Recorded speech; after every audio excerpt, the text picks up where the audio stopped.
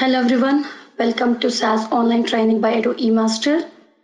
So by the name SAS, it stands for Statistical Analysis System or Statistical Analysis Software. So this is a complete suite of software products which does the data reading, data transformation and data loading, which is the ETL part of data, and then data analysis and reporting of data. So this does an end-to-end job of the client data, which most of the clients request for. So before I move to the technicalities of SAS, let me give an introduction about myself. So I'm Swapna with 12 and a half years of real-time experience in SAS. I started my career with TCS, where I served for 2.5 years, and then I moved to Deloitte for 7.5 years, where I've worked on multiple development projects on SAS, where I explored all the functionalities and systems in SAS. So we developed a tool on auditing domain using SAS.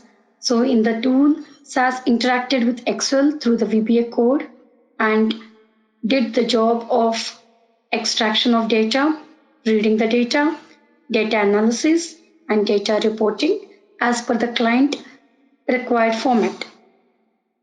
There are multiple versions of the tool being released each and every year, and I supported the tool from end to end along with the development of the tool. So then I moved to United Health Group, where again I have worked for 2.5 years. So after that, I had to take a break to support my family. So for past 2.5 years, I had been taking up multiple classroom and online SAS trainings, which helped hundreds of individuals to build their career in SAS. Yeah, this is about me. So yes, so now we are actually moving to the day one training.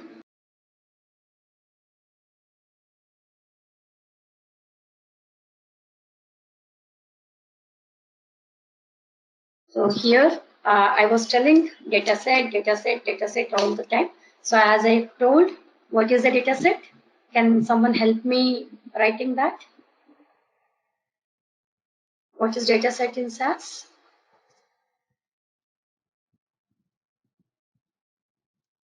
Is nothing but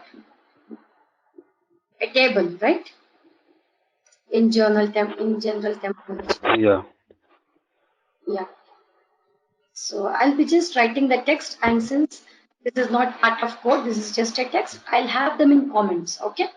So the way we insert comments in SAS is you can have an asterisk with a colon, okay? Or I can start with slash asterisk and write anything that I would need, and also I can span for multiple lines and then end with asterisk slash. So this is another way of commenting or writing a comment in SAS. So why comments? Any idea why do we have to write comment in a code? It may not be only SAS. It can be any programming language. This is for having a clear structure what you are writing and Yeah. what is the use of statement and what modification we are doing, what inputs we need to give. Right. Maybe that Right. type of. Mm. Yes. So I'm writing four lines of code, and in a comment about that 4 lines of code, I actually write why I'm doing this. Okay. So what I'm doing in this 4 lines of code. So I write it in a comment so that I may not be the only developer every time, right? So there can be in my team there can be new developers or new SAS programmers being added. So once they go through the program or once they look at the comments, they'll better understand why the developer has written this code and what is the end result of this code. Okay, so for that, these are the two ways of writing a comment. Start with an asterisk and with a semicolon, or start with slash and asterisk and end it with asterisk slash. So both the ways are. We can choose either of the ways. Okay. So now I'll be writing data set, creating a data set class. Okay. So what I'm doing now, I would I would want to first introduce you how do we actually create a data set. Okay, so I was telling the data set is nothing but a table. But yes, I was telling all this, but how do we actually do that? Actually, to write or to create a data set, we have to start with data keyword. So let me write that in the comment again. Start with data keyword. I've just written it in caps so that you just look at that particular word. It's not that I'll have to write in caps always. I can write it in small as well, small or lowercase as well. So start with data keyword to and then give the name of the data set.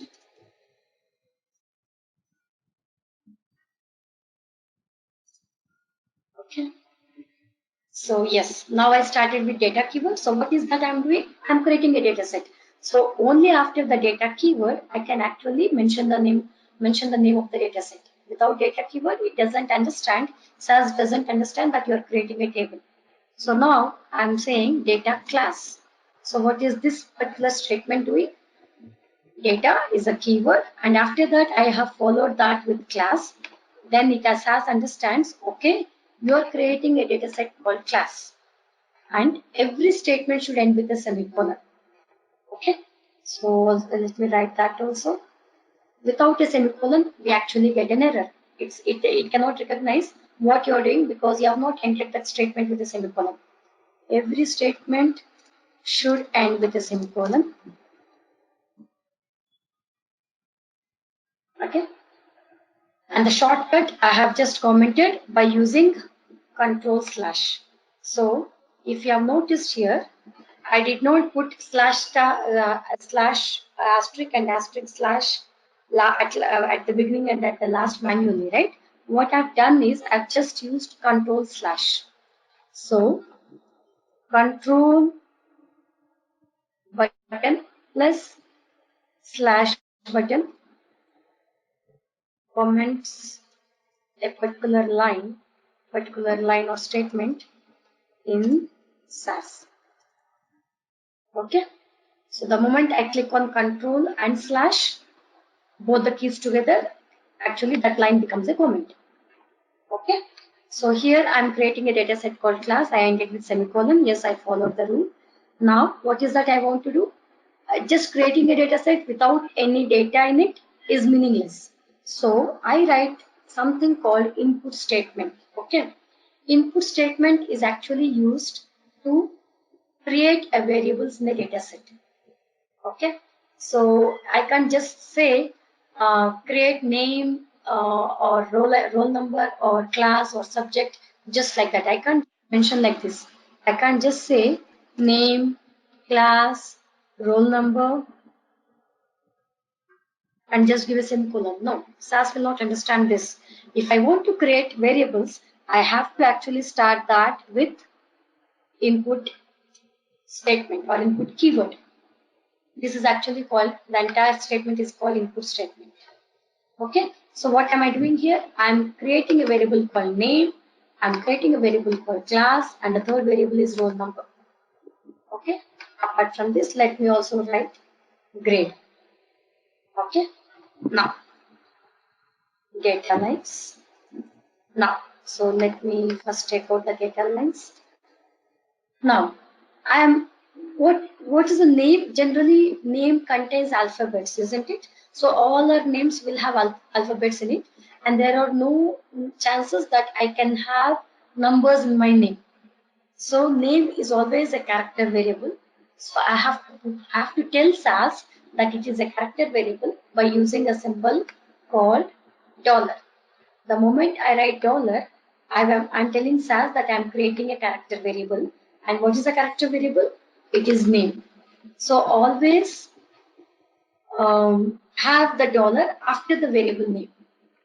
Okay. So name is a character variable. So after writing the variable name, I have to follow it with dollar.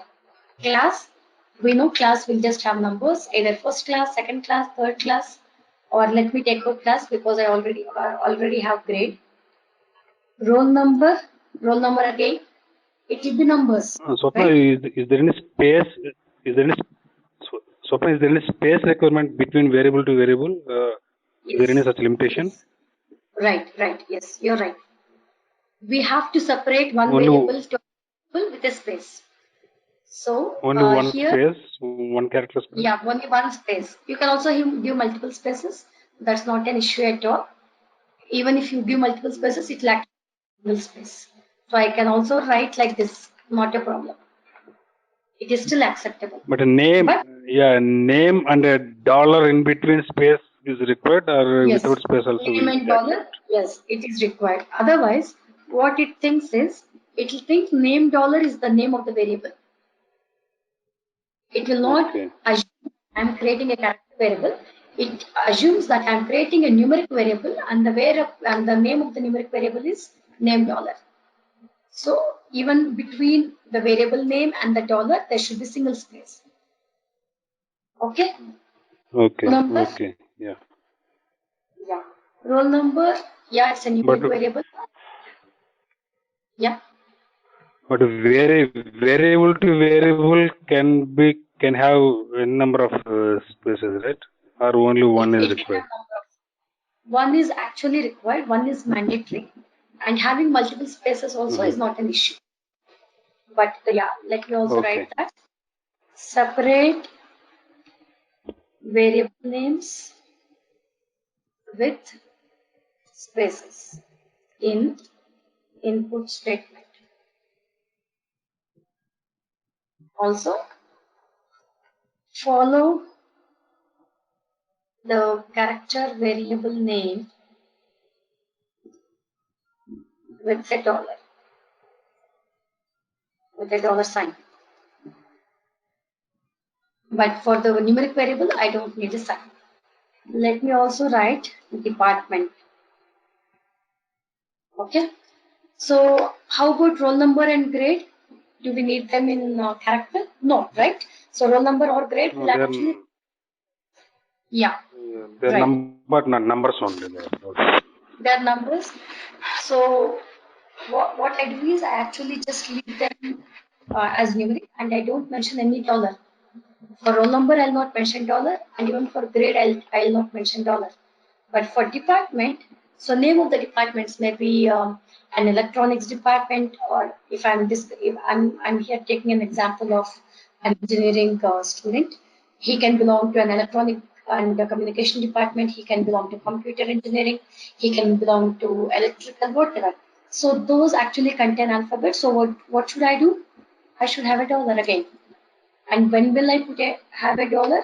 I'll have it after the variable name. So here it understands name is a character variable, roll number is numeric variable, grade is also numeric, but department again is a character variable. Shweta and Ramchandra, are you okay with this? Yes, Swapna. Yeah, Swapna.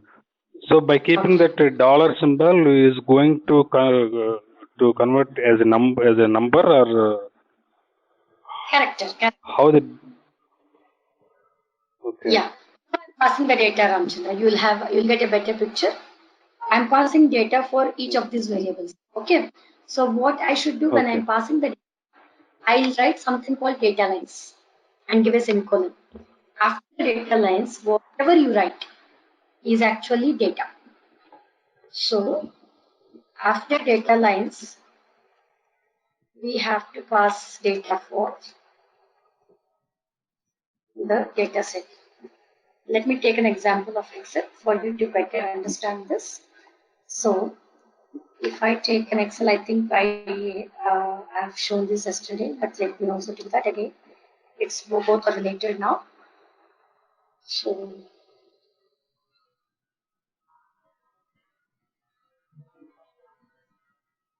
Excel takes a lot of time to open. I don't know. It's always like this. It opens so many add-ins.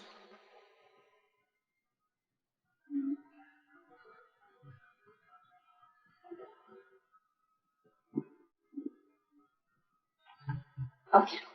So now let me write the similar variables in this Excel file first before I move to the data set. So what are the variables? Name, roll number, grade, department.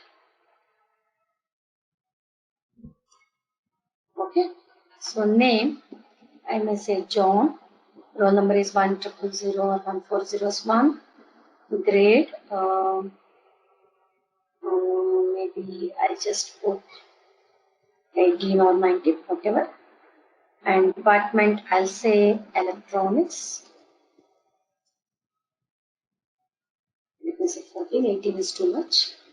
Tom, 1405 is the roll number. Grade again is 14. Electrical, okay. Raw, 1006. 14. Mechanical, let me write short forms. ECE, something like that. Okay, so if I have to tell here, I'll tell that I have the data for engineering students. And what is that I have in this data? I have variables called name or columns called name, roll number, grade, department. And what are the data values? These are just the columns, right? And what are the rows or what are the data values for each of these columns? The data is actually present from row 2 to row 4. Right? Do you agree with this? Yeah. Okay. So similar thing I'm doing in SAS. What I did, I have first given the header, which is nothing but the column names. The column names I actually call variables in SAS. Right?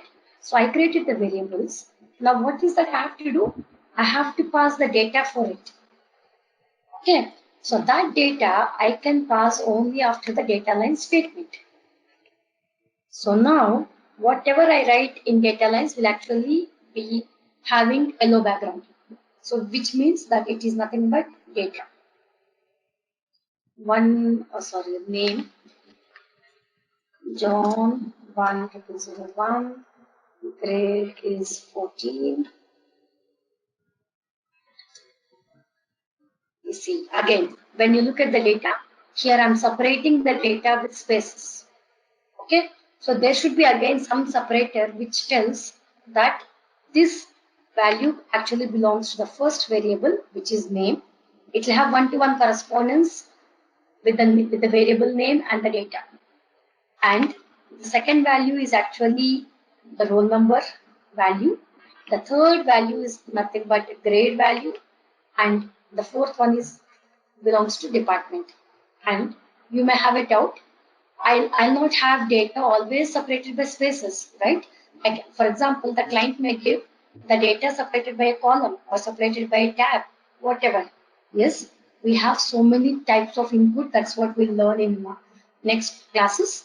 There are different types of input actually SAS reads, and it has a different format for each different way to code for each of the input. So for now, I'm just separating each of the data with the space. Is this fine?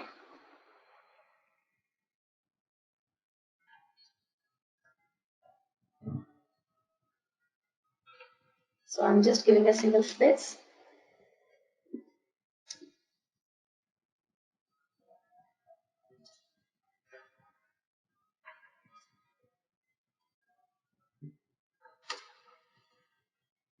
Okay.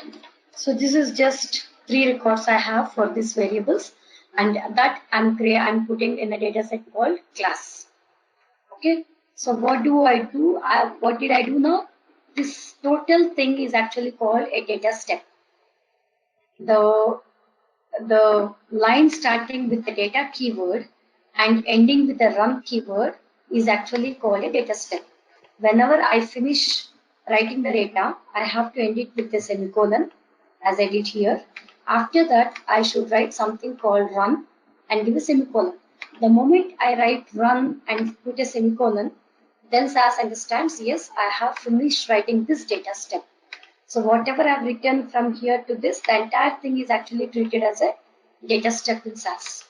So it started with a data keyword and it has ended with the run and a semicolon. The entire thing is actually a data step. Okay, so let me also write that here. Lines starting with data keyword and ending with run with a semicolon is called data step. Okay, so I have created a data step, and in this data step I've written a data statement, input statement. Data statement is used to mention or create the name of the data set. Input statement is actually used to create the variables in that data set, and data lines is actually used to pass the data. Here I'm creating a sample program for you so that I can make you understand how to create a data set. So that is the reason I'm not importing the data from outside. I'm just creating data inside the program itself. But this is just for our learning purpose, Ramchandra and Shweta. We actually don't write like this when I'm going to a IT company or when I'm actually doing work for any client or anything. Okay, we generally receive this particular data from the client, and maybe we'll be receiving that in a text file or a comma separated file or an Excel file or a CSV file, whatever.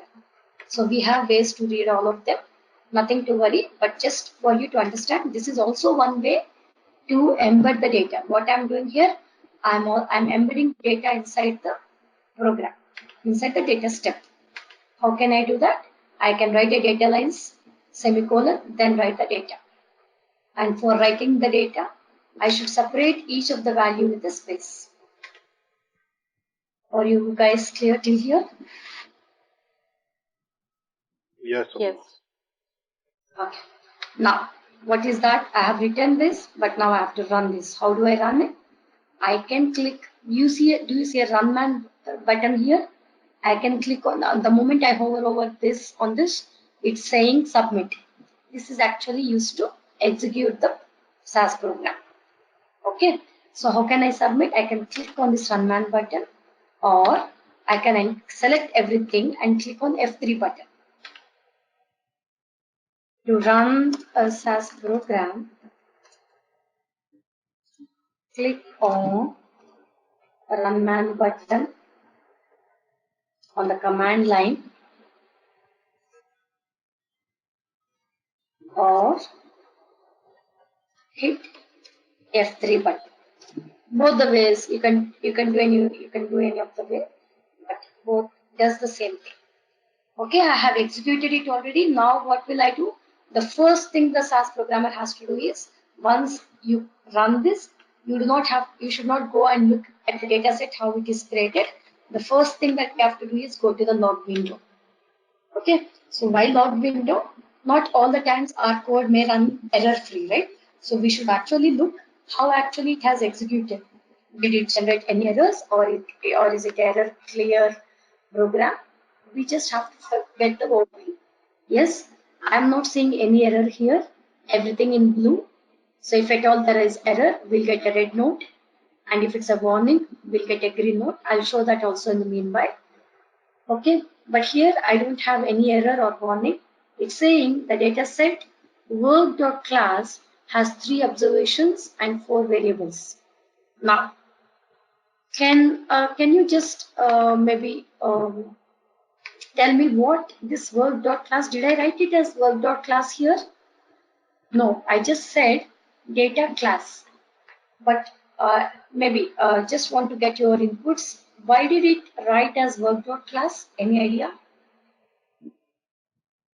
This is stored at work location. This is SAS library work Yeah, location. This. right, right, excellent. So, as I was telling that in the Explorer window, there will be libraries for SAS, right? So, which is actually a storage location. The moment I click on libraries, I will see some libraries which are already present. So, I'm seeing work library, okay, and I'm seeing some library called XYZB, and I'm also seeing SAS help. Again, in SAS help, I'll have so many data sets. Okay, so I'll tell what actually all of these are. So only work library that you're seeing here, only this is actually a temporary library. Okay, so what is a temporary library? Whenever I write the code like this, I just say data and write the name of the data set without mentioning any library name before. I'm not attaching any library name before the dataset name. Then by default, SAS actually creates that table or dataset in work library. Okay, and that is the reason you are seeing dataset work.class has 3 observations and 4 variables, which means it's telling it has created in a temporary library called work. And what is a temporary library? I'll just tell you. I think Shweta is new to this. Let me tell about that. Let me just save the program.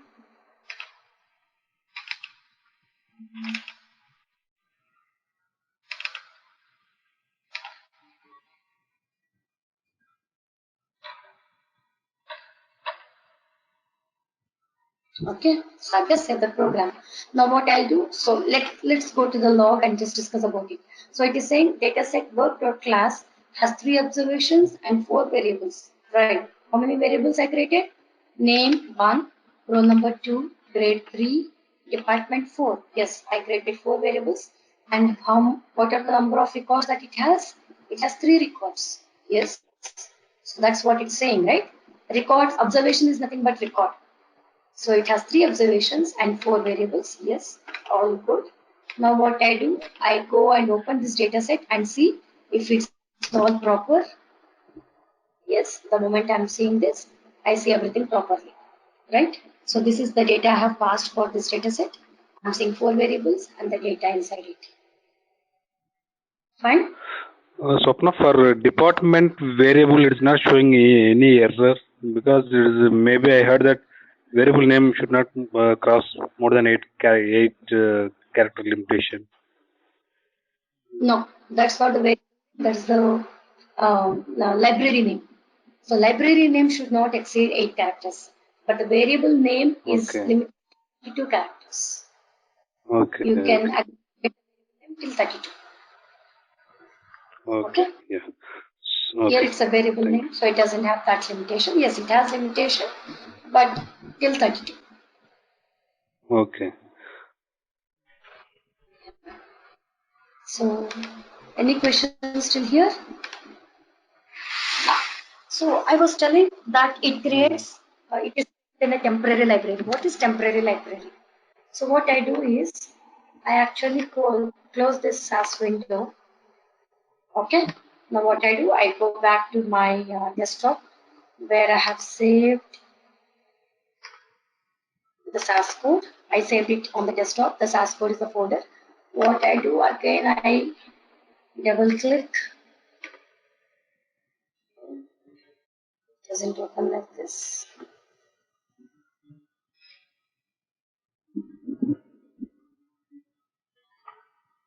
Okay, yes. So I have opened the code. Now what I do, what did I do in this data step? I created a data set called class. And where is it created? It's created in work library. Now let me go to libraries here. And work is the library in which it created earlier. Now I double click. Am I seeing class? No. Why am I not seeing? This is because work is a temporary library. So whatever you create in work library, it will be erased the moment you close the SAS session. What did I do earlier? I closed the SAS session from here. So I have I'm totally exit the SAS session. And now I have reopened the SAS session again. And I'm no more seeing the dataset which is actually created in work library. What should I do to see it again? I have to again run this data step.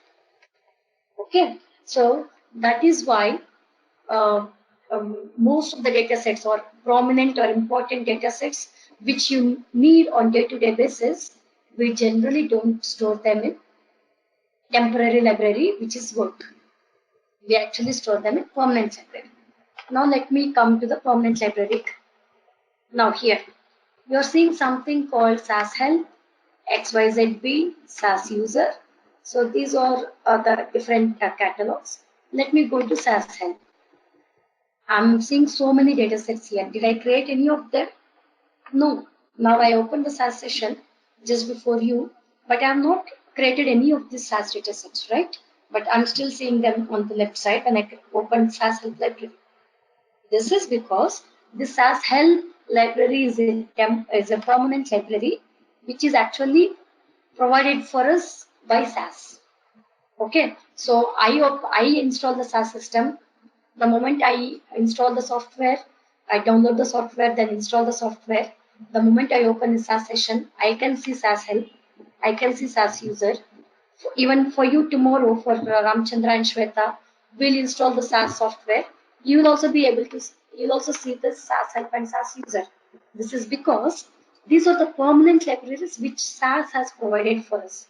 So we should say these are system defined libraries. So to work with the sample datasets, SAS will provide some datasets for us. And I'm saying this every time because these are permanent libraries. Okay. Now we'll also discuss what, yeah, as I said, permanent library. Now the question comes, how can I create a permanent library, right? So I'll be also discussing about that.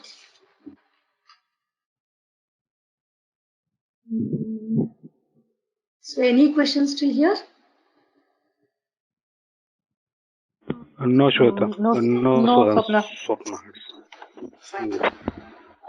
Okay, now I'll discuss little about the syntax also.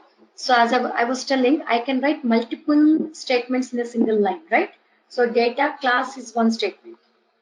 Now what I'll do, I'll just press a delete button and I'll get this input statement also next to class.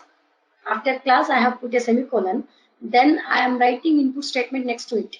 Is this acceptable? Yes, it is acceptable. The moment I run this, it will run the same way that it has run earlier. Again, I'll see work.class has 3 observations. I don't see any error. This is because I can write, we can write multiple SAS statements in a single line. Okay, there is no limitation that I should not write them. And what I can also do, so here what I'll do, by mistake I hit a enter here, and after that I'm writing the last variable name with a dollar. So now let me also run this data step again. Again here I don't see any error. What I've done, instead of writing each of the variable names next to each other, for the last variable I've just hit an enter button here and I've entered it in the next line. And it's not in the same line, but still what SAS understood is it has not seen a semicolon after the grade variable. So it understood, no, the variables are still not over.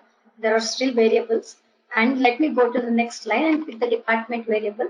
And yes, the user has declared it as a dollar. So I'll have to create it as a character variable. After that, SAS is actually seeing a semicolon. Now it reads, okay, this is the end of this input statement. So I can write multiple SAS statements in a single line, or single statement also can span over multiple lines. Single statement can also span over multiple lines. Okay, both are allowed. So just wanted to show that example, and it behaves the same way as we did earlier. Now let's move to the library, and Ramchandra, Shweta, I'll have continue the class till 10:30. Is that fine? I mean, maybe 15, 17 Yeah, minutes more. Is that okay? fine. It's fine, Swapna. Yeah, thank It's you. fine, Swapna. Okay, fine. Swapna, So, just I have one doubt. Here, yeah. data lines is relating to only one input file, or can it be applicable for two input files also, two input statements? No. You can have only one input One day, statement in one data step. So I said the entire thing is a data step, right? so In one data step, I can yeah. write only one statement. I cannot write more than one input statement. You can see, you can create how many ever. you want in a single input statement. The moment you write two input statements, it will be confused. Okay. So one So input statement is related to one data line, right? Data line. One Now input my question is, statement. if I'm giving two input statements and one data line, whether how it reads the data. Actually, the moment you give two input statements, there are situations where we give, but not always. That's not the way we generally write. The moment it sees two input statements, it will actually skip one line and it goes to the next line. Okay. Generally, how many other variables you have? For example, you have 100 variables that you have to create in a data set. You have to mention all of them in a single input statement. You Okay. put all the variables in a single input statement. You need not write multiple input statements. Okay, let me write now again. I will say input department. Okay, let's see how it will work in this. So maybe this is a good question, but let me also see. I've never tested this scenario. Okay, so what did it do? It has taken value for name as Tom, roll number as 1005, grade as 14, and it has totally ignored the department. It Yes. doesn't have any for department. Generally, it actually goes through only one input statement. The moment it has seen this input statement with a semicolon, it will not care about the other second input statement. Now the job of SAS is to fetch the data for these variables. And to fetch the data, it has these data lines. So how many other variables you want, you have to mention everything in a single input statement. Okay. Okay? Yeah. Sorry, did Clear. answer, Ramchandra? Yeah, Swapna, clear now. Okay, fine. Okay. Now, yes, I was telling class is a work dataset library. So is a dataset that's stored in the work library. Yes, we have seen that. Yes. And again, we have closed this session, reopened it again, but I'll not see class anymore in that case because this is a temporary library. Now, how do we create a permanent library? How to create a permanent library in SAS? Okay, we'll be seeing that now. So permanent library is a permanent storage. Basically, it's just correlated. So I want to reuse the data sets today, tomorrow, maybe after a month, after a year. I would want to store them in a permanent location. I can't just have create everything in work. And today I use the data set. Tomorrow I open the SAS session. I see, no, the data set is no more present. What should I do? I should run the same code again, but now it is just 4 lines of data and it is just running in seconds or 0.00 seconds, I can say. But if it's multiple lines of data, for example, a 1 lakh data or a 10 million, 1 million data or 10 million data, it actually takes lot real time and processing time, more processing time to actually process the data and give the result. So I should not waste time rerunning the same code to generate the same data set again and again. Instead, what I can do, I can store them in a permanent location, which is actually called a permanent library. Okay, so how do we create a permanent library? The syntax for that is syntax for permanent library, for creating permanent library.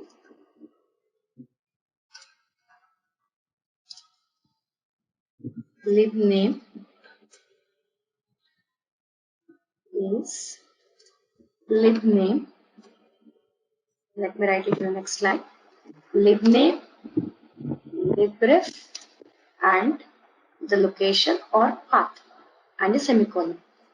So I'm writing everything in comment. Okay, this is just for your information. I'm writing all the text so that it will be stored permanently, and you can also go through this text when you're actually going through this SAS code. Okay. So how do we generally create a library? This is the syntax. I should start with a lib name. Again, lib name is a keyword. Libref.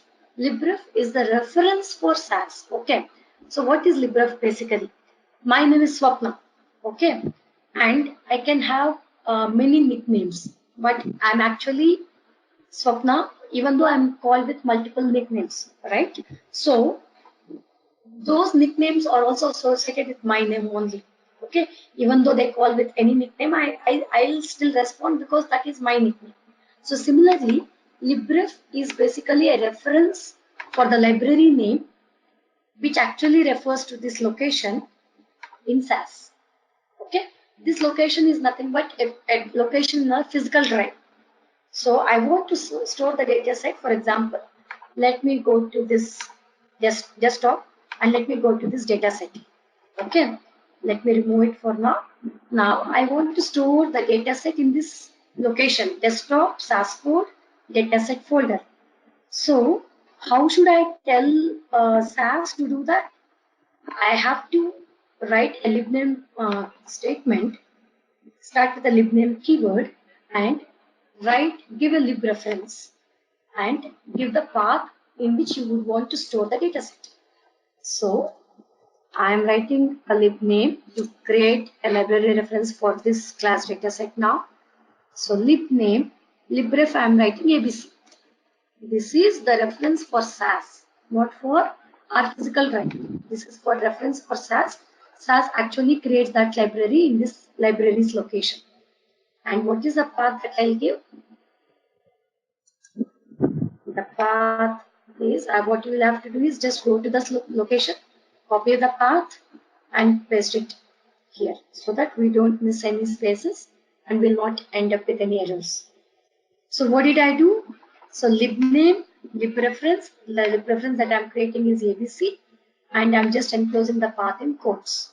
Now this lib reference has some rules, to be followed. What are the rules? Libref can be 8 or less than 8 characters. It should not exceed 8 characters. It can be 8 or also it can be less than 8 characters, but it should not exceed 8 characters.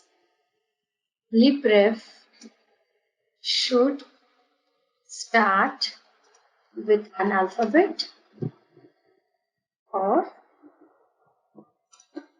underscore, which means I cannot start the libref with any other character other than underscore. So we have so many special characters on our keyboard.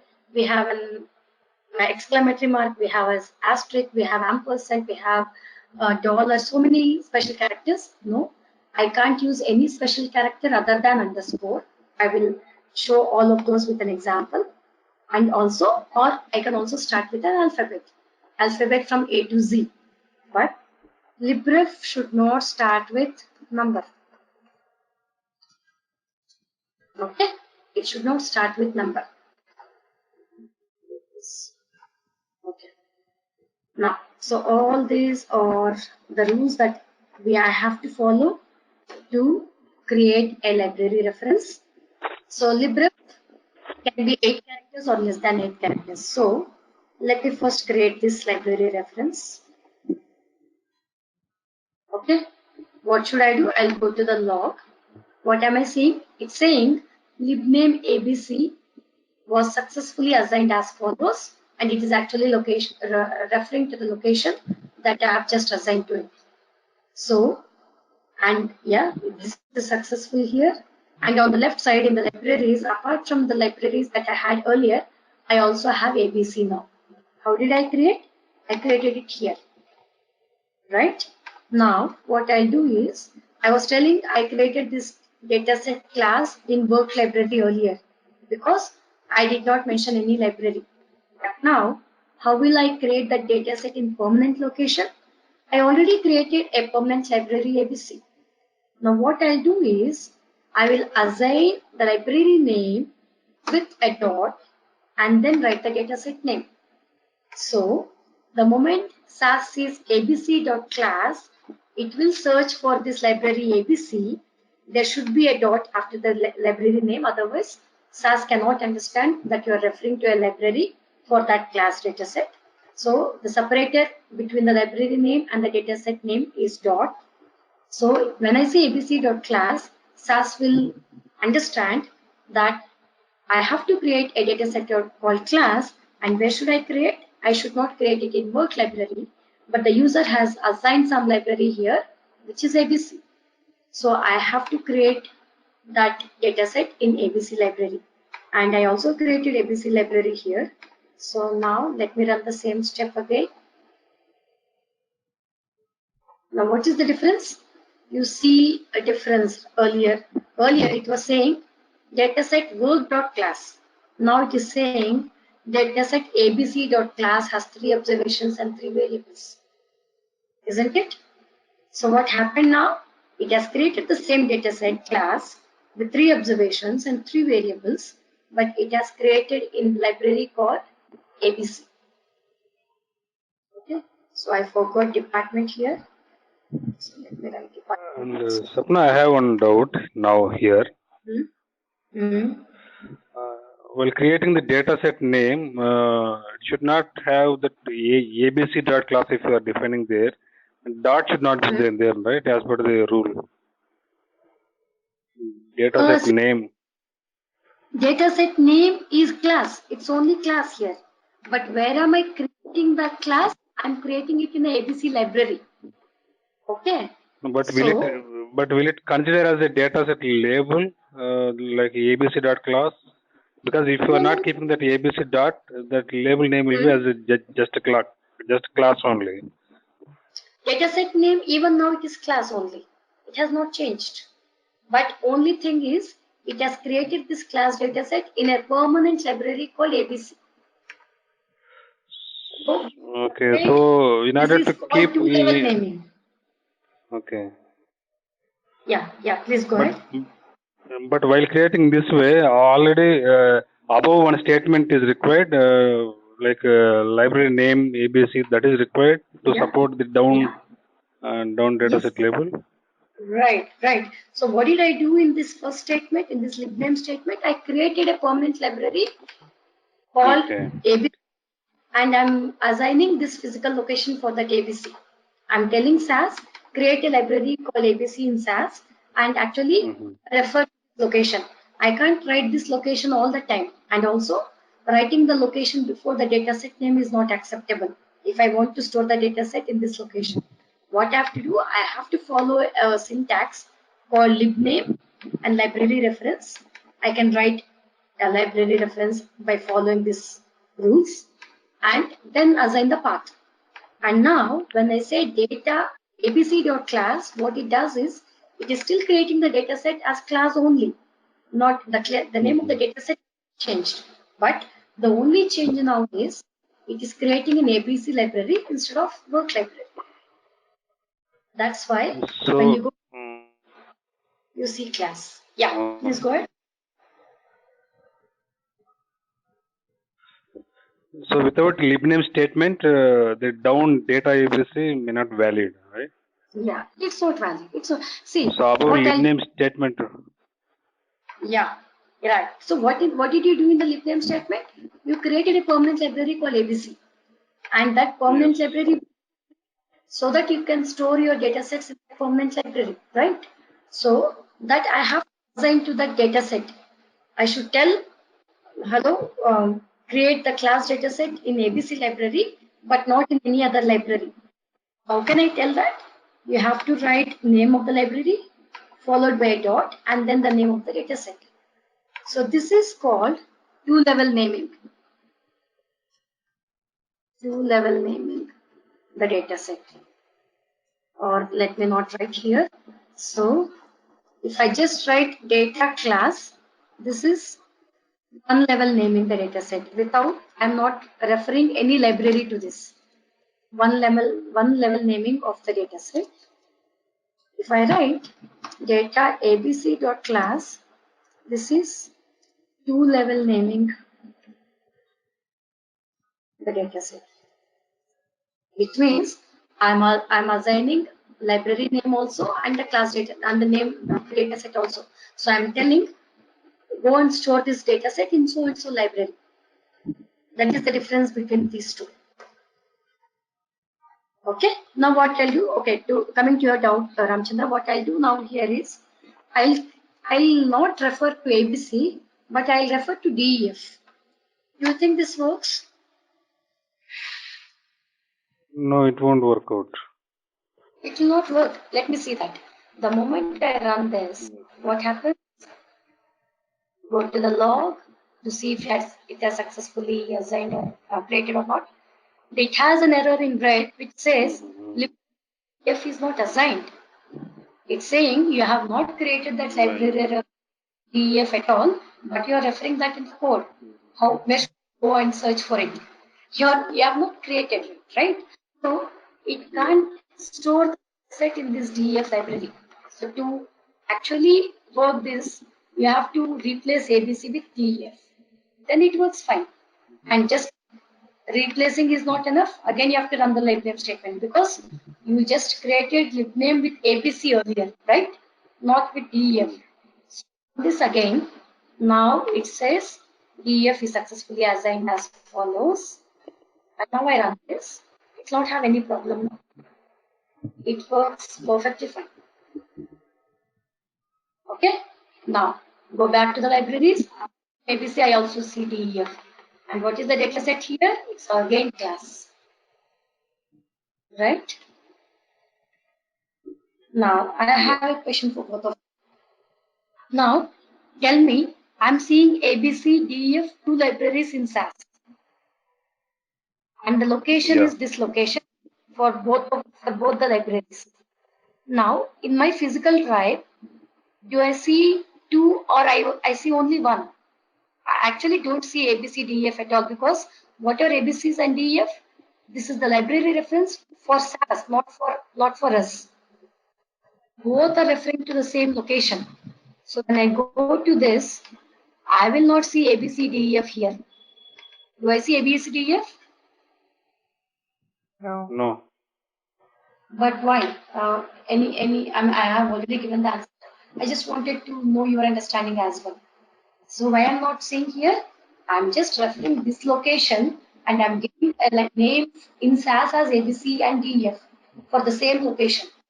But that is not it for me. I do not want a folder to be created in my physical drive with name ABCDEF. This is not for me. This is for SAS.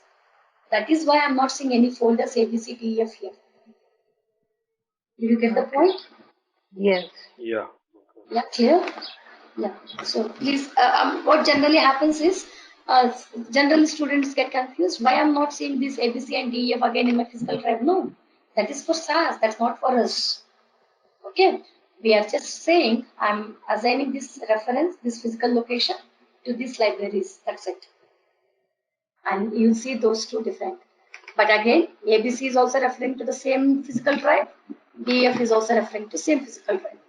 So whatever data sets you create in ABC, you will see them in DEF because you are actually referring to the same physical location for both libraries.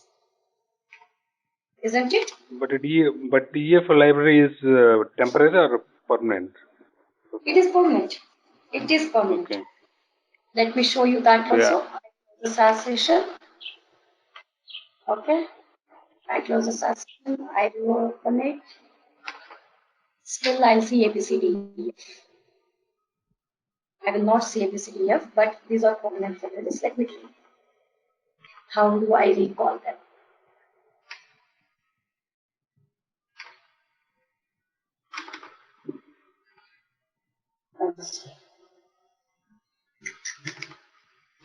Okay. Now I'm seeing this get this code. The code hasn't changed. Now let me go to libraries. Am I seeing ABCDEF? I'm not seeing them. Why? This is because, please understand this also. I have created a permanent library ABC and DEF for this location. But for me to see them again, I just have to recall this again. I just have to execute only this, not everything. I'll not again create the data set again in this. I already created. Just what you have to do is you just have to recall this libname statement so that you are telling SAS there is a permanent library and which is actually referring to this physical location.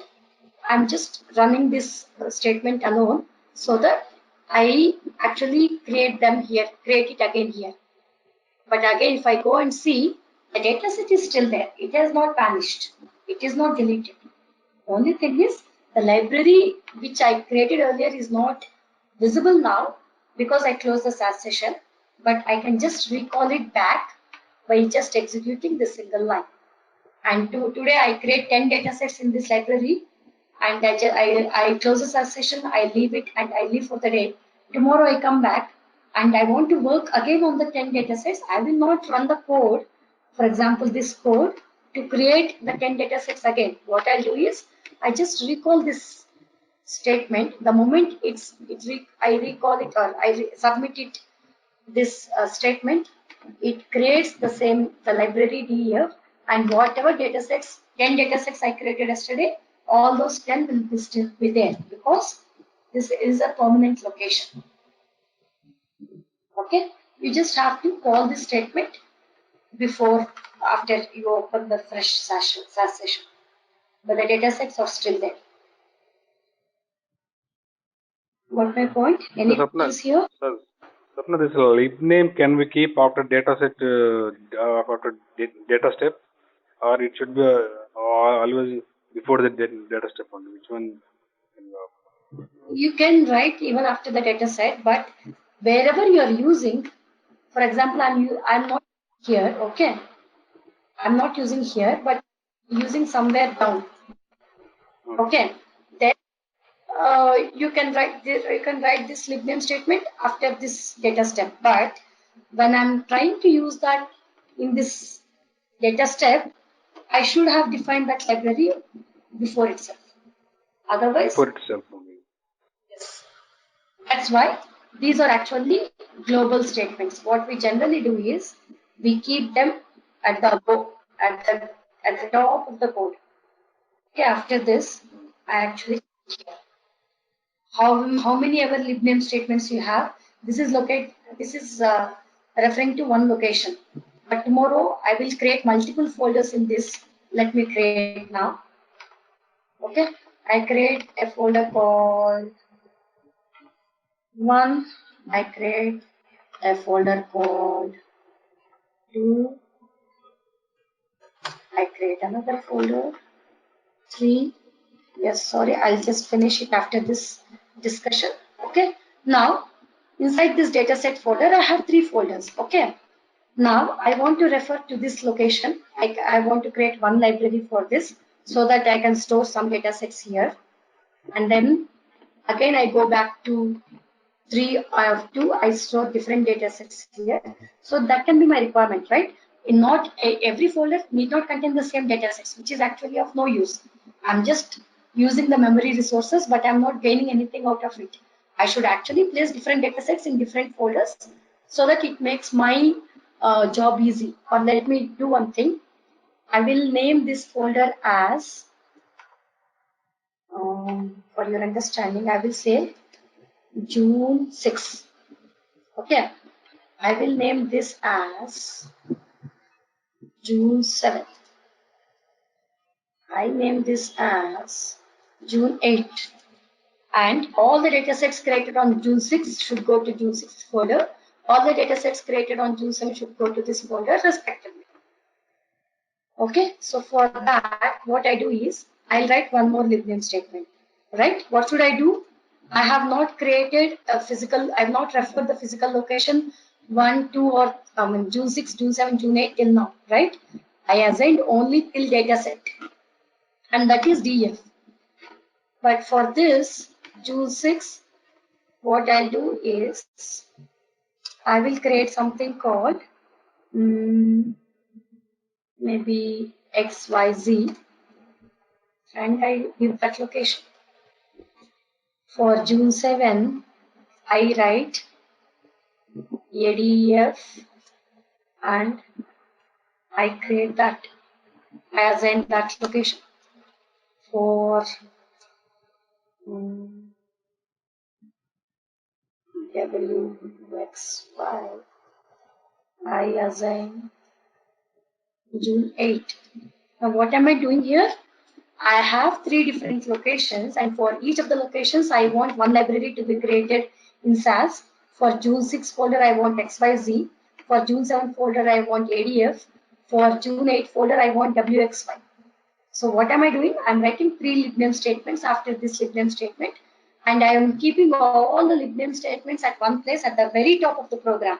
This is because down the line I write this libname statement, and I have to search for that libname because you have seen that, right? Let me run this first. Now what happened? It created, first one is XYZ, yeah, which is actually referring to June 6 folder, ADF, which is referring to June 7, WX5, which is referring to June 8 folder. Now what I'll do, I'll create some different data sets in XYZ, different data sets in ADF, different data sets in WX5.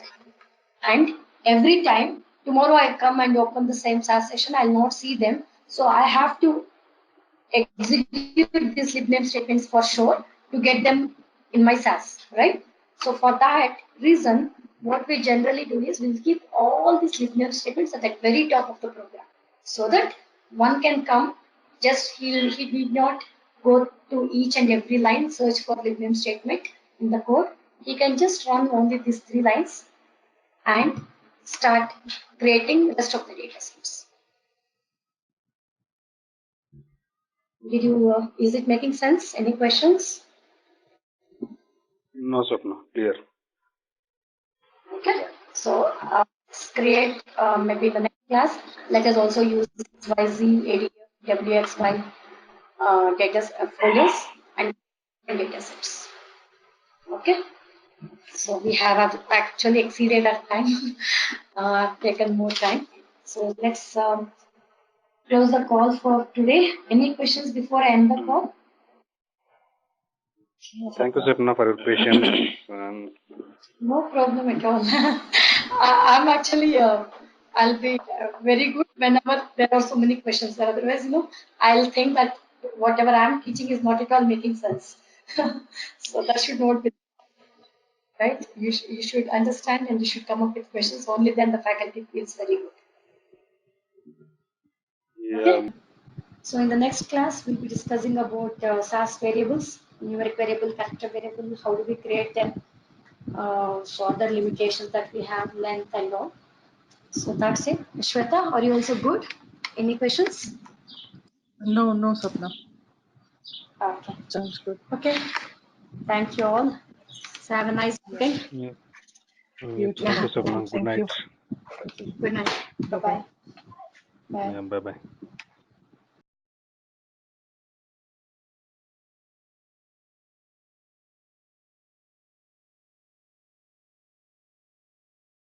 Okay. So let's continue from last class. So what did we discuss? We discussed how to create a permanent library in SAS window. So if we recollect correctly, we will have a libname statement, right? I'm not opening the last class code yet. I'll be opening it in a while. Just to recollect what all we did last time. So we'll have a libname statement, which actually is used to create a library, right? So what do we do in permanent library? We store all those data sets that is actually required in future. So not every time we can create all the big data sets that we will need. So what we'll do is we'll actually store in a permanent repository within SAS. So how can we do that? We can create a permanent library, then store our data sets there. So the syntax for that will be libname, libreference, and path enclosed in quotes with a colon. So this is called a libname statement. Okay. So now, if at all I want to create a library, what will I do? I give a libname. I give some libreference. It can be ABC, DEF, whatever, and then I give the path. So it can be C colon and SAS folder, whatever. This depends on my physical drive. Okay. So now we had certain rules that has to be followed for the libref. So what are the rules? The libref should not exceed 8 characters, right? Should be equal to or less than 8 characters. What else? Ram, can I get one or two from you? Yeah. Hello. Yeah. So one is not exceed 8 characters. Can we get another rule? So what is the other rule? Can you help me out? And we should not start with numbers. Yeah, right, exactly. Yes, it should not start with numbers. Thank you. It should not start with any other special character other than underscore. It can start with an alphabet or an underscore, but not with any other characters. And sorry, not any other special characters. And it should never start with a number. I can have number in between. I can have number as a second character, but the number should not be the first character. Okay, it should not start with number. Yes, and it's limited to 8 characters. Okay, so these are the things that we learned. And what else did we see last time? We also saw that statements. How can I write the SAS statements? I can write, for example, this is a SAS statement. I can write this in 2 lines. It's a single statement though, but still I can write it in 2 lines. That's allowable. And I can start in any column. I can just move the cursor here and I can just put a tab or space bar. That is still fine. And multiple statements can also be a single line. So I can have a libname statement. After that, maybe I can write another libname. If I want to create 2 libraries, I can write another library also here and give the path. Okay, so even this is also acceptable. Right. Okay, so these are the ways that we actually create. And there is one more method. I think I did not discuss this last time, Ram. So this is the way we create library by writing the libname statement, in the sense by coding in SAS. Other one is menu driven. So as I said, this is the library's repository, right? The Explorer window is actually a library repository. It has file shortcuts, folders, etc. So here I can go to libraries, or I can also just be in this Explorer window. And what I can do is, there is one more thing called menu driven method. So what I do is, I just right click in this Explorer window. I go to this Explorer window and I right click on this Explorer window. It says new. I click on new and then here I select library. Okay. Yes, this is another way to create. Again, the name is nothing but the library reference. Okay, so the library reference again follows the same rules. It should not exceed 8 characters, and it should not start with a number. It should start with an underscore. It can start with an alphabet. So all those things. So I will say XYZ1.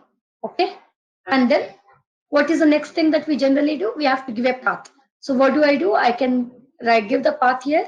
I can browse my folders and give the path. So what I'll do is, I go to desktop, I go to SAS code, and I create a set here. Today is 10th. Let me create a folder for June 10th. And I give the path here. Okay. So I browse the location, I give the path. So the moment I don't see anything, because where is it stored? It is stored in libraries folder, right? So I double click on libraries, I see XYZ1. Okay. This is one way of creating the folder, one way of creating a permanent library. This is called menu driven method. I can do this way or I can also do this way. But I feel this is the exact way where we write the libname statement, give the library reference, give the path is the better way to do, because what I can do, I'll have this present in my code always. So if I'm creating multiple libname statements, okay, I'm creating multiple libraries. It is ABC, it is DEF, and tomorrow I create one more. Okay, I say lib name ghy and give the path. So what I'll do, I'll save this SAS code. Okay, I just save the SAS code. So tomorrow, if I'll not see these folders for sure because I close the SAS session, I reopen the SAS session again. What is that I'll have to do? What can I do? Madhvi or Ram, can you help me? How can I get back the folders again? Yeah, you need to select and run. Right, You need to exactly. select So the what I lib do? name, path, and run. Yeah, excellent, excellent. So what I can do is, this is anyway stored in my code. What I do is I just select these 3 lines and then click on the run man button or click F3. Right? So what will happen that time? All the folders will come here. So let me open the, I don't see ABC or anything. First, let me open the old program, which we already have.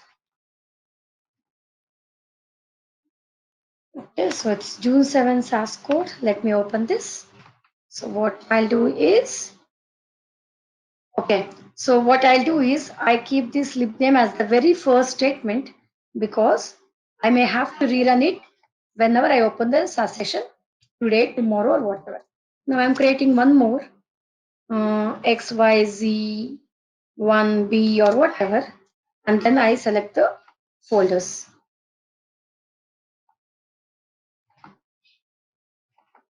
So what I do is I assign the June 10 folder.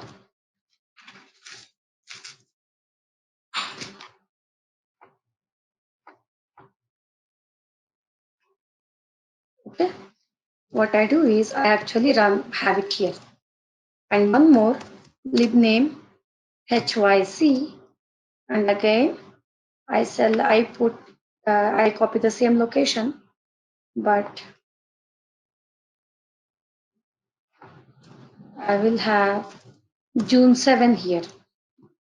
Okay, so I'm having, what I do is I actually run all of these 3. I select all these 3 and I just run them. The moment I run, do you see this? Let me go to the log. Log says libref DEF is successfully assigned, XYZ1B is successfully assigned, HYC is successfully assigned. So I just go here and I double click. Yes, I don't have any data set here. Even here I don't have because I changed the folder. If you observe, I have dataset only in DEF because I already created dataset in DEF on June 7th. So when I go to DEF, I see class dataset. Clear? Any questions? Madhvi, Ram? No, Swapna. So this work library will be for temporary library, right? And, Yes, work is a temporary library. I'll have it always. So whenever I open the SAS session, I'll always see this work library because it is a SAS system defined temporary library for us. So when I'm just doing this thing, data class, did I assign any library reference here? No, right? So the moment I run this, can you help me tell this, Ram? What will happen? Where will this class be created? can you repeat? So Okay, I'm saying I run this particular piece of code and I'm sure that it creates class dataset, right? When I run this code. So where will this class dataset be created? In which folder? the work folder. Yeah, right. So in work, now I see class. Earlier I had not had anything, but now I see class. Right, excellent. Okay, so this is called single one level naming dataset where I don't give any library. I just write the name of the dataset. This is called two level naming the dataset. Okay, so what will it have generally? Data, library reference, dot, dataset name. This is called two level naming the dataset. Okay, if I just write data class, I'm just writing the name of the dataset without any library. This is one level naming. Okay, so let me write example for creating two level naming dataset. Okay, so this is one. For this, I will say example for creating one level naming data set. Fine. Okay. Okay. No problem. Okay. So we also learned how do we comment in SAS. How do we comment? We start with slash asterisk and with asterisk slash, or we can also start with star and with semicolon. Okay. If you see here, I'm starting with star, ending with semicolon. This will also do comment, or I can also start with slash star, or and end it with asterisk slash. Two ways of commenting in SAS. Okay, so we discussed all of this. Let's move to today's session. Dataset naming convention. Madhvi, you're also fine till here. Any questions?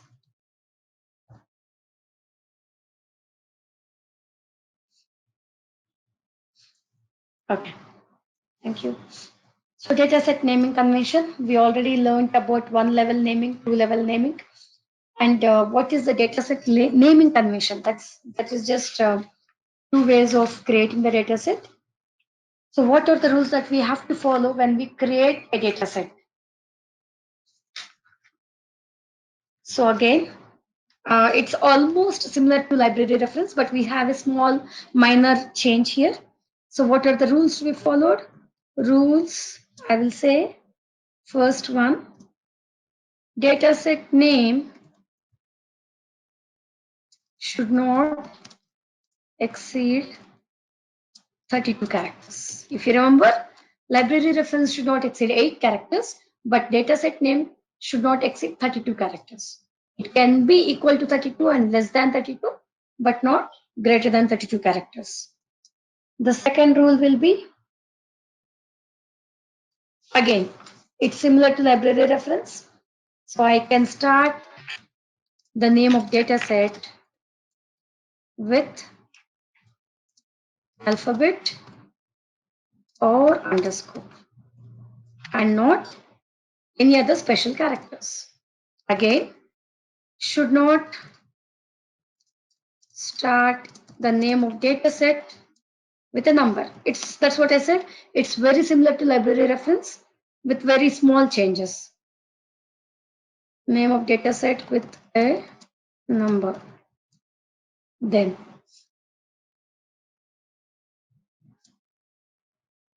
and if I give a space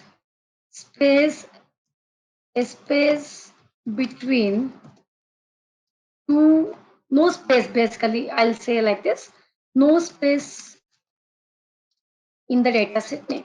We'll see what will happen if there is a space in the dataset name.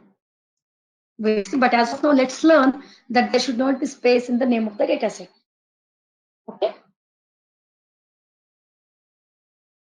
And as we have the general rules, name of dataset can be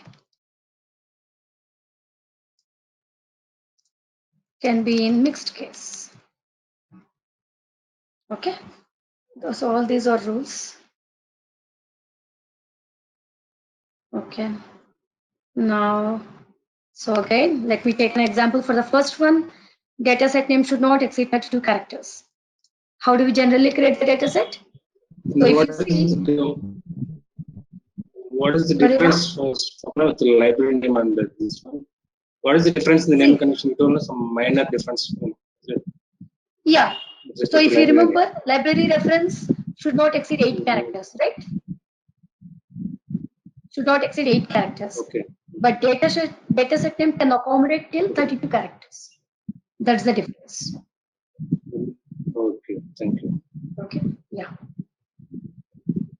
Now let's start with the first one where I said dataset name should not exceed 32 characters. Okay. How do we create the dataset? What is the convention to create the dataset?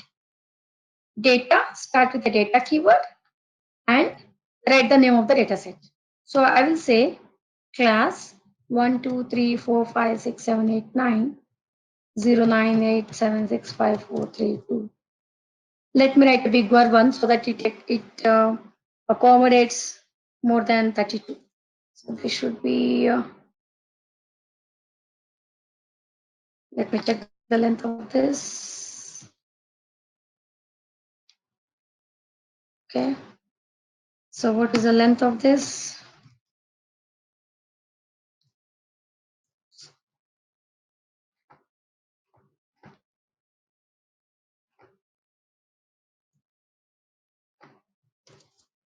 So it's 30. Let me write more than that. Let me add 5, 4, 3, 2. Okay. So it's exceeding. Yes. Now can you tell me when I'm writing data, how should it be? Data should be actually in dark blue color, and name of the dataset anyways, it will be in black. But here, if you notice, everything is in black. I don't see that it is differentiating the word as a keyword. Why is it so? Can you help me? Why? Maybe file name due to more than 32 characters. Is it? Not exactly. Advik, any hint?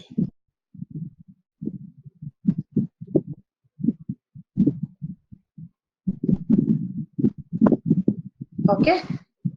Okay. So let me tell you. If you notice, I have written some text over here, isn't it? But I never never commented this text, right? So basically, it's treating that I'm writing some text here. What I should have done, I should, since this is just a text, this is just for your information, I should have commented it out. It's also treating, even this is also a text, and it's not treating it as a SAS code. That is why it is not color coding basically. So what I should have done is, I should have first commented this out. Now do you see the difference? Now this is in dark blue color. Yeah. Right. So that is the difference. So whenever you want to write a note in the SAS code, in the SAS program, you are always allowed to write text, but make it a comment.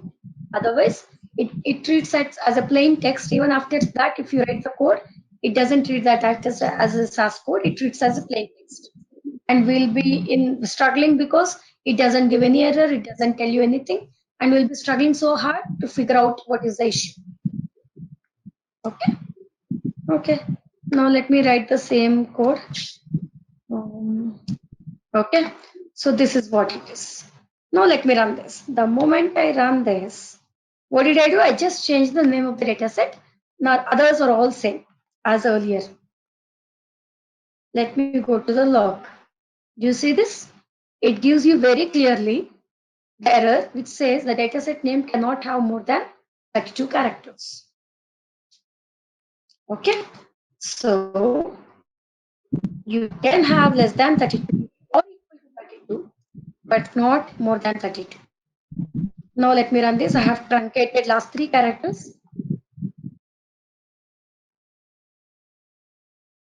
Yes, I don't have any problem. Now it has worked exactly fine, and it created dataset work dot class 1 2 3 4 5 6 so and on, has 3 observations and 4 variables. Let me go.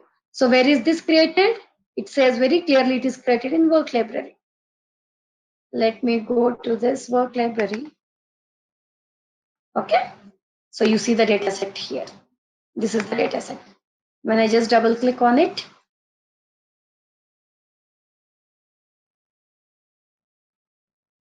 it's the same thing. We did not change the data. We did not even change the variables. Everything else is same. I just changed the dataset name. Okay. Again, start the name of dataset with alphabet or underscore. Yes, here I started with alphabet, so it works perfectly fine. Now instead of C, let me have an underscore. Okay. Let me write a different code for it. Okay. Here what I'll do is I'll write a comment for this. Tried execute creating a data set that exceeds 32 characters, or as example for creating. So let me have 32 characters here, so that more than 32 characters, so that you see an error. Now I'll have one more comment for this, which says Example for creating data set. I'm not bothered about length now. I'm just keeping class 1, 2, 3, 4, 5. But what is that I'm doing? I'm starting with a special character, maybe star, or not, let's take star. I'm starting with a parenthesis for creating data set that starts with special character other than underscore. Okay. So the minimum number is required to the minimum number. Minimum. Sorry, I did not get you, Ram. Maximum is 32 characters, and the minimum is anything with one also. One. Yes. One character. Minimum is one. Yeah, one character. Okay. Right. Okay. Okay. Now you don't see any data set getting created. It has created this, but did it give you an error? Yes, it has actually given you an error. Okay. It's saying syntax error expecting one of the following.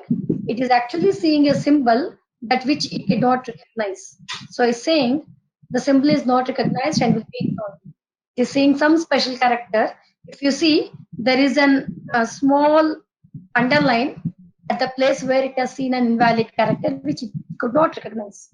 So in column 22, it has actually seen open parenthesis, which is a special character which it could not recognize, and it has not created anything. But example, if you just see this, again, it's showing that it created something, but it's actually a data set with 0 observations. So it hasn't created anything for us. Okay. Just the basic structure is there, but nothing else. No data in it. Okay. Now, what is the other rule? Third rule. So clear with this alphabet or underscore? I started with special character other than alphabet or underscore. Should not start with number. Yes. Now let's take the third creation where I start with number. Okay. Now let me have instead of parenthesis, open parenthesis, I gave 1 here, or let me give 2. Do you see this? The moment I wrote 2, it has color coded only 2 in green color, and rest of the other characters are in black. So it's not allowing you to. Maybe it's allowing you to detect that something is going wrong when you're creating the data set itself, because you started it with a number. It's giving you a hint basically. But if we totally ignore that and run, it gives an error also. Okay. Let me go to the log again. I started with 2. The name of the data set started with 2, which is a number. Again, I see the same syntax error. It's not understanding this 2. Fine. Right. And I said no space in the data set name. Now let me, I'm saying that generally you want to create only one data set. Okay. I want to create, so let me just plug in my laptop. Just a second.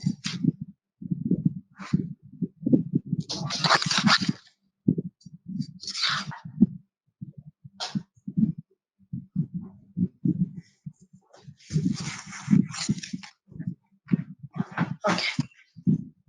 So now I'm saying that you should not have 2 spaces, but still 2 spaces are allowed. It's not that it's not, I mean, not 2 spaces, a single space, sorry. I'm saying that spaces are not recommended in the dataset name, but it's not that you should not have a space at all. There can be chances where I can have a space, and there is something that happens. So let me tell you first. Now I want to create a dataset called sample. Okay, and I keep the rest of the code same.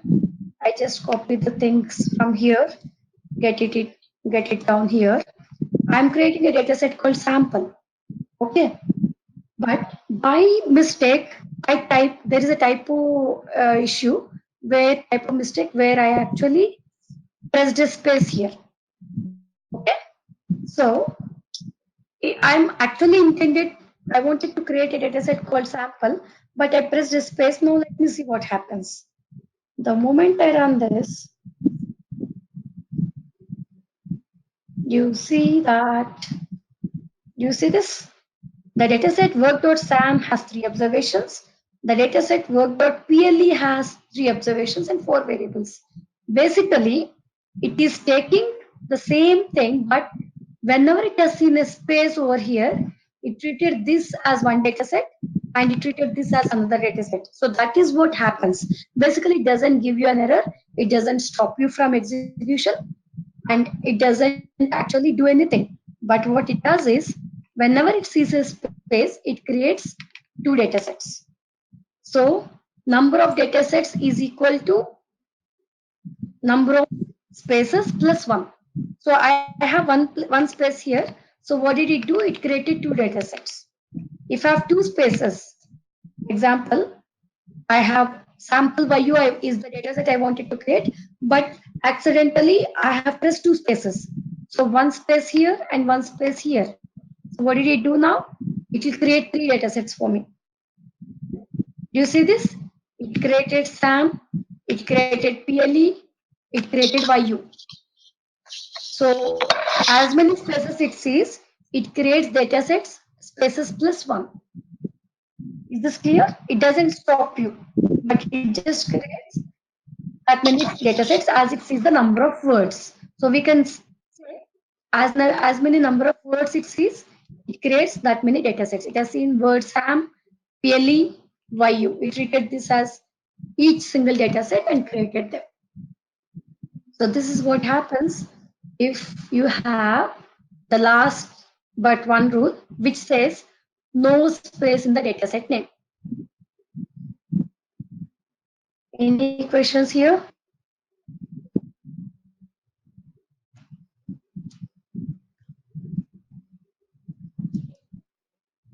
Madhvi, are you good?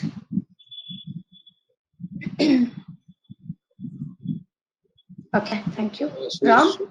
Swapna, Swapna Yeah. here. With single data, we are going to give SAM one data set, PLE and YU. Hmm. Right? The same data set can go to 3 worksheets, right? Yes, yes, yes. 3 data sets. Basically, it is taking the same thing. It is creating name variable, roll number, grade, department with the same data, 3 records data. But what it is doing, it creating 3 similar data sets, but with the different data set names. Because I gave a So space. single data line can create multiple data sets,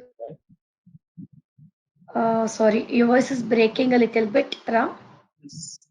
Single data lines can create multiple sets, right? Yes, yes, yes. So I said in the earlier class also, right?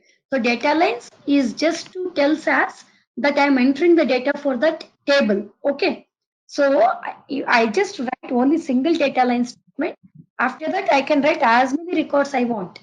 So I can have 4 more records also here. So I can say XYZ, write this, again electrical, again ABC 1007 15 MEC, whatever. I can write as many records I want, but it should have a data line statement. Only then it understand. Yeah. Okay. Right. Can you please tell me, Ram? You had some question there. No, it was clear because actually my doubt was the Hmm. single data line, all the data line can create multiple data set Records. names. Same data can go to different worksheets. That was my Right. doubt. Different data sets. Right. Yeah. Same data will go to Mm. different sets here. One is SAM, one is PLE, one is YU, because it has a space. Whenever it sees a space, it creates the number of data sets as the number of words. Okay. Okay. But the variables, data, everything will be same. So if I see in SAM, let me create this. I added 2 more records. So when I run this, if you go to the log, you can see very clearly SAM has 5 observations, 4 variables. PLE has the same number of observations, and YU also has 5 observations and 4 variables. So basically the data is all same because I gave this data, but I created multiple data sets with the same data. So SAM, the data structure will be same. PLE, the data structure will be same, and the data will also be same. Even here, the data set will be same. Okay. Yeah. Okay. Madhavi, any questions so far? Okay. Thank you. So yes, we are done with this. Let's move to now.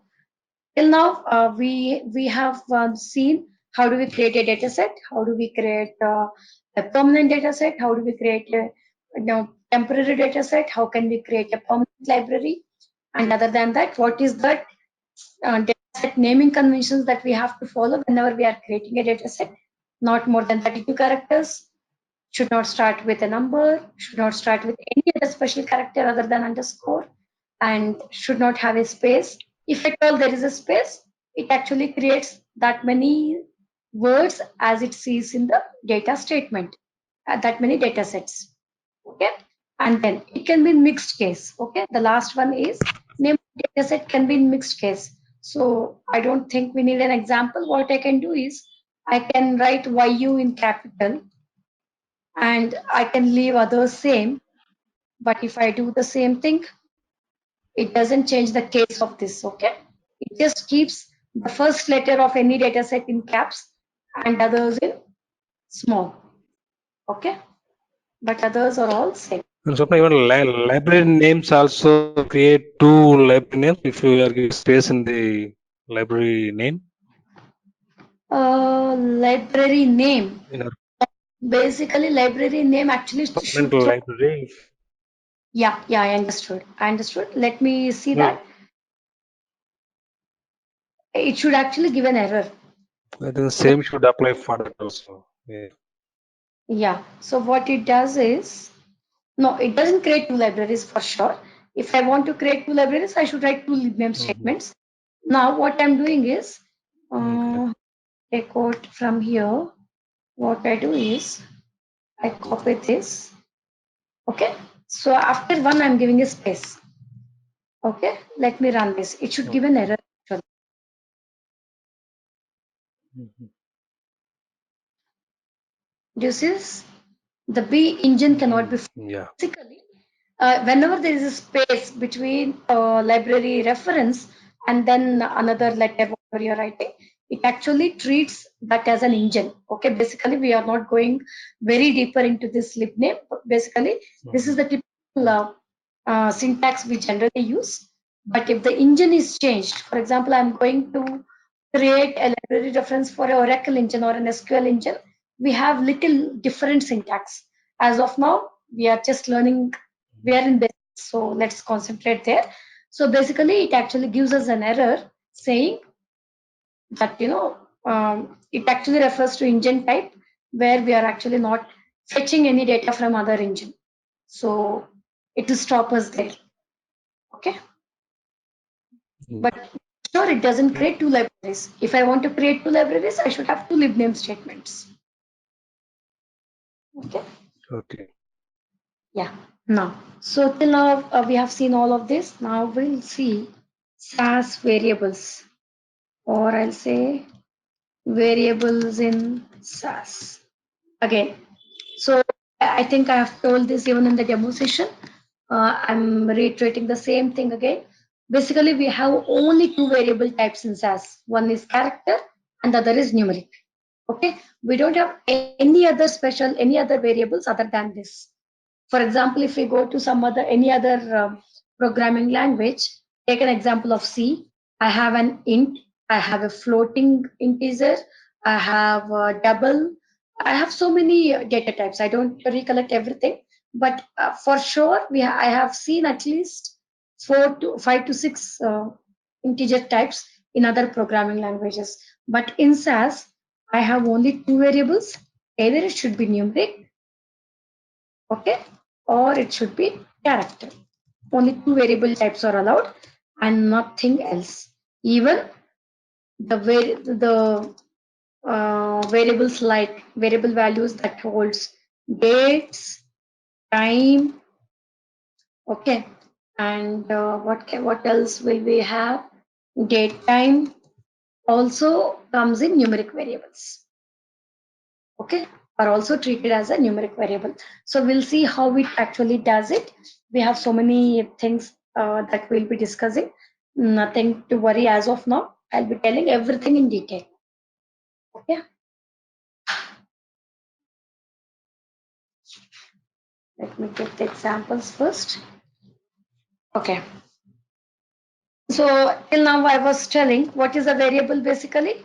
Let's take an example of this where I actually had this data. If I go to an Excel file,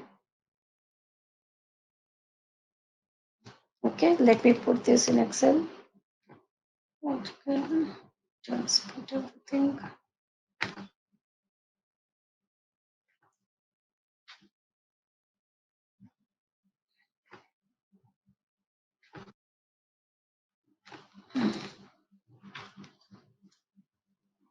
Okay, okay, let me write it. John 101 ECE, Tom 102 Triple E,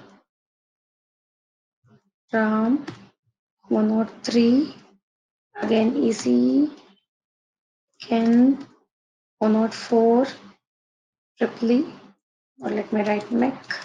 So these are the variables, the values I have. So what is this? What is this? Basically, this is nothing but data.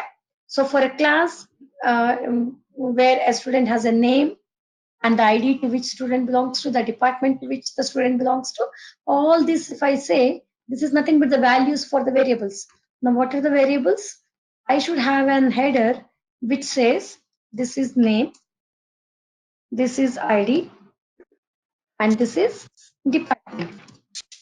So basically in Excel, I say these are columns and these I say as rows.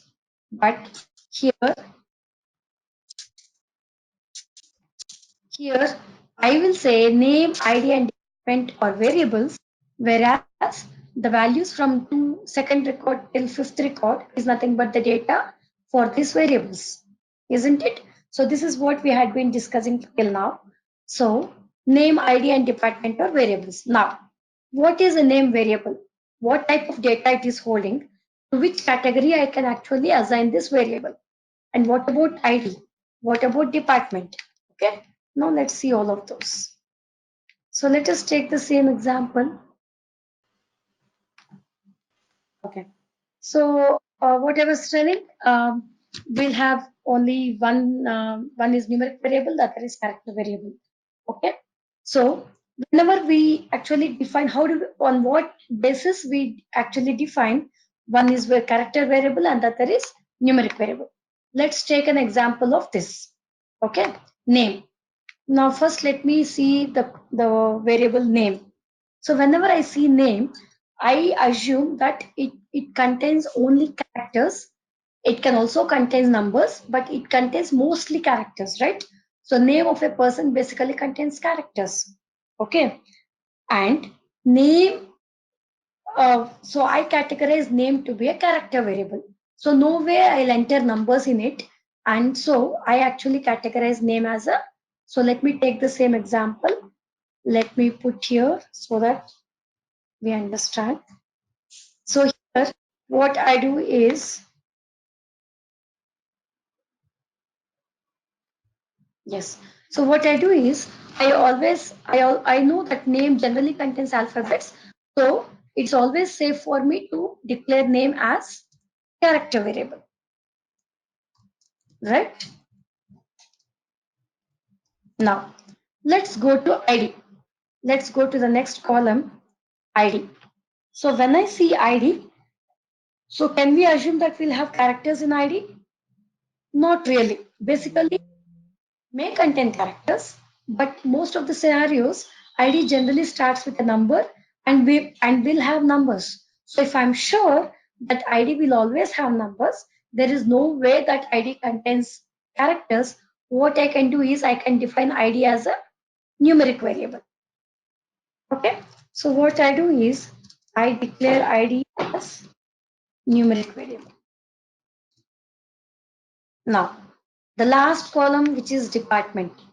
Department, again, I know department will contain characters, alphabets. So I will always declare that as character variable.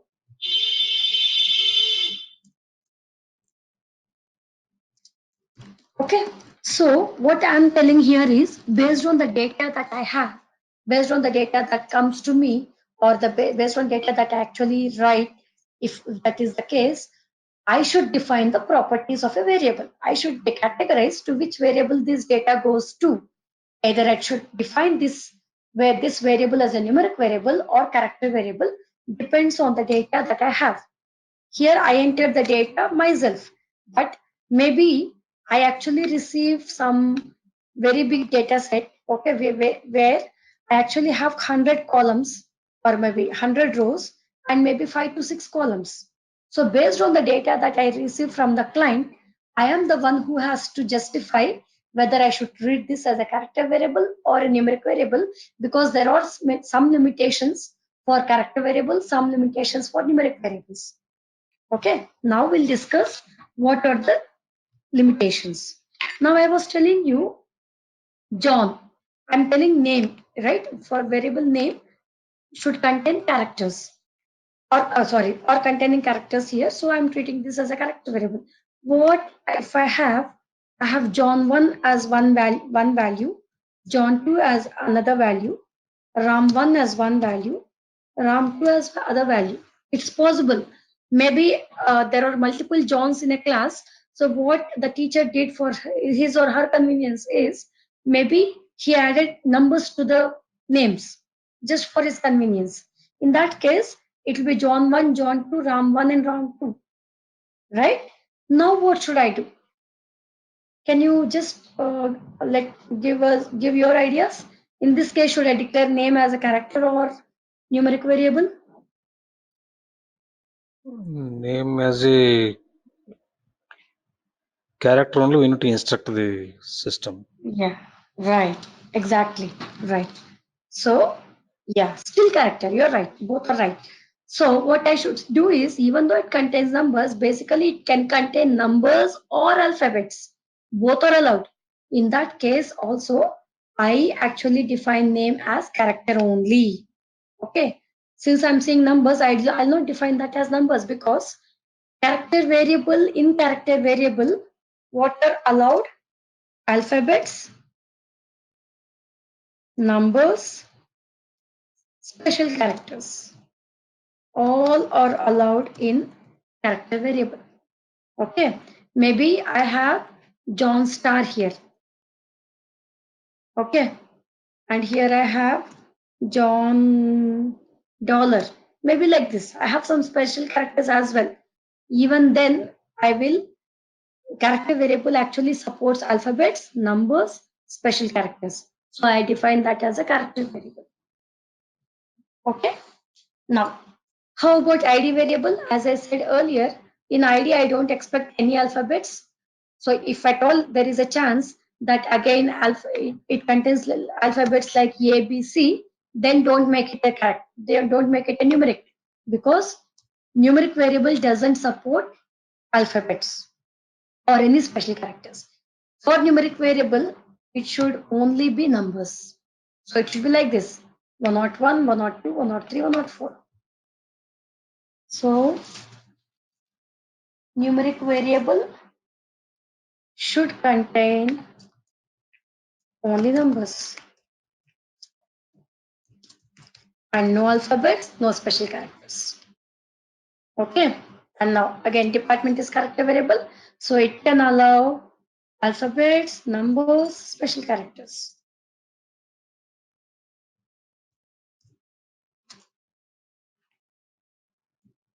Okay.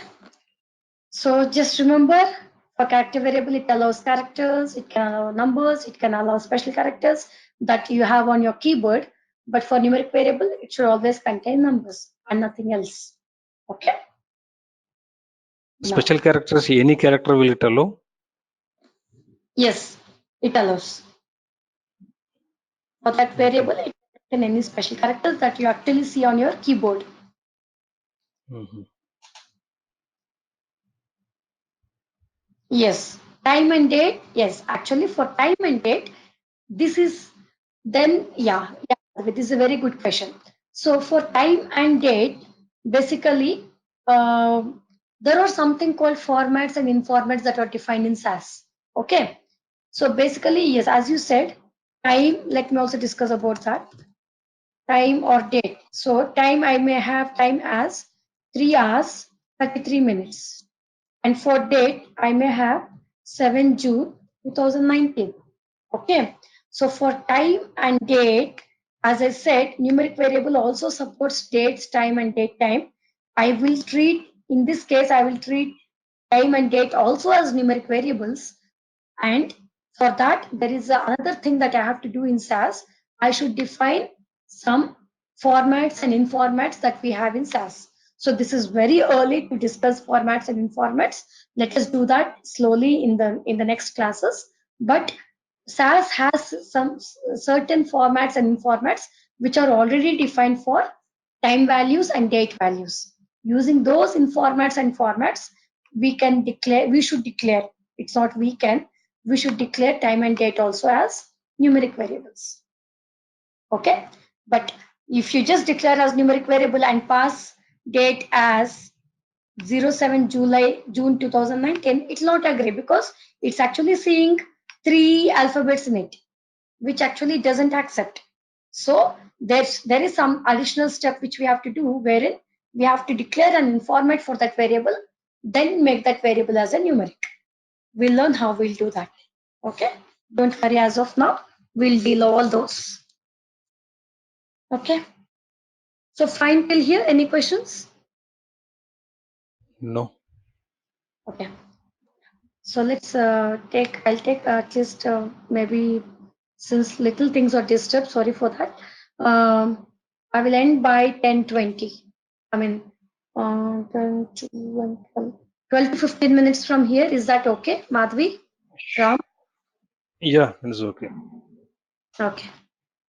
Yeah, thank you.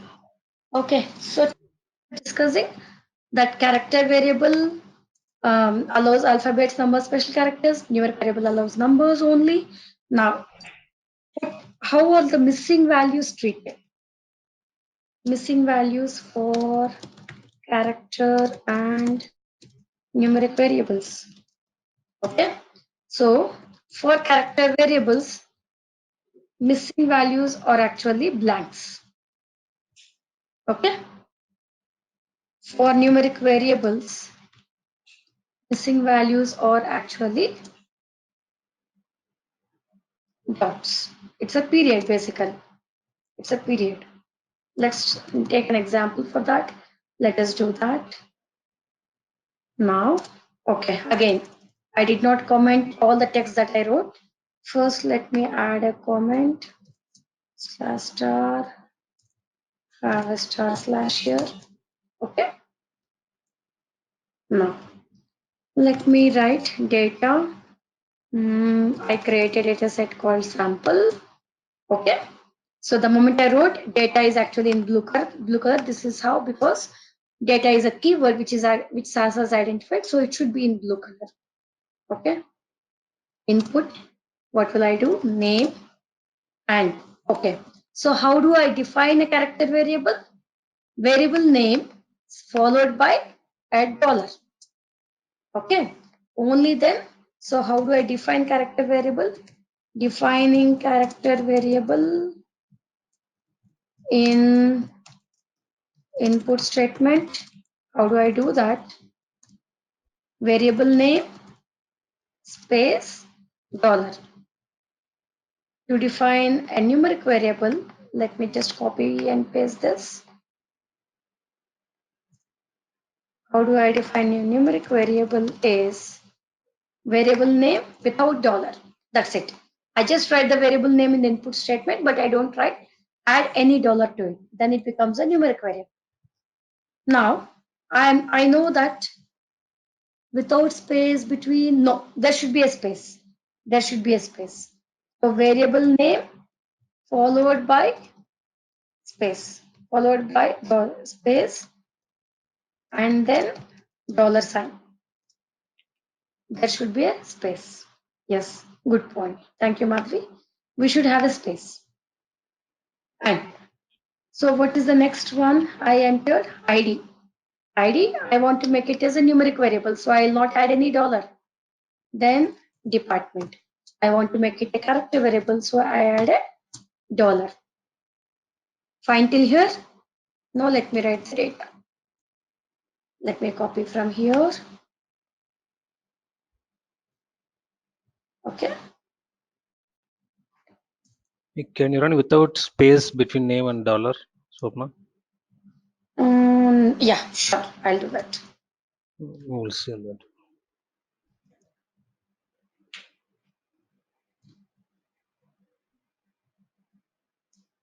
There should be a single space, so I'm taking these multiple spaces from here. And I'm not doing anything else. Okay. Now, so Ram is telling, let me take out the dollar, a space between a dollar. Now let's see.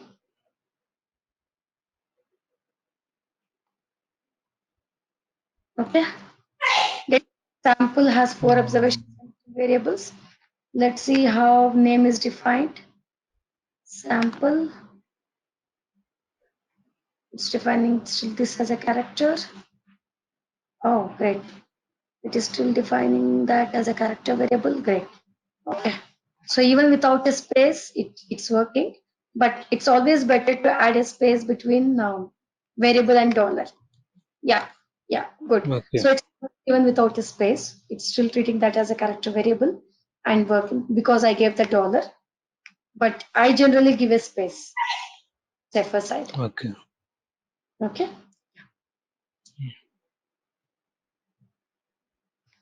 Okay.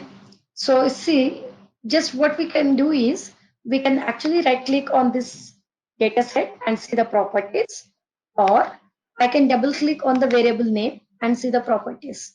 The moment I double click, I see like this. Okay, I double clicked on the variable name. So if you see format $8 dot, I'll tell you why it has put format $8 dot length 8 and all. Let's discuss. And if you see type, character is actually enabled. I mean, there is a dot character, but not for numeric, which means it is treating this as a character variable. Okay. And now I double click on the ID. If you see here, numeric has a dot, which where it's saying this type of variable is numeric variable. The type of ID variable is numeric variable. Data type for ID is numeric. And double click on DEPT. Again, it is character. Okay. Otherwise, we have one more way.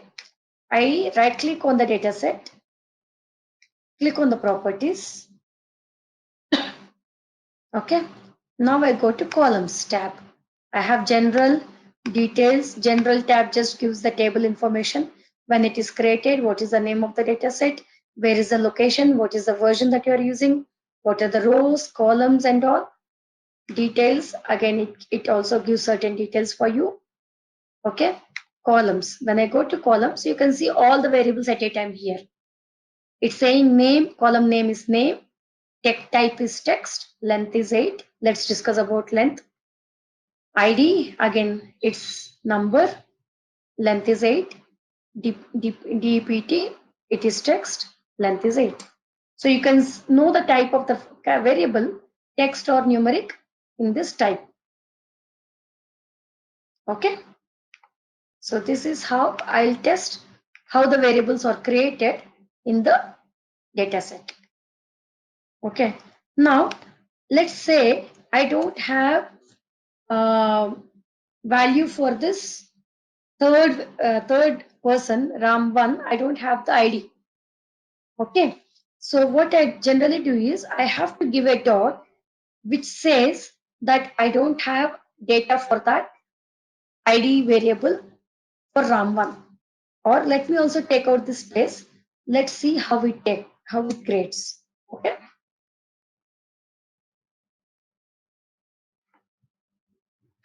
Okay. Now it has a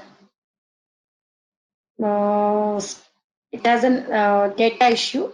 What I should have done is, let me put a dot which says that there is a missing value for this numeric variable ID, and that missing value I'm actually indicating using a period.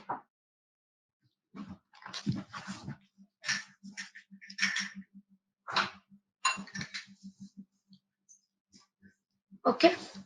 So when I run this, if you see this, sample has 4 observations and 3 variables. I double click and open on this sample data set. I'm saying that RAM1 doesn't have ID for it. That's the reason it is actually missing here with a dot. So for the missing values of for a numeric variable is actually interpreted using a dot. And for example, I don't have value for RAM for name in the fourth. What I do is I just give a space and leave it like that. Then it actually indicates this as a missing character, missing value. So there is an issue again.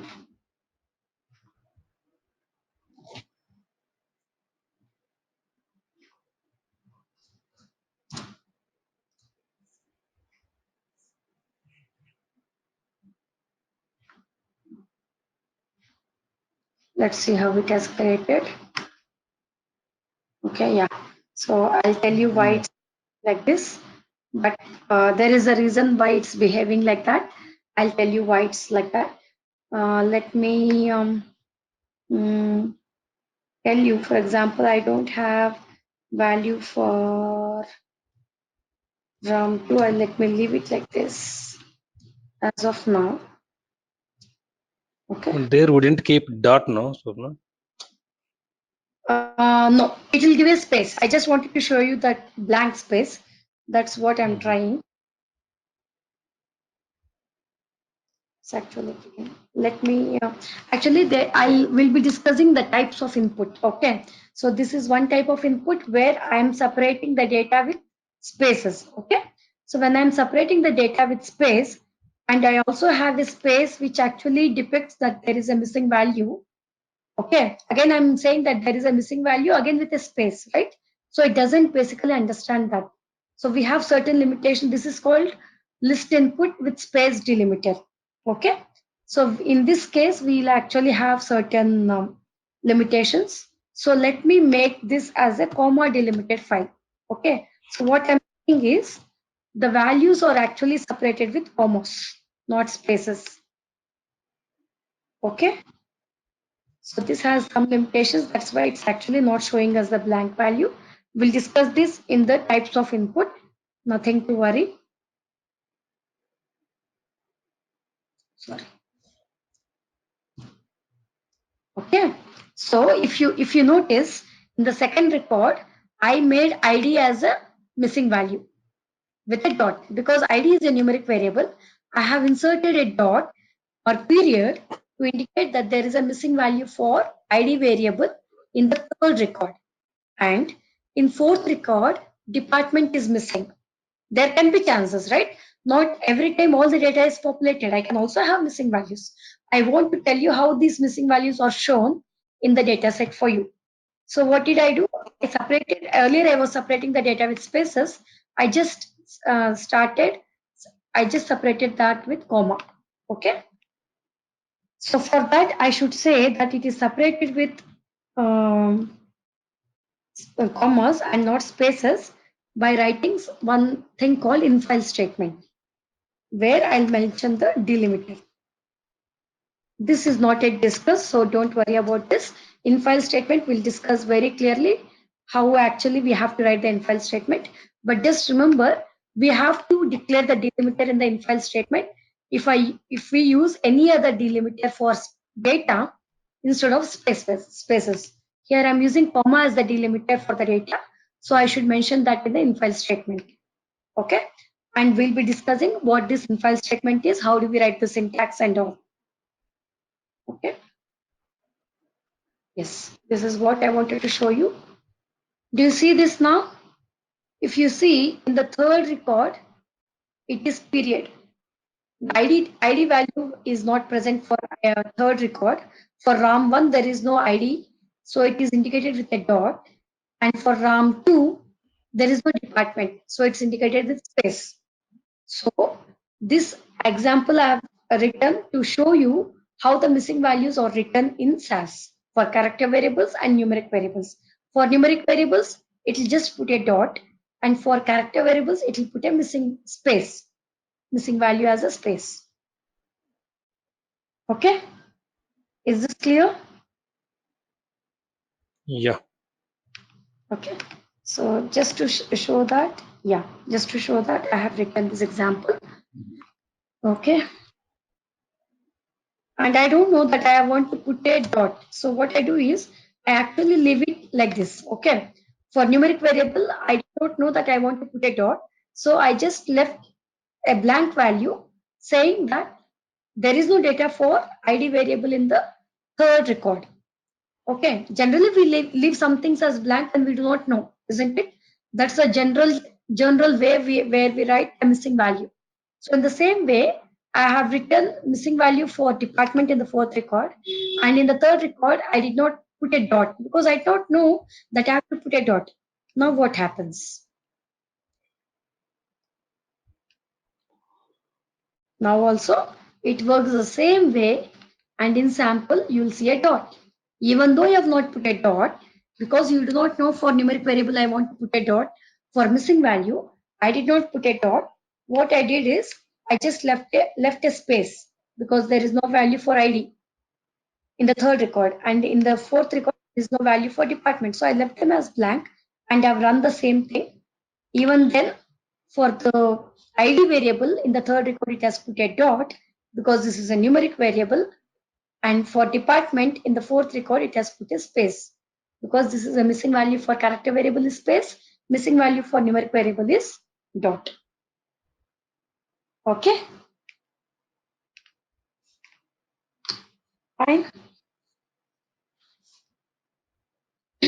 Yeah. Okay, thank you. Now,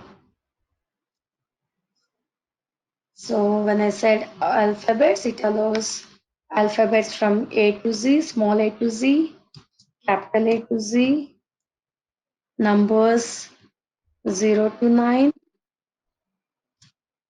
special characters, as I said, all the special characters allowed on the keyboard. Okay. Okay. Now, so let me ask this question.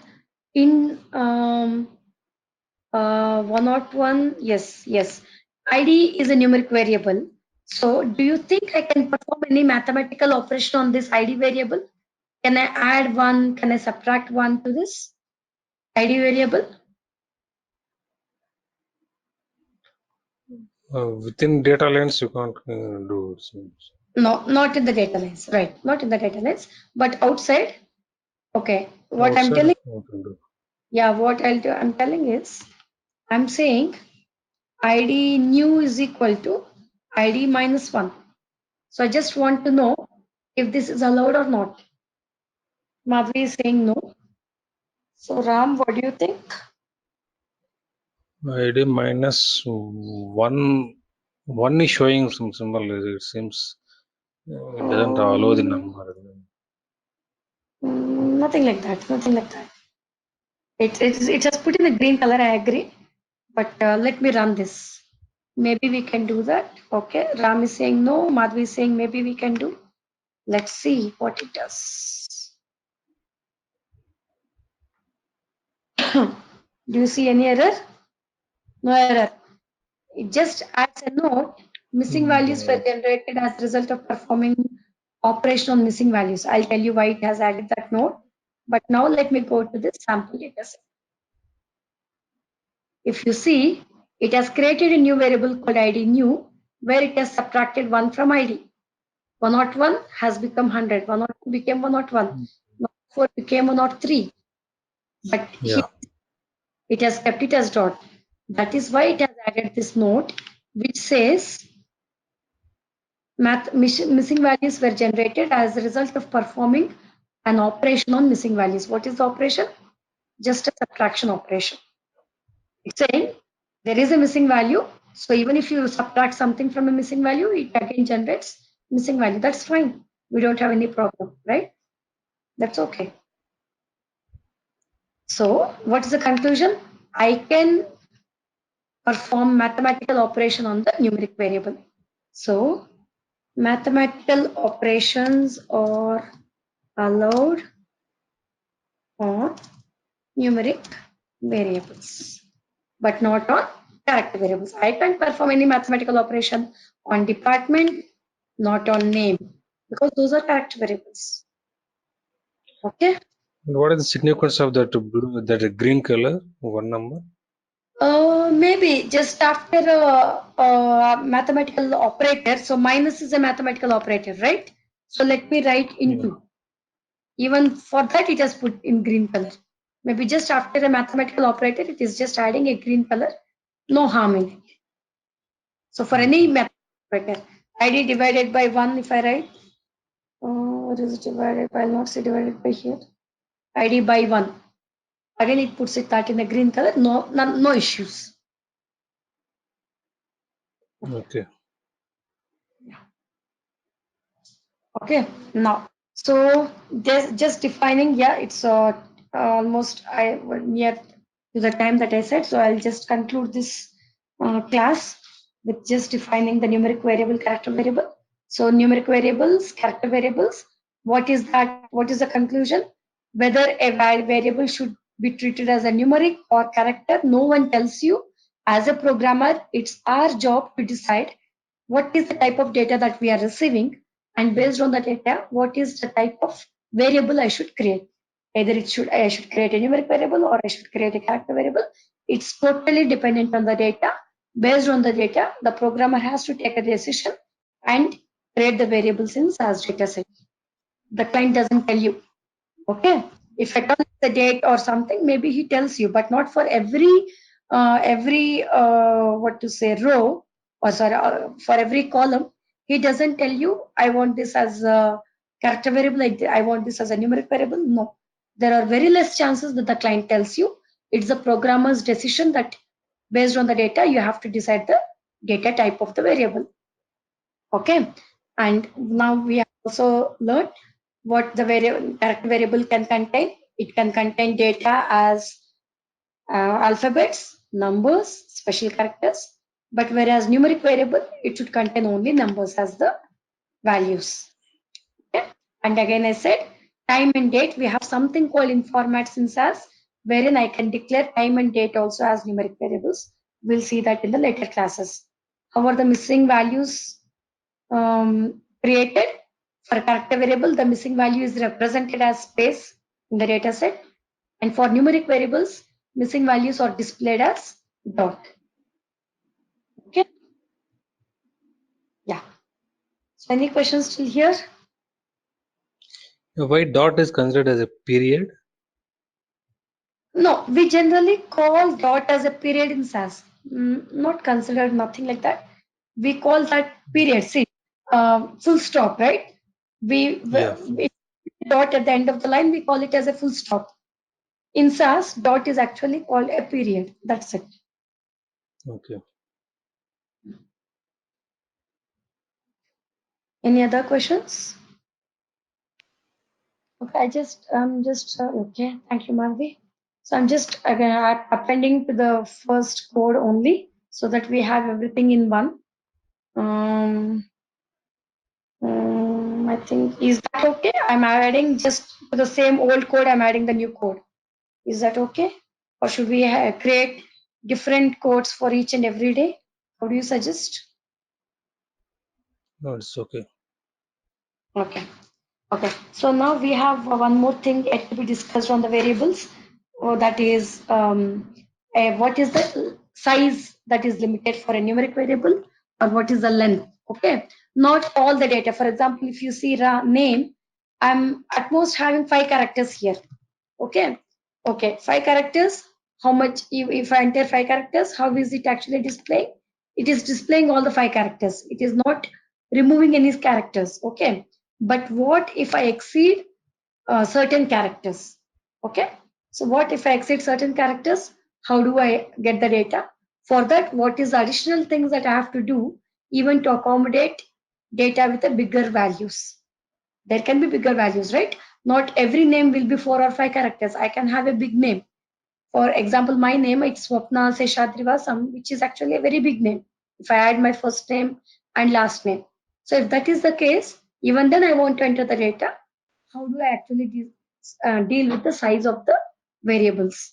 So let's discuss that in the next class, along with maybe the input types. So for today, I'll end the class for now, and I'll send this recording as well. Okay. Any questions before I end? No. Okay. Okay, Ram. Yeah. Thank you, Madhvi. Thank you, Ram. Have a so it's night for us here, EST. Thank you, Madhvi.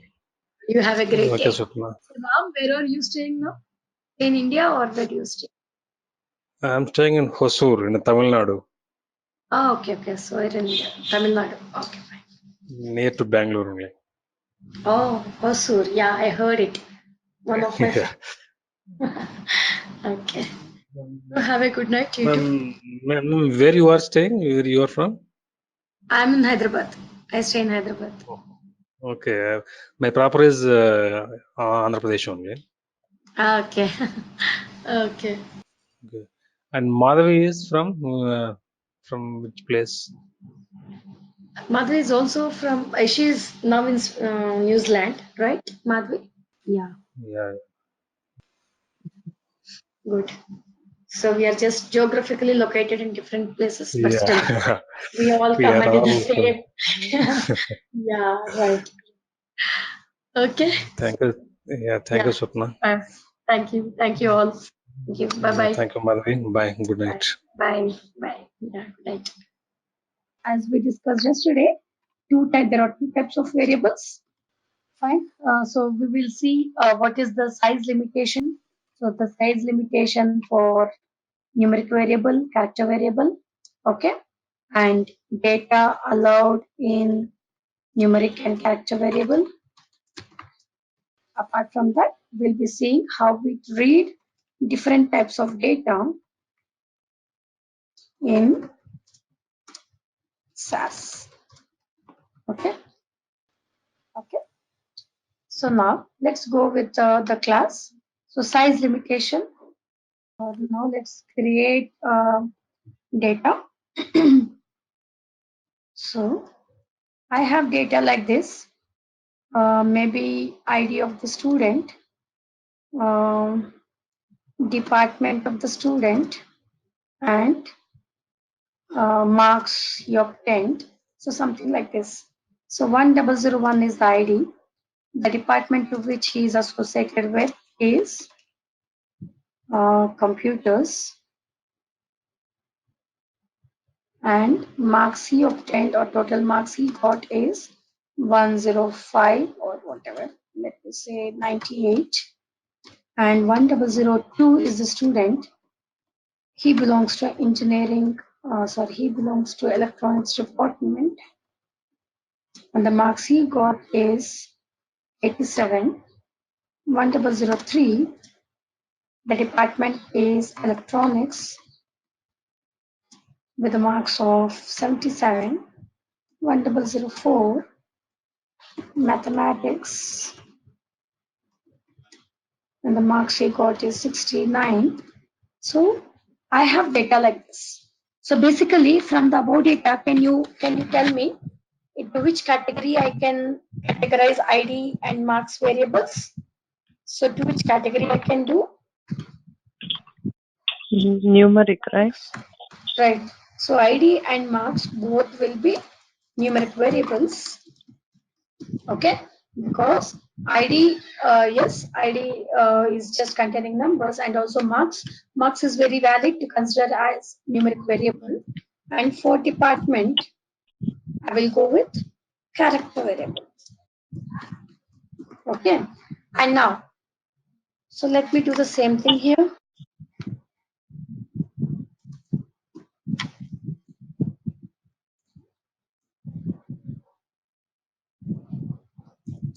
Data, college, I will have input ID. Since it's a numeric, I'll not put any dollar. Department, I will say it is a character variable. So let me have a dollar.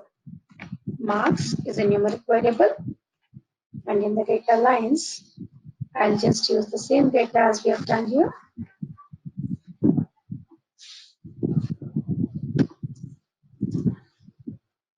If I have an additional space, let me take out the additional space.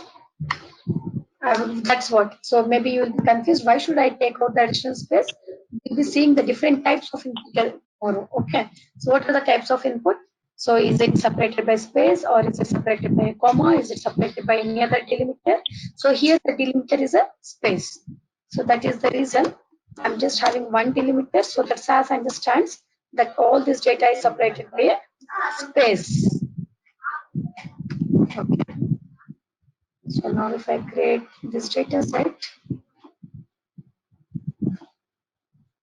so college has 3 variables. Good. When I go to the data set work, college is the data set. When I open the properties, so I know very well that ID is a numeric and marks is also a numeric variable, but department is text. Now, let me complicate it a little bit, wherein what I'll do is I will have 0 before the student ID. That is possible, right? So if you just think, how about the employee IDs? So generally, maybe for student ID is that's not applicable, but I'm taking the case of student ID here. But let's take an example of employee ID. Employee ID generally starts with numbers, if you remember, isn't it? So because today they have started a company with maybe 100 and odd people, but tomorrow it has increased to 1,000. Maybe not tomorrow, after a month or after 2 months, it has gone till 1,000, and maybe after 1 or 2 years, it is in lakhs. The number of employees in a company has gone till lakhs. So what they should be doing is they should be able to accommodate the employee ID till 5 digits or 6 digits, because they never know in the near future the number of employees increases, and they should be able to accommodate the same format for each and every employee. So what happens is they generally start their employee ID like this: 000, then followed by a number, something like this. Okay, so there are chances that the ID may have a 0 before it. So let me run this in this case. So again, college has 4 observations, and now let's go to this data set college. Now, do you see that there is a data issue, in the sense I have placed a 0 before ID for every record, but am I seeing a 0 here? Okay, let's go to the next variable. Now, what is the value that I have given for the department? It is computers, electronics, again electronics, and mathematics. But what do I see here? There is a truncation, right? So I actually give a more space for it, but still I see truncation. So we'll be discussing about all that. Now first go to these zeros. Now first go to this value ID, and if I see it is still, just double click on the variable, you will know the data type of the variable. It is numeric. Do you see numeric highlighted here or enabled? Because this is a numeric variable. So what happened is, for numeric variable, if you know, so 0, 1 and 1 are same. 005 is nothing but 5. 0008 is nothing but 8, isn't it? So does a numeric value have, is there value for 0 before the number for a number? when it is a number, even if I put zeros before the number, it will still treat it as the number itself by ignoring zeros, isn't it? So the same thing happens even with the numeric variable ID. It doesn't really bother about the zeros before because it is not a valid numeric. Zero is a valid numeric number, but having zeros before the number, it actually ignores the zeros and just places the number. So that is what has happened. So in this case, even though I know ID has a number, but still I can declare it as character because I have zeros before the numbers. If I declare it as characters, these zeros will be retained. Let's see that.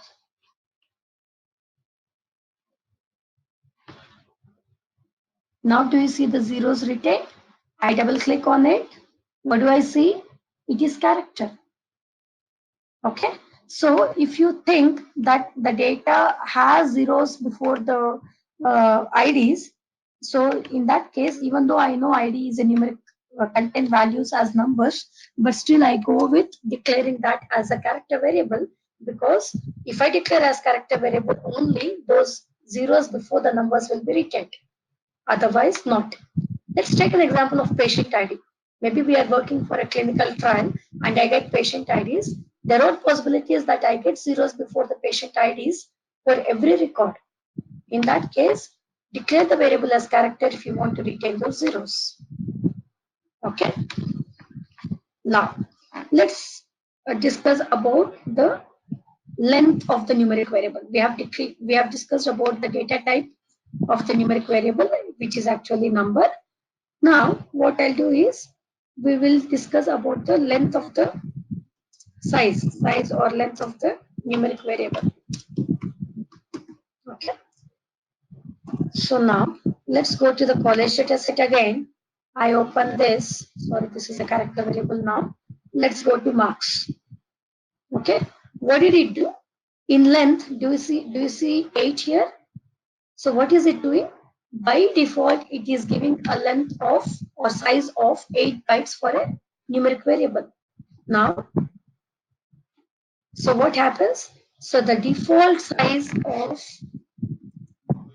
numeric variable is 8 bytes.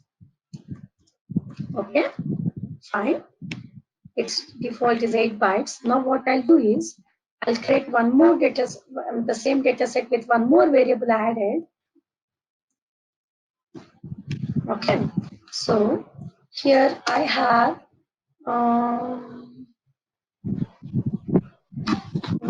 what can we say? Maybe fees paid by the students. So now we know the fees of the students are pretty high numbers with 5 digits or 6 digits. So let me have a bigger number for the fees.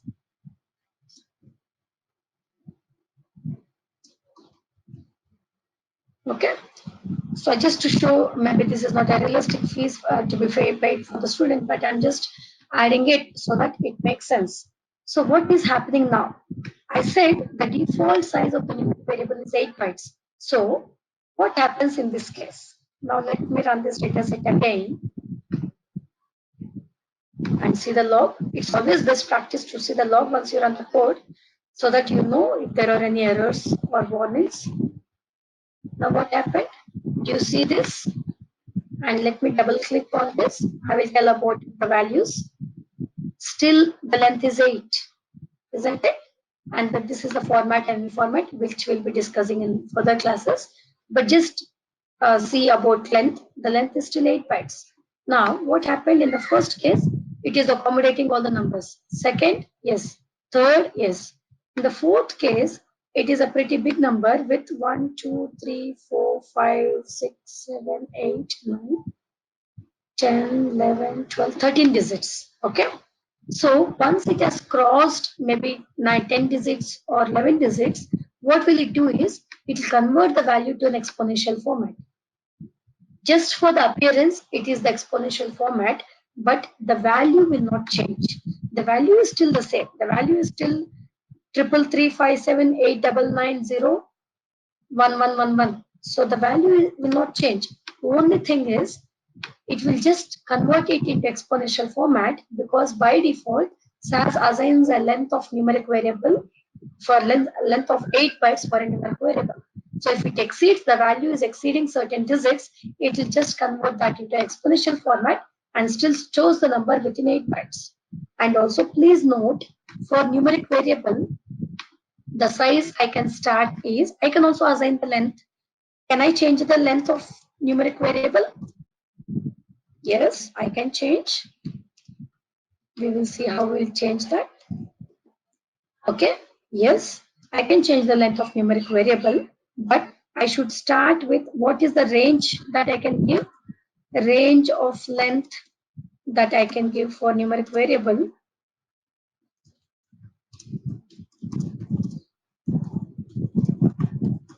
is 3 to 8. Again, the minimum length I can give for numeric variable is 3, and the maximum length I can give for numeric variable is 8. So beyond 8 bytes, even a developer or a person who is writing the code cannot give the length beyond 8 bytes for a numeric variable. That is the limitation. But we need not worry about the value. Any big value will be still accommodated within 8 bytes. Okay, but I can start with 3 and give till 8. So when I know that by default it is giving 8, is there a necessity that I have to declare the length of 8? No, I don't, because by default SAS itself declares the length of 8 bytes. Okay, so we have something called length statement to declare the length. Length statement is used to declare the length for any variable. Okay, so let's take the example. So here this is a big number, and I said any big number will be accommodated within 8 bytes by and SAS will take care of it. Let's go for marks. Okay, let's say marks is 981, 872, 777, 698, or let me have is it like earlier only. Sorry.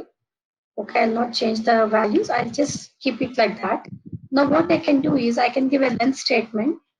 Length variable is marks. So what did I say here? I should start with 3 and I can give maximum of 8. So the minimum length I can assign for numeric variable is 3. Maximum length I can assign is 8. So I will say length marks 3 dot. Okay, always have a dot after you declare the length. So I want to assign the length of 3 bytes. So soon after you give the length, always give a dot. Okay, so this is how I actually give. So now let's see this. I will run this data step. I see college is successfully created. When I open this college data set, let me double click on this. You see length of 3. Earlier, if you remember, the length was showing as 8. Now what did I do? I changed the length. But for fees, it is still 8 bytes. Okay, so this is how the default length is assigned. And if at all I want to override the default length, yes, I can assign the length even for numeric variable, but I should start with 3 bytes and I should give 8 bytes. Let me give 2 here, because I know the marks is just occupying 2 bytes. So what happens if I give 2 bytes here?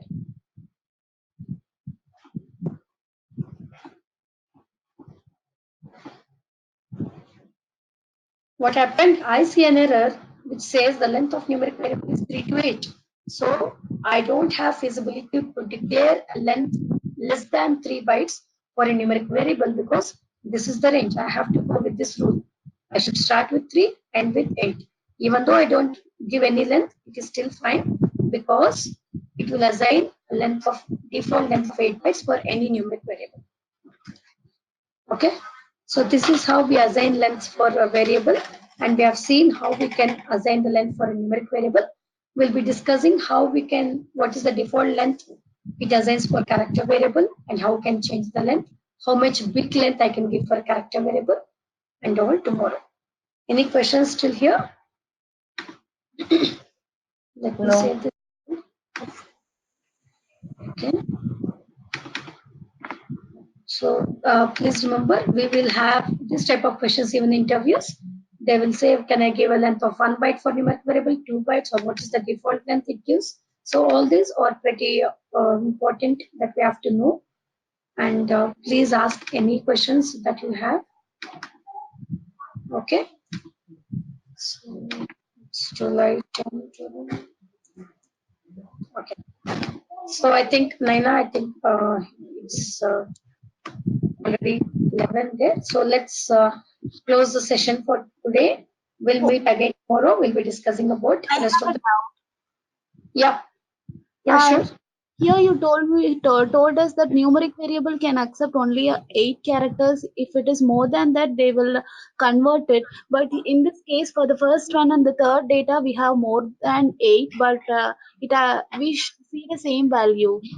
No, no, no, no, no. I'm not saying that it will accept more than 8. What I'm telling is I can give a length of only 8. So when I'm declaring a length for a numeric variable, I can declare only till 8. But whatever value it has, it will wrap within 8 bytes. Okay. I can till 8, but 8 bytes is not exactly 8 numbers in for a numeric variable. Any big number, for example, let's check the length here. 1, 2, 3, 4, 5, 6, 7, 8, 9, 10. 10 digits also it is able to accommodate within 8 bytes. What I can do is when I'm declaring length, I can give only till length of 8 bytes. But any big number, so even 10 digits is accommodated within 8 bytes. For example, this is 11 bytes, 11 digits. 11 digits is also accommodated within 8 bytes. And here, if I see, it is more than 11. I think it's almost 13 digits. So even 13 digits is accommodated within 8 bytes. So when I am giving length, I have length. I can give only till 8 bytes. But please note, 8 bytes is not exactly 8 digits here. Okay. So even I think till 19 digits or 20 digits, it will still accommodate within 8 bytes by converting it to a exponential format. Is that okay now? Does that make sense? Yeah. But Okay. for characters, it will be truncated. Other characters other than 8, Exactly. more than 8 will be Exactly. truncated. You're right. You're right. So for character variables also, by default, it assigns a length of 8 bytes, but after that, there will be truncation. But that's not the case with numeric variable. So we'll be discussing about the length of character variable tomorrow and what is the default length and how does the truncation happen and everything. We'll be discussing that tomorrow. Okay. Okay. Any other questions, Sumati? No, I'm good. Okay. It's Sumati only, right? Who is speaking? Yeah. Okay then, thank you all. So let's meet again tomorrow. We'll cover this rest of the topics about length of the character variable and what are the types of input that we have in SAS and all the things. So let's close for today. Bye bye. Thank you. Thank you. Thank you. Bye.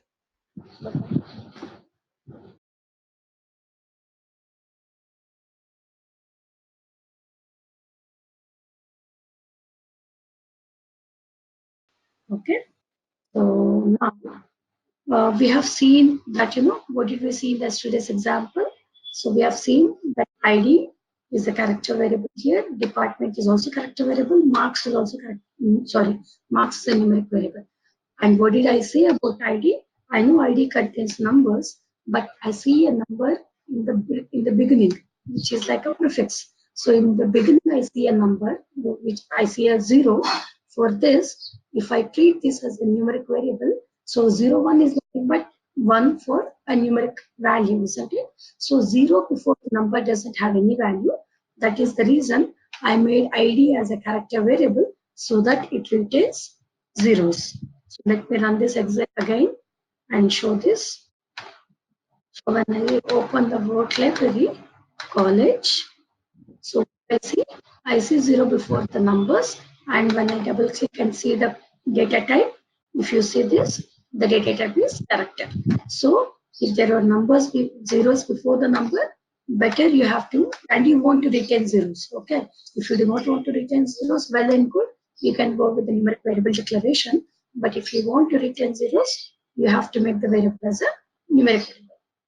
Now let's go to the character variables. So here, and what was the second example we discussed? So the data allowed, right? Or length. So anything else? No. Okay. Now, what did we do? ID we declared as a character variable as before, and department as a character variable. Now let's come to this department values. So what do I have here? I have computers. What is the length occupied by this value? Let's count that. 1, 2, 3, 4, 5, 6, 7, 8, 9. Okay. The first one is 9. Let me include one more 005 where it is English. Okay. The marks obtained 67 and this is the fees. Okay. Now let me run this. The moment I run this, what happens is the okay. So what we do? Length marks we gave us 2. Okay. So what did I say yesterday? I showed you how we can declare a length of 3 to 8 bytes for a numeric variable, isn't it? So when I gave the length of 2 bytes, it's not really accepting because I should give the range from 3 to 8, but not 2. It should not start with 2. It should start with 3 because the lower limit is 3 and the upper limit is 8. Okay. So that is the reason I got the error. I think just to show this error, I made that 2. So I got it back again. Okay. Now SC College has 5 observations. When I double click on the data set, what do I see? So for computers, yes, is truncated. But for English, I got it properly. Electronics, ICS is truncated. For mathematics, again, ICS is truncated. So what I'm seeing here is that the data for the variable character variable department is not complete. And what is the case there? When I double click and see the length, I'm seeing the length as 8 bytes. What did I do? Did I declare the length of 8 bytes? No, I did not declare. But what happens is, for any numeric or character variable, the default length assigned is 8 bytes. So, just to write, default length assigned by SAS either for numeric or character variables is 8 bytes. Okay. So what happens, for example, as I said yesterday, for numeric variables also, in numerical variable also it is 8 bytes. But what happens if even if I give data beyond 8 bytes, it still accommodates within 8 bytes and it actually converts it to an exponential value and stores the value. In the sense, it is not going to change the value. The only thing is, for appearance, we see it as an exponential value, but still the value is same. The value that is retained. So this number will be retained as the same, even though it is exceeding 8 bytes. Because within 8 bytes only it tries to accommodate the value for the numeric variable, length for the numeric variable. But for character variables, what happens is truncation for numeric variable, any big value, maybe 19 to 20 digits, is accommodated within 8 bytes. But for character variable, that's not the case. For character variable, if data exceeds 8 bytes or 8 characters, there is the truncation of the value happens. So that is how it is designed. So we don't really we don't really have a reason why there is truncation for a character variable, but which is not the case with the numeric variable. No, that's not. We do not have any reason for it. The only thing is that is how the lengths are set for a character variable or numeric variable in SAS. Okay. So let me just have everything in comment. So that is the reason. Let me have this data step again because we are going with a character variable length discussion. Okay. So that is the reason I don't see for all the values, I don't see it completely, but for English, I see it completely because English is just occupying 1, 2, 3, 4, 5, 6, 7 characters. And 7 characters, yes, it accommodates 7 characters because by default, SAS assigns a length of 8 bytes for any character variable. So it can accommodate 7 bytes. easily or successfully, isn't it? So the reason, and now what is that we can do? So what we can do is assign length if data exceeds 8 bytes or 8 characters for a character variable, assign length using a statement. Okay, so how do I give a length statement for character variable? Length, character variable name, and dollar length dot. So whatever length you want to give for this to accommodate the biggest value. Here the biggest value may be mathematics or electronics. So how much is mathematics occupying? 1, 2, 3, 4, 5, 6, 7, 8, 9, 10, 11. So this is occupying 11 characters. I think even this is also 11 or 10. So to just give a maximum value, for tomorrow maybe a new department comes and it may be occupying maybe 15 characters. So to be on safe side, what I do is I give length using this syntax. And how do I do that is, let's not, I'm not technical, I'm not concerned about the numeric variable. But now what I do is for department, I use the same length statement and I give dollar. Then better to be on safe side, I give a length of 20 bytes because I never know in future I may get a bigger length data. Even then it should accommodate, isn't it? So what do I do is I give a bigger length data and bigger length for the character variable department. Now let's run the same thing. I don't have any error or warning. Now do I see everything before? And now if you see the placement of the department variable has changed.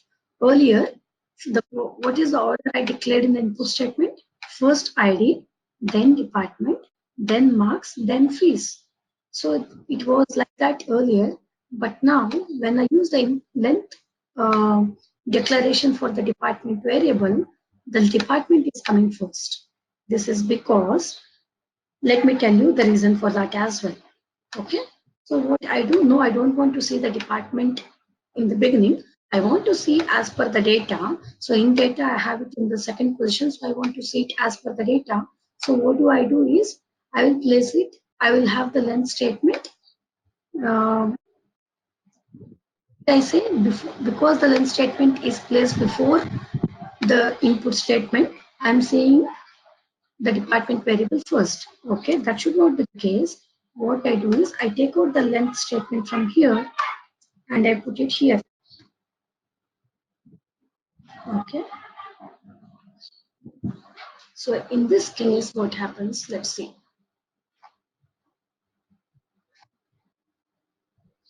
Okay. Earlier, I did not had any warning also, but now if you see, the dataset is created, but there is a warning in green color which says the length of character variable department has already been set. Use the length statement as the very first statement in the data step to declare the length of the character variable. So that is what is warning. So what is it saying is you declare the length, but if at all you want to declare the length, use the statement as the very first test statement. Why? Why? Because by default, SAS assigns, by default, SAS assigns, as I told you already, a length of 8 bytes for either a character variable or numeric variable. Length of 8 bytes for character of numeric variable. Okay, so that is the reason it will not, even though you declare the length, it is actually waste. It doesn't assign the length. If you see the data set page, do you still see the truncation? And when you even expand this, you still see the truncation. When you go back, you don't see length as 20. You see the length as 8. Because what did you do? The mistake that I did is, the mistake whatever I have done in the coding is, I made the length statement as the next statement after the input statement. So whenever I have to declare length, because by default SAS assigns the length of 8 bytes for either a character or numeric, After the declaration is done by SAS, I am giving a length of 20 bytes, which is actually not in effect. It doesn't even care even if you assign a length of 20 bytes using the length statement for the variable for which the length is already declared. So for this reason, I should not have the length statement after the input statement. Always have the length statement soon after the data statement. So always place this after the data before input. So before input statement is what is very important. So that is the reason it is not able to um, assign the length of 20 bytes in this case. Okay, then you may ask me, okay, uh, okay, I'm only asking the question, I'm telling the response. So do you have any questions here? So you may ask me, how can, no, I don't want to see the department in the first position. I want to see the department in the second position only. For that, what you can do is, we have a statement called retain. So retain statement in SAS, okay, does two things. Retains a value for variable across observations, and don't worry about this. I will tell about this in a class when that scenario really comes. So let's not worry about it now. And another thing it does is retains the order of the variables. Okay. Now I declare the length, so department is coming first. So now what I do is, for the same data step, I use a retain statement through which I can declare the order. So what I do is, I give, so let me get back this length before. I get the length, and what I do is, I also give a retain wherein I want ID, then department, marks, fees. Okay. So now let's see the same thing. What did I do? Additionally, I just included the retain statement, which actually retains the order of the variables in the way I want to see it in the data set. So in college data set, I want to see in this order only. So I'm doing that.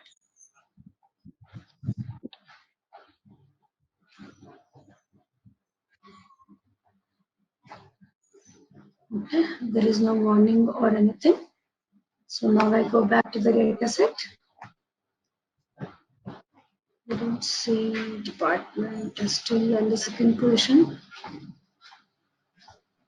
Sorry, I think even this should be soon after the data step. Okay. Then length, I think that is the issue.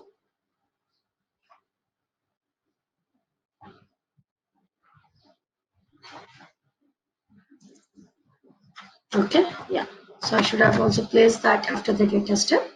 Then I can give the length. So this is because, again, length will override the default behavior.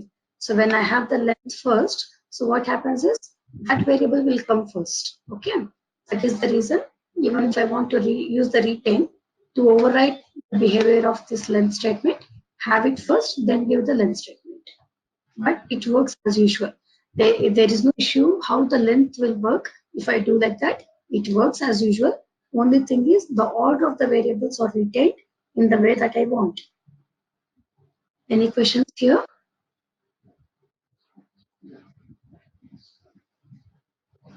Okay, Nana, Sumati. Sumati, are you there?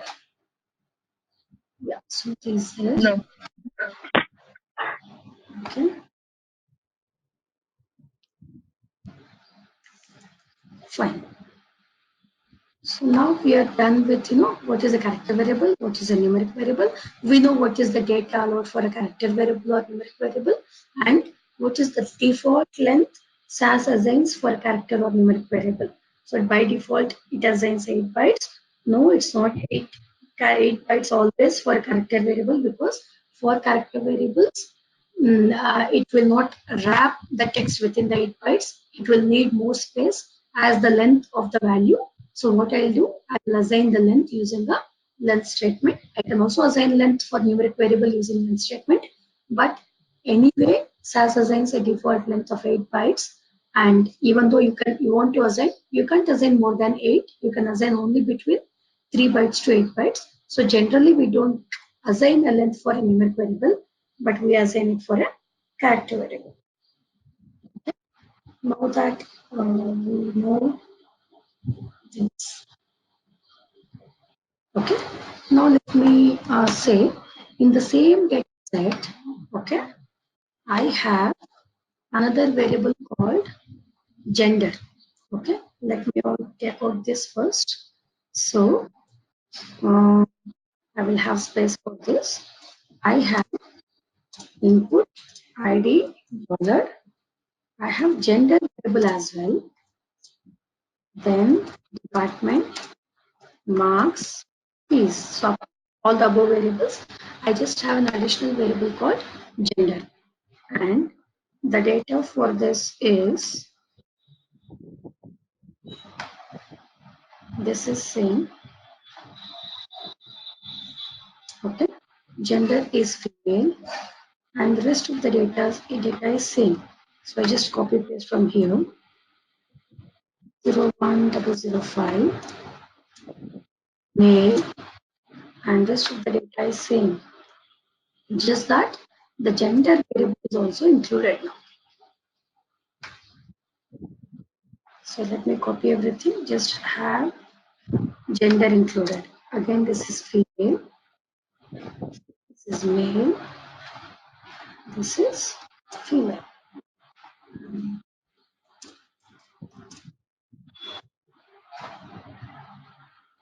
So now what should I do? Additionally, in the input statement, first is ID, so I included ID. Next is gender, so I included gender. Then department, marks, fees.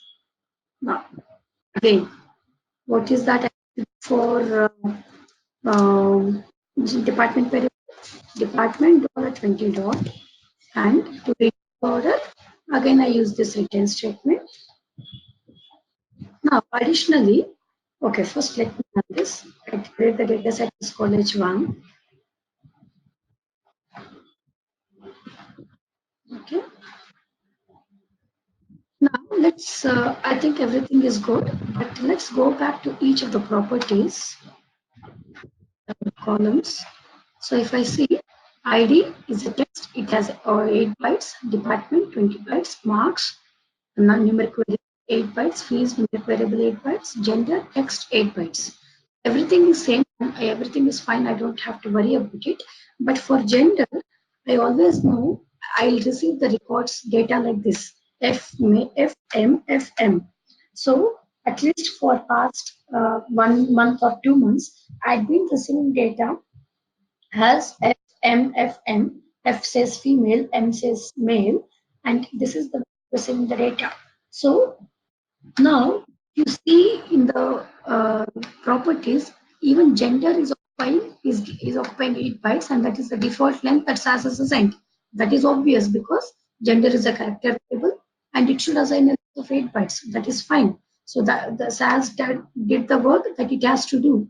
But now we'll think, why should I unnecessarily waste 7 bytes for it when I can assign a length of 1 byte? I can assign a length of 1 byte. Why am I unnecessarily wasting 7 more bytes for this? So what I can do is, I can also give length for gender variable along with department variable, and I declare a length of 1 byte because I don't have to waste 8 bytes for a character value which is occupying only 1 byte for so many times in my data. So what did I do? I have assigned a length of 1 byte. So now let's see this. Run the data set, see the results. Okay, the data has not changed. It is fine. When I double click on that, I see $1 dot. What is the length assigned? It is 1. So what did we understand by this is, what we can do is, for length, let's go back to the same comment. Okay, for length of the character variable, I can start giving a length of 1 byte, and what is the maximum value? So minimum of 1 byte and maximum of 62,067. I think that's the one. Let me just check.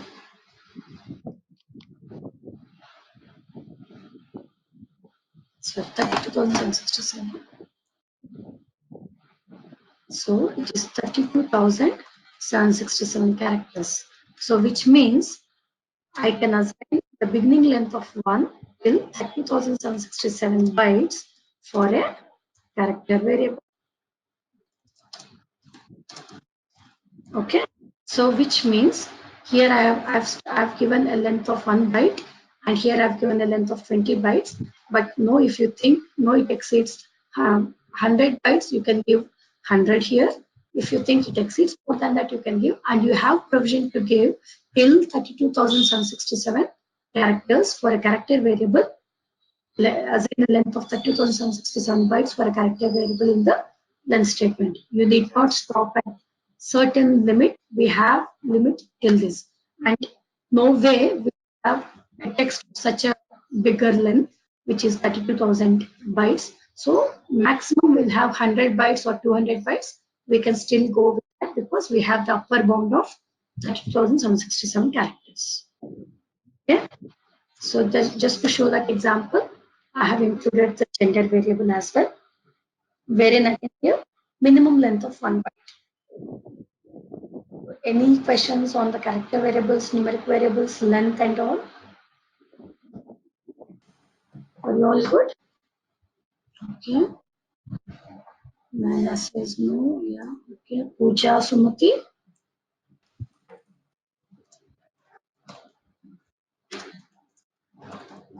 Okay. Or else types of input, or gender is missing. Okay, gender is missing. So what did he do? Right, exactly. Your right catch. So what did he do? I missed this. So what happened? It placed gender at last. Okay, sorry, I missed that. So what happened? Since I did not place the gender in the return statement, what did it do?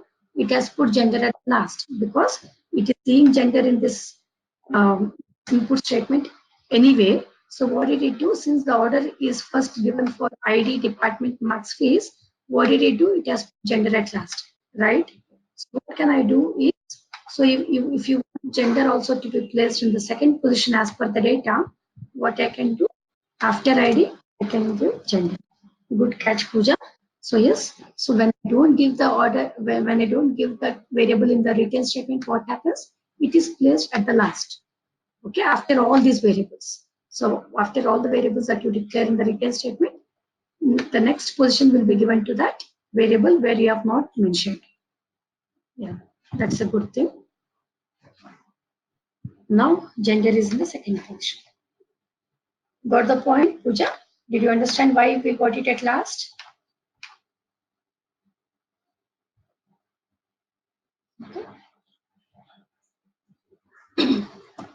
So types of input in SAS. What are the input methods we have in SAS? So let me discuss that. Okay. So what is the input method? So till now, if you see this data, I was giving data separated by spaces, isn't it? So what is the identifier that a new variable value? So the first variable value is ID, then gender is starting. After gender, the department value is starting. After that, marks, then fees. So what is the identifier that a new variable value has started? It is nothing but a space. Did I tell that there is a space value separated by each of the variable? No, I did not tell that. The first input style is list input method. Sorry, what was that name?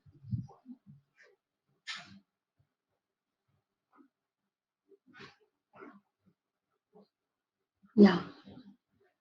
So did you get that I placed the gender also in the return statement? Earlier I did not place, so I got it at the last, but now I placed it, so I got it in the second position. Any further questions on that, Pooja? Okay, thank you. So list input method. What is list input method? Okay, so as I was telling here, the separator or the delimiter is space, isn't it? So the moment the next value variable is starting, after that there is a space, then the next,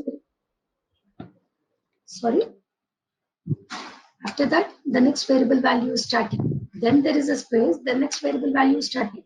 So list input method, here the data will be separated by space, which is the default delimiter. Okay, default delimiter is space, or by any specified delimiter, okay, or by any specified delimiter. So that is called list input method. So whatever we were doing till now in this example, the above example, or if you see in our very first class also, I just declared values for declared variables, roll number, name, grade. And how did I separate the data? I separated the data with the space. So even though I did not tell SAS, I separated the data with space. It understood that, the moment it has seen a space, it has taken the new variable value. The moment it has seen a space, it has taken the 4 for grade. The moment it has seen space after the roll number, it has taken for name. So because by default SAS takes a default name, assumes the default delimiter as space. Okay, but no, I will not have space every time, isn't it? There are possibilities that there will be different delimiters as well by which data is separated. So let's take an example of the same.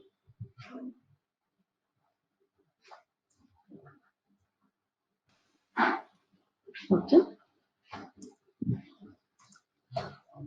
I did not end the warning. Sorry, I did not end the comment. So it was, everything was turning green, but I ended the comment here. So I got the data back. So okay, so college underscore list is the data set I'll be creating here. Instead of this, what I'll do is I will replace the data with, now the default delimiter is placed. Till now it's all working fine. I did not have any issue. The values were picking properly. But now it is not space. I want to replace space with a comma. Okay. So now it is not, the default delimiter is not space, rather it is comma. Okay. Now I just change the delimiter to a comma instead of space, and I still again run this. Okay. So I have a question for you. As I said, the default delimiter is space for SAS, and what did I do now? I changed the space to a comma, but I did not add any instruction or any statement for this code which tells that I changed the default delimiter. But do you think it works properly, or will it give an error, or will it give a data, unexpected data? What do you think in this case?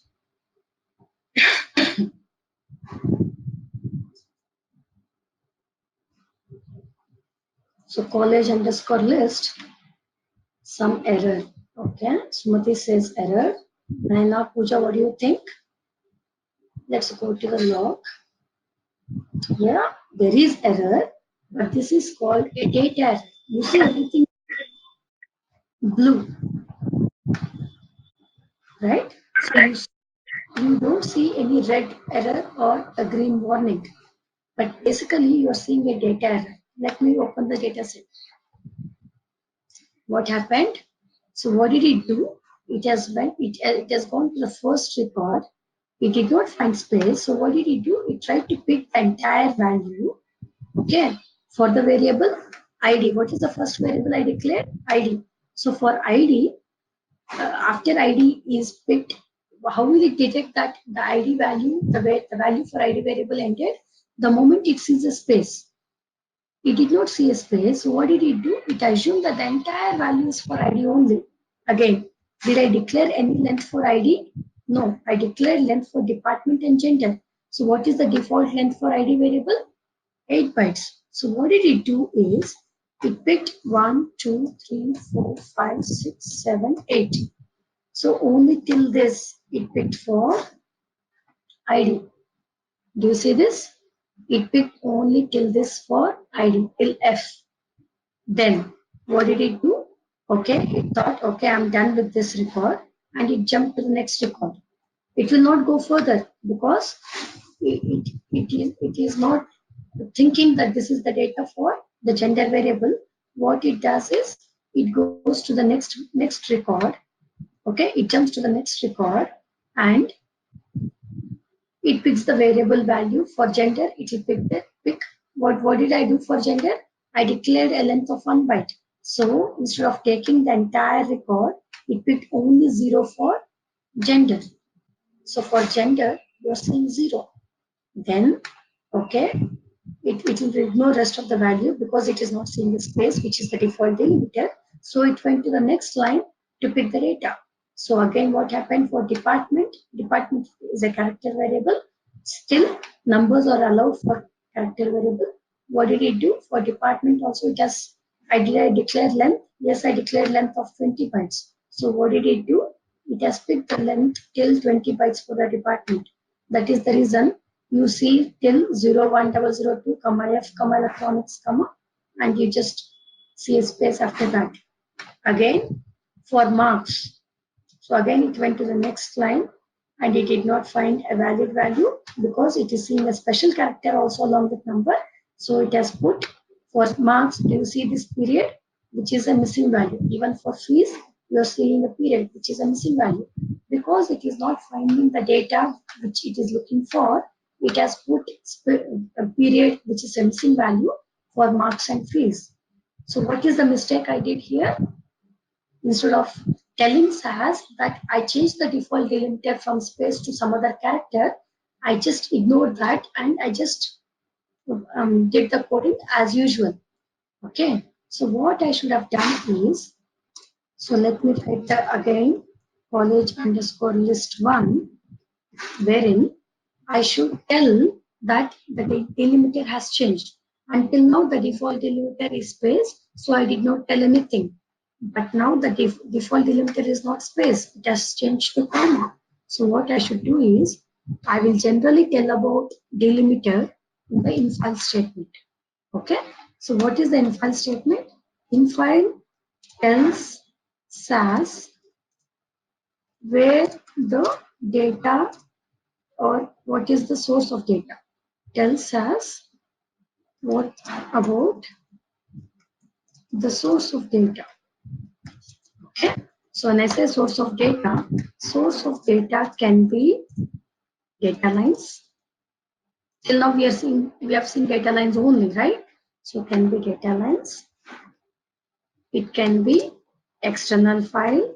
I still did not discuss about external file. Yeah, in the further classes we'll also be discussing how we read the external file into SAS and then read the data. Okay, or external database, etc. Okay, so let's just stop here for now. So infile statement, just tell, infile is a statement again. Infile statement tells us where your data is located. Okay, now here in this example, my data is located in the data lines only, which is here, isn't it? So what I'll do is infile data lines, okay, and then write everything as usual. Everything is same, it has not changed. So I copy everything from here, and okay, I think I missed one more thing. In the infile statement only, we can also declare the delimiter. Declare the delimiter in the infile statement. Okay, so infile, what is the source of data? Data lines. What is the delimiter? Comma. So it's not space as usual, but it is comma. So I will, what is the delimiter shortcut? DLM. And where do I declare? I should always declare the delimiter in the data step in the DLM option. So use option called DLM to declare the delimiter. Fine. And then I copy the rest of the code. Nothing else is changed. Only change is the delimiter has changed from space to a comma. Where do I do that? I have to declare that in the infile statement. Infile is nothing but infile tells where your data is located. Here the data is located in data lines. So I give infile data lines and then give the DLM option. Okay. Whatever is the delimiter, enclose your delimiter within quotes. Now I run the same data step. Okay. Sorry, it's college underscore list 1. Now do I see the data properly? I have opened the old data set. Now the new data set is college underscore list 1, isn't it? So I should have opened this. I did not do that. So rest everything will be taken care, because what happens in this case is it understood the delimiter is comma. Okay. So what is the first variable? ID. It has picked the value for ID, the first in the which is the first value in the data. Then it has seen this comma, which is the delimiter. So the moment it has seen the comma, it understood, okay, my new variable value is starting. What is the new variable? It is gender. So it will pick the value of gender, F for gender. Again, it sees a comma. Then it thinks, okay, the new variable department value is to be picked, and it picks for department, and so on. So if I miss the delimiter, we'll have such type of issues. So as per your delimiter, we have to just mention it in the DLM option in the infile statement. Okay. And delimiter can be anything. It need not be only comma. It can be anything.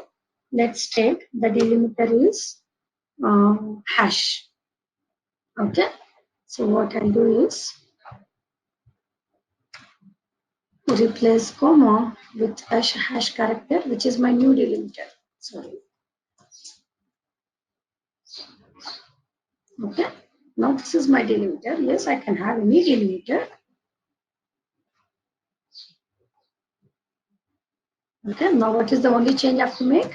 I have to make DLM is equal to hash, which is my new delimiter. Okay. Again, college underscore list 2 is the data set I'll be creating here. Let me first view this as a list so that I can see it better. This is the data set. Yes, everything else is same apart from the delimiter. Any questions? Delimiter is hash character.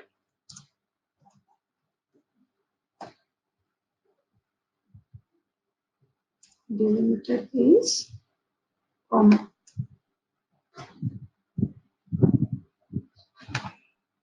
It's also correct. Okay. Any questions, please? Very good. All good. Okay. Now, so we are done with the first input method, which is list input method. Okay. So in this, the data will be separated either by space or, so I'll say either by space or by any specified delimiter. Okay. Or any specific delimiter. Okay. So that delimiter you have to mention in the DLM option in the infile statement. Next is column input method. In this, data will be aligned in columns. Okay, so data has to be aligned in columns. Example, the first variable starts at column 1, ends at column 10. Second variable starts at column 11 or 12 and ends at column 15. So something like this. So the data, when the data is aligned in columns, see, we don't have control on the data. Data is something that the client provides, isn't it? So we will not have control on the data. If we get data arranged in certain columns, okay. So in that case, what we do is we go with the column input style. Okay. Let's discuss that with example. There will be a change in the input statement as well in this case. So the second input style is column input style. Okay. So in this method, let me take the data set is EMP1 and let me first write the data so that you get more clarity what I'm doing. So then the data, the first one is 14, Rick, IT,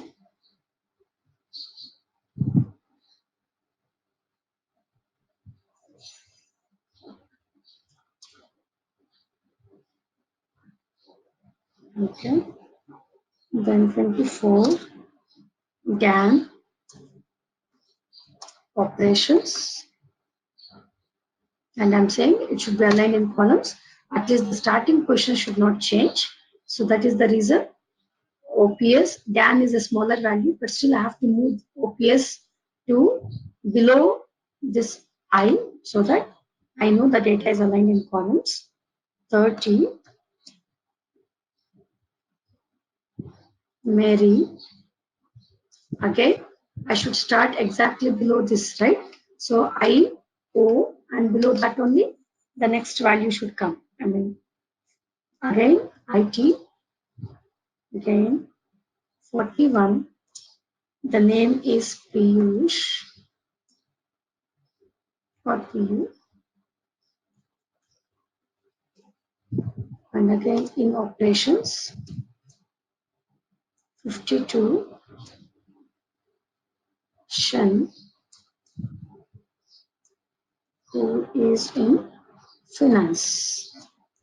Okay, so this is how I got the data. So what happened is the starting questions are not changed. Okay, the ending questions will change as per the data because here width is occupying 4 bytes. So it will occupy 4 bytes and it has gone till this column. But Dan stopped at this column because the data is smaller. Mary again it stopped at the position where it was. So the starting position should be same, at least if not the ending positions. So what we do in the input statement is input. Okay, I need not mention in file data lines because it's not a delimited, it is not a delimited separated data. It is a column input data wherein the data is arranged in columns. So I don't need the in file statement here. The first thing I will need is input. What is the first variable? ID. And I am saying ID is starting at 1 and ending at 2, column number 2. Then name. So 1, 2, third character is a space. Then Rick is starting at 4th position, 4 till. So the maximum value of till now is 4, 5, 6, 7 till 7th column. So I give till 7. Again 8 is a space. Then department is, oh sorry, name is a character variable, so I have to put dollar. Even department is a character variable, put a dollar, then give the column positions. Okay. So 7 is over 8. The 9th position it is starting 9 to 9, 10, 11 because IT is occupying only 2 bytes, but OPS is occupying a bigger length. Okay. So what did I do? As per the data positions, I have given the columns. I mentioned the columns. So I said ID is starting at column 1, ending at column 2. Name is starting at column 4, ending at column 7. Department is starting at column 9, ending at column 11. Okay.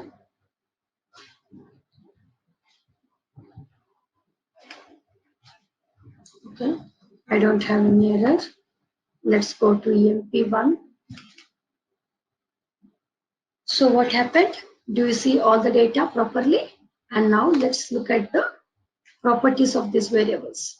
ID 14, 24, 30, 41, 52. Fine. Rick, Dan, Mary, PU, Shen. And again, I got everything properly. Did I get? Let me just, yeah, even OPS, I got OPS completely, right? So now let's check the properties of these variables.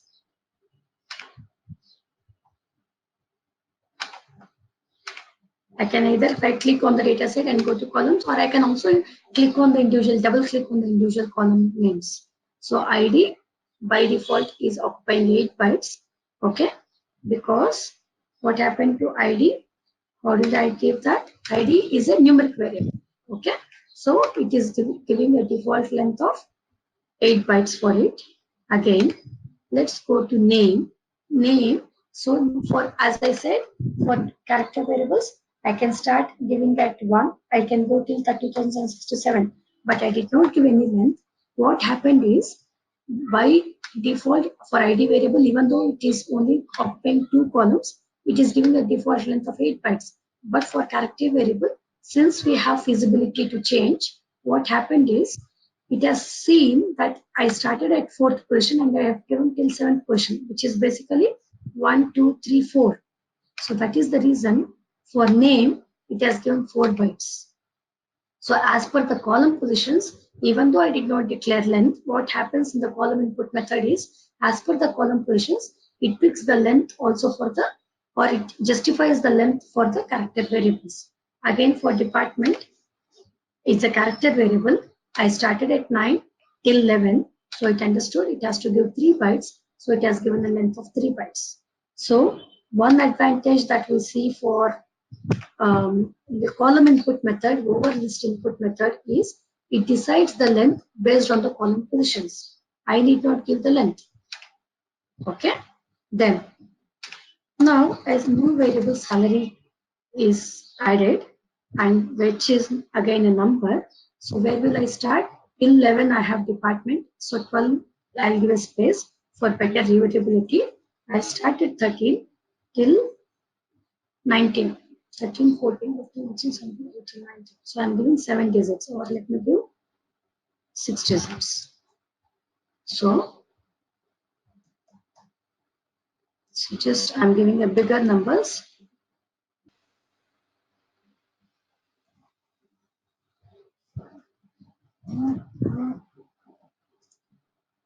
Sorry.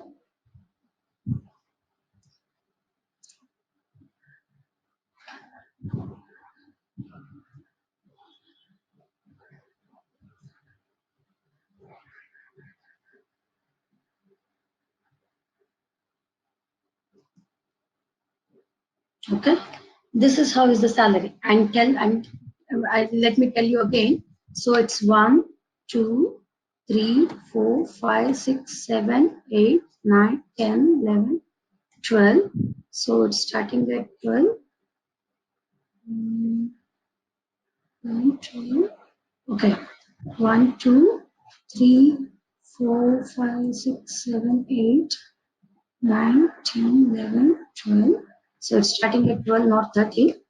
12, 13, 14, 15, 16, 17, 18. So 12 to 18. Again, so what did I say? I should start.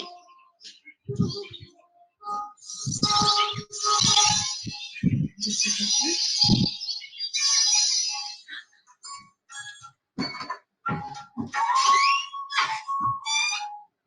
So what happened here? I started at, I mean, the data for salary started at 12th column. And again, the 12th column will be without any space because OPS is basically occupied 3 bytes here, isn't it? So that is the reason I can't give a space here. I should immediately start at 12th position. Again, for IT is only 2 bytes. IT is only 2 bytes. So there is a space here. Okay, but again OPS is 3 bytes, so I should start salary at the 12th position, which is this position. So now let us run this.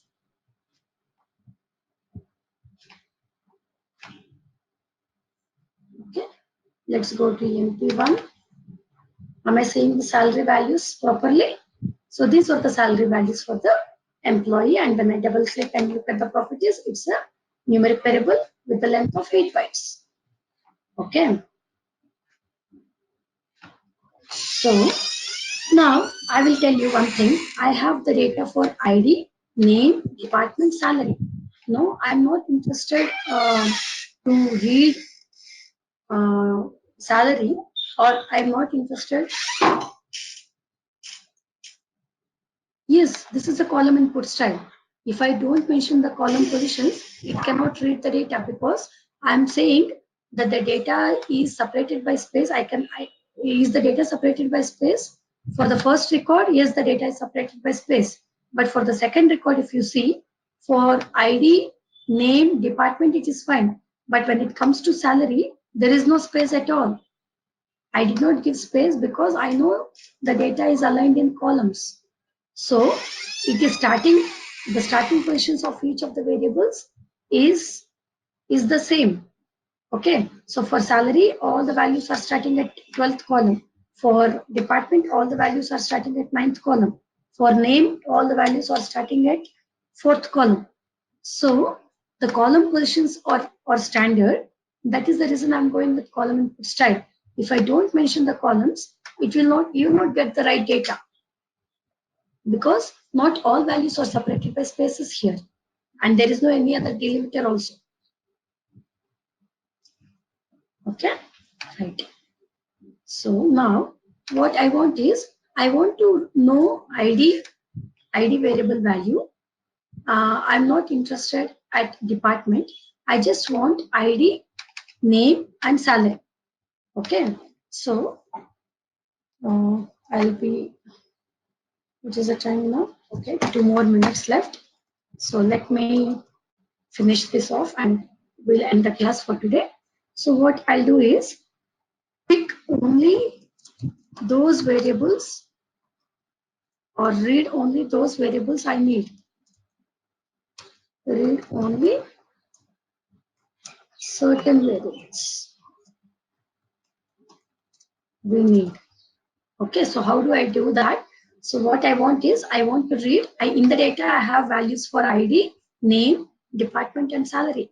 But I'm not interested at department. I just want to read ID, name, and salary. So what I'll do is, let me copy everything same. The data is still column aligned only. It has not changed. So now what I'll do is, I'm not interested to read the name. So I will not read the name. Sorry, department. I'm not interested to read the department. So what I'll do is, in the input statement, ID variable is starting at column 1, ending at column 2. Name is starting at column 4, ending at column 7. And I don't want to read department. I'm not concerned about that. I just want to know the salary of the employee. So I'm reading only the salary, which is starting at column 12, ending at column 8. So even though I have data for department also in the data lines, I'm skipping reading the department variable by not giving it. So will this work? Yeah, let's see that.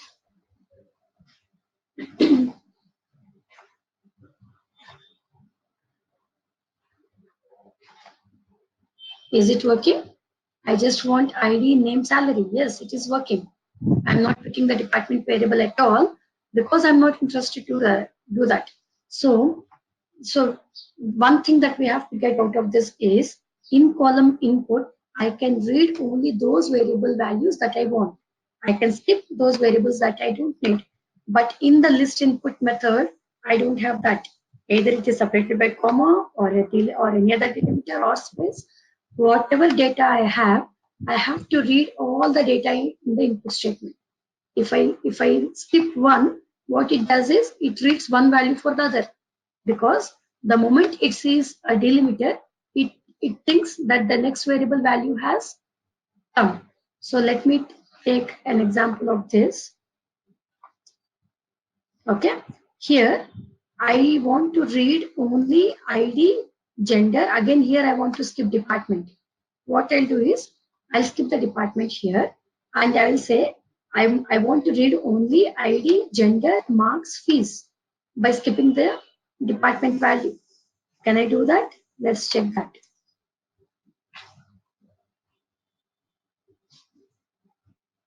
Okay. Let me close this data set. So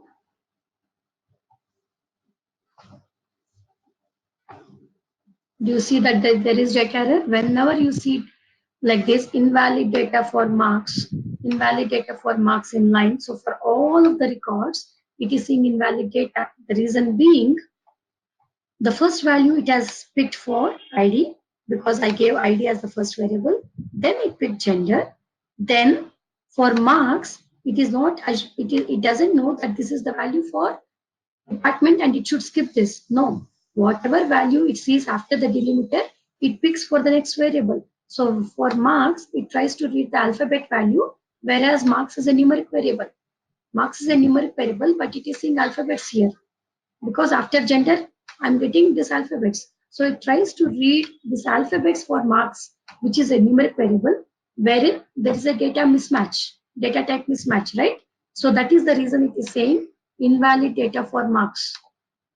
It is seeing a data type mismatch. So that is the reason if you see the data set for marks, department, it is still having, maybe because of this return statement. Let me take out this. From the department also I should take out the, and even from length I should take out the department because I don't have that variable at all. Let me run this. I want to skip department totally, so I want to do that. So even then, I still get the data error because the data is read as per the delimiter. So for ID it read properly, for gender it is read properly, but for coming to marks, what did I say? It is trying to fetch the value of this for marks. Basically, this is for department which I skipped in the ID in the input statement because I don't want to read that. So this feasibility you don't have in the list input method. So whatever data is available, you have to read all the variables. You can't skip. So we can't skip reading a particular variable in the list input style. You have to read, as per the data, you have to read all the variables at any cost. Otherwise, you get unexpected data and you also see data errors. But we can read only those variables we need in the column input style. Okay, this is one more advantage we have for column input method compared to list input method. For salary, if you don't give any position, okay, let's see that. So the Sumati is asking, what will happen if I don't give column position for salary? What will it do? So from 4 to 7, it has picked for name. Okay. Then I did not give any position for salary. So what will it take? It may take IT or it may take this, which we never know, because it will expect the column positions without, at least there should be some delimiter with which it has separated. That is not the case. Do you see a data error again? So what happened? Let's look at the data, Sumati. So in EMP2, so for ID it is same. Sorry, ID it is fine. For name it is fine. But for salary, what happened? Salary again, the same problem has come. Salary is a numeric variable. But since I did not mention any position, well, after RIC, what is it seeing? It is seeing space and it is seeing IT. All these, or space is also a blank character, which is a acceptable character variable value, but not for numeric variable. It is seeing a space and it is seeing IT. So what did it do? It has simply put a missing. If you look at the log, you will get better clarity. So for salary, in 9 to 10 column positions, see, it is trying to see salary in 9 to 10. Okay. So what happened? It is seeing a value of IT, wherein it is expecting a numeric value. So what did it do? It has just put dot. So if you miss column positions also, you will get an invalid data issue because you had been mentioning columns. When you don't mention columns, it tries to pick the available data, and when there is a data type mismatch, it will give the unexpected data. It will just put missing. For example, I declare salary as a character variable. Now let us see. Since I said salary is a numeric variable, but it is in characters, so it is putting missing. Now let me make a change where I declared salary as the character variable. Now let us see what it picks. Okay, now there is no data error. What did it do? Do you see this? It has picked from this position, from this IT. So Rick is over from 4 to 7. The variable value for name is picked. Then what is the next thing it is seeing? It is seeing IT. Again, IT, it has picked for salary. For next, it has, after that, it has seen a space. So I thought maybe this is a list input method. It's not sure because you did not mention that. So it has picked only till IT, and the moment it has seen space, it has stopped there. But here it is not seeing any space. So it has picked till 8 bytes. Again, it did not pick the entire value. It picked till 8 bytes and it has left it. Again, here it has picked IT. Again, here it will pick till 8 bytes. So even if you declare salary as a character variable, what it does, it will pick the values, whatever it sees soon after the name has ended. It will not pick the right values. Basically, salary or these values. Got it? Any questions? Srimati, are you clear? So whenever you go with this column input method, you should declare the positions for the columns, or by default it assumes, okay, you're doing list input style only for the salary variable, and it just tries to pick the available value, which is again an unexpected data. That is not the data that you are looking for. Okay, so we have exceeded 8 minutes. So I'll close the class for today. We'll meet again tomorrow. When we meet tomorrow, we'll be discussing about list input, column input is over. We'll be discussing about named input method and formatted input method and output method. So these are the 3 more methods we're still left with while reading different types of data. So we'll be discussing about that tomorrow. And if time permits, we'll be moving to the next topic as well. Different delimiter. Yes, we have seen that different delimiter, right? Yes. So we have seen different delimiter in list, right? So we have seen with hash, we have seen with comma. These are different delimiters in list input only. In single example, okay, so what you're saying is 2 different delimiters in the same data. Is that what you're saying? Yeah, yeah, sure, Sumati. We'll discuss about that also. 2 delimiters in same data. Yeah, we will be discussing about that as well. Thank you. Yeah, we have that provision. We just can control that even in the DLM option. Yeah, we can discuss about that as well. Okay, so chalo, have a good day. We'll be closing. Good night. Thank you. Yeah, thank you. Bye bye.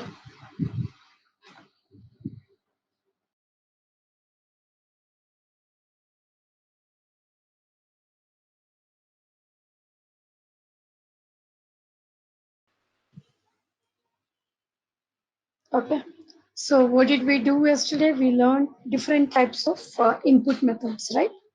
So we learned how to read a list input file, how to read a column input file, how to read, let me just show you the data as well.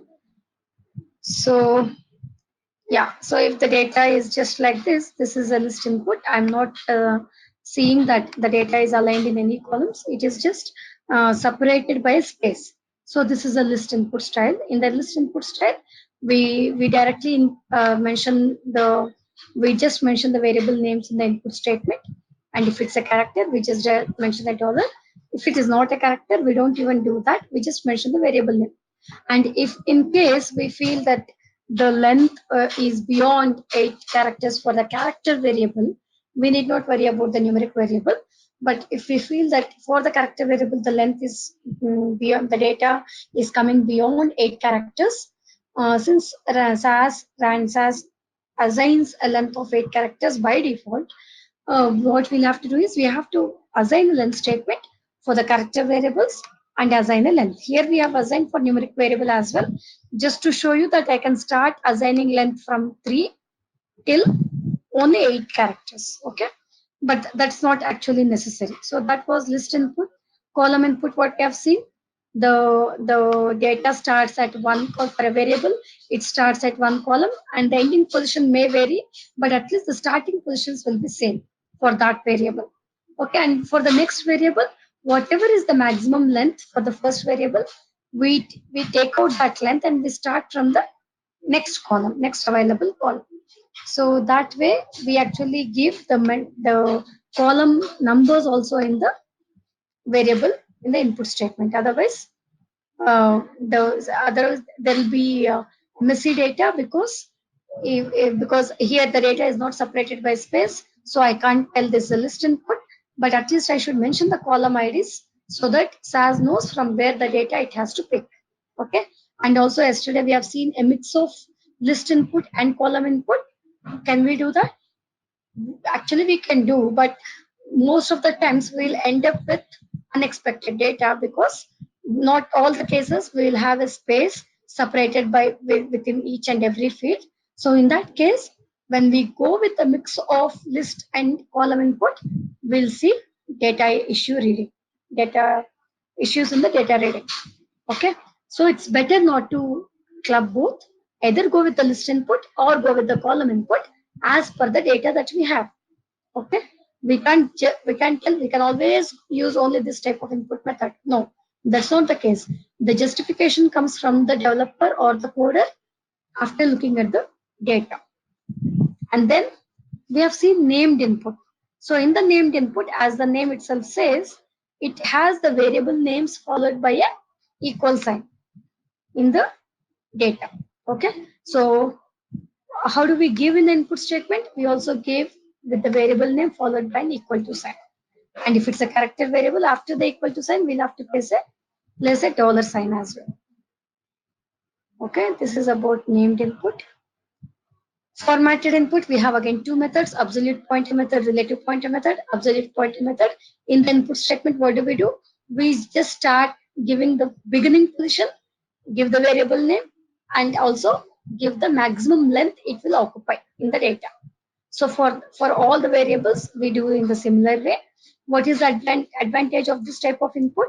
Like column input, I have flexibility to read only few variables from the data. It is not that I have to read all the variables, and I can also shuffle the order of the variables. I did not follow the same order as I see the data. I can actually shuffle the order of the variables just in the input statement. Okay, and one more advantage for the character variables, it takes the length by just looking at the input statement, whatever we give here. Okay, and relative pointer method, it's almost similar to absolute pointer method. The only difference is what we do is for the first column, it can be it can be the first column or the second column, whatever. Start with at the rate, give the starting position, give the variable name, and give the maximum length it occupies. From the next variable declaration, we just have to see how many bytes we'll have to progress to reach that variable. Okay, so just keep plus and then just assign the number of bytes that you'll have to progress to reach that variable value. Okay, it can be +1, it can be +2, sometimes it can also be +0. Imagine, I think I did not tell that example.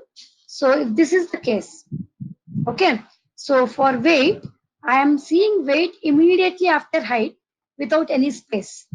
In this case, what do? After it reads height, where the cursor would be? The cursor would be at this position. So it's already at 6. So what will I do now? I give +0, because I need not progress at least 1 byte, because I am already at that position, because there is no space or there is no any delimiter. Okay, so at times whenever it is needed, we can also say +0. Okay, so we have liberty to add plus, to give plus but not minus. It can't go back. You can only progress forward but not back. Okay, so that is how the relative pointer method works. And then we have also seen multiple records in one line. So here if you see, I'm having 4 records in a single line. In that case, we have an input option called double at the rate. Okay, so when you give double at the rate, what happens is it actually stays in the same record until and unless it finishes reading the entire record. Okay, I'll tell you the internal processing of SAS, how it works for each type of data, just in maybe 10 to 15 minutes from now. Okay, with that you can actually get a better picture why it behaves like this. Okay, yeah. So till now, any questions? Yes, Swapna, in multiple records, Oh, in the data lines, as we are not giving any semicolon, so it will consider like a single statement only, without double at the rate. If you don't give also, it consider the same, right? semicolon where you're saying here In the Ram? data lines, we are giving at the end only, Yes, but yeah. still it will consider as a single line only, Yeah. Yeah, it Without considers a require. single line. See, even here, if you see, you are giving semicolon only after the entire all the records are over, isn't it? Yeah, You, after over, but yeah, let me take out this it considers as yeah, Mm, no, see, that's what has as there is happened no in. end, it considered that continuous, Yeah, No, no, no, no, no, no, please. no, not that. Let me take out this double at the rate. Okay. Now let me read Okay. this or run this code without double at the rate. How many observations are you seeing now? It's only one, right? So Mhm. why? Because what happened is, let me tell you how SAS functions. So Ram, so what happened when I've taken the double at the rate is, what happened? What is the first variable? ID. Okay. The next variable value is gender. So the first one, 101 is ID. Then it progressed to gender. It has picked gender value. Then it has seen age. So it has taken age. And here this is a list input. So everything is updated by space. And then it has seen height value. It has picked up height value. Then weight. Okay. So Yeah. this whatever variables are there in the input statement, all the variable values it has read completely. It did not leave anything. So it has Yes. all the values. The moment it has seen that it has read everything, what is the next job? It just jumps to the next record. It doesn't stay in that record anymore. It actually jumps to the next record. Now, no, it is not seeing any values, any data values in the next records. It is just seeing a semicolon. The moment it sees semicolon and the moment it sees run, it understands, okay, this is the end of the data. So the moment it reads all the variables in the input statement, that's it. It will, and when it jumps to the next record, it doesn't hold that record because it's seeing extra values. No, it's not worried about extra values because that is the behavior of SAS. Okay, so it just sees that, okay, this is the end of the program, and it just outputs only one record into the data set. So basically, if we see STUD and for multiple, we'll see only 101 record, the first record, right?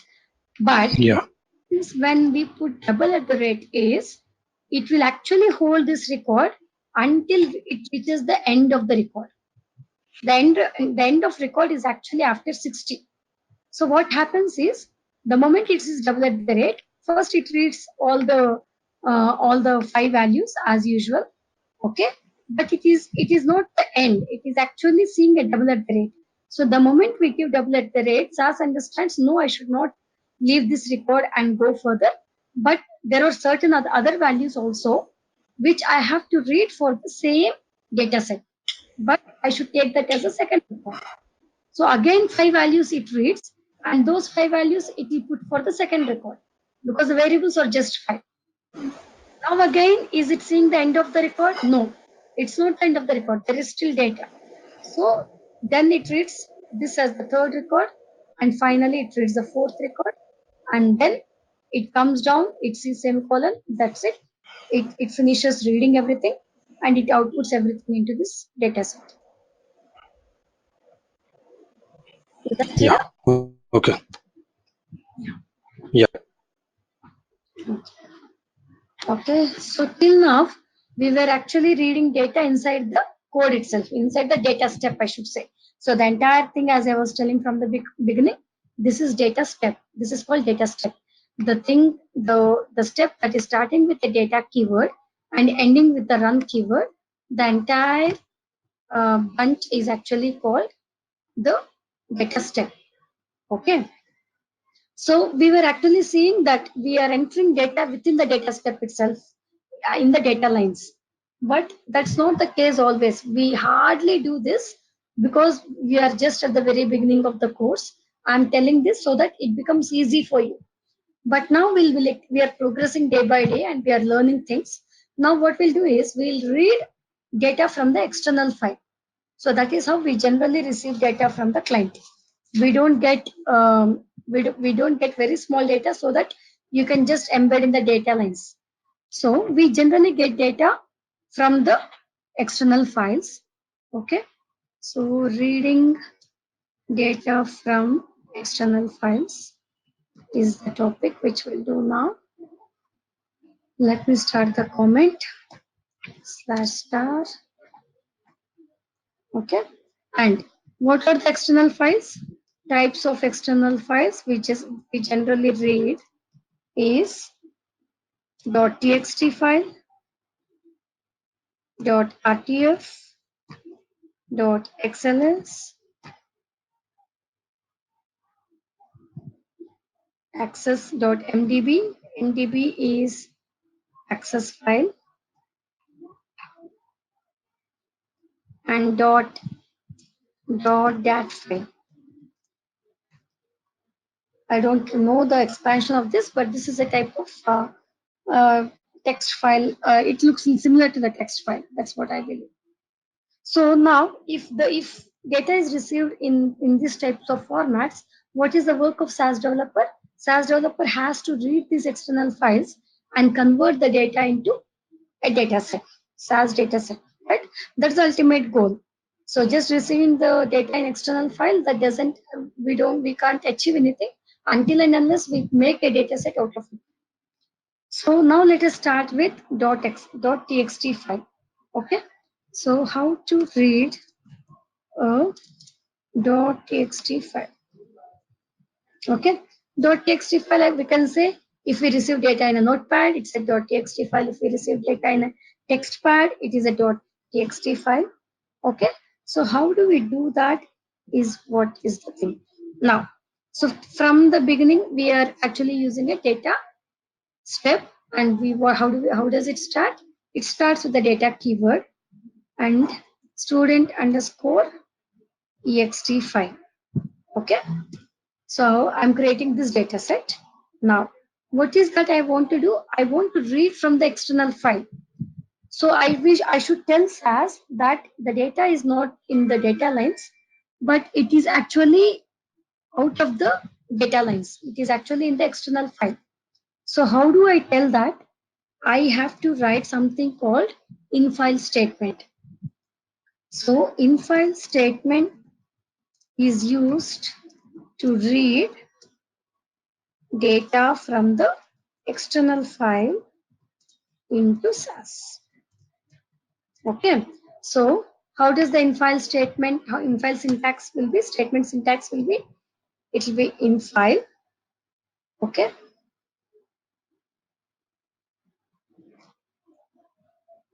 And just give the file location slash file name. So this is the syntax of the infile statement. Okay, let me write it as syntax. Okay, now how should I write now? Infile. What did I say? Infile. In within double quotes, I write file location first, followed by the file name. And in the file name, we also embed the extension of the file name. So I go to this. I actually created a data here. So I stored it in the data folder. What will I do? First, I should copy this path. Okay. So I copy this path and I have filled the location. Now what is left out? I should write the file name. So it is student underscore data. And what is the type of file? Text document, right? So the moment I hover over it, I'm seeing that the type of document is a text document. So text document, generally the extension is .txt, right? If we do not know, we can go to the properties of the file and get the extension as well. Okay. Now let me open this text file. I can open it in Notepad. I just want to show you in the text pad, so I'm opening this in the text pad. So this is the same data that we were actually using. I have 5 records for the same student data. Okay. And now what is that? I have actually referred the external file to SAS by using this infile statement. Okay. This is over. Now, so whenever we are reading data from the external file, we have one mandatory statement. What is the mandatory statement? It is, so let me write, this is a mandatory statement which is infile statement. Okay. And another mandatory statement, what I have to do is, what can you guess what is another mandatory statement that we may have to do after the infile?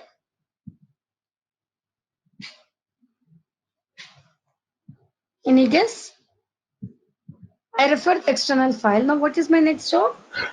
So you mean to refer name of the variables? Excellent. Right. So next thing will be input statement, where I will actually give the name of the variables for that data. Okay. Yes, right. So input statement, we already know that we had been doing that. So it will be the same. It will not change. Input first variable. Okay. So ID is my first variable. Okay. I'm making it a character here. Why I'm making character? Let's imagine that maybe you are all working, and maybe in most of the companies the employee IDs or the IDs that are associated generally starts with zeros, right? So when it is starting with zeros, when I actually read that as a numeric variable, let me start with 0 here. I'll show you the difference. Okay, only the first line it is starting with 0. Others are not starting with 0. What I'll do is I'll just read it as a numeric variable first, ID, and then what is the value I'm seeing? Gender. So gender, as we know, is a character variable, and age anyway it's a numeric variable. Then height, numeric. Then what is the last one? Weight. Okay. So this is how I will read. That's it. Now do I need data lines? So what was the format till now? Data, data set name, input, variable list. Then I used to give data lines. But do I need data lines now? I don't need, because I am already getting the data from this external file, which is students underscore data.txt. So I don't need the external data lines, because data lines is just used to embed the data, provide the data to SAS dataset. Now let's see. Okay. So what is that it's saying? The moment it has seen in file, okay, the in file, this is the file name. It has recognized. There is a delay for screen visibility. Okay, I am in the log window now. Can you see the log window? Okay, fine. Okay, so in the file, what is the file name it is seeing? It is seeing the file student underscore dot data.txt in this location. Okay, and what is that it is telling? 5 records were read from the in file. So it is not talking about the data set. It is just telling that it has seen 5 records in this. Yes, right. Yes, in file, right? When you write in file statement, the next thing that we will do is we write the input statement where we actually write the variable names. Yeah. See, Madhvi, you're saying large data. So when I say large data, it can be in terms of records, isn't it? Maybe 1 lakh records, 10 lakh records, 1 million records, sorry, maybe 10 million records like that. But at most, how many variables you may have? Mostly not greater than 30, that 20 at least. 30 is a big number, I should say. We don't read such a big such a data which contains 30 variables. In general terminology, I'm telling. I'm not saying that will not get that type of data, but in general, maybe it's a patient data, it's an insurance data, it is an audit data. At most 12 to 15 variables, or it may go till 20 or 30. So the variable name is actually one time thing, right? You just mention once and then you don't have to look back. And also, let me tell you, this variable list actually client also provides us. The client tells the first value is the patient ID, second value is the name of the patient, third value is date of birth, and so on and so. So actually the client gives us the information.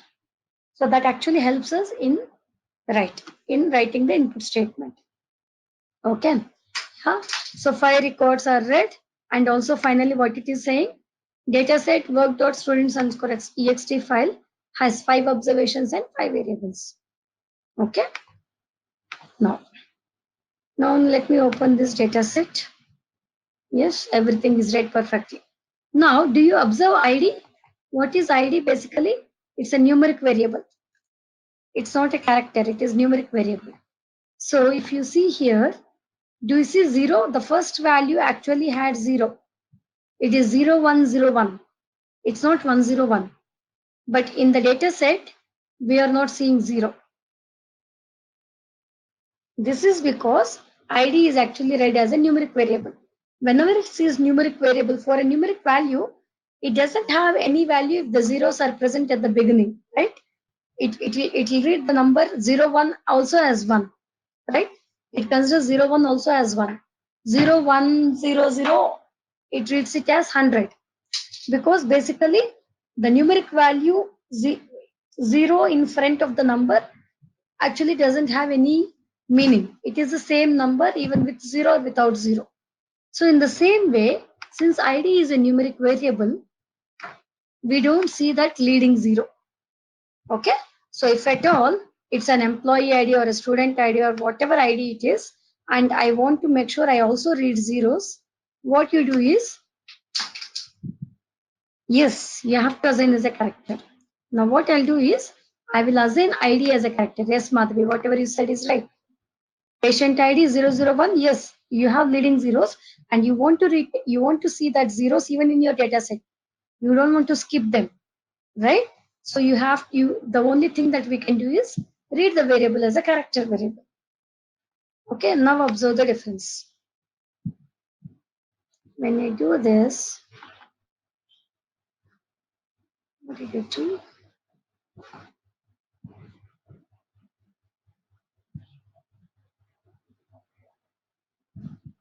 Okay, this network should be better. Okay, now I am in dataset. I open the dataset. Are you seeing that perfectly? Now I'm going back to editor window. Okay. So now, so what was that I was telling? Yeah. So I have declared ID as a character variable. What did it do? I was surprised to see that also as a numeric variable, it is reading as character, but why is it not retaining zeros? Okay, maybe I think what I did is wrong. I have actually added 0, but I did not save this file. Okay, I kept this open. I can keep that open, not an issue, but I did not save this file. Okay, so it is see, it's actually reading the old data itself. Yes, now it works. So now do you see 0 for ID? 0 at the beginning.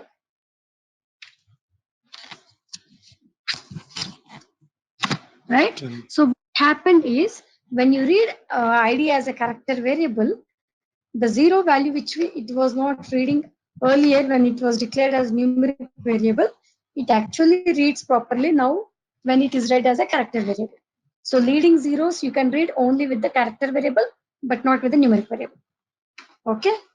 So this is how we actually read the data from the txt file. So what is that we have added? We have added an extra statement, which is the infile statement.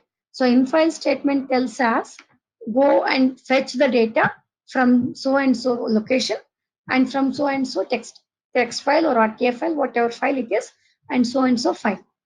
Okay. And if what happens if I don't have, for example, I mention it as students underscore data1.txt, but in my folder I have only student underscore data.txt, but I just changed the file name now.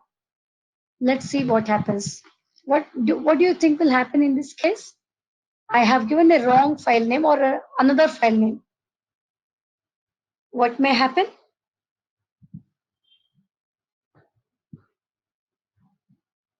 Will it work properly as earlier?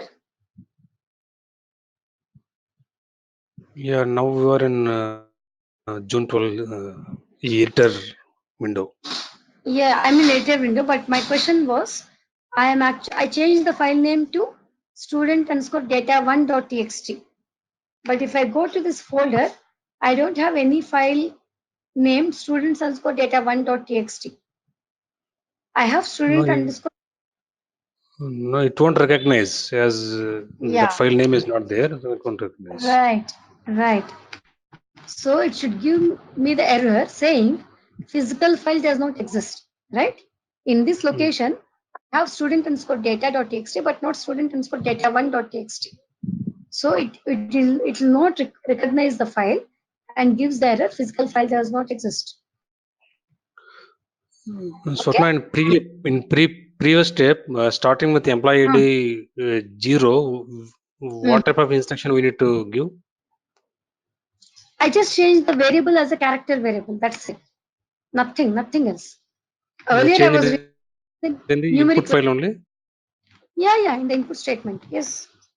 In the same input statement. Earlier I did not put this dollar, if you remember. I was reading ID as a ID. I was reading ID like this, which means ID is a numeric variable, right? So when I'm reading it as a numeric variable, it does not retain the beginning zeros. So I should read it as a character variable to retain the beginning zeros. That's it. I just added a dollar. Okay. So today, let me tell you the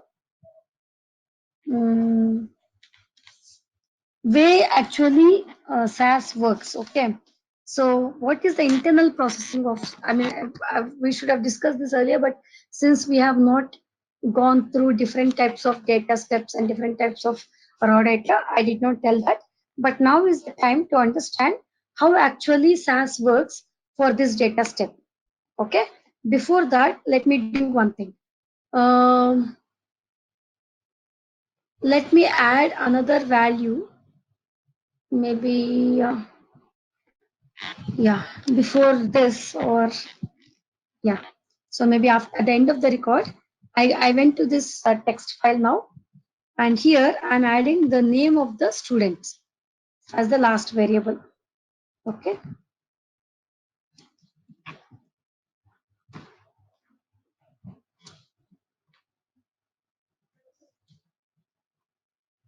I'm just adding the name of the student as the last variable. Okay. Now let's see what happens. Now what is the additional thing I should do? I just had only 5 variables till now, but I'm also adding the variable name here. So what I should do is I should add in the input statement, I should add name also here. Name dollar. Okay. So I did not have that earlier. Now I am having. First let me save this file. I saved the file. Now what I'll do is I'll just run this data step.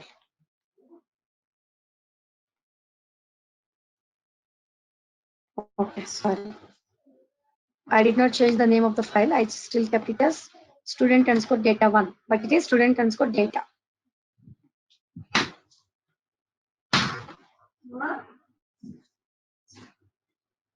Okay, so now let's see how it works. So in the student underscore ext file, what happened here?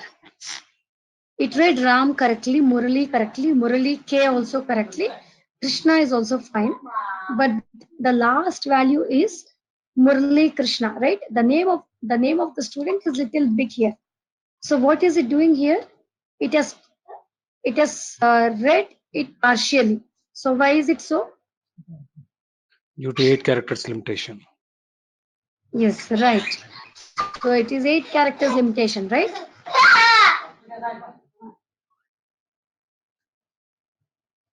So it is 8 characters limitation. So by default, name is a character variable and I did not assign any length to it. So by default, it assigned the length of 8 characters. So now what I should do now, what were we doing earlier? We were using a length statement, right? So let's do the same thing. Length, name, dollar, let me give 15. Okay, I'm giving a maximum length of 15 characters so that there will be no truncation even with a very big names. Okay, now, so when I do this, what will I do? It just only one additional step which I added is the length statement. So now I see all the values read properly. Even Murali Krishna is also read properly. And when if you notice, name is coming as the first variable. I told you why name is coming as the first variable. Because we are given first statement as length. Length, yes, length as the first. And suppose instead of adding Now, length, we can add that 15 dot the input statement itself, right? here you are saying here, right? So you're saying $15 dot here. Okay. So let's see how it works in this case. No, Okay, beside I'll comment. name, not beside Oh, ID. sorry. It is, Yeah. Right. Name. Yeah. So in this case, yeah, I think it works perfectly fine even like this. No, it has actually lost card. It has jumped to one record. Why? What happened? Let's open the dataset.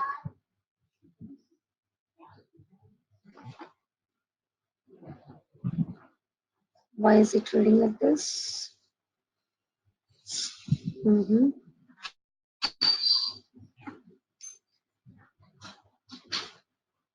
I did not give any position, right, Ram? I just said it is 15 characters, but I'm using a list input here, isn't it? yes. Yes. So what happened is ID is the first value. Okay, I could ID not see is the log file. Maybe there is delay in the transmission. yeah. Okay. So can you see the log file now? No. Yeah, now I can see. No. Okay. So it is saying for ID 105, gender is F, age 31. So it is actually going to the last record. Okay. name is blank.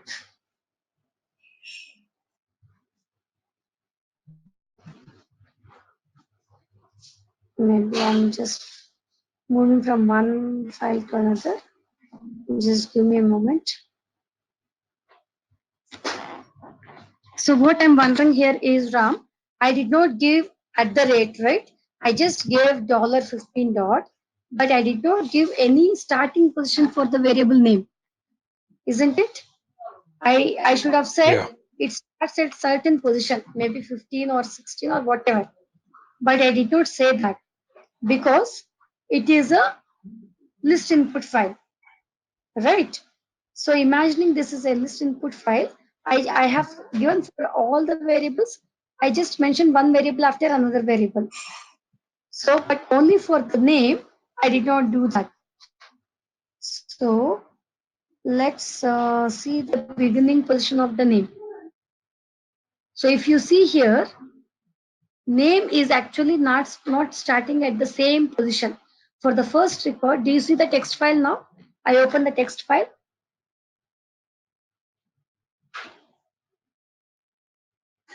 No, there is some delay, it seems. Oh,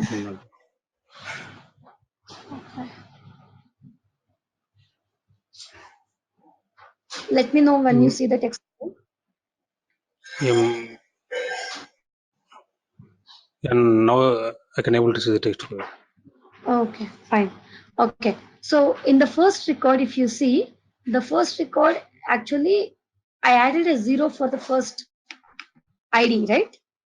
So what happened is there is a little, so the value of RAM has moved 1 byte ahead compared to other values.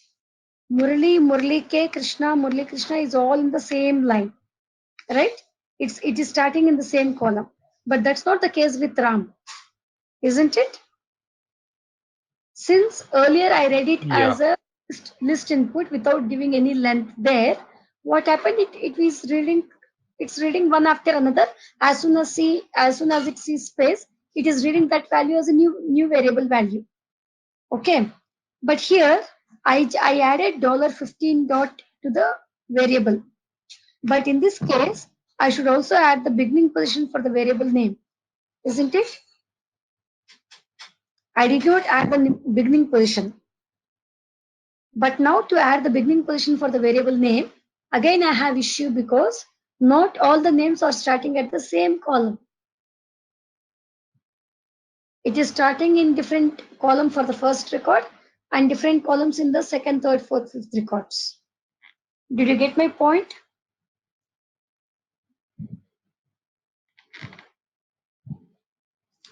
Swapna, input we are giving this data list, right? This is not column input. Yeah, list input. That's why in the list input, we generally don't give length in the input statement. If you remember, I'm going to the earlier examples. Maybe you can recollect here. Yeah, I So will this see is a that. list input, Okay. right? In the list input, what's happening? We don't generally add. Why to add star slash? Sorry, Madhvi, what is that?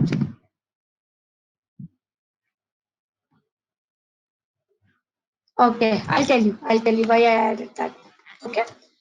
So what did we do in the list input till here? We are just giving variable names, but length we are nowhere we are giving in the input statement for the list input. We generally give a length statement and we give the length. So that is how we should deal if it is a list input. Here also we are reading it as a list input style because not all the values are starting in same columns, isn't it? Do you get the point, Ram? Yeah. Okay. So let me copy this data to the editor for you so that it makes more sense. Yes, Madhvi, I'll also come to your question. So here, this is how is the data, right? I just copy pasted the data that is in the text file to the editor. Do you see the data now here?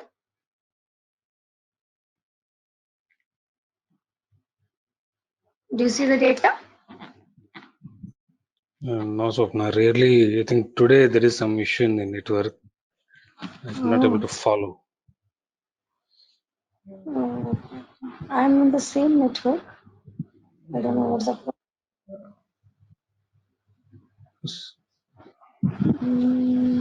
Now I'm able to see only your data, this editor window only. Yes, yes. I actually pasted data in the editor window just now. Okay. So instead of going to the text file, I just copy pasted the same text file contents to this editor window. Okay. So here in the editor window, if you see, the first value has 0 before it, right? It's 0101. It's not 101. So the value for name Ram has actually moved one column ahead. But for other values, maybe the column is 17. But for Ram, it is 18. Okay. For Murli, Murli K, Krishna and Murli Krishna, it is actually starting at column 17. But only for Ram, it is starting at column 18 because I have added a 0 only for the first record, not for the other records. So in this case, I can read this data as a text file, as a list input file, list input method, because it is just separated by spaces, and spaces or delimiter is the only identifier here. I can't use a column input because not all the variable values for name is starting in the same column. Also, if you see, for first record, everything is moved one byte ahead. Gender, age, height, weight, name, everything is moved one byte ahead because of adding 0. But for others, it is actually at the same columns. So I can't go with the column input. That's why I use the list input method. When I'm using list input method, I can't give the length here. I can just give the length only in the length statement.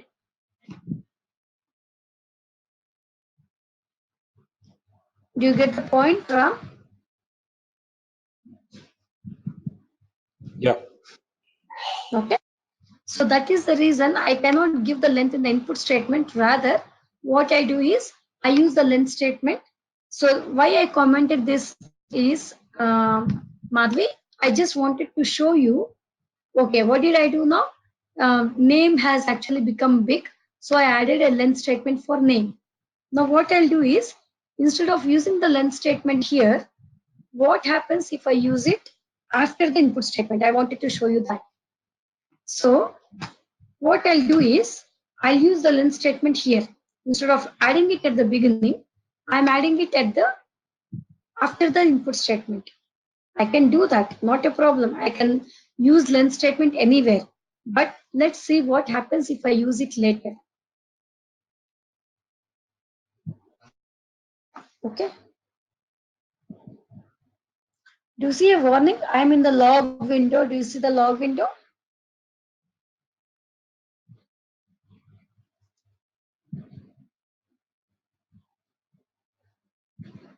Do you see the log window, Ram, Madhvi?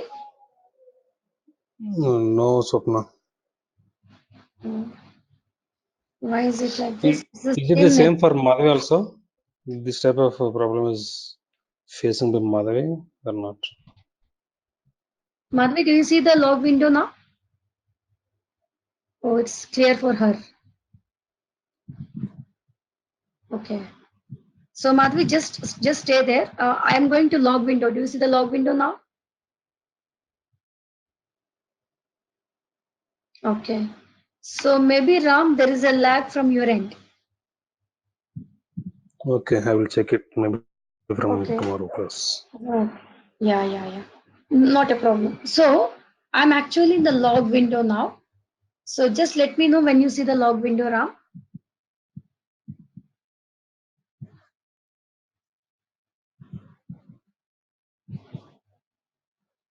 Otherwise, you continue, Swapna. You know, I will see the video afterwards. Okay. Okay. So in the log window, actually it is giving a warning. The warning is that it's saying the length of variable name has already been set. It says it gives us clear instruction. Use the length statement as the very first statement in the data step to declare the length of a character variable. So Ram, let me tell you. So what it is saying is, what happens in the input statement? In the input statement, it is actually declaring the variables. And if you don't assign any length, it assigns the default length of 8 characters. That is what we were seeing till now, right? It assigns the default length of 8 characters. But what did I do? When I use the length statement after the input statement, what happens is, it tells you have already set the length for the variable, but you're trying to set it later, but it is already set. So it can't do the job of the length statement will fail here. It doesn't do the job of assigning the length for name again, because input statement has already assigned length for each variable. Default is 8 characters. So that is the reason I wanted to show you this thing, Madhvi. That's why I've taken the length statement and I've put it at the last.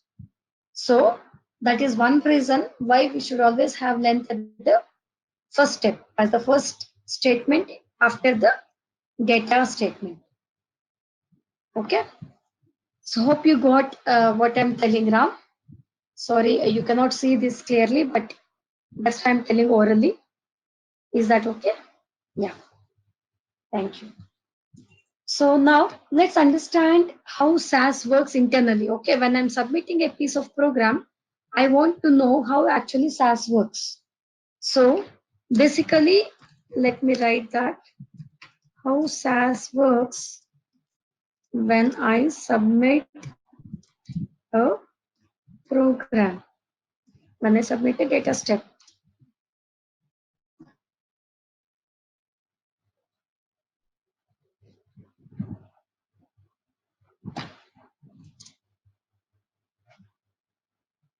Okay.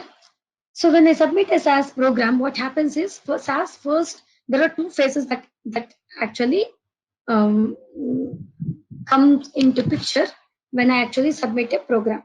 One is compilation phase, the other is execution phase. Okay. So what is the compilation? What is the execution? I'll tell you now. Do we need to store in permanent libraries? Imported data files. Data files you can keep in anywhere in your physical drive, Madhvi. So Madhvi is asking, do we need to store the external files, right? It's external files only you're asking. Do we need to store the external files in the permanent libraries? No, it's not needed. It is just staying in your physical drive, which is actually a permanent location. So you're referring just from your physical drive. There is no concept of libraries for raw data files. Its libraries is only for data sets, not for the files, raw data files, external files. Okay. So whenever we submit a SAS program or data step, there are two phases that come into picture. One is compilation phase and another is execution phase. What is the compilation phase? In the compilation phase, basically it checks for the syntax errors. Okay. So is there any errors or syntax errors? Maybe I misspelled the keyword or I missed a keyword and I'm writing the code and I'm executing the code. When I'm misspelling a keyword which SAS cannot understand, SAS stops us by just giving the syntax error. It does not write any data into the dataset. It just stops with a syntax error. It says you missed a semicolon, you misspelled so and so keyword, or you missed so and so character, whatever it is. So it gives you a syntax error. So the moment you get syntax error, please understand this, you will not have any data inside the dataset. You will have the dataset created with just 0 observations. So dataset will be created with 0 observations. Why? Because at the end of the compilation phase, why again? At least the dataset structure will be created even though you get syntax error. Why?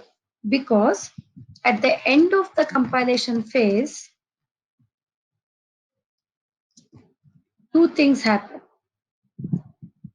One is creation of logical memory. This is just a theory. I would want to make you understand how actually SAS works when you submit a code.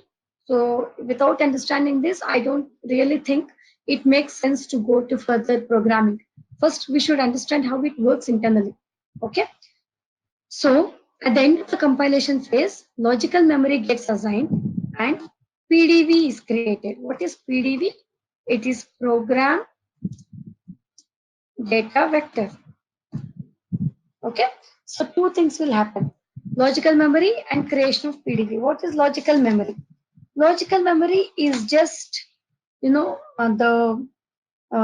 sorry, not logical memory, it is input buffer. I'm sorry.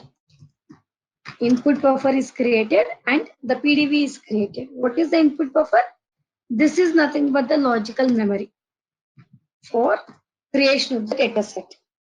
Okay, and in the input buffer, this logical memory is created so that we can actually store the data set. And in the input buffer, there is something called tokenization that happens. Okay, now let me tell you what is tokenization. So what is tokenization? Till now we were seeing we had data step, we had proc step, right? So data step, proc step is what we have seen till now. But apart from this, you will also see in future, in further classes, there is something called macros.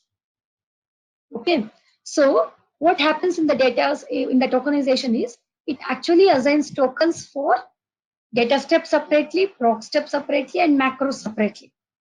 Okay, so whenever it sees a block of code which is starting with the data keyword and ending with the run statement, it identifies that as a data step. So for that, it assigns maybe token 1. Okay, and then after this, it is seeing a proc step, which maybe example, proc print data is equal to so and so data set. So it assigns a token of 2. And for macros, if at all it comes across a macro, it assigns a token of 3. The only it takes steps as 1 token, it keeps all proc steps as 1 token and all macros as 1 token. When this thing is done, what happens is it will prioritize which one to run first. So how it prioritizes is, whenever it sees macros, that will be the first priority, which means whenever it sees macro, it executes the macros first. Even though you have written macro code at the last, what happens is it gives importance or hierarchy for macros. So it first executes macros, then it executes data step or proc step, whichever comes first. So there is no priority set when between data step and proc step, but only for macros it gives a first priority. Later, if it sees data step, it executes data step, or if it sees proc step, it executes proc step, whichever SAS sees first. Okay, so so this is just a dry theory, maybe a dry subject, but just bear with me. Even this thing is also important so that we understand how internally SAS works. Okay, now so the tokenization is done. So after the tokenization is done, it will what to say, it will run whatever is required first. It will run macros first, or it will run first, data step first, or mac or proc step first. It decides and runs them. After that, what happens is, for example, it is not seeing any macro in our code. I did not write any macro till now. I'm just writing data step alone till now, right? So what happens? So this data step will be run first. So whenever a data step is run, what happens is it will create something called PDV. So PDV, which is nothing but program data vector. So what is PDV? So PDV is nothing but it will actually set the dataset structure. So how will it get the dataset structure? First, First, what happens is, in our data step, if you see, it actually sees data statement first. Data students underscore txt file. So first thing it is seeing is data statement. So the first one in the structure is data set name. It just creates a physical structure of the data set. What is the first thing it will see? Data set name. Then let's forget about length statement for now. Let me take out the length statement. Okay. So what will happen next? Then it is seeing the infile statement. Okay, the moment it sees infile statement, it will go and check in that location if the external raw data file is present or not. If it is present, fine, it reads the file. If it is not present, it gives us a syntax error saying the external file does not exist. What is the next job? What is the next step it is seeing? It is seeing the input statement. So what is this input statement doing? It is actually assigning the variables for that raw data file in the SAS data set. So the first variable is ID. And what is the variable is okay. What is the variable type? It is dollar, which means it is a character variable. What is the default length assigned? 8, right? Either for character or numeric variable, what is the default length it assigns? It is 8. Okay. Next, it is saying gender variable. Again, gender is dollar. What is the default length? 8. Next, age. Age is numeric, so it doesn't put any dollar. What is the default length? 8. Then height. Height, again it's numeric. And what is the default length for again numeric variable? 8 bytes. Then what is the variable it sees? Weight. What is the, again it's a numeric variable with a default length of 8 bytes. What is the last variable? Name. I'm sorry. So what is the type of the variable? It is a character variable. So it puts a dollar. And again, what is the default length? 8. So if I don't have a length statement, this is how the PDV will be created. First, it puts the dataset name. What is the dataset name here? Student underscore ext file. Then it sees in file statement. It will check the existence of the file. If it exists, then it moves to the input statement. In the input statement, the first variable is ID, default character variable, default length of 8, gender, character variable with the default length of 8, and so on. Okay. Then, so this is how it actually assigns. But that is the reason.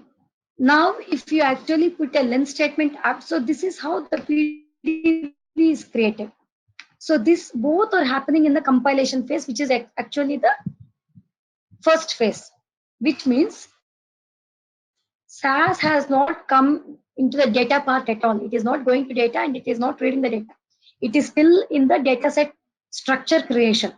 When it is creating the structure itself, it creates the variables in the PDV and it also assigns the default lengths. That is why we should have length as the first statement, because it has already created in the input statement. The lengths are already created in the input statement. If you don't put that as first statement, what happens is it will not override the default length of 8 bytes. And now what did I do? I have first set the length of variable name.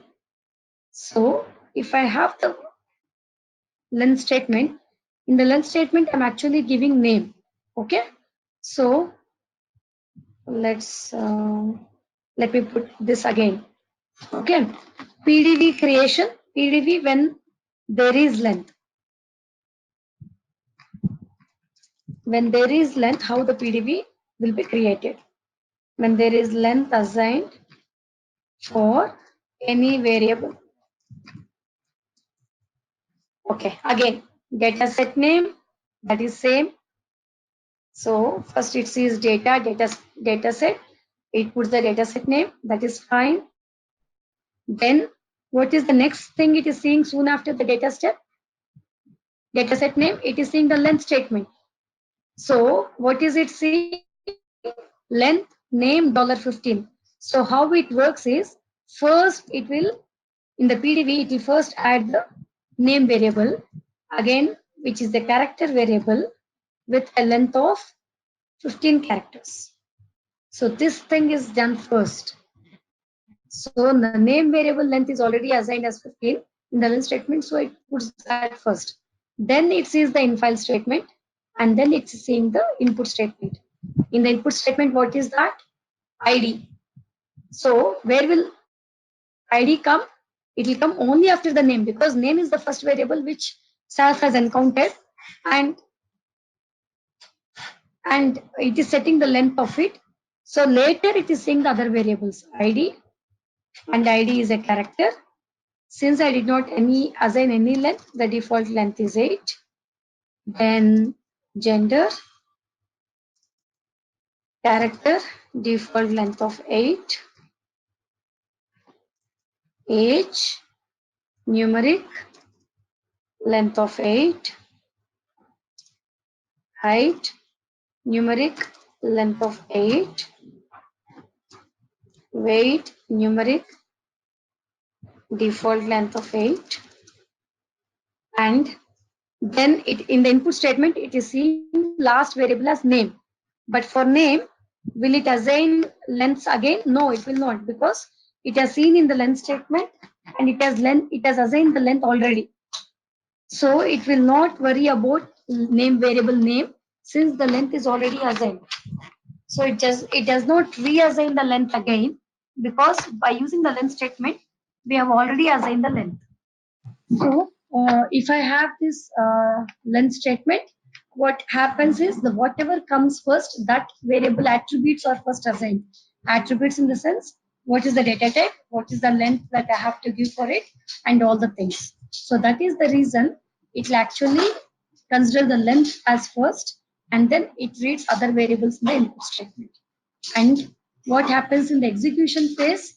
In the execution phase, it actually goes again step by step, just goes to the data, fetches the data, and provides data for each of these variables.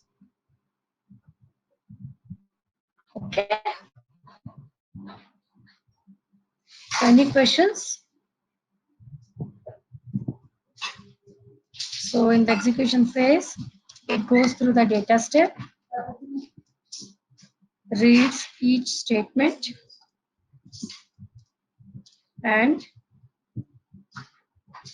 provides data for the variables.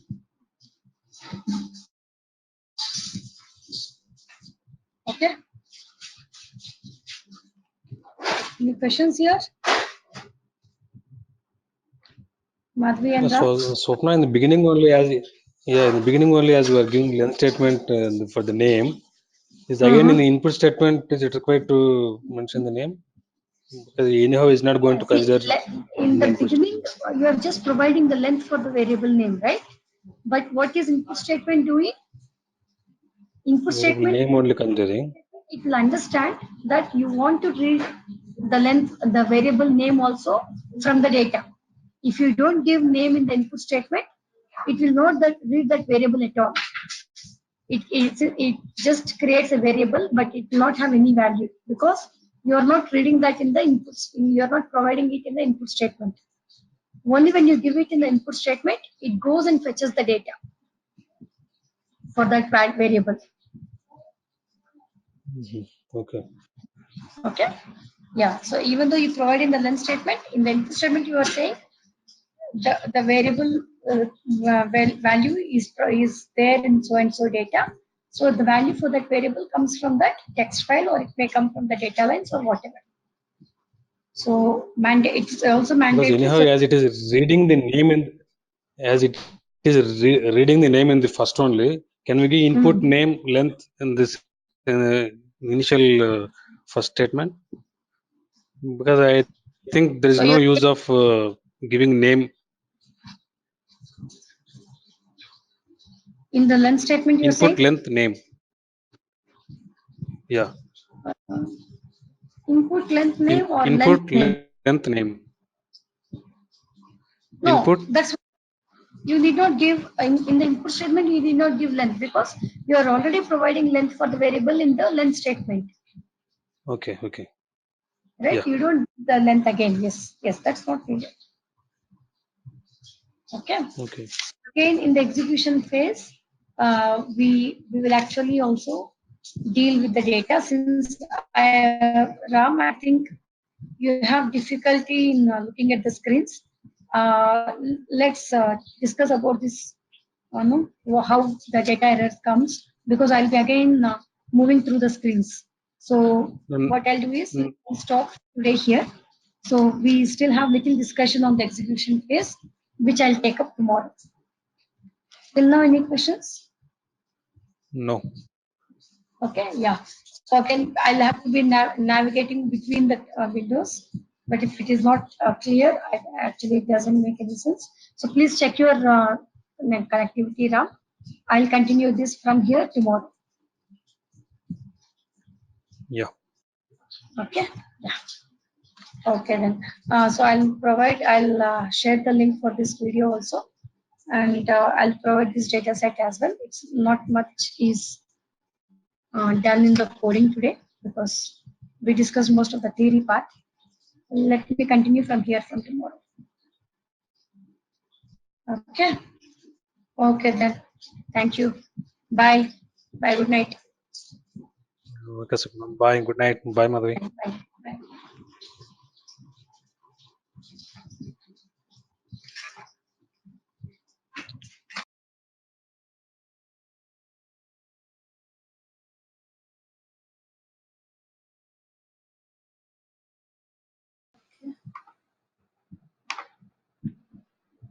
So yesterday, what was that we started with? We started how to data from an external file, right? Till now we were actually dealing with only the data inside the data step, which means by data lines. But yesterday we started with how to read data from the external file. So we have taken an example of student underscore data.txt.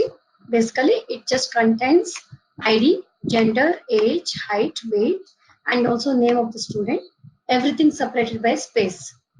So what I did was I have read it as a list input because we know that in list input we'll have data separated by spaces. So it successfully executed and we got, since name, yes, coming to name variable value is actually exceeding 8 characters. So let me open that.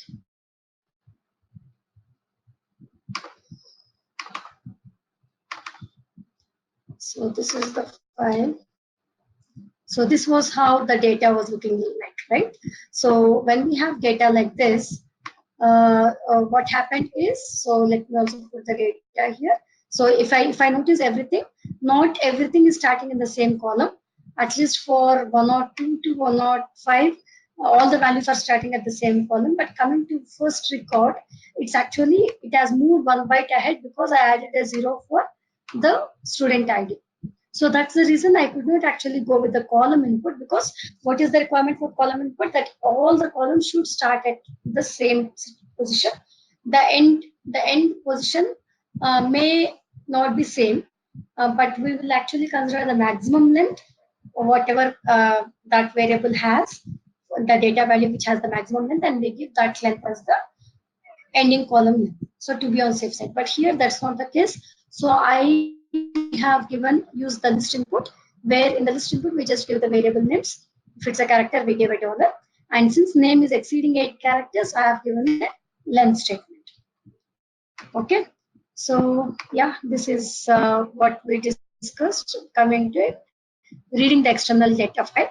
But after that, what I thought was, so it's better to tell you how actually when I'm executing this particular data step, how internally SAS works, what are the phases it undergoes, how actually we get the data, how actually we get the syntax errors and all. So it's good to know that at the beginning. That's what is my assumption. That's the reason I generally tell this at the beginning, even though in the content we have it at the later part. But I'll cover this and then I'll cover the next topic, which is formats and informats. Okay. So, so I said, what is the two phases we have? We have compilation phase, and there are two phases. Let me write that first. There are two phases. First one is compilation phase. Second one is execution phase. Okay. And in again a compilation phase, I discussed yesterday, tokenization takes place in the input buffer, and then what it does is it basically groups data, all the data steps together, all the proc steps together, and if we have macros, which we'll be discussing in the later classes, it will group them also together, and then it will prioritize which one to execute first. If there are macros, first priority is macros, it executes macros.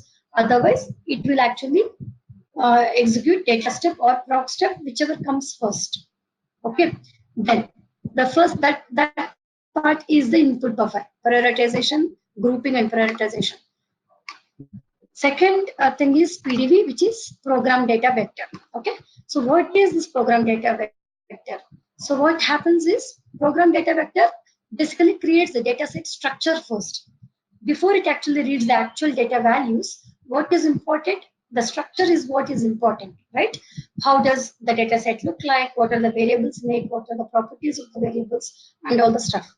So what happens first is the moment it sees data. So if I do see here, if the moment it sees data student underscore ext file, what happens is it realizes, okay, I should create a data set, and the name of the student data set is student underscore ext file. Then let's ignore about the length statement as of now. Then it sees this in file statement. Okay, in the in file, what it basically checks is this text file, which is student underscore data.txt, is present in this location or not. If it is present, it's good, it will go ahead. Otherwise, it actually gives an error, the physical file does not exist. Okay, that part is also over. Then it comes to the input statement. What happens in the input statement? First, it reads ID. And what is the character type? It's sorry, what is the variable type? It is a character variable. So what happens is, first it puts ID. So if you notice here, it first puts ID, and it declares ID as a character variable, and so that's the reason it puts dollar, and by default it assigns a length of 8, because that is what SAS does whenever we don't give any length. We have given length here, but as I said, let's just think that we don't have the length statement as of now. Then it says gender is also, let me copy this input statement and put it down. Okay, so let's imagine this input statement is here. Okay, then what is the next variable? Gender dollar. So again, it realizes gender is a character variable, default length is 8 characters. Age, it doesn't see a dollar, so it assumes that age is a numeric variable, default length is 8 characters, 8 bytes, and so is the height, weight, and name, again, name is a character with a default length of 8. But that's not the case here. Soon after the dataset student.txt file is noticed, what will SAS see again? The next statement is it's actually seeing length name $15, which means we are assigning a length of 15 characters to the variable name. So what happens is the program data vector will be modified like this. Okay, so this is the modified one, as there is length statement. Okay, so what happens is dataset name, and then first it sees name, right? Because in the length statement, what is the first length that we are giving? We are giving length for name, right? So what happens is it first puts name, declares it as character 15 bytes, because that is what we have assigned. Then it puts the rest of the variables as per the other things.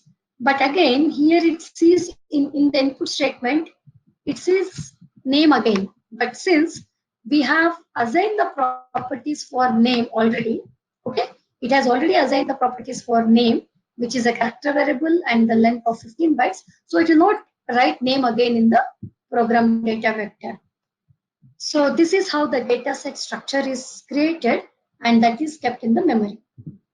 Okay, and then the execution phase comes. That is the reason, even though there is a syntax error, you can still see the data set created with 0 observations.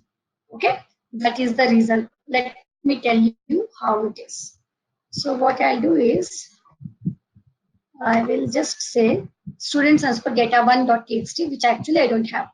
I have written the file name wrongly by saying student underscore data1, but not students underscore data. So what happens in this case? Okay. So if you see, physical file does not exist. But again, in the warning, you see the dataset work.student underscore ext file may be incomplete. When this step was stopped, there were 0 observations and 6 variables. Why 6 variables? It did not go to the data at all. It did not fetch the data. But what happened first was the compilation phase. What happens in the compilation phase? It actually creates a program data vector. In the program data vector, it will create the variables, and it will not create in the sense, it will name the variables, and it will assign the data type for it. And if the length is also assigned, it assigns the length for it. That is the reason. Let's open the students ext file. Says it has 0 observations, but you can see the header of this. Okay, this is what I mean that the dataset structure is created. Okay, so also observe the columns, the properties, go to the columns. Do you see this? Apart from name, all the others has 8 bytes. Because we have assigned a length of 15 for name in the length statement, that is the reason we are seeing a different length for name. Got me? So that is, so just please remember that these are the phases in which the data step executes, and then we'll come to the execution phase. Okay, in the execution phase, it goes through the data step, again goes through each and every statement, and then provides the data for the variables. Okay, so yes, now it's pretty simple now. It has seen state data student transfer ext file. Yes, the data set structure is already created for student transfer ext file. These attributes are already applied. So it has seen input statement. The moment it sees input statement, then it goes to this in file and fetches the data for all these variables in the input statement. Okay. So now let me do one thing here. So student underscore data, ID I made gender, age is 34, right? Instead of 34, or maybe in the third record, age of 103 student is 32 or 33, whatever. Here, instead of writing the numerical value of passing the numerical value, because this is age of the student, I pass just a character values, which is AB. Okay. Now let me see what happens. I run this again. Okay. Again, sorry, I did not correct this.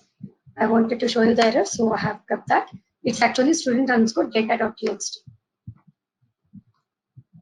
Okay. Now,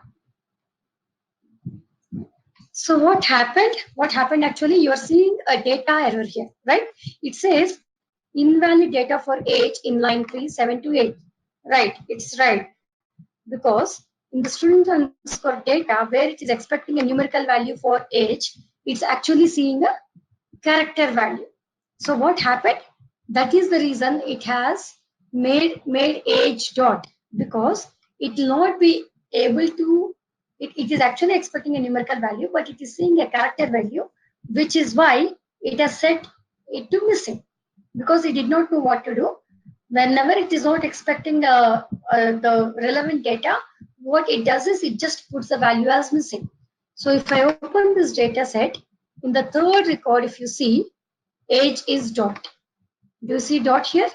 Age is dot, because in the place of numerical value, it has seen a character value. Okay. Why I did this is just to tell you that apart from this, whatever this PDV is created, there is one more thing that happens in the execution phase. Okay, so the dataset name is student_ext file, that is fine. Variables are fine. And then in the first record, what is the value it is seeing? It is seeing 010. So it puts 010, 0101 for ID, for sorry, for its name, right? I'm sorry. So what is the first value? It is Ram. Then it comes to ID, which is in the first record I'm telling. Okay, it reads record by record. First record, then second, then third. It's like that. Then ID is 0101. So this is what happens in the execution phase, which is the second phase, where it is actually fetching the data. Gender, M, and age it has seen as 34, and 160 is the height, weight is 68. Okay, apart from this, it will create these variables. Apart from this, it also creates two variables called underscore n underscore and underscore error underscore. These are the two automatic variables basically SAS creates. We don't have it in the input statement. We don't have these variables, but these are the automatic variables which SAS creates in the execution phase. Okay, this will not be there even in the data in the compilation phase. Basically, this is there in the execution phase where actually it fetches the data. Okay, what is this underscore and underscore? Underscore and underscore is nothing but the iteration number in the sense which record it is reading. It goes iteration by iteration. Iteration by iteration means record by record. So in the first record, the underscore and underscore will be 1 because it is reading the first observation in the data set. It is writing the first observation in the data set. And then what is this underscore error underscore? So let me write it here. Underscore n underscore. I can write it small also. Is the iteration number. So it will be there. It will have the value for each and every record. For each and every record, not only for not at the end of the dataset creation. For first record, underscore and underscore is set to 1. Second record, underscore and underscore is equal to 2. So it's like that. As many records you have, that many numbers you'll see in the underscore and underscore. And then underscore error underscore. So then let me tell you, when I have a data error, generally let me write it. This will have value of 0 if there is no data error. Okay, and it has value 1 if there is data error. Okay, so let me just put the quotes. Okay, so it will have a value 1 if there is a data error, otherwise it will have a value of 0. Now let me tell you here. So in the first record, did it see any discrepancy in the data values? Name is expecting a character value, it got the character value. ID is expecting a character value again, and in character variable, numbers are also allowed apart from alphabets and special characters, so it accepts the numbers. Gender is a character variable and it is getting a character value which is M, so no problem. Age is a numeric variable and it is getting the value of number 34, it's fine. Height is numeric, again it is getting a number, that is also good. And weight is a numeric variable and again it's getting a value of numerical value, so it's fine. So in the first record, there is no data error. It has not seen any data error. It has seen the data perfectly in the sense there are no compatibility issues in the data type issues. Then it goes to second record. Second record, again, what is the value of name? It is Murali. What is the ID? 102. M. 22 is the age. 180 is height. 70 is the weight. Again, what is underscore and underscore now? It is second record. Basically, it's writing the second observation. So it is 2. Did it say any data issues? No data issue. So it is underscore or underscore is also 0 here. Then it comes to the third record. What is the value of name? Murali K. And what is the ID? 103. What is the gender? It is F. And what is the age? Now there is a problem. Basically, in the age, it is expecting a character numeric value, but it has seen value of AB here in the third record. So wherever it is expecting a numerical value, where it's seeing a character value, so which is a irrelevant data for a numeric variable, so it will put a dot. And what will happen here? It will set the underscore or underscore to 1 for the third record. This is because it has seen a data error here, but it doesn't stop other records. It has written other records 156, 56. Okay, this is what has happened. That is the reason in the log. Sorry, if you see the Ram, can you see the log window now? I opened log. Yeah. Okay, thank you. So that is the reason in the log you are seeing invalid data for age in line 3, 7 to 8. And if you notice this, name is Murli K, ID 103, gender F, age dot, height 156, weight 56, and underscore or underscore equal to 1, underscore and underscore is 3. So whenever there is a data error, please note underscore or underscore will always set to 1. Otherwise, the value of it is 0. Okay. So it writes other records properly, but it also give a note that you are having a data error at so and so position. And also note, am I seeing underscore and underscore and underscore error underscore in the data set? No, I will not see. What happens is, as soon as the execution phase ends, it writes other 2 records also. So it writes something here, sorry. It writes Krishna record, and then it also writes Murali Krishna. I'm not writing all the values, but it writes others properly only. After it writes everything, the value of this will be 4, and there is no data error here. So it writes it at 0. And in the 5th record, underscore and underscore is 5. It again is 0. What happens is, after the entire execution is over, what is the last step it sees? It sees a run statement, isn't it? So after input is seen, after it fetch the values, it has seen a run statement. So the moment it sees run statement, it understands that is the end of the data step, and it actually removes this underscore and underscore and underscore and underscore totally from the data step. It doesn't write it. So please understand this underscore and underscore underscore error underscore are the automatic variables which SAS creates during the execution phase, and they are deleted before writing to the data set. In the final data set, you don't see them. Okay, basically how it helps? It helps in debugging, because now here it is just 5 lines of data for me. But imagine there are 1 lakh records, and in 10,000th record you have this data issue. Okay, then also it gives this data error, and it will also set this to 1, and it also tells you the iteration number.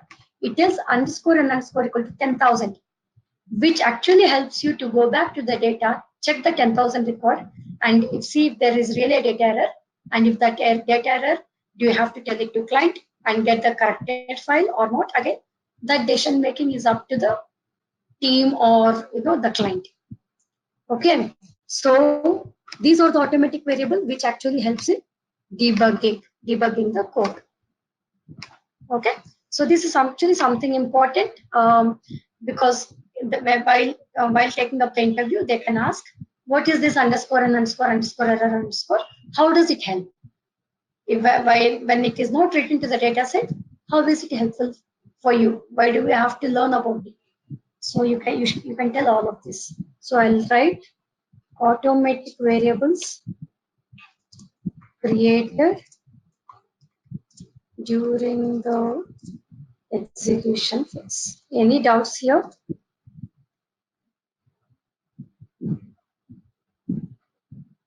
Can we use this and anywhere else or just to know about errors?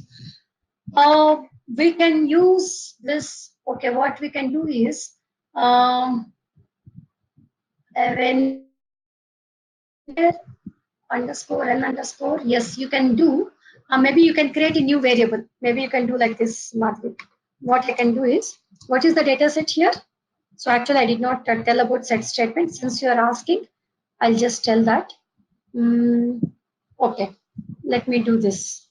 Here, I can do one thing. I can say OBS is equal to, I'm creating a new variable called OBS.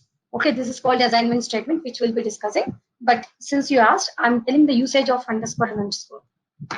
So I will tell OBS equal to underscore and underscore, because I said underscore and underscore or underscore error underscore is not written to the data set. So what I'll do is I'll use this underscore and underscore to know the number of observations in the data set.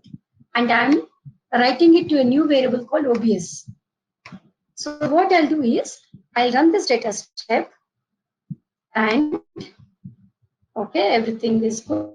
No, okay, there is data error. Okay, leave about the data error. That is expected because we have given AB for page.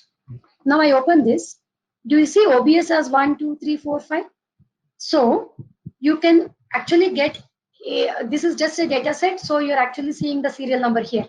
But actually, when you actually output this data set to output window or to any report, this OBS, this sequence numbers which you are seeing at the extreme left will not come. So then what you can do is you can use this variable to know the number of observations in your data set. Okay. So that is one use of underscore and underscore. And underscore error underscore, you can just write a condition. If there is no data error, how can you tell SAS if there is no data error? You can say if underscore error underscore equal to 0, then do something. Maybe you can just use it in a condition. Nothing much for underscore error underscore. Is this clear?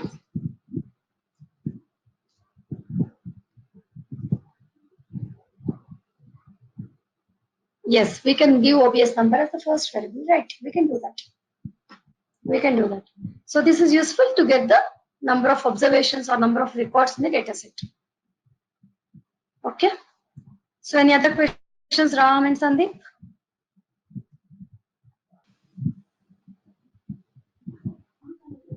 Hello. No, actually, if there are no errors, that also will be reported as a error is equal 0 like that. No. When there are no errors, actually you see this note at all, right? So you don't see. Actually, you get this something in black with the values, and next to that it shows the underscore error underscore and underscore. Error is equal to 0. That message will report like that. You told. Sorry. Can you come again, please?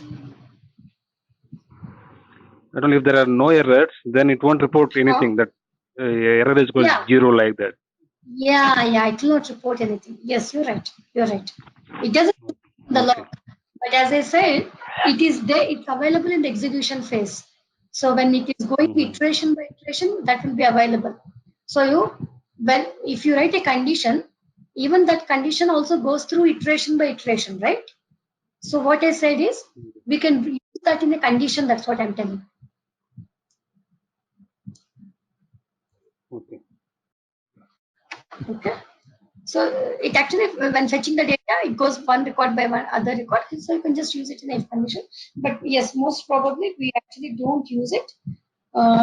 Maybe say, let me tell this. What I was telling you is, we wrote OBS equal to underscore and underscore.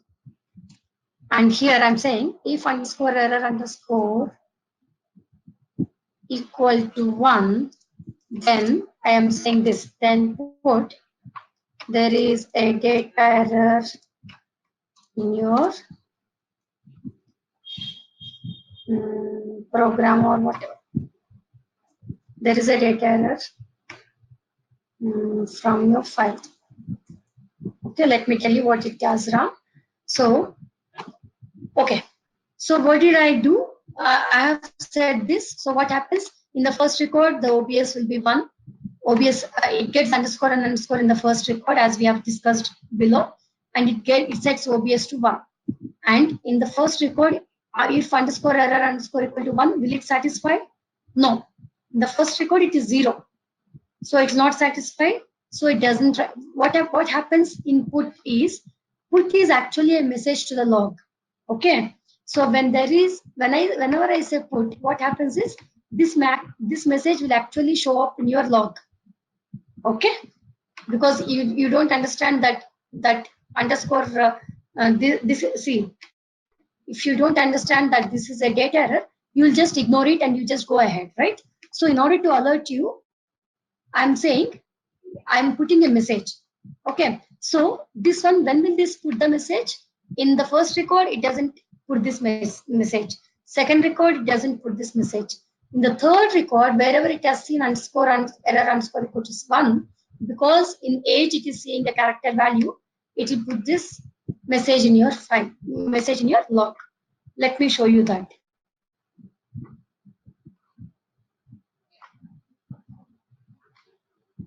Do you see this? It says whatever I have written here, there is data error from your file. So it is putting that message because I'm saying whenever it is 1, then put this message. Okay. So it puts, also I can also highlight it saying data error. I can just say that I'm alerting the developer there is a data error, and that's the reason. Please go and check your data. So I'll say data error. There is a data error from your file, or go to your data and check your data. Go to your file and check your data. I can write any message. So that message also will come in the log. At least if he doesn't have any idea about this, at least he'll see this error and he will go back and check the data. So we can use like this. This is what I was telling now.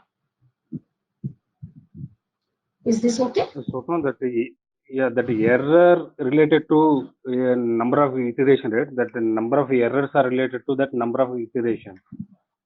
I mean, for that observation, that number of errors were reported. Is it like that? No. Not that number of errors. For that value, see, that's what. Let me go down again. So here, what did I tell? It'll underscore n underscore is nothing but the record number. Okay, in which record it is now. But underscore error underscore will actually it'll have values either 0 or 1, and no other values it will have. It is having 0 in the first record because it is not seeing any data issues in the first record. Character variable is having a character value, numeric variable is having a numeric value. So it has set this to 0 in the first record. Again, in the second record, no data issues. So it is setting to 0. In the third record, it is seeing a data issue, because of which it has set the age to missing. That is why it is setting to 1.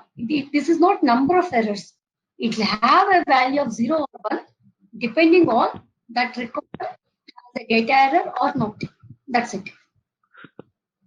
But if you have 2 errors in that number of iteration, if you have 2 errors, then it will reflect 2, right? 2 errors in the sense, for 2 variables you're saying? No, single row only if you have multiple values, and if you have multiple errors, sure. That no, even okay, that's fine.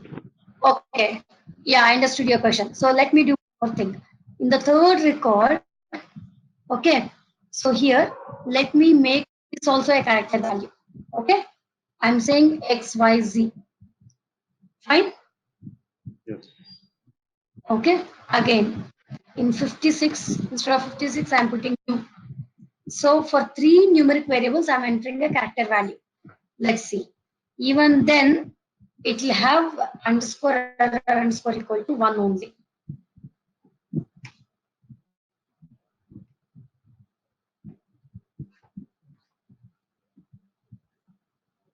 But it shows this 3 times.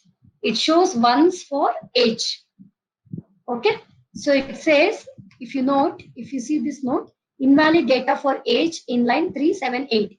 Underscore error underscore is set to 1 only. Fine. Which record is this? Record 3. Again.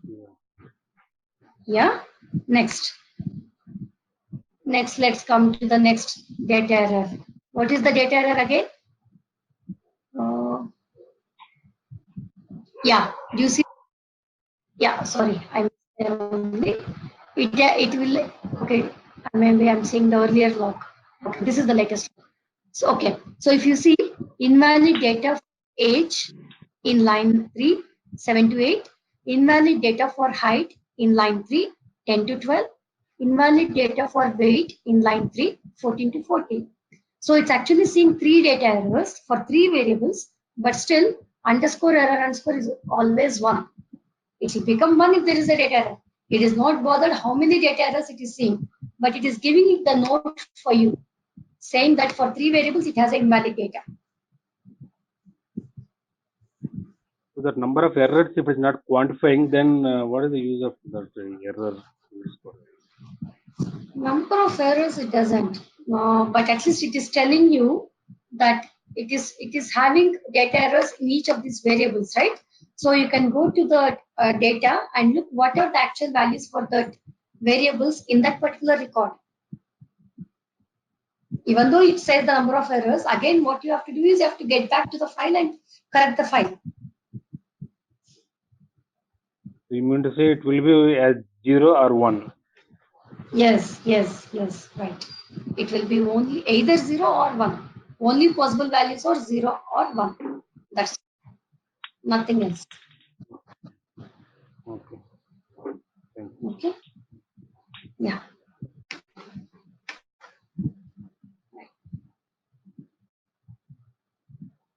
Okay, so let me put this conditions down so that after discussion you'll have this used.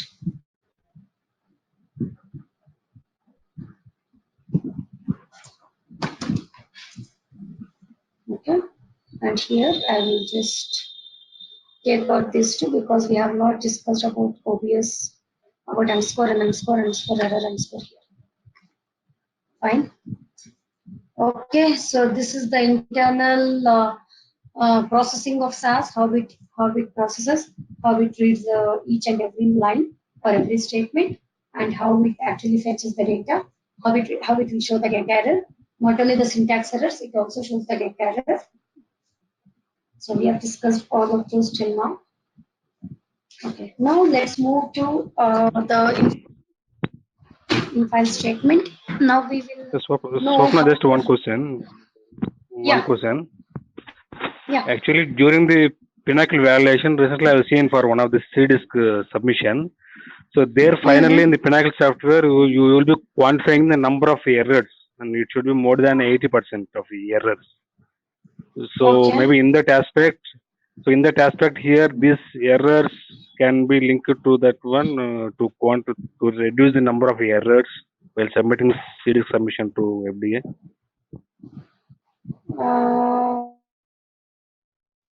Saying we use this now, this error. Sorry, can you please come again? Actually, while submitting the final package to FDA, they validate using Pinnacle software. Pinnacle. Okay. So that package, it gives the number of errors, how much percentage of errors is showing. If it is more than 90%, if it is compliance, then with minimal number of errors, they accept. I think that is the requirement and use of Pinnacle software. Okay. So it's mainly considering the number of errors. Okay. So what my thing is, here if you are not able to quantify number of errors, if data is huge, then in that case maybe it is difficult to go each observation and how many errors. Maybe it will be difficult to identify. Yeah, see what you're saying, it is difficult to identify. I agree with that, but you should know where the data, where the error has actually occurred, right? You should know that, right, Ram? Until and unless we do not. which record has the problem, we can resolve the issue, isn't it? Yeah, that is clear. Yeah. So you have to anyway go back to the data. Maybe with any software, seen others SQL or any other .NET also, they should identify which actually has the problem. So they should resolve until and unless they don't resolve that issue, and they'll not be able to give the correct data, right, as the output. Yeah. Yeah. So anyways, we have to get back to the data and correct it, and we should know which record actually has the issue. So maybe I'm not getting, I mean, how it quantifies in Pinnacle, but so this is what is my thing, my observation for the past the experience. So until and unless you don't know where is the data error has occurred, may not be only data error, it can be a syntax error also. So until and unless you don't resolve it, we can't go ahead, right? Even with and also let me tell you one thing. Here, AB, okay, let's take this has numbers 156 and 67 or something. But here, AB is acceptable. Maybe the client says when the age is just written as AB, please don't worry about it. Ignore that AB and just go and read the data. So maybe it is an acceptable data error. Okay. So in that case, I may see AB in multiple places. Okay. Wherever they do not know the exact age of the student, they have just put AB or they've just put some alphabets. So in that case, even this data error will also be fine. I can still go ahead because that is the instruction for me from the client. You just don't worry about it. So even though I have this data error, it is still acceptable and I can go ahead. And also notice that this is just black note and blue notes. So whenever it is blue or black, it actually does not stop us from the execution. Only the errors, which is red and warning or something dangerous. But these are acceptable and we can still go ahead if the client is okay with it. Okay, so not all the times for the data errors, we may have to correct the data. It can be acceptable at times. And sometimes, no, it's not acceptable. So we have to get the corrected data from the client. We should tell the client, these are the unexpected values we are seeing for so and so variable. So please tell us what to do. Will you be providing us a fresh file or do you want us to go ahead with the same file? Yeah. So in the rule, no, in log 1, 2, 3, 4 up to 10, it is there. So what does it mean? Log This rule 1, 2. no, this is the column. Yeah. So maybe this is 0, 1, 2, 0, 1, 2, 3. These are the column numbers, that's what I feel. But I don't know why it started 1 here. Yeah. The plus 1, again in between plus. Yeah, it actually looks like a rule, but somehow it's not starting with 1. I don't know, I'm not sure of that. And what it indicates. Let's see, what I feel is it is actually putting this data in that columns. That's what I feel, right? So it has gone till this column. Up to 9 it is there. Up to 9 at the end of the log. 9 and again it is 0. 0, right? So maybe we should take this as beginning hyphen as 1, and this may be 10, this may be 20, 30, 40. Maybe if we go as per the scale, then maybe this is 10, this is 20, and so on, and this may be 100. Is there any rule like that? Maybe any nomenclature? Nothing. This is just something written to the note as a note, and what I feel is this is just telling us the column IDs. Okay, if you see here, okay, thank you, Madhvi. So if you see here, invalid data for age in line 3728. Okay, so if you see, count it here 1, 2, 3, 4, 5, plus is 5, 6, 7. Actually, this A is actually starting at 7th position. So what I feel is this is nothing but the column. The one hyphen represents one column. So it says in line 3, 7 to 8.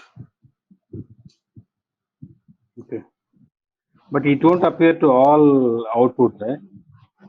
No, no, no, Only no, a no. certain. At only the data errors, it actually appears when there is data error. Otherwise, it doesn't. Okay. Okay. Okay. Now let's move to different, not a different topic. Again, reading data from external files only. Okay. Let me not write it because we are already there. Now, I'm moving to a different data. Okay.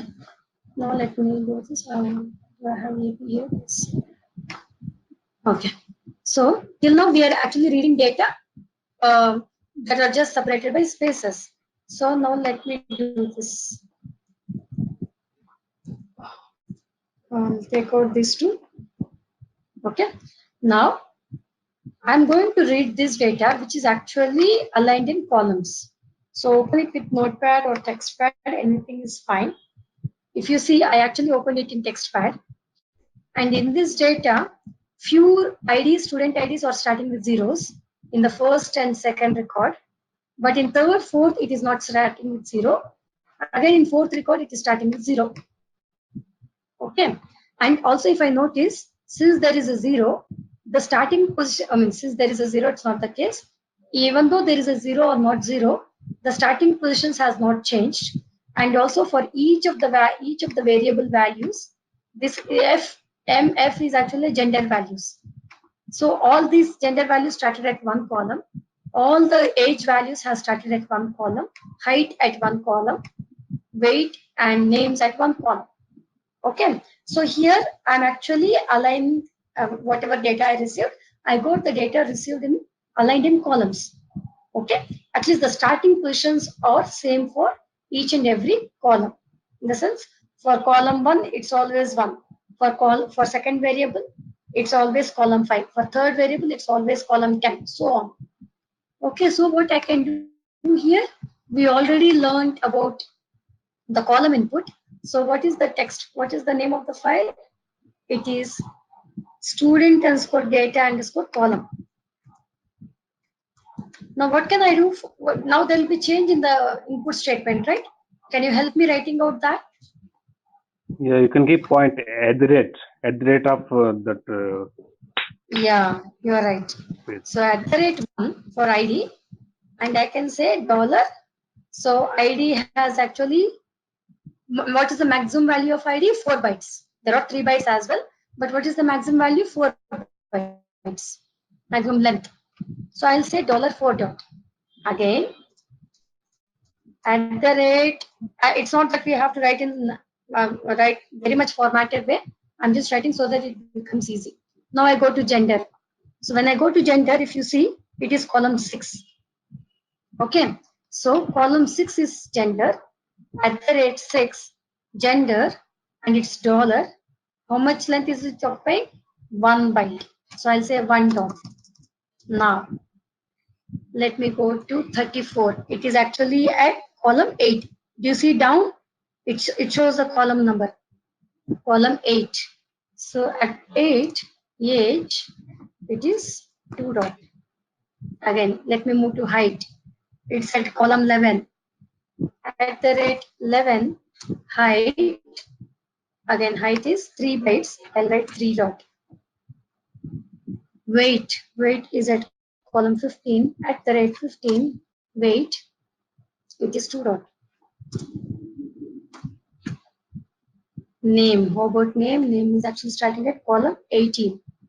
I just opened it TextPad and I just writing the column numbers easily. Okay. And what is the maximum length? Let's say 15 or 12, whatever. Okay. Now, do I need this length statement?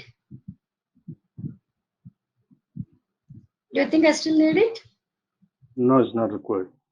It's not required because it actually takes the length again from this input statement only. Right. Right. So let me write student underscore comma.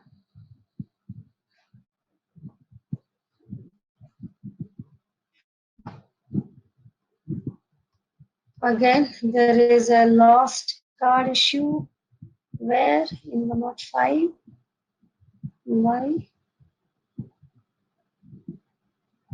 gender, it has set underscore error to 1. Maybe I declared more length. Let me do one thing. Instead of this, I'll say 12. Maybe I declared more bigger length.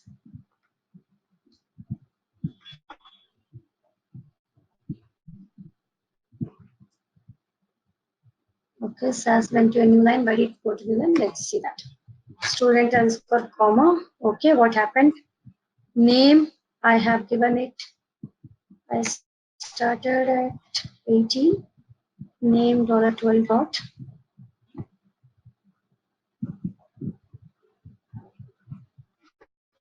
Okay, so it read gender correctly. M 0101 34 160 68. Okay, so when it has seen Ram, okay, this has again the same problem. Can you tell me what is the problem here? If you see in the first record, it is not picking Ram. It is actually picking the values from the second record. Can you tell me why?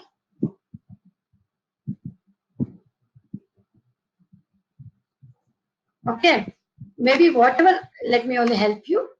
So yeah, maybe this would have worked if every name column is of 12 bytes. Okay, so in our earlier examples, we just had 4 characters or 5 characters, and when I gave it exactly, it worked. But if you see here, in the first record, it is actually not 12 characters, it is just 3 characters. Okay, so what can we do here is just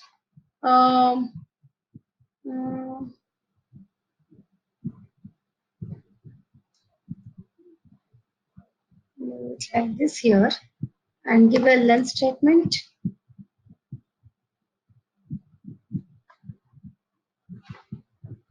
Let this be here.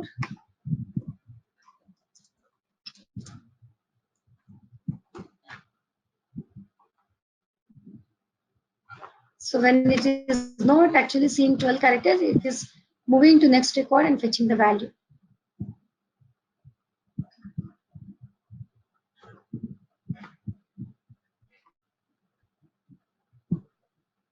Okay, so I think this needs another, sorry for that, but let me have this weight values.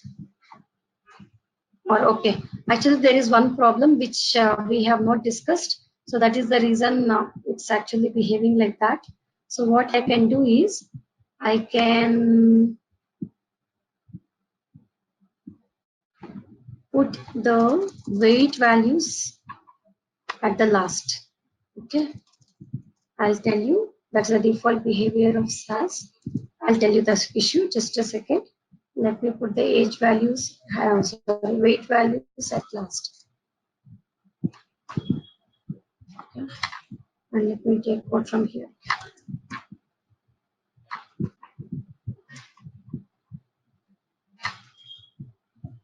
Okay, so by my fourth variable will be this, and at 15 I'll get name.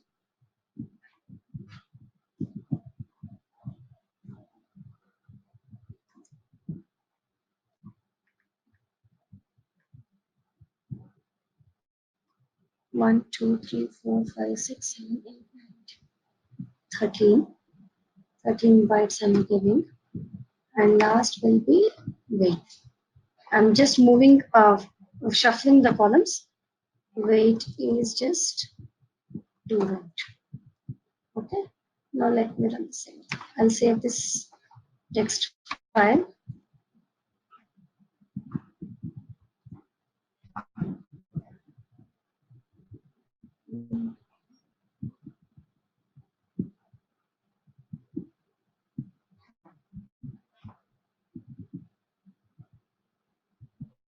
So I'm reading ID first, 4 characters, 1, 2, 3, 4, 5, 6. At 6, it is gender, and then at 8, 7, 8, it is age, then it is height, And 15, is it 15 here? Yeah, it is 15. Name, dollar. So what is the issue now again? So it's taking first Murali, ID 0102, gender is it's not reading name at all, it is reading name. 0102, gender is equal to M, weight is dot. Why weight is missing? Okay, it is not 18 actually, it is 29, sorry.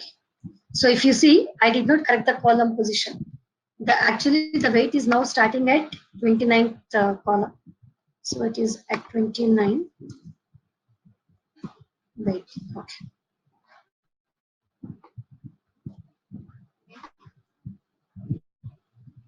Fine, not just fine. I'll tell you what is the issue earlier. Now do you see everything? Okay, maybe I should give a little more. It did not write A here.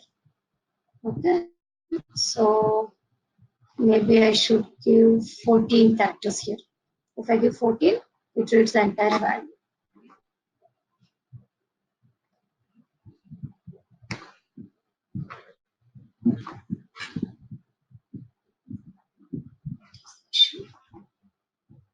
So 12,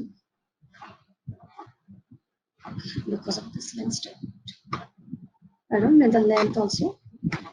I've taken out the length.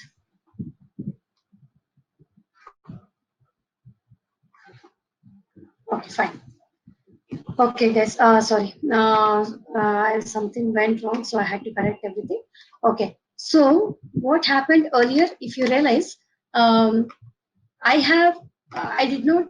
I changed only one thing from earlier. I've taken out the length statement because in this type of input, maybe a column input or formatted input, I don't need the length statement at all because lengths will be taken from this declaration only in the input statements, right? So let's take out the length and it will work even without the length. But what happened earlier was name was actually placed at last, right? With not weights, but actually name was actually in the last position in the earlier file. So what happened that time? I said at 15 or whatever position, name is starting and it is $14 dot because the maximum value is actually occupying 14 bytes. So I give 14 for every value for the entire variable name. So for every value, what happens is from the first record, it will actually try to fetch 14 characters. Okay. So if the name instead of here, if it is here, okay. So let me tell you, I'll get back this again. So if it is like this, let's ignore about others. Okay, so if it is like this, okay, so what is the first, in the first record, what is the length of name? Actually, it is actually having only 3 bytes. But what did I give? In the code, I'm saying it is $14 dot. So I'm saying it is of 14 characters. But what happened in that case, since it is the last value, then it did not actually have 14 here. So what happens is it actually jumps to the next record and fetches the value until that 14 bytes satisfies. Okay, this is the default behavior of SAS, which is called flow over up to 14 bytes, but not that, yes, you're right, Madhvi. So it is not that it should contain 14, but what is the difference between earlier file and this file is, earlier this Ram and Murli was actually at the last positions, in the sense name was actually lying at last. So when I say 14, since it did not find 14 here, what it did is it just jumped to the next record and picked the value until 14 is satisfied. Okay, whenever the largest value, even whenever the variable that is given the bigger value is laid at last, okay, when it does not find the assigned length, it actually moves to the next record and picks the rest of the bytes, okay, which satisfies that 14. So this is called a flow. This is called a flow over behavior of SAS. This is the default wrong behavior of SAS. Okay, to avoid this, we actually have some options which we'll learn. but as of now we have not gone till extent. So I actually had to, what did I do? So what I did is I have kept the names in the middle or maybe just before the last value. So here, even if it does not have value, it is having blank value still 14 bytes. Okay, so till 14 it just have RAM and just the blank values. So it will pick only RAM and leave the rest of the values. Okay, but earlier that was not the case. When it is lying at last, it goes down and picks the rest of the values. Do you understand? That is the reason I just shuffled, I moved this names to the last but one variable and I've kept wait at last. Actually, to fix this issue also, we have an option which I'll be telling, but I don't want to confuse you with everything now. This is just the beginning. So that's why I just moved the weights to the last. Is this confusing? Any questions, please? Please ask your questions. That is default behavior of Swapna, so here is not required to define length statement except for name in this example, right? even for name we have taken it out. I thought that was the issue, but that's not the issue. I've taken out the length now, right, Ram? I don't have the length statement. It is taking length from here on. Even from ID 4 and 1, 2, 3, that also is Yes. not required, no? For ID, gender, age. If you don't tell that, how many values will it pick? You should tell where the ID value stops, right? No, yeah, as long as it is less than 8 characters, it will consider, right? But default. If it is more than 8, then only it won't enter. So then why it is required to define this? See, default length is what SAS assigns, okay. But if you allow it to pick 8 characters, what happens? It will go till M, or it may also go till 34. Is it not the case? If you don't give the how many bytes it should fetch, it will go till 8 characters. Maybe you're right. It will go till 8 characters, and 0101 is actually occupying only 4 bytes. So 5, 6, 7, 8. It actually goes till this. Don't you think? And Yeah. also in the formatted input style, what is the way we write? We first write at the rate and the starting position, then the variable name, then give the assign the length. I mean, assign length in the sense how many bytes it should fetch from the column 1. What is the length it should fetch from that position column 1? And again, and from column 6, how many bytes it should fetch for gender? Right? Either we can write column numbers, starting column number, ending column number, or this is another way, which is formatted way. Even in the above examples, Ram, we have done the same way. Swapna, here we are Let's using see. column input, column list or a pointer list, because we both types are we are mixing here in this example. Yeah. No. Here we are not mixing. This is all absolute pointer method. If it is column list, it will be like this, Ram. If it is column, I'll say input ID 1 to 4. Yeah, that's I'll say, fine. and for all the variables, I'll tell the same way, right?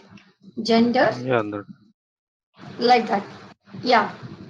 So we are not mixing anything here. It's just the absolute pointer method only.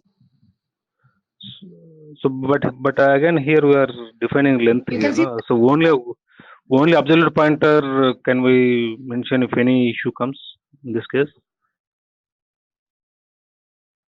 absolute pointer also needs length, right? See, this is what I'm telling. See, this is the absolute pointer method we discussed in the earlier examples. Okay. So for formatted input, we have two methods: absolute pointer, relative pointer. In the absolute pointer also, we need to tell how many bytes it should fetch for each and every variable. For student ID, how many bytes I should pick. For gender, how many bytes I should pick. Okay, I said it should start at column 1, but from column, how many positions it should fetch. We should tell And that, that right? only if you're not defining, then it will take default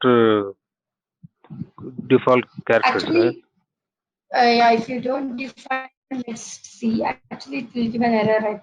Because we should always declare the length. So that is the way. So what you're saying, we'll just leave it like this, right? So that this is what you're saying, telling? Yes. Okay, so if that, let's see.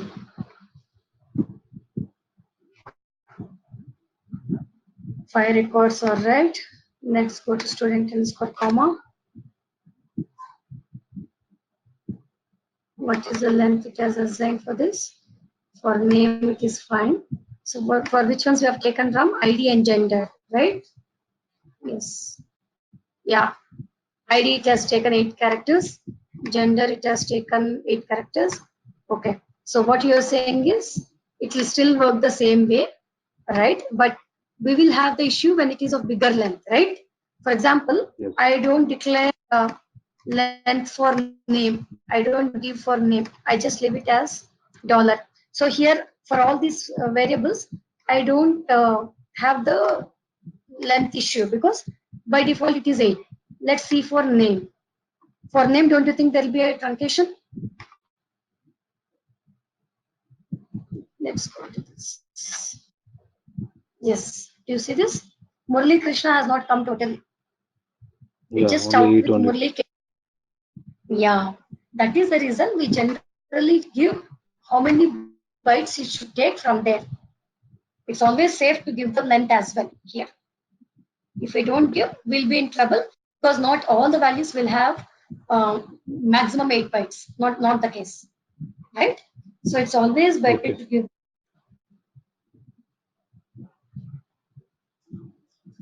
Right? Sandeep, any other questions? Madhvi? So just we did this using the column input. Okay.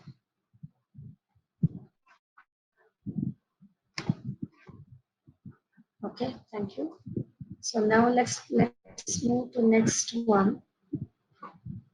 So we have seen the list input one, column input. Okay, thank you, Sandeep. Data. So how do you see this data? So what is the delimiter here? Can you tell me?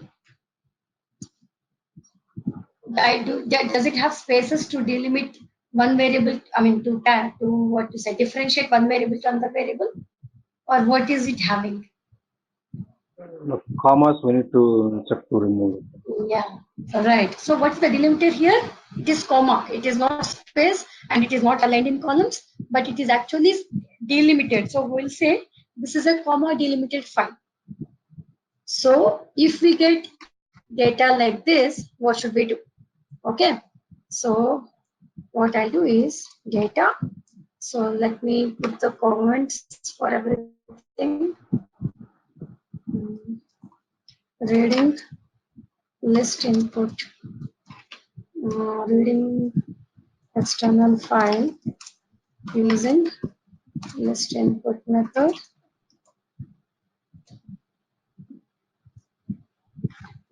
Reading external file using column input method. Reading external delimited file.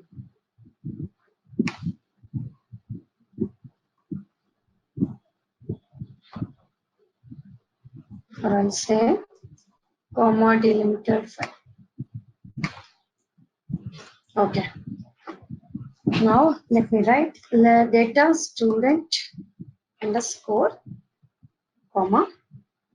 Oh, earlier also I wrote as comma. I should have said as column actually. Let me remove this structure set. Don't worry, even if, okay, let me say student underscore comma exists. So now actually what did I do? I changed the data set name to student underscore column for the earlier one. So what will happen? Student underscore column, the new data set has created. But student underscore comma column both are same now because I just renamed this data set to this, right? But now I'm writing student underscore comma. I'm creating another data set with the same name. What will happen now? Will it allow or will it not allow It will to not create allow. this data set? It will not. Okay. Allow. Ram says it will allow. What about Madhavi and Sandeep? It's You already need to keep DLM is equal comma when specific. No. So that's not my question, Ram. What I'm asking is, I'm giving the same name as the earlier one. So to here I'm creating a new data set, but to give a, instead of giving a new name, I'm using the name data set name which already exists in this work library. So is this okay or not is my question. Can I do this or not? Can I give the same name or not?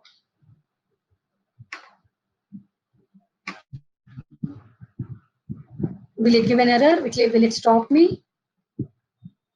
Everyone understood the question? Ram, did you get my question? Yeah, I understood, but is it the different data sets or same data sets? See, my question is simple. Earlier, yes, we can go with the same name. Okay, so Sandeep says yes, Ram says no. Okay, so what I'm telling is I should have named this as student underscore comma. Sorry, student underscore column. But by mistake, I gave name as student underscore comma.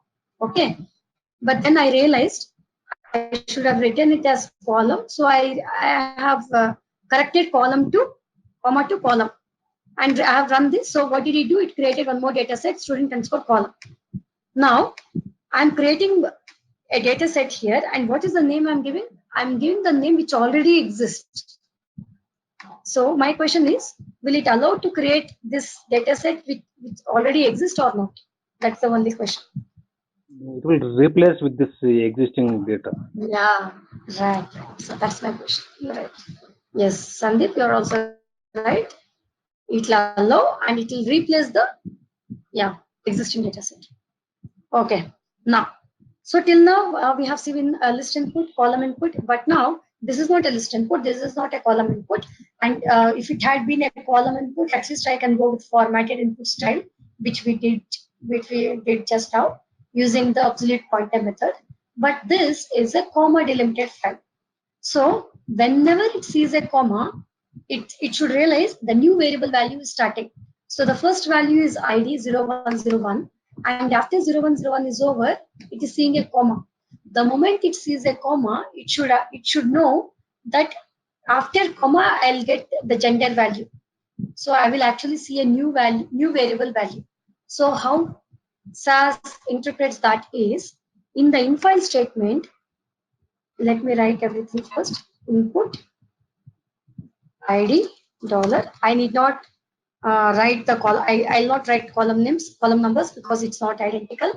So I'll not go with formatted input. So what I'll do is I will just write ID variable, which is a character, gender character, age numeric, height numeric. Okay, where do I have name? I have name at last. Okay. Height, after height, I have weight, numeric. Last one is name, dollar. Run. Now I should tell SAS, this is not a list input file style. So even if I've given like this, it will not work. Do you think it works? It will not work. So I should tell SAS, how will I tell SAS this is a delimited file is, we have an option called DLM, and this is an in-file option. The moment I say in-file option, this is the option I can give only in the input statement, not anywhere. So with using in-file option, that is DLM. What is DLM? DLM stands for delimiter. So I'm saying DLM is equal to comma within quotes. So what I'm telling here is this is an external file and this is a comma delimited file. How am I telling it's a comma delimited file? By giving an option DLM and specifying the delimiter. Okay. So in the place of this comma, I can give any delimiter. It can be a semicolon, it can be a exclamatory mark, it can be an ampersand, whatever. Whatever it is, that is the way that the data is separated. So whenever we are dealing with the delimited file, we have to use this DLM option in the in-file statement and give what is the delimiter in the quotes. Does it accept underscore? Yes, as a delimiter it accepts. Yes. Yeah. Let's try that also after this is over. So student underscore comma, I don't have any data error, any syntax error. I'm good. So it has replaced this. And what happened here? Name. Okay, is it a class? Sorry. So everything I've put at last, that's the problem. Okay, that's okay. So what can we do here? Any guess? Name name is it did not have any data error. Underscore. Yes, we can. So you're saying underscore as a delimiter, Madhavi?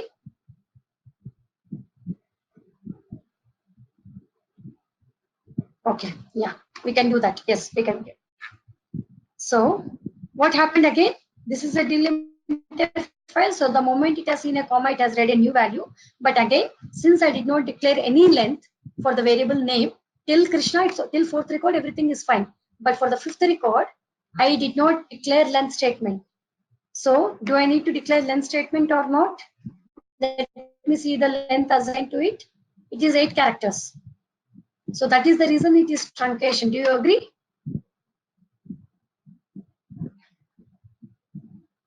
Yes, no? Yes. So what I should have done? I should have given length for name, which is maybe 12 or 15 or whatever. Then, anyways, the moment I give length, now what will be the first variable? Will it still be ID? It is not ID anymore. It is name, isn't it? Because I gave the length statement for name. Yes, it is name. Okay, now we tried everything properly.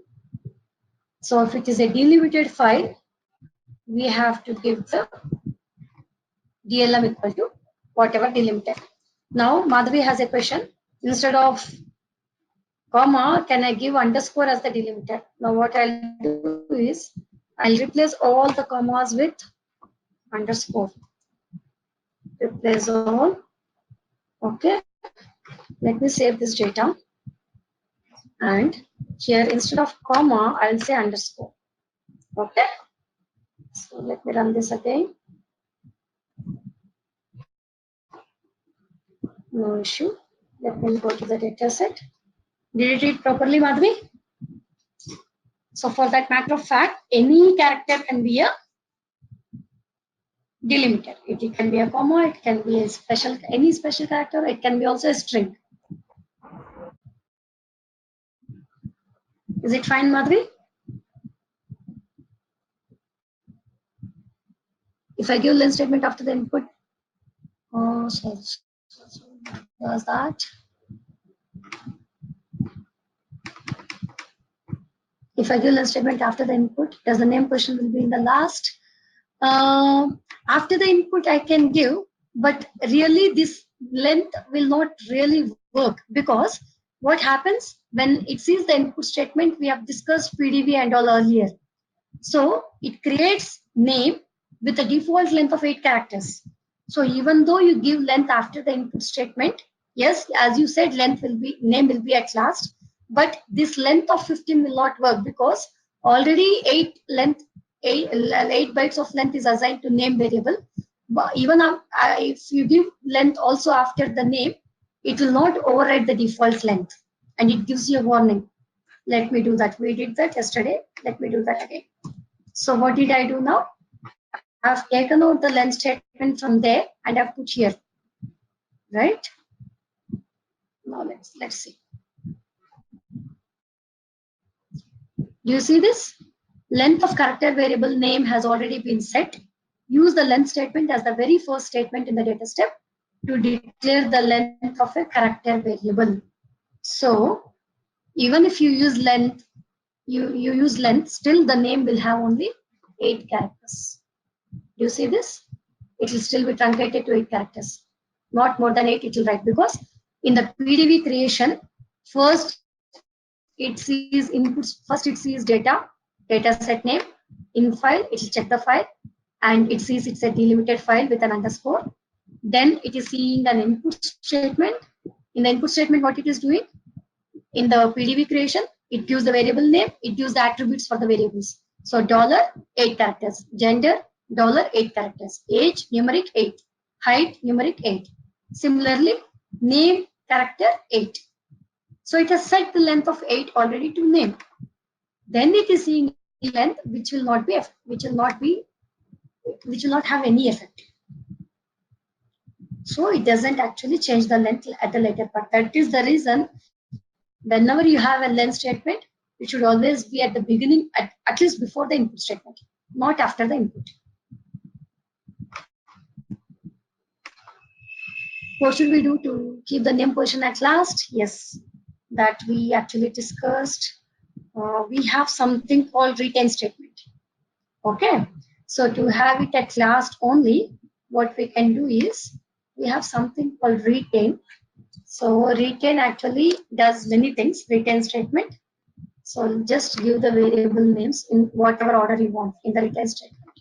So Madhvi's question is, Madhvi is asking, what should we do if we want to get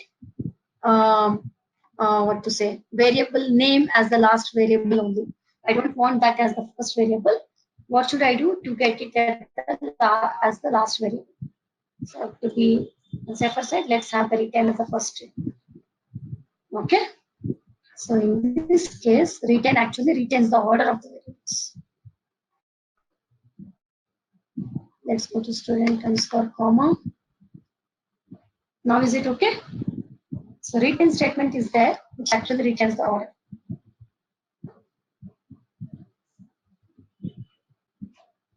Yeah. Fine. It's too early to discuss all the retain statement and all. But since Madhvi had this question, I have said that. So first, let me change this. First, it was a comma delimited, right?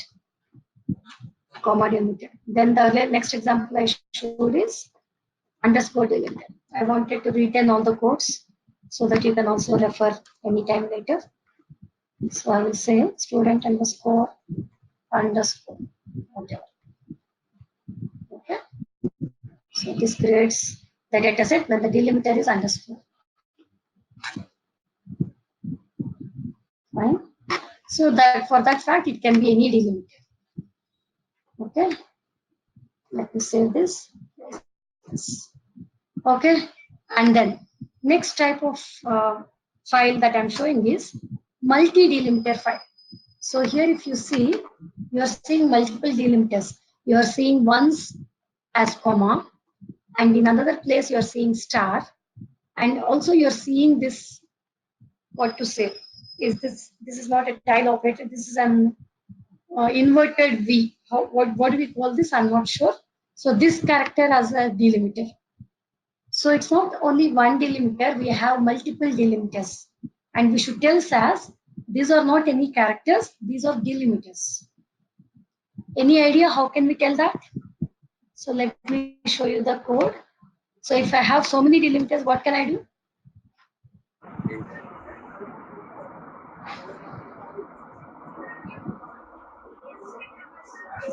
Yes? We can put all in DLM, inverted commas. Yeah. All the characters. Right. So put all the characters, put in DLM. Right. Right.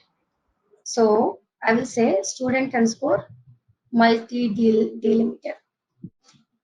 So I'll have rest all same. Only thing I'll change is I'll have the same thing. What I'll change here is I'll have comma. We don't need any commas again inside within the delimiters to separate them. Just specify all the delimiters one after another inside the inverted commas or inside the quotes. Sorry, inside the quotes. Comma, star, and this character. So all these are delimiters for me. So even if that is the case, so what is the name of the file? This is the name of the file. So let me also change the name of the file. Yeah. So nothing different. We just have many delimiters instead of one delimiter.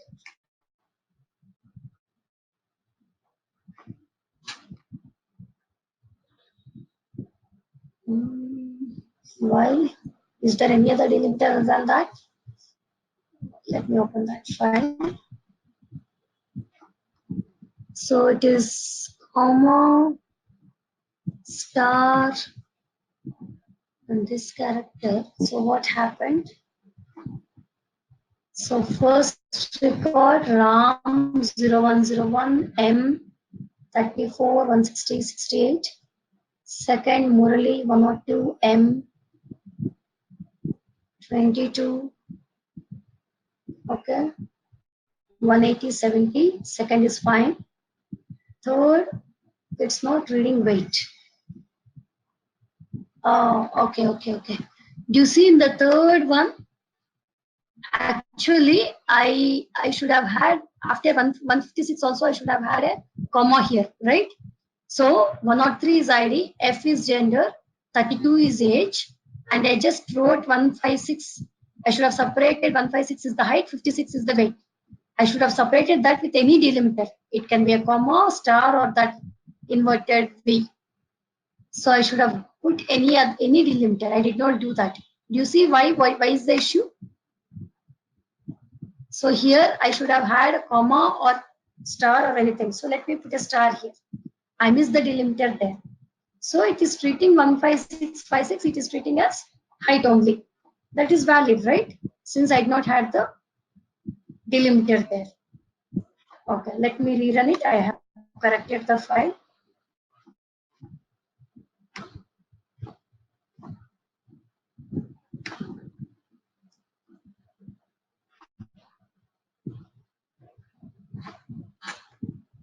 Now is it okay? Earlier I did not separate the 156 and 56, height and weight with any delimiter. So it thought only height is there, weight is not there for that record. Any questions, please?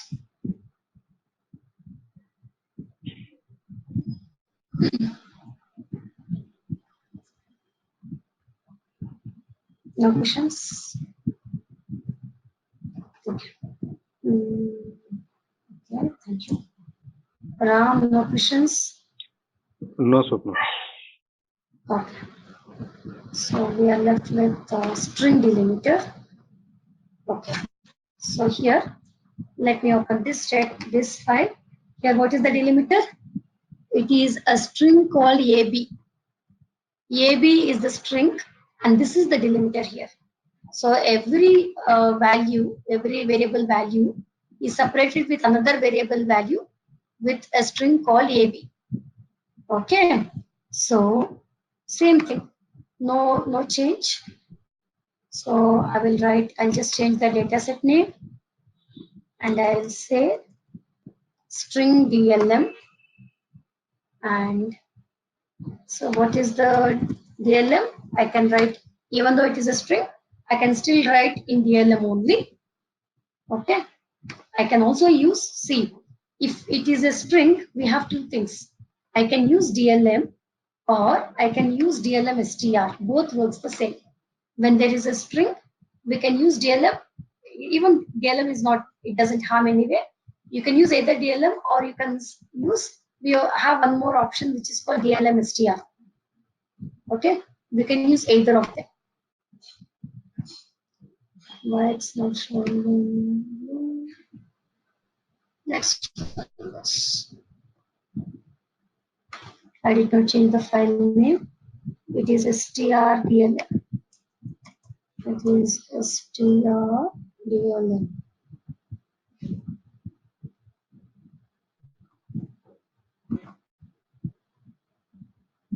Okay, it recognized it. No issue. So,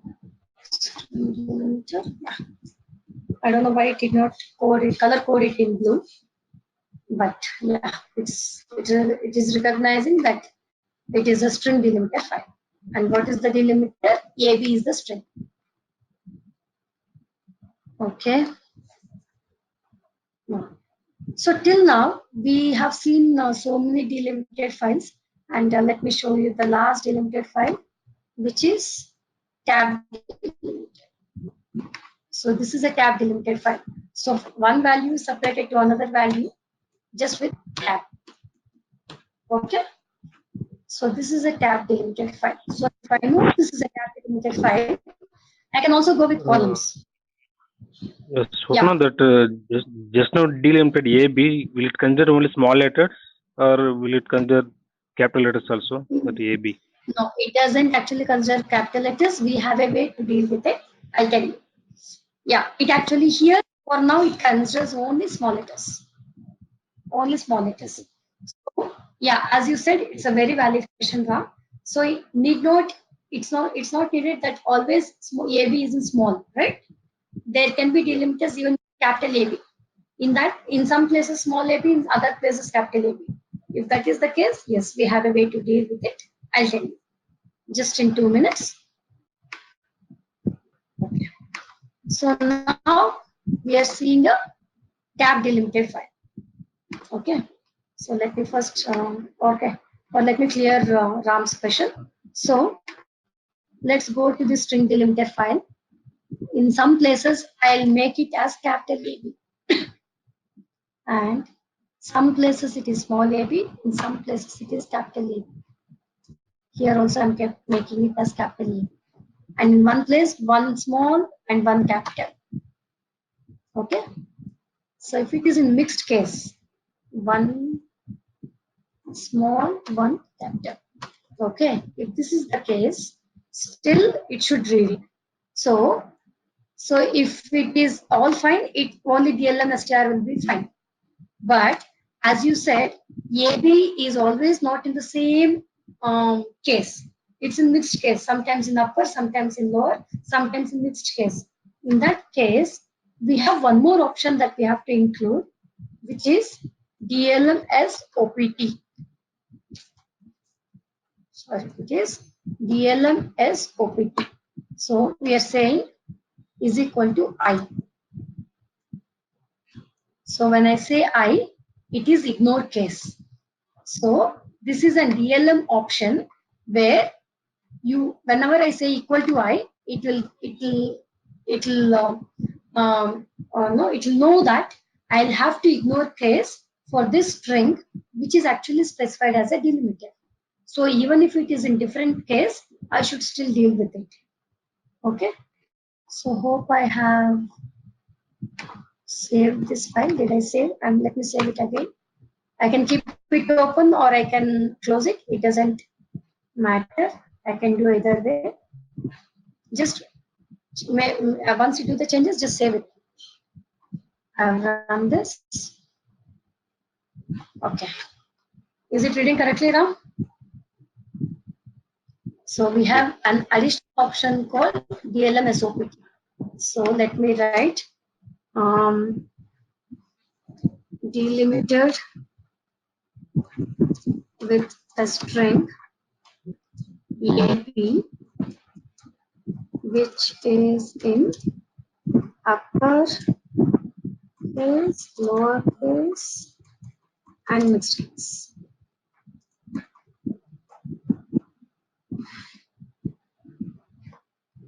So add DLM SOPT option along with DLM STR in file. And also one more thing, please remember, whenever you use whenever you want to use DLM SOPT, you should always have use DLM STR.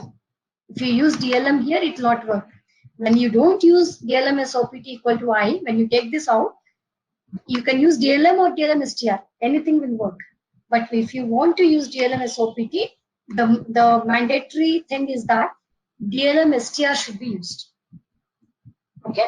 With the DLM, it's not work. So that is a maybe it's a condition. So it's a hard and fast rule which we have to follow. That's it. Why? No answers for that. Okay. Did you get it? So whenever you are using DLM SOPT equal to I to ignore the case, always use DLM STR. DLM will not work in that case. Okay. Now, okay. What was the last file? It was a tab delimited file. Okay, I've shown you already. This is a tab delimited file.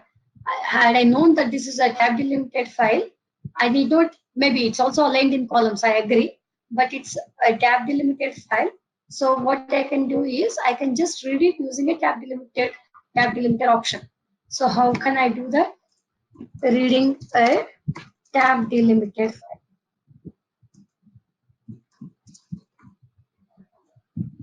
How do I do that? So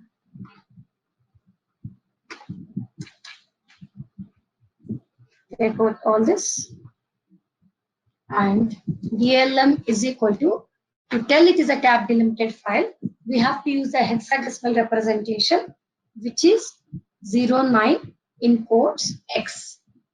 So this is a hexadecimal representation of tab character. So we have to use that representation in the DLM to tell it is a tab delimited file.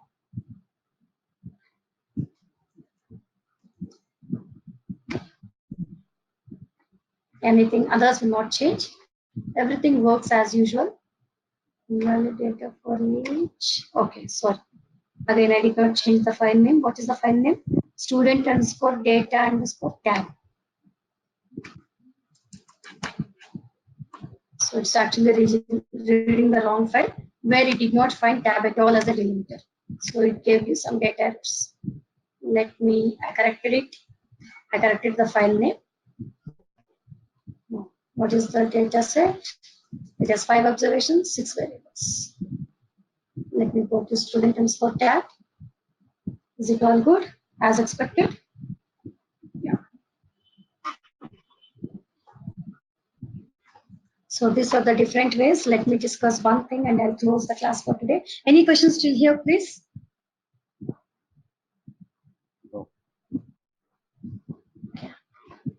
Okay. Now let me take an example of student underscore. Okay. Thank you. Student underscore data underscore comma. Okay. Yeah. Let me take this. Okay. I changed comma to underscore. Not a problem. So here, let me get back because rather than underscore, I feel comma is better. I can take anything, but I'm just changing for my convenience. Okay. Yeah. So here, do you think we'll have data for each and every variable always? Not all the times. There can be times where I will not have data for some of the variables. Even then, I should still go and read the data, read that record. And maybe only for the missed variable, there should be a missing value, right?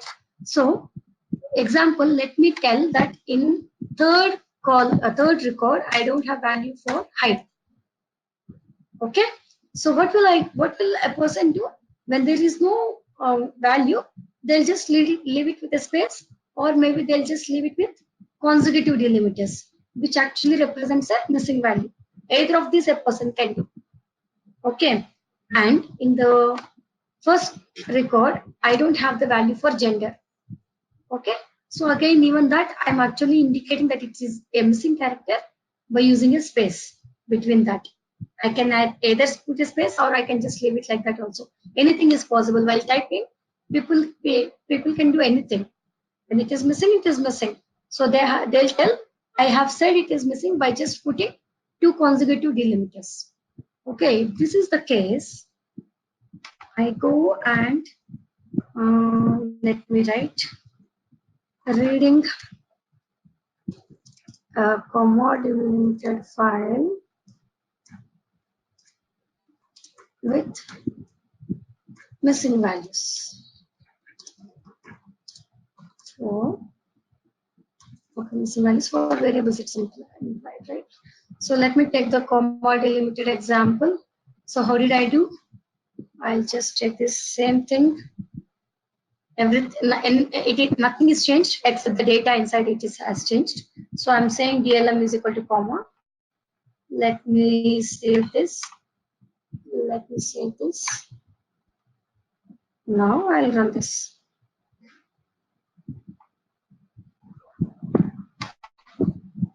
Do you see? This is expected.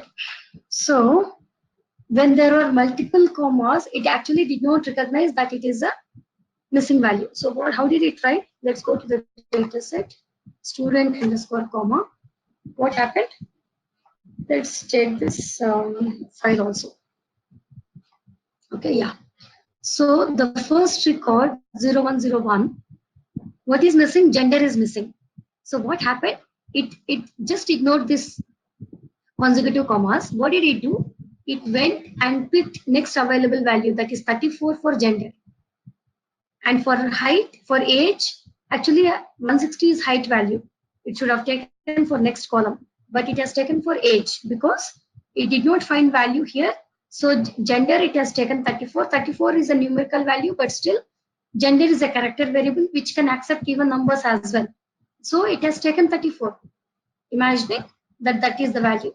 And 160 is a number, it is taken for age. 68 is taken for height.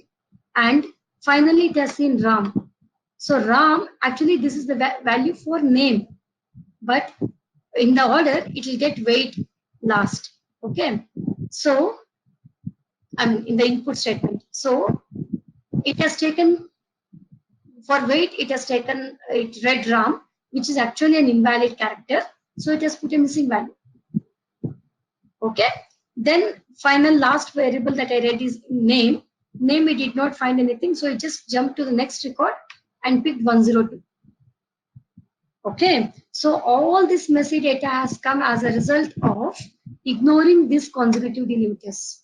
So when there is no value, the client has said, I just left two consecutive delimiters. That's how it generally happens when there is a missing data.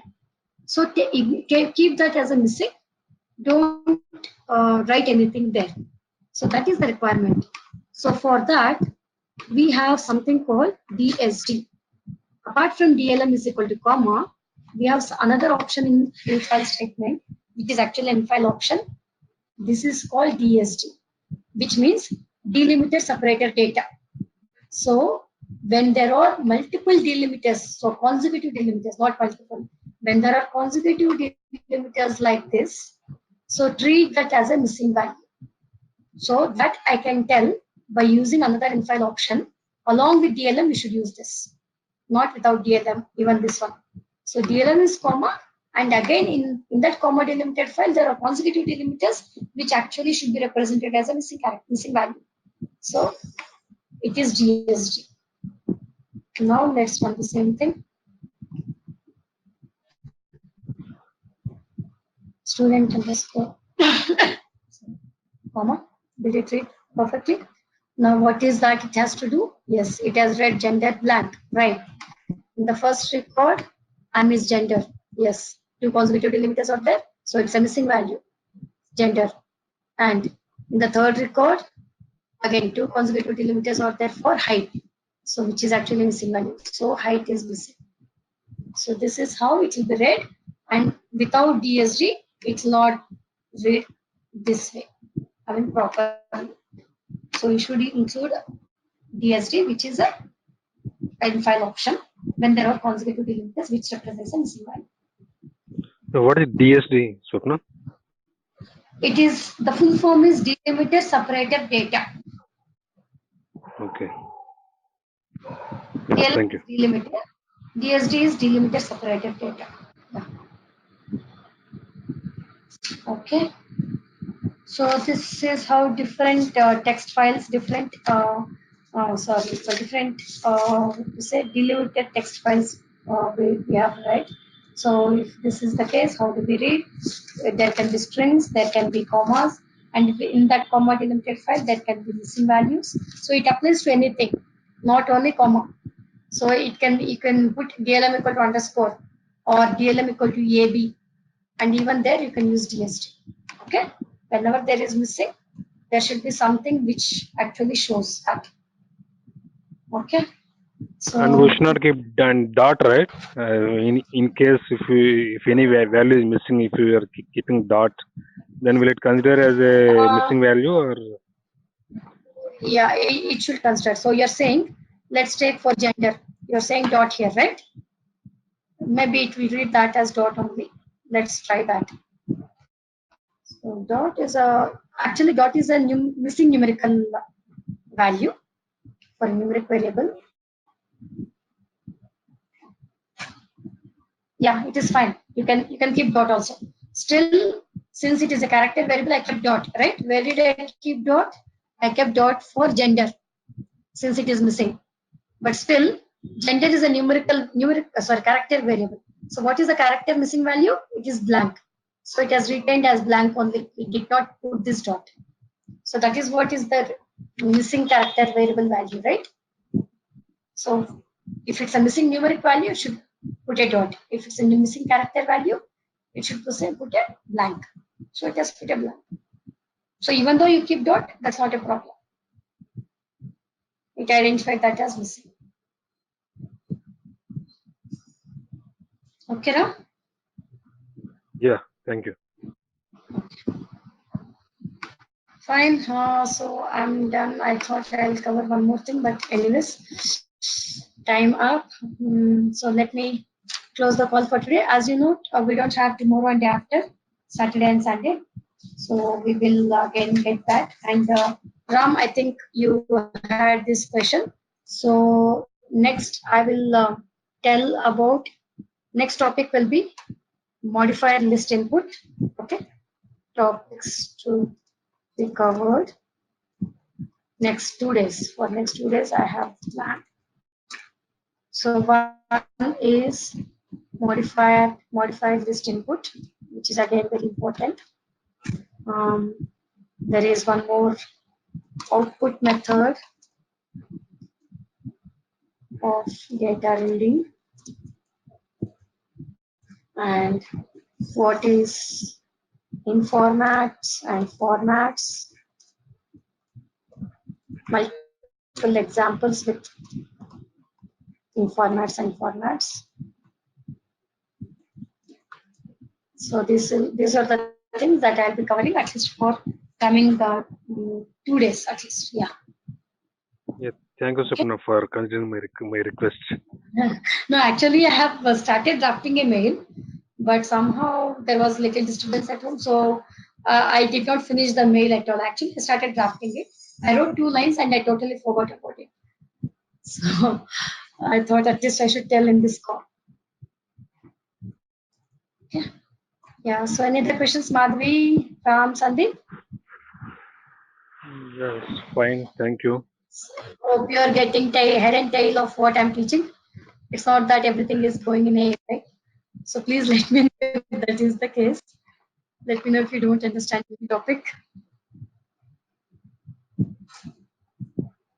Okay. Actually, because of this timing, we are able to get enough time to discuss if any questions are there. Yeah. Within this is, Right.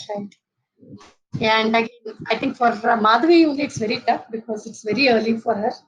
But still, yeah. this time that is great. Had I been there, I can never sit at this time for every day. But, yeah, that is good. Thank you, Madhvi. Okay. Thank you, Sandeep. Thank you, Ram. Yeah, Yeah. thank you, Swapna. Thank you, If you Madhavi. have And SAS already installed, no problem at all, Ram. I just want to make sure that everyone understands. That's the only thing. So if you understand, that is what I need. By the end of the day, after I teach for 1 or 1.5 hours, that doesn't matter. You should understand any the things. assignments, Swapna? Any assignments during the weekend? I think are going to give any. I can, yes, I can give. I have actually but 1 to 2 documents. So I'll send that in email. Okay. Yeah. Yeah. If you can't do maybe the second one totally, if the topics are not covered, leave about the things that are not covered. I'll make sure I'll include only those that are covered, but at least complete the rest which we have discussed. Okay. And also, please go through this video so that it makes that easier for you to complete the assignment. Okay. So thank you, everyone. So have a nice weekend. We'll meet again on Monday. Yeah. Bye to all. Okay, Bye. bye. Bye, everyone. Right.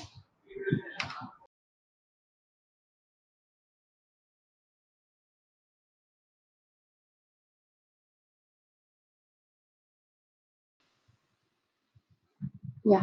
Okay. So yes, today Sandeep will not be attending the class. He SMS'd me. He messaged me saying that he'll not be able to. Okay. So let's just move to. So if you know, we have. So these are the things that we'll be covering. So let me also write the date of June 17 code. So we'll be covering the modified list input now. So, so what is list input? Basically, list input means the data will be separated by spaces, right? So that's what we have seen in the earlier examples. But now we'll be looking at modified list input. So most of the cases we'll have the data like this, or maybe not most of the cases I can tell. So let me write the data. So I'm creating a data set. Data, what can we say? University. So this is the data set, and I have variables. So I'll be giving the data within the data lines, in the sense within the program. So what is that I want to do? How can I write it? Write the code for it. I want to embed the data inside the code itself. How can I do that?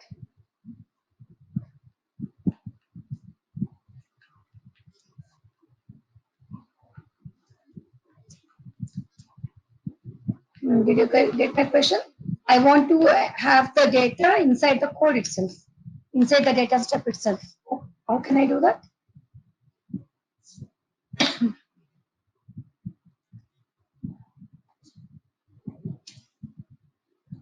Data lines, right, exactly, yes. So data lines is what we'll be doing now. So I'm not getting data from the external file, I'm just embedding the data inside itself. So now 101M, so Rama Krishna, okay, 153, 60, 102 F, Radha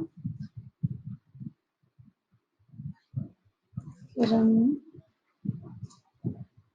160, 80, 103 M, Chandra Bose, 120, 60. Okay, so this is the sample data I'm having. And what should I do? As we know, the name is already exceeding 8 characters. So what I do is I go and declare the length for the variable name. So I'll say length name dollar, maybe 15 dot or something. Okay, now, so let us run this. So this will work fine. We'll not have any issues in this.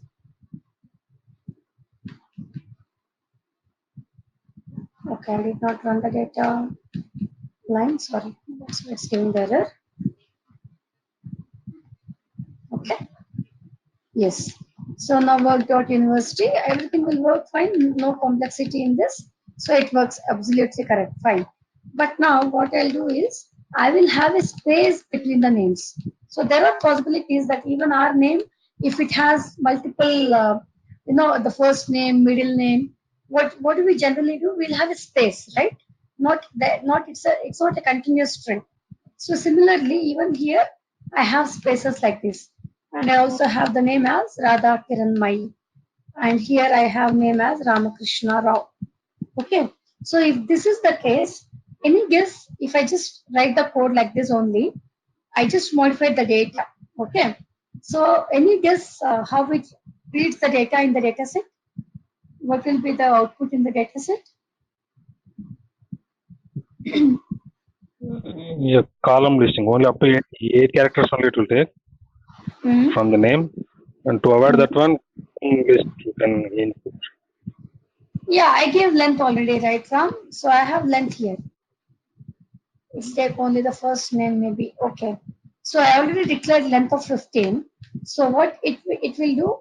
1, 2, 3, 4, and then it's finding a space basically. See, this is a list input. Please remember, this is a list input. So when it is a list input, what is the basic criteria? The data is just separated by spaces, isn't it? So ID and gender is separated by space. Gender and name is separated by space. Again, and again within the name also have spaces. This is a peculiar data, isn't it? So when I say list input, what is my expectation? The variable values are separated by spaces. So ID and gender should have a space. Gender and name should have a space in between. Name and height should have a space in between. Height and weight should have a space in between, as we did earlier. But that's not the case.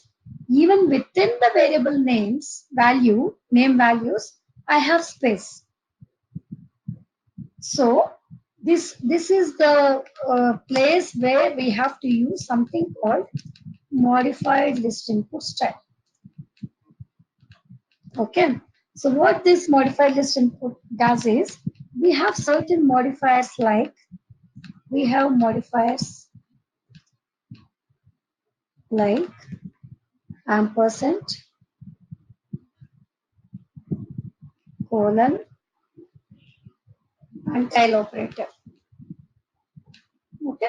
So these are the modifiers that we have, and most will make use of ampersand in the modified list input. Okay. And we use this and actually read this data. So what we should do is where is in which variable is that you are finding spaces? It is in name, right? But other values are all fine. Only in the names, in spite of having this as a list input, I also have spaces in the name. So which is actually not allowed as per list input expectation, right? List input does not expect spaces in between the values. Okay. Okay. So I'll not add any modifier as of now. I'll first run this. For sure, you'll have all messy data, but let's see how it has run that. Okay. It has read Rama for name, for ID 101, for gender M, and for name it has read Rama, and height and weight are missing in the first record. Now let me go to this. So ID it read fine, gender it read fine, name it has seen Rama, but soon after Rama it has seen a space. So what is the expectation for the list input? Soon after it sees space, it will think that next value is actually next variable value, which is height value. But what is height? Height is a numeric variable. What is it saying? It is seeing a missing, it's seeing a character value. So what it will do? It will just put missing value. Because for height, the expectation is a number. But what it is thinking? Since the values are separated by spaces, and that's a requirement in the list input, soon after Rama has come, there is a space. So what it understands is, it understands that Krishna is the value for height. And for weight, Rao is the value for weight. That is the reason you see both as missing. And also, same is the case with the second record. But coming to the third record, let me tell you.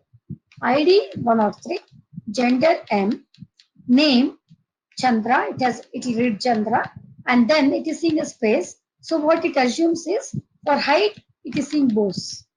So what it will do for height, it will put a missing value. But what happened to weight? For weight, it is seeing 120. So which is actually an acceptable numerical value, right? It's a numeric variable. So it will put 120. So this is what has happened because it's already list input, and even within the variable values also there are spaces, which actually it doesn't give you any error, right? Is it giving any error? No, it is just giving some invalid data nodes. That's it.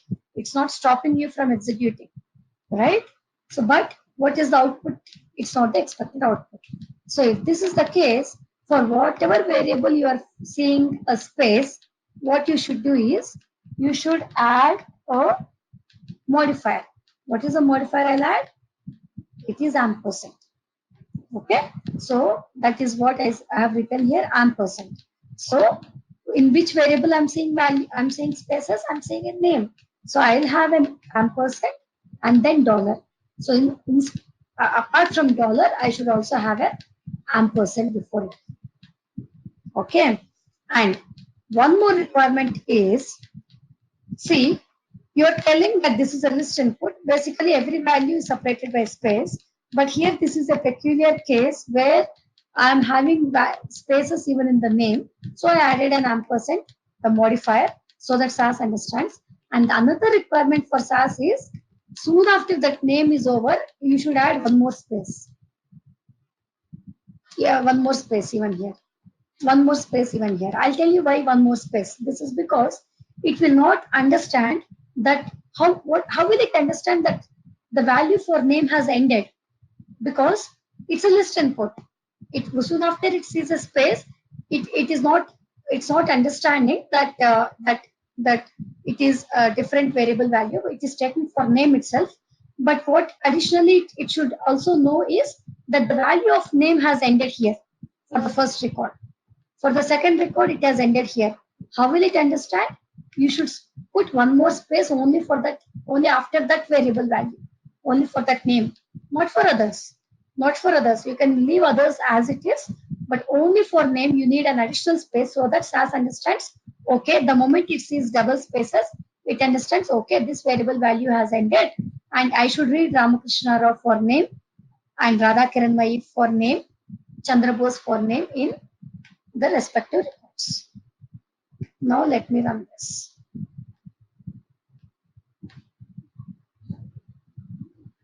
Now do you see any invalid data issues? Nothing. Let's go to the data set. What happened? Everything it is reading properly. Only thing is there is little truncation. Ramakrishna Rao, O is not there. For Kiranmai, I is not there. Just that this 15 length that I have declared is not sufficient. Maybe I should add one more byte, 60. But if you think, if you see others, everything is right, fine. Did you understand this? Any questions? So it reads, please remember, it reads, okay, thank you, Madhvi. So it reads the name variable value until it encounters double space. Okay, if you don't give a double space, it will take 153 also for name only, if you declare more length. Okay, so that is little dangerous here. So we should always remember that we should put a double space soon after the value with the spaces has ended. Only in this case of modifier list input. Ram, any questions?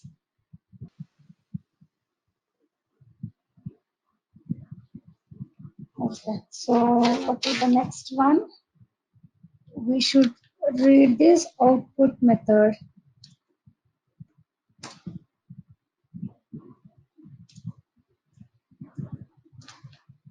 Data reading. I should have placed this in the same list. So you remember we had different types of different types of inputs. List input. Okay, yeah. So this is what I'm just telling. So we discussed about list input. So this is an example of list input. Then we discussed about column input, right? And named input. And in the named, after named input or formatted input. So we should have also discussed output method. This is another way of input. Okay, just a different way of receiving the data input. So this is another way which we may use at times. So this was not discussed, so I'll just cover that.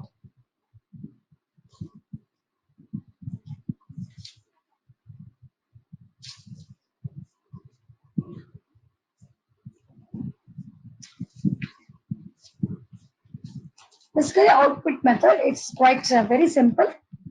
So I have something called emp underscore data. Okay, I'm creating a data set called emp underscore data. Let me not have anything here. Okay, I am writing employee emp id is equal to 101. Okay, e name is equal to Rick. Okay, let me first tell you this. Okay, so this is another way of actually assigning a value for the variable. Till now we have seen data lines, we have seen reading data from the external files, we have seen column input, so many things, right? But this is actually called an assignment statement. Okay, so what is assignment statement? Assigning a value for the variable by just placing an equal sign and hard coding the value. In the sense, I'm telling for emp id is the variable and the value for emp id is 101. So the moment you write like this, let me show you. I'll write another thing. E-name is equal to Swapna. Department equal to IT. The moment I write like this, what do you generally assume? Well, you will think that EMP underscore data is the dataset name, and it has 3 variables. And how many observations? Any clue? How Three many? observations. 3 Three observations? observations. One observation, No, right? in in single row it comes. Yeah, so it's one observation, right, Ram? Yeah. Yeah, if I write like this, what happens is EMP ID is one variable, E-name is another variable, department is another variable, and these are the values it has. So this is actually called assignment statements. Okay. So okay, this is the way it is. Okay. So you're just seeing 3 variables and one observation. Yes, it is. It makes sense. I'm not. I cannot write different observations. Now, what output method does is, what we can do is, we can add something called output statement. Okay. So what output says, generally, when does SAS write data into the data set? The moment it sees run, only then it writes data into the data set. That is the default behavior of SAS. But output statement, what it does is, it actually overrides the default behavior of SAS, forcing SAS to write the output whenever it sees the statement. Okay. The moment I see output, let me show you the difference. I will write another employee ID 102, e-name equal to Madhavi, department equal to IT. And then I write another output statement. Now, EMP ID 103, e-name equal to Ram, department equal to IT. I write another output statement. So, what will happen in this case? What happens is, it is seeing 3 variable values and then it is seeing output statement. So what did I tell you? It overrides the default behavior of SAS, writing the output, writing the data only after seeing RAM. No, that is not the case. The moment it sees output statement, it understands, okay, I should write whatever values they have declared as, I should write this as one observation. So it takes and writes one observation. Now, it's seeing another variable, another same variable, MPID, e-name, Madhavi, department ID, and then again it's seeing an output statement. So what happens is, these 3 variable values are actually written to the next record because the variables are same, right? So the values will be written under the same variables, but it will be written as a second record or second observation. And here it sees again different values, but for the same variables. And the moment it sees output statement, it writes this as another record. So that is the reason it is called output method style of data reading. What did you see now? EM Pensko data has 3 observations and 3 variables, which is very valid. I have 3 variables and I have 3 observations in this case. Okay. So this is what has happened.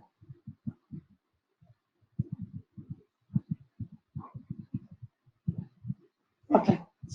And any guess? I'm seeing for variable names, employee name and for employee name variable, Swapna and Ram, I'm seeing values completely. But Madhavi is actually not exceeding 8 characters. Do you think it's exceeding? No, it is 1, 2, 3, 4, 5, 6. Only 6 characters. What would be the default length for e-name? Why did it assign 6? It should assign 8, right? So any guess by looking at the code, what would have happened here? Why I am not able to see Madhavi name completely?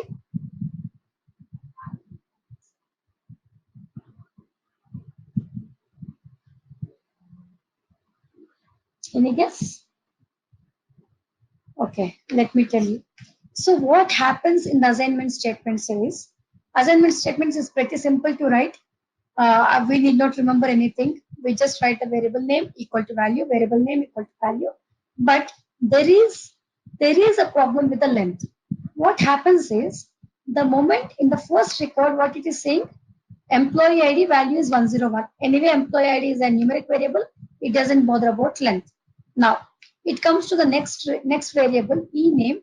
Ename obviously is a character variable because I enclosed it in quotes.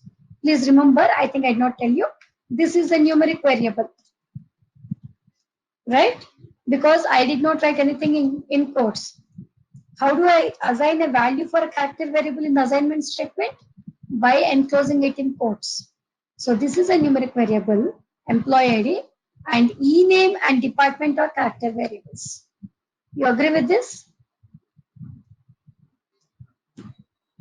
Character variable values are always enclosed in quotes, right?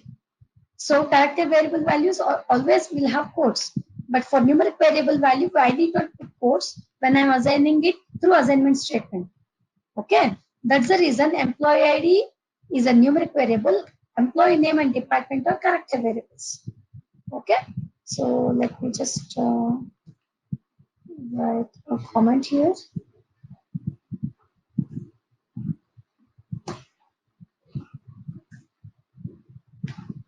Okay, so this is just for your understanding. Okay, so now what happened is, ename, when it has assigned, it has seen the value for ename as Swapna. What is the length for Swapna? What is the number of bytes for Swapna? It occupies 1, 2, 3, 4, 5, 6 bytes. So what happens is, for character variables, again I'm telling you, this is not the issue with the numeric variable, but for character variables, what happens is, the first value it encounters, whatever first value it encounters, that length only it will fix to that character variable. Okay, that is the reason ename doesn't have a default length of 8 characters, because I'm not passing data using the data lines, and I'm not passing the data using an input statement. In the input statement, what happens? We have seen the back end processing of a data set. What happens? PDB is created. In the PDB, what will happen? It will actually create the variables and assigns a default length for each of the variable. So that is what has happened in the case of input statement. But here it is directly encountering the value. It is not saying any input statement. What it understands is, okay, Swapna value is given. The first encountering value is Swapna. So for ename, it will set a length of 6 bytes. That is the reason it's unable to accommodate Madhavi. Now let me write this as Ramchandra. Even here, you will see only 6 characters. 1, 2, 3 with a space, 4, 5, 6. Only till CH you will see. Let's check that. So that is the problem with only the assignment statement and nothing else, and nowhere. Do you see this? Even Ramchandra, I am not saying total. I'll just see 6 bytes, because the length assigned for variable is, ename is $6 for 6 characters. Okay, so if you are going with an assignment statement, there are possibilities that the value may not be same as the first required for the character variables. So always go with the length statement.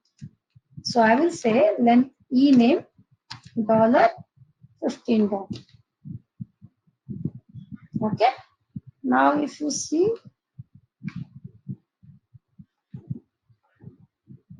am I saying everything completely? Let me check the length of this. 15 characters. Okay. So just in the case of assignment statement, it is very easy to write. Trust me, I don't have to write input statement. I don't have to write data lines. I don't have to write an in-file statement. I don't have to fetch the data from somewhere. Just variable name equal to value. Variable name equal to value. But the only thing that we'll have to take care is the length. Okay. Any questions?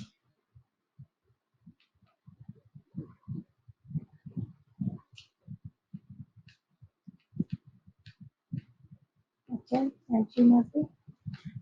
Ram, hope you're also fine.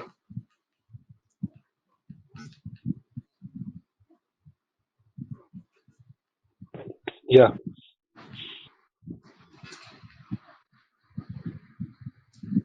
Now, so if you remember, we have seen what was that?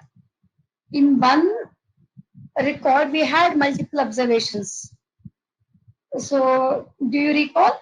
In one record, for example, I was having 4 observation values. So what did I do for that? How did I read that type of data? Yeah, double A, double at the rate. Yeah, excellent. Right. Yeah, both are right. Exactly. It is double at the rate. But now the thing is, I am having only one observation only, but that one observation is split in 3 records. Not only 3 records, it can be 4 records, 5 records, whatever. But it is split in multiple records. So something like, let me get the example for that.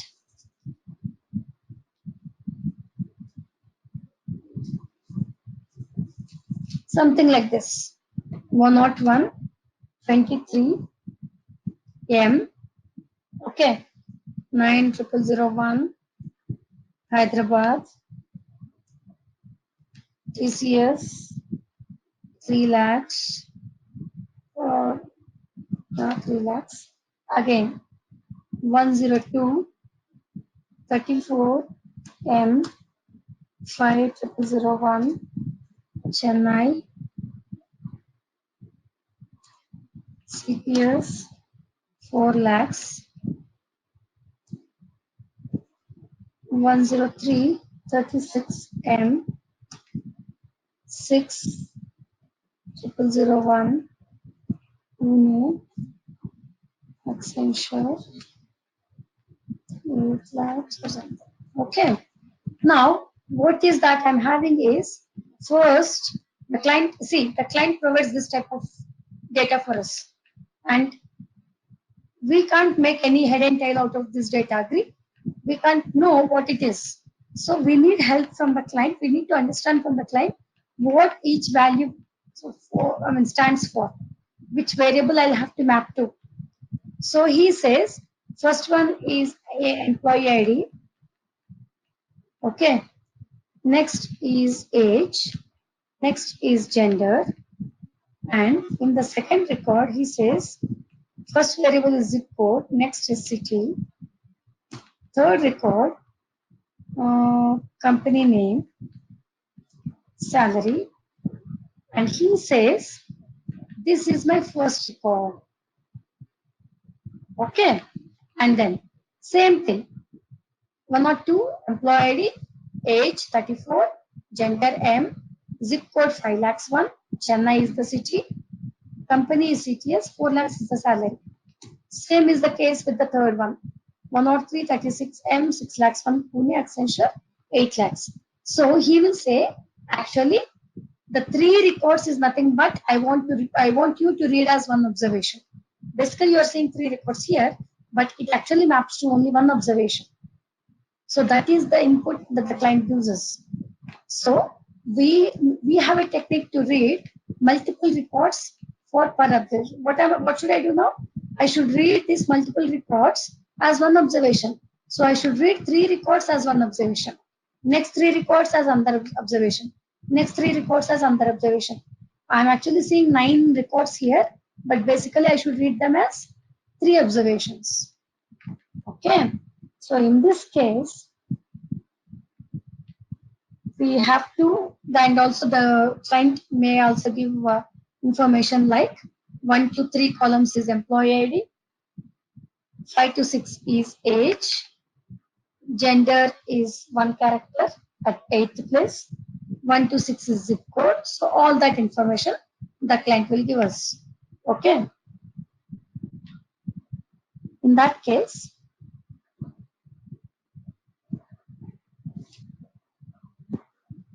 we have to write data set like this. Data emp underscore multiple records. Okay. Input. First, let me put a comment here.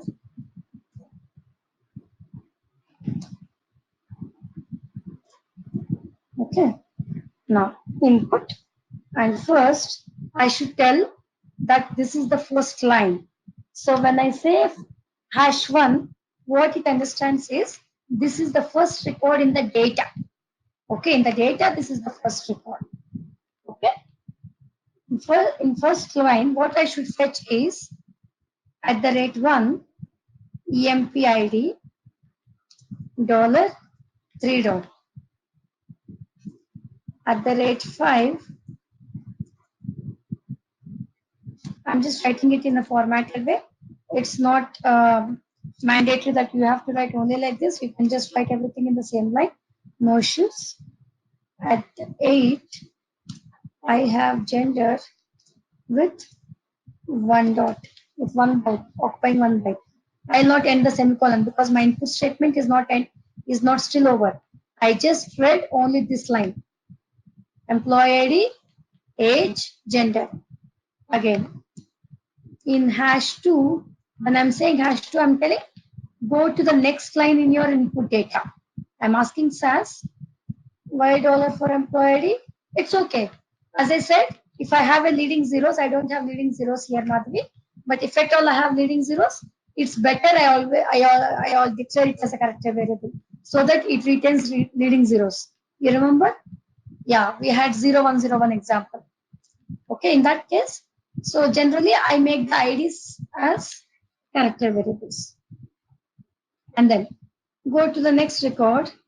@1, what is the variable I'm saying? It is zip code. Zip code. And how many bytes? 1, 2, 3, 4, 5. 5 bytes, right? Do I need to do any mathematical computation with computations with zip code? No. So I'll declare it as character variable.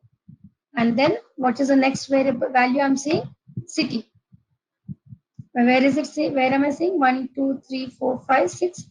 And then at 7, city starts. And here, let me assign 1, 2, 3, 4, 5, 6, 7. $7 dot.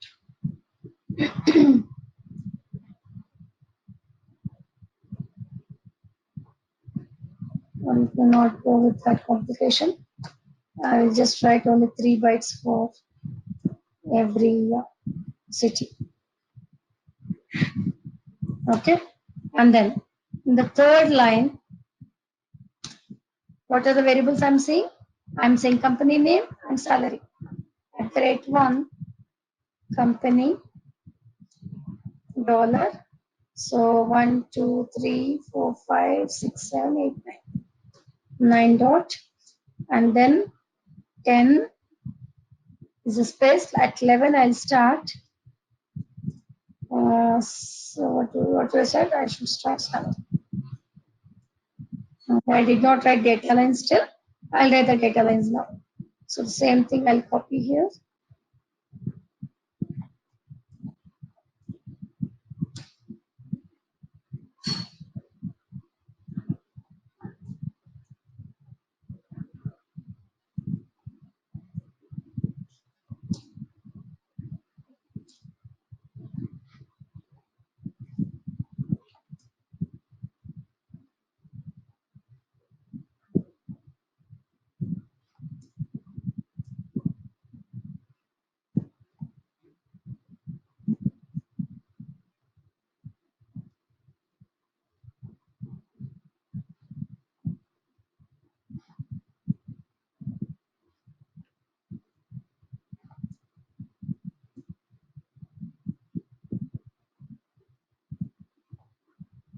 Okay, let me just check the 1, 2, 3. I started at 5, 5, 6, 7, 8. It's fine. And about this, 5 characters are given for zip code. 1, 2, 3, 4, 5, 6. At 7, I will start city. City, let me give only 3 characters. And company and the third line.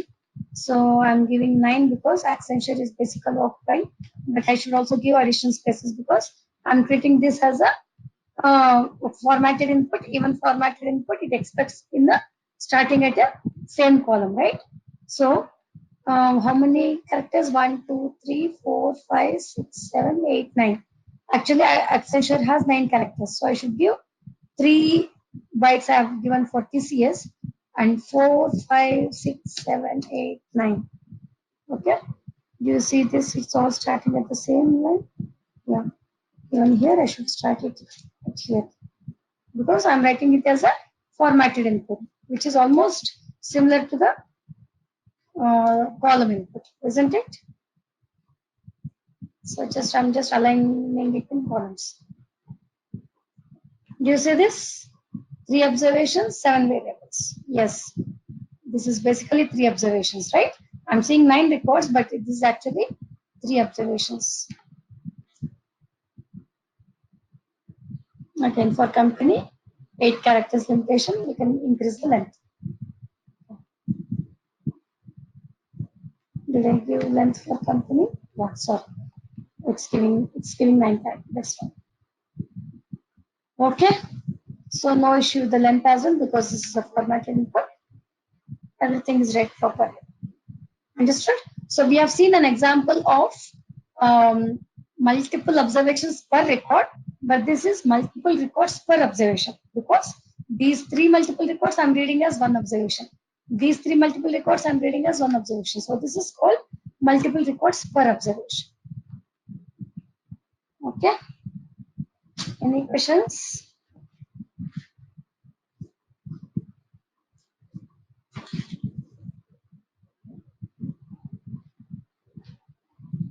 Okay. Yeah. So I can, let me just write quickly. I can write this like this also. So this is a method 2.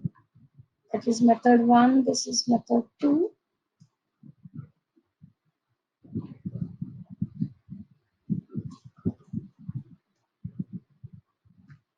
In method 2, what we do is, instead of writing hash, I will give, I don't write hash 1.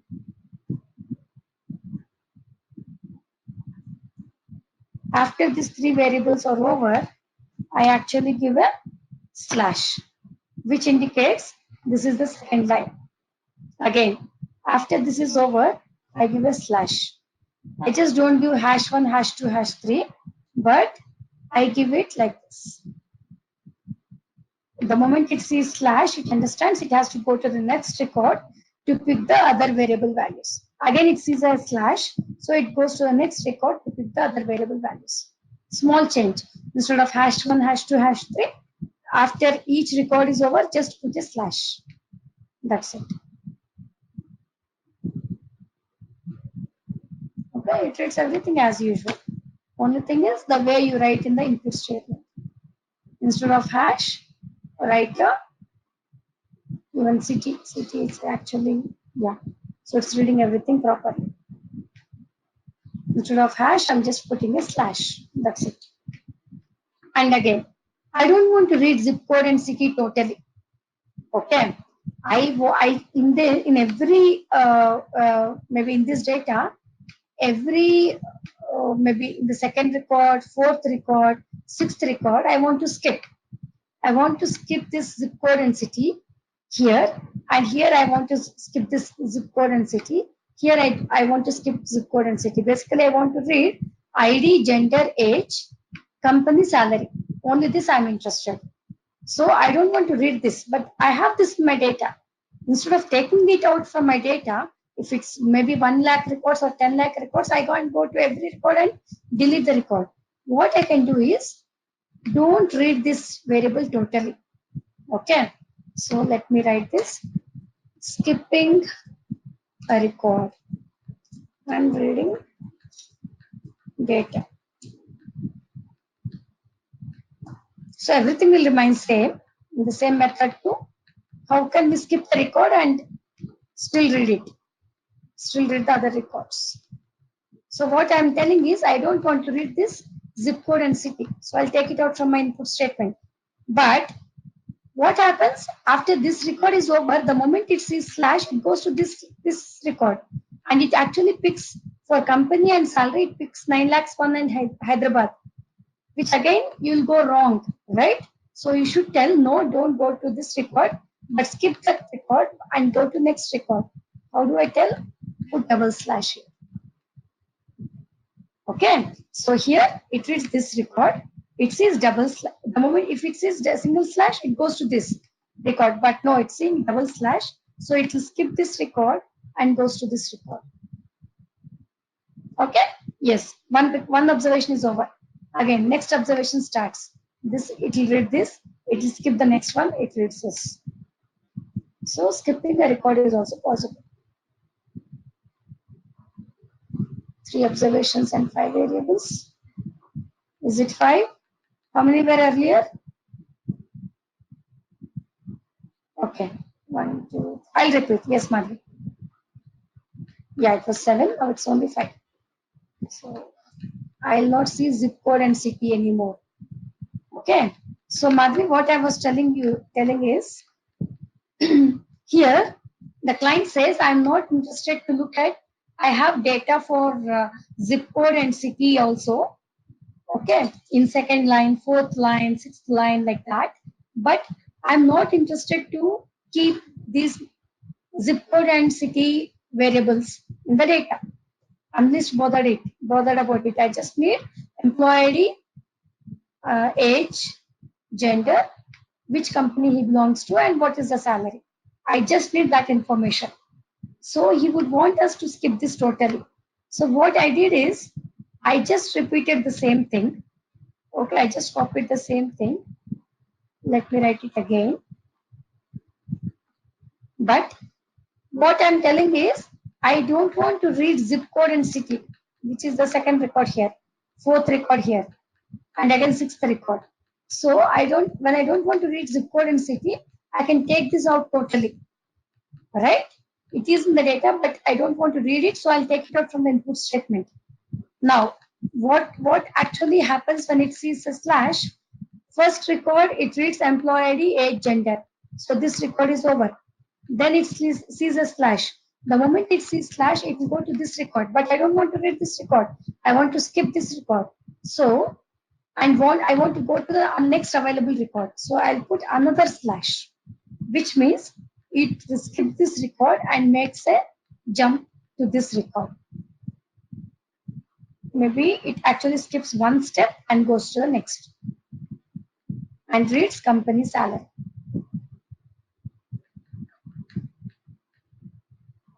Is it okay, Madhvi? So if you see in the final data set, yeah. So if you see in the final data set, I will not see zip code and city at all. I just have employee age, gender, company salary, because this is what the client asked for, and I'm just providing this information. Okay. Yes. So reading multiple records per observation is also over. Any questions still here before I move to the next topic, formats and informats? So I'll move to the next topic, formats and informats. Okay.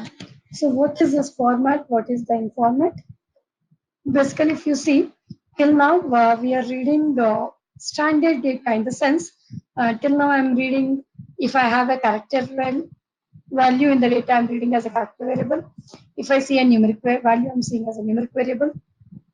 And at times, if I feel, even though it's a numerical value, and if I think I want to declare this variable as a character variable, I'm doing that. So this is all standard data. I'm not seeing any non-standard data, in the sense I'm not seeing any special characters in the data. Even though I see special characters, I can still declare it as a character variable. But what in the case of dates? Okay, so basically dates, how does dates appear? So date, generally the value will be like maybe 01/01/2019, okay, and 01 Jan 2019. I can have date like this. I can have it in multiple ways, right? So I may just have 01 Jan 19, or maybe MMDDYY. So if that's the case, I may have 06/22/2019, something like this. Okay. So this also, since I'm seeing the slash, which is actually a special character, what should I do? will it allow for the numeric variable? If I have these values, can I declare these values for the numeric variable? What do you think? No, it won't allow. We need to give some special instructions. Yeah, you have to declare it as a character variable, isn't it? Because these are the special characters, right? So these are the special characters. Okay, I declare these values as a character variable.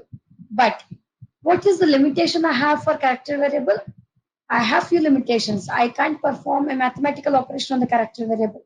So maybe the client says add 60 days overtime, or add 60 days to all the joining dates. Okay, or maybe they may say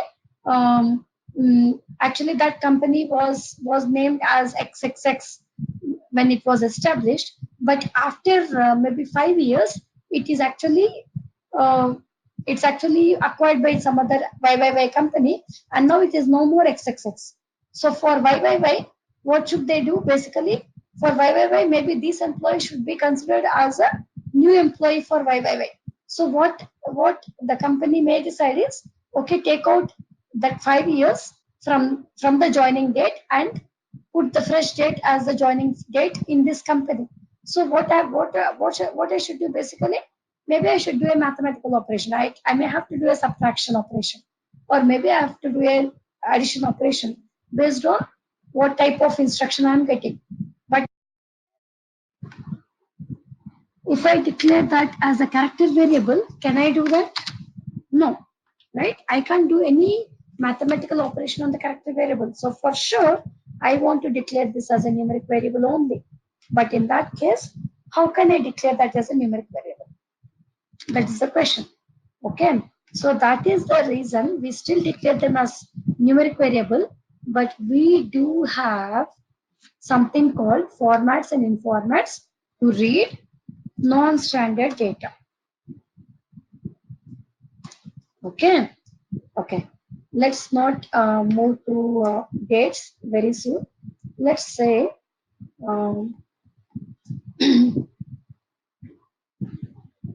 okay. Let's go with simple examples first.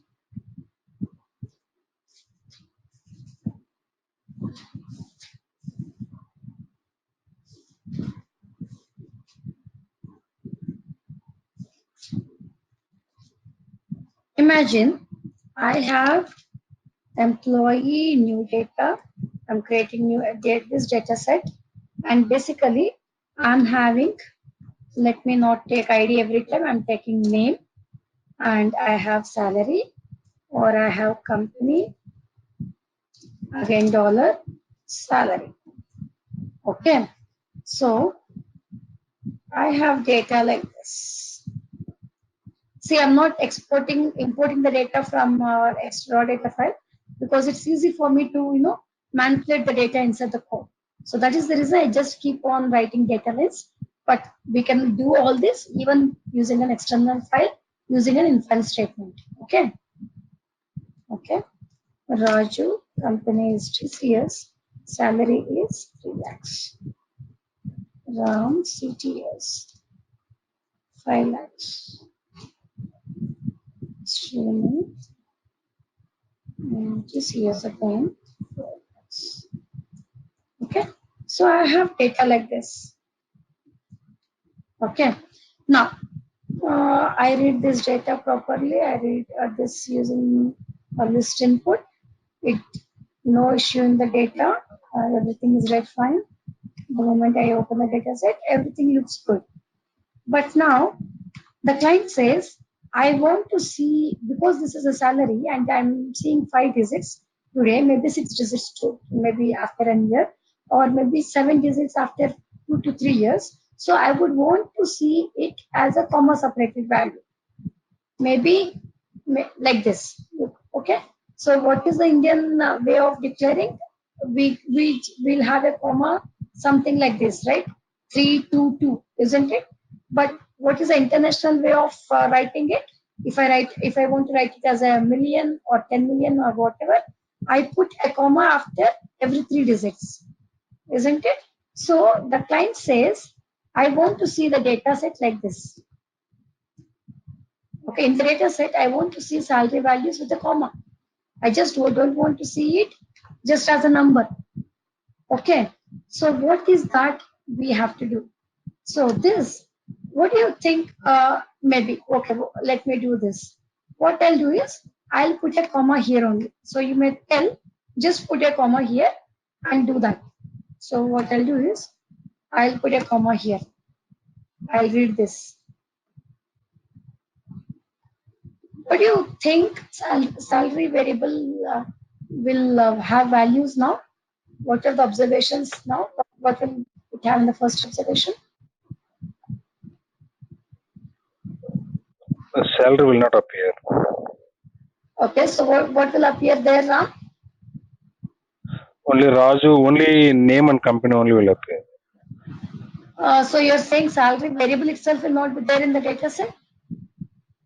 It is there, but it won't recognize that due to the comma, it won't recognize. So it puts a missing value, isn't it? So it may put dot, right? Yes. Yeah. So salary is a numeric variable and it basically it expects numbers, but it is actually seeing a special character comma here. So it doesn't accept it. So what it does, it just puts a missing value. Right? So this is a non-standard data for a numeric variable. Do you agree? Having a comma for a numeric variable is a non-standard data. Right? So it actually looks like very normal data for us, but for SAS, for a numeric variable, having a comma is basically not accepted. So it sees it as a non-standard data. So in this case, what we have is, okay, so I can put a comma here. So we have something called formats. Let me write it here only. Formats and informats as I discussed. So here the client is saying, I want to see salary values with a comma in the data set, in the final data set. So format is we have so many formats. Here we have a format called comma w dot. We also have it d. We can write it actually like this, comma w dot d. So this is the name of the format. Okay, format or in format. Please remember, it's a format or in format. The name does not change. Okay, it is a comma w dot d. Now, I'm telling format, I'm telling in format. What is that actually? Format is actually used to write the data, and in format is used to read the data. Okay, so let me tell this. So I'll tell you what is the difference: reading and writing. Now, okay. So the client says I want comma. So how can I do that? I can use a format statement to do that. Okay. So format is the statement, and which is the variable I want to format? I want to format salary. So what will I do? I will write the variable name. And what is the format I want to use? Because client wanted to see it in commas. So I will use comma w dot d. So comma w is nothing but the width. How many numbers or how many bytes the value has. So here 1, 2, 3, 4, 5, 6. 6 and the client is saying I want to see a comma. So it is 7. And do I have any decimal part here? I don't. If I have a decimal part, I will use this D as well. Comma W dot D. W stands for the total width, including the decimal part. And D includes the how many decimal part I have. But here I don't have any decimal part. So I write it like this. And then when I'm saying I'm writing a format statement, this is actually used to write it into the data set. That is why I'm saying format is used to write the data. So this format statement helps to write the variable value salary with commas in the output data set. Okay, in the input I don't have commas, I'm just having it as a number. But in the output I want to see commas, so I use a format statement. And the moment I run this, let me do this. Am I seeing salary with a comma? Right? I'm seeing a comma now. Okay. Now, example, let's say the client itself gives data with a comma. So, using the format statement to write salary values with commas in the data set. Okay. Now, the requirement is like this.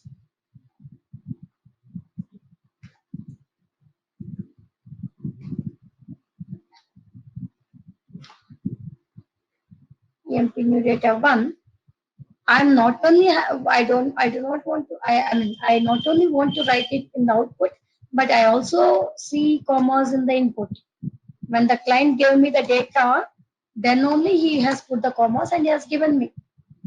That's acceptable, right? For salary, since it's a 5-digit or 6-digit, there can be commas so that it makes easy for us to read. So the client has put the comma in the values and then he has given us the salary values. So now I want to read this comma for the salary variable, which is actually salary is basically a numeric variable, but I want to read this non-standard data in the numeric variable. How do I do that? I use something called in-format statement. In-format salary, comma 7 dot, same thing. See, whether it's a format statement or an in-format statement, the format name doesn't change. The format name will be same because there I want in commas, here also I have in commas. So what it does is, it actually, and also, please remember here I'm declaring it as a character numeric variable, right? So in-format statement is better to put it in before the input statement, because I already declared salary as a numeric variable here without any in-format. So write the in-format here and then write the input statement.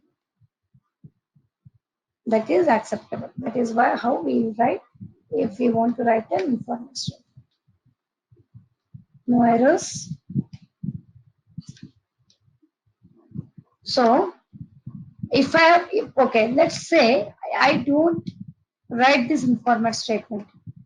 So let me comment it for a while. Okay, I'm just writing salary as a numeric variable and I'm passing these values. So in this case, what do you think will happen? Again, it will be the same problem, isn't it? It will not read and you will see invalid data issues, right? Because for salary, where it is expecting only the numeric numbers, it is also seeing a comma. So for salary, it will put missing in every record. And it says invalid data for salary. So only when I put this in-format statement, in-format is basically used to read the data using a format, and format statement is used to write the data into the data set using a format statement. Okay, that is the only difference. Please remember, input is reading, right? Why do you have an input statement? To create a variable and to read the data, right? In the same way, also remember this prefix in. In format is to read the data with a particular format. Format statement is used to write the data with a particular format. Okay, so this is how it works. Any questions? So on salary, if there is more than 7 digits, maybe 7 to 10, if it is varying from observation to observation, then you need to write maximum number of digits. Yeah, you're right. So maybe Okay. first is like this, and in the second record, it is actually like this. Okay, so basically seeing more values. So go with a bigger length. No harm in doing maybe 15 or 20, whatever. Go with a bigger line. That's it.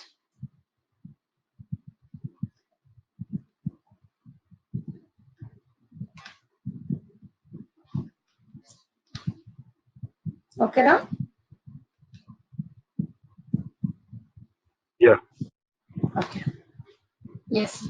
So now we have seen as format to put commas, which is nothing but comma w dot d. Okay. If I also have a decimal part like this, 8, 9, then okay, let me give an example with a decimal part. Take the same example, but just add some decimals. Employee data, new data 2. Okay. I have a decimal part 77. Here 2, 2. Here I have it as 6. Okay. And now I have to use the format with the decimal also, right? So comma w dot d. Now always remember w is the total width including the decimals, not only the integer part. So if you see here, maybe if you write 15, 15 if it is fine, then it's okay. Now it's 3, 4, 5, 6, 7, 8, 9, 10, 11, 12, 13, 14. Just a second, I'm just opening the door.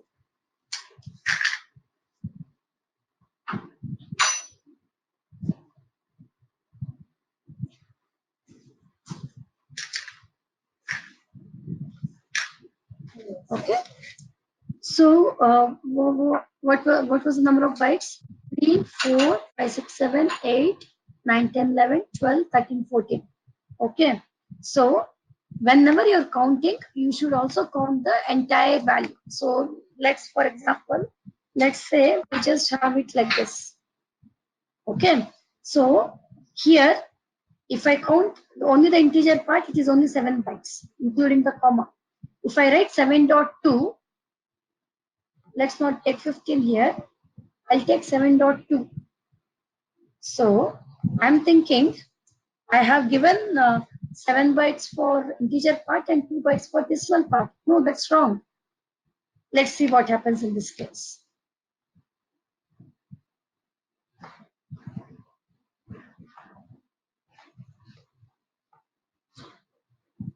What did you see now? Even though you read it with w dot, did I write that 7.2? Yes, I wrote 7.2 in both format and new format. Is it reading that decimal part?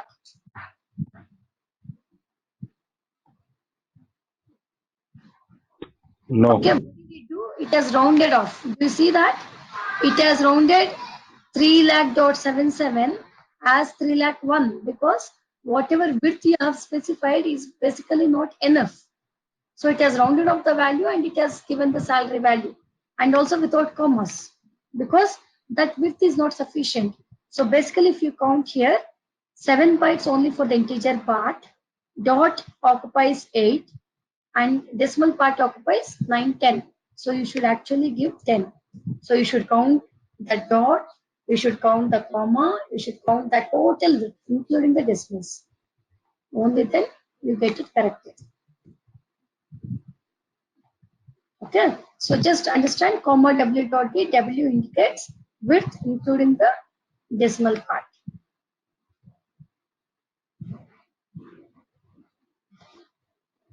Okay, that is what I wanted to tell you. So if you have a decimal part, count the comma, count this dot, and also the decimal part as the total width. And assign how much of a decimal part you want. I want only 2 decimal parts, so I give 10.2. If I want 4 decimal part, I can give 10.4. Not an issue. So I want to see 4 numbers in the decimal. If it is if it is 0.70, then it is under 1 decimal or 2 decimal. In that case, you give 2 decimal only. You give it as 10.2 only. Even then, because not every number will have as 0 as the first decimal part, right? So you go with 10.2, but here it will maybe just read only till 7. Let's check that.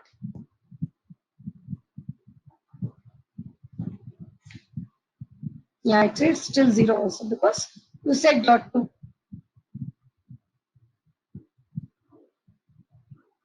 Okay, because we need to accommodate for other numbers Yeah. as well, right? Right. So dot 70 is nothing but dot 7, so that's okay for us. Okay. And similarly, we have another format called, okay, now I'm saying in commas, but now my client is from US and he wants to see a dollar. So we have a format called dollar $w.d. We also have euros. We have for certain what was a currency currencies we have the formats. So I want to see in dollars. So I write the same example.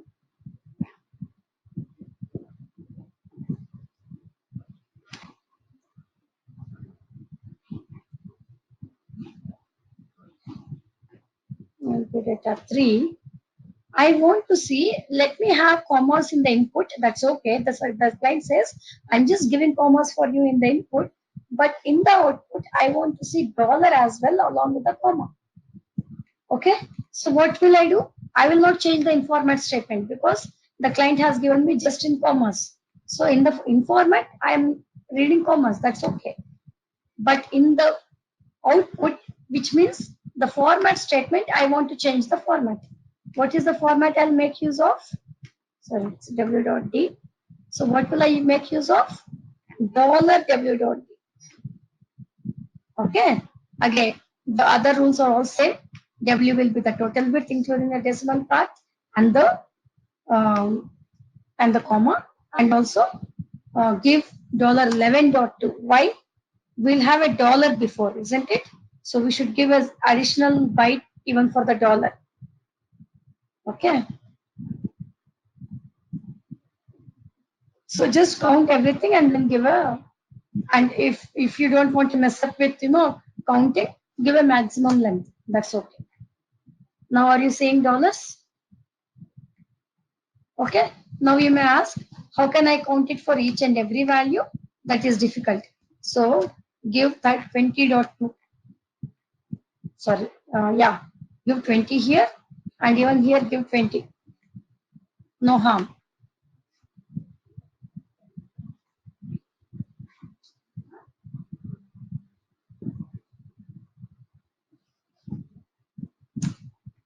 Even then it reads the same way.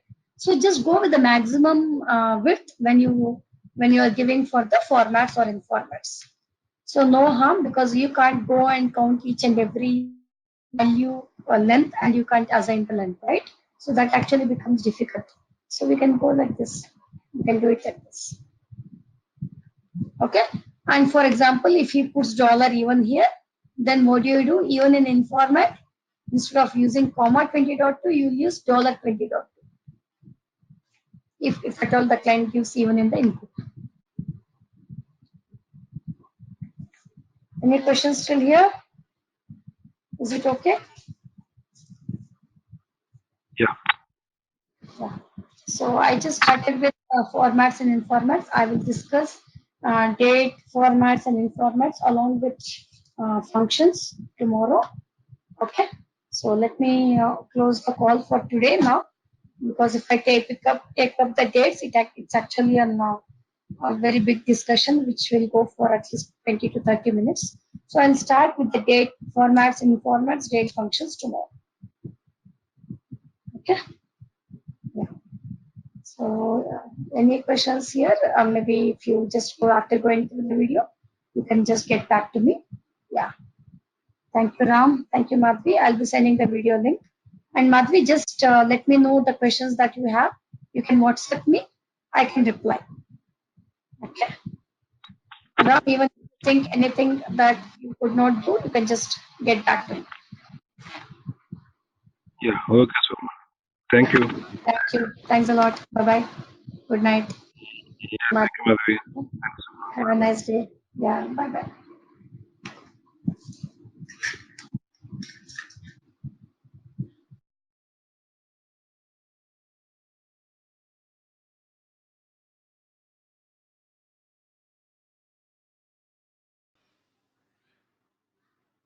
Yeah.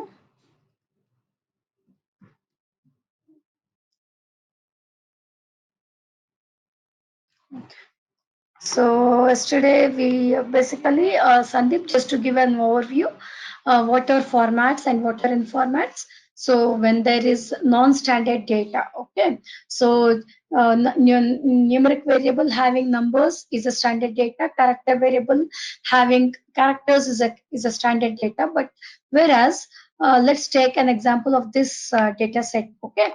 So here I am having name is a character variable where it is expecting the character values. That's fine. Company is a character variable because I have put a dollar. So it's expecting character values. That's fine. But coming to salary, okay. So salary, again, it's just numbers here. It's fine. But what in case salary is given with commas, right? So salaries can be five numbers, 5 digits or 6 digits or 7 digits. It depends on how big amount we are receiving as a salary, right? So there are possibilities that we may have commas in salaries because it's a big value, pretty big value. And if in that case, since salary, I generally treat salary as a numeric variable, right? Because there can be some arithmetic operations that I may perform, maybe a 10% hike on my salary this year, and next year I gave what 20, I get 20% hike on my salary. So in that case, so the salary should be a numeric variable in order to do this computations, right, or mathematical calculations. So in that case, I have to declare salary as a numeric variable only, but still I have to go with this commas, right? So in that case, what we have in SAS is we have something called formats in formats. Okay, we have different formats and different informats. I mean, format and informat both are same. Only thing is, informat is basically to read the data. So that's what I've written here. And format is actually used to write the data. Okay. So here, in this case, it is fine. But just let me come down. So I have another data set, EMP new data 1, wherein I have salaries embedded with commas. And still I want to read this as a number and tells us this is not any weird data, this is an acceptable data. So how will I tell SAS? I will declare an informat statement. Okay, so what I'll tell is I will say, so salary is something, I'm saying a non-standard data here. So what I do is I give an informat statement, and what is the variable to which I have to declare the informat? It is salary. So I have a format or informat called comma w dot d. Okay, so what I do is I say comma w is nothing but the width. Here, what is the width of this value? It's 3 bytes here, 3 bytes here, and with the comma it is 7 bytes. But to be on safer side, we may not be able to predict how big number I'll get in future. So what I do is I give a pretty bigger length here. So I give comma 15 dot. It is nothing but comma w dot d. If I have a decimal part, I'll have d as well, but I don't have a decimal part here, so I just go with comma 15 dot. So the moment it sees an informat statement for the variable salary, it reads this with this comma w dot informat, and then reads this still as a number, even though there are special characters called commas. And then I want to write again this in commas. So what will I do? I will say informat is just to read because I have the data with commas. I want to still read it properly. Format, what I want to do, I want to display this again with commas in the data set. So what I do is I give a format statement which tells format salary, comma 15 dot. So what happens is when I run this particular data set, data step, EMP new data 1 will be created properly. And if I go to this work library, I'll see this one. And do you see a difference? I see commas also in the salary. But again, salary, if I double click on it, it is a numeric. Do you see numeric checked here? It's numeric. But what is the informat I used? I used informat comma w dot, comma 15 dot, and format also as comma w dot. Okay. So that's the reason it is still numeric, but since I gave informat and format to read it, the non-standard data, it read it properly. Again, I wanted to see commas even in the output in the data set. So I have given it in the format statement, and that is the reason I'm seeing the numbers or salary values with commas. Okay, so this is how we have actually discussed the examples yesterday. Apart from comma, we have something called $w dot. Okay, so $w dot d or $w dot. So what it does is, apart from having commas, it also puts a dollar. Suppose my client is a US client where the client is expecting a dollar also, dollar value, dollar symbol also before the number, before the salaries. So in that case, I would want to put dollar here. So what I did is I have used the format because I want to have commas and dollar in the variable salary in the data set. Even though I got it just with commas, that's the reason in the informat statement I just used comma w dot d. But in the format statement, I gave $w dot d because the client is expecting output with dollars along with commas. So when I run this particular data step, let me view it as a list. Okay. So do you see a difference? Along with commas, along with decimal part, I also have a dollar symbol. Okay, since I used $w dot d as the format. Okay, clear, Sandeep? Yeah, fine. Okay, fine. Thank you. And also, you may ask, I may also get data like this. I may get data along with dollars, right? So what will I do is, I'll have a dollar also here. Okay, I have a dollar and I also have a comma. So what will I do? What is the change I have to do now?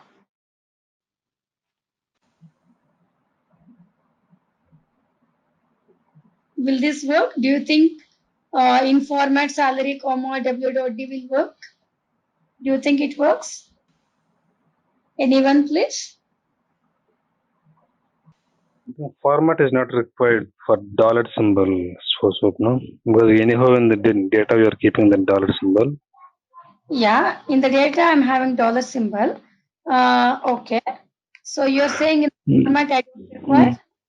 So I can comment this. No, there is not. That's what you're Yeah. saying. Okay. But Yes. now do you think this code will work perfectly?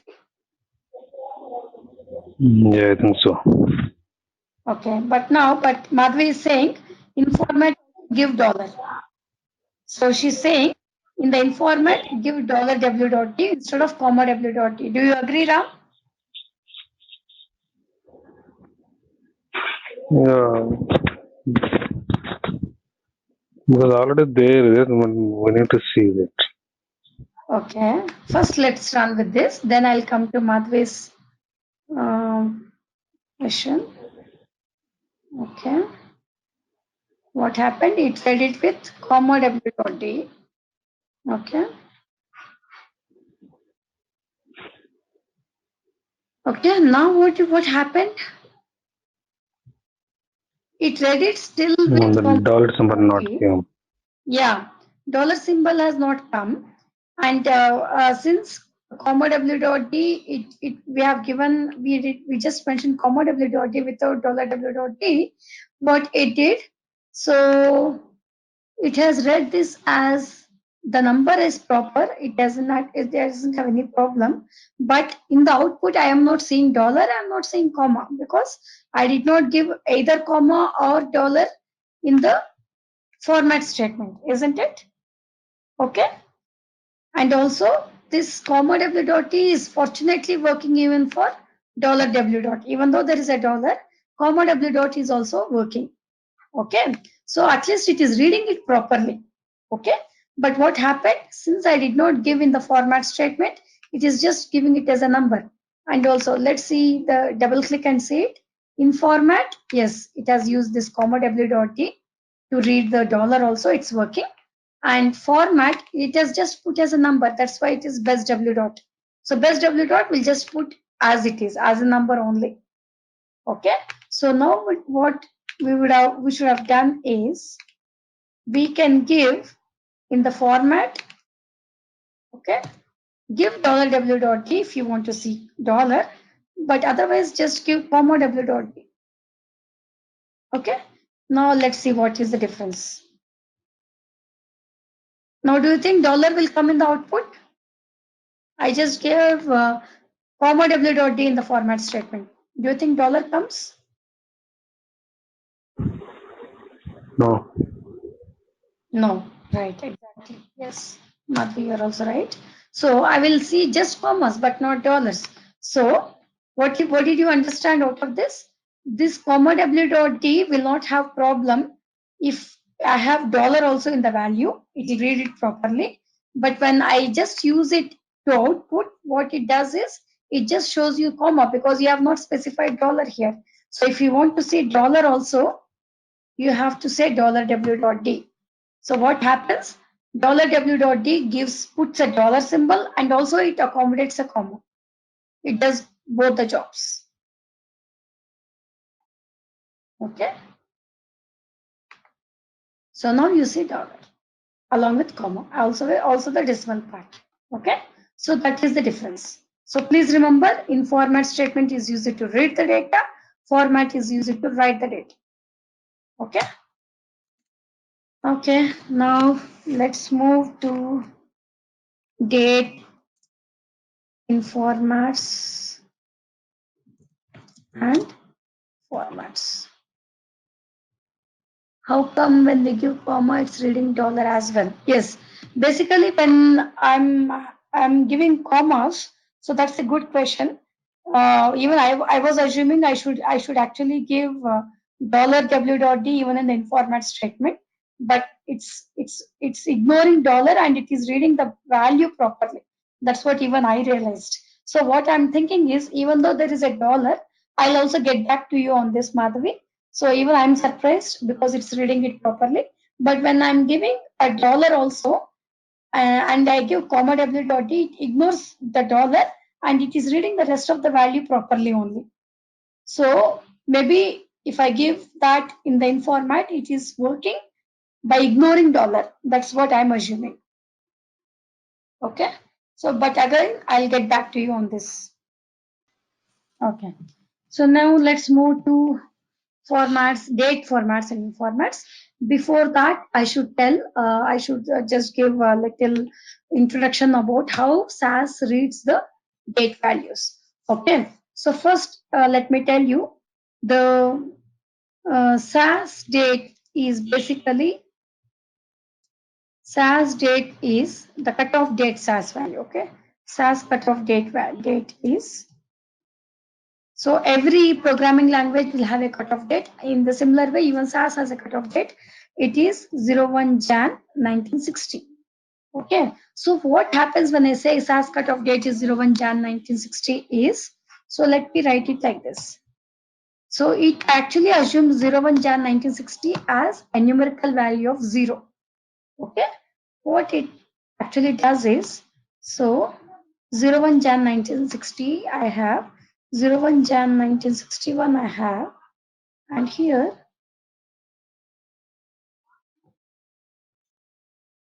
I have 01 Jan 1959. Okay, so the cutoff date value for SAS is 01 Jan 1960, and I said, what did I tell? It actually treats this as 0. So this is equal to 0. Basically, SAS treats any date as the number of days from 01 Jan 1960 to that particular date. If I just give today's date, what actually SAS does is it calculates the number of days. Okay, calculates, if I give today's date, what SAS does is SAS actually calculates the number of days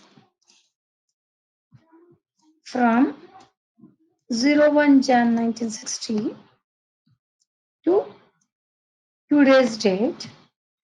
Okay, whatever were the number of days, and it represents as a number. Okay, So I'll show you the examples, don't worry, but just understand the theory behind it. So SAS cutoff date value is 01 Jan 1960, which will be treated as 0. Okay. So when I say this is treated as 0, how is this treated? So it's what is the number of days from 01 Jan 1960 to 1961? It is 365 days. So if I give 01 Jan 1961 to a variable, if I give this value to a variable, to the date variable, it actually writes 365. It doesn't write this 01 Jan 1961. It actually writes 365 because it actually calculates the number of days that has passed from this date to that date which I have given. And 01 Jan 1959 is a year before 1960, isn't it? So it will be minus 365. Okay, so this is how actually SAS computes the date values. Okay, having said about all this, let me first write. Yeah, I'll show that practically. I will say data, dates. Okay, input. What will I do? Or I'll not use. Okay, let me write input, date. Okay.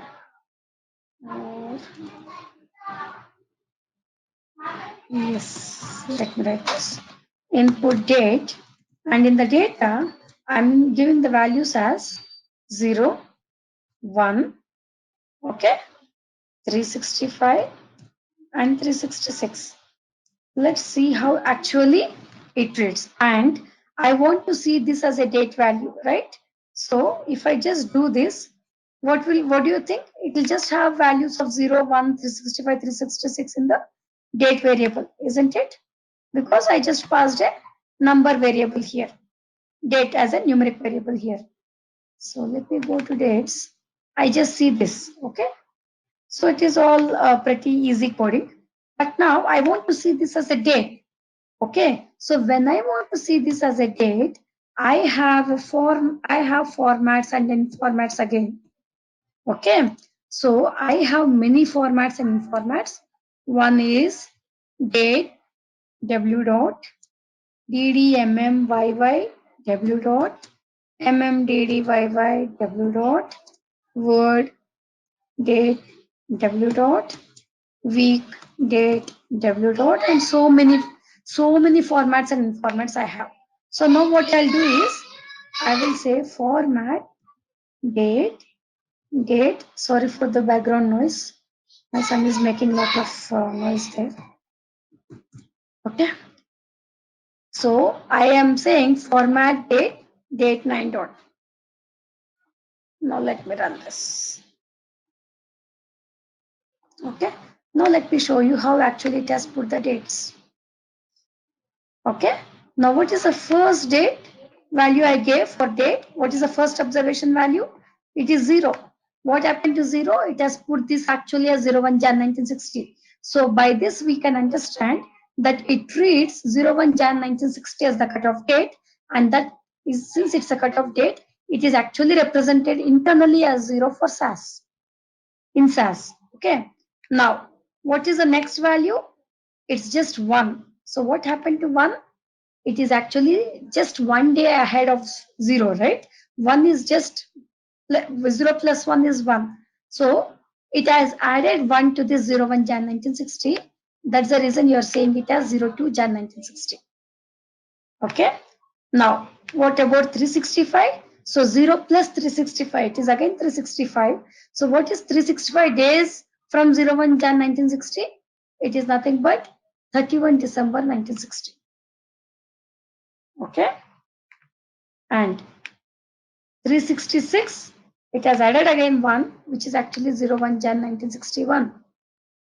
Okay. So by this, what we mean is it actually treats the 01 Jan 1960 as 0, and from there it counts the respective dates, whatever dates you give. Okay. Any questions here?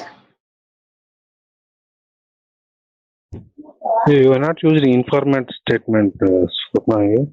Yes, in format So I there have not always used because I'm just giving numbers here, right? So it has read in the date variable, it has just read numbers. No, it's not mandatory to have always format, in-format accompanied with format. Is not like that. Nothing like that. So it depends on your data. How are you getting the data here? You're just getting it as numbers, isn't it? So for number, this is just a number. This is not a date value, right? It is not actually like maybe mmdd yy10 dot. It is not like dd yy10 dot. So I'm just reading this number in date. Okay. So date without this, how actually it looks like? That's what I've shown earlier. So let me do that again. Without this, how it actually treats is, it has a variable called date and it is a numeric variable. That's why there is no in format I use. So it just treated as a number. And what does it have? It just has 365, 366. Later, I wanted to show you that 01 Jan 1960 is actually internally represented as 0 in SAS. So that is the reason I have given a format. Okay, to actually see what is 0 for SAS, what is 0 value, so what is a 0 date value for SAS, what is 1 date value for SAS. So that is the reason I used format to show that. Okay, so what happened when I did this? It's actually represented 0. Since I used a format statement, it has actually read 0 as 01 Jan 1960. Okay, so it's not mandatory that you should have a format or in format always. Since I did not use any date, I represented this as a date formats. Since I did not represent it as a date formats, I did not use any in format statement.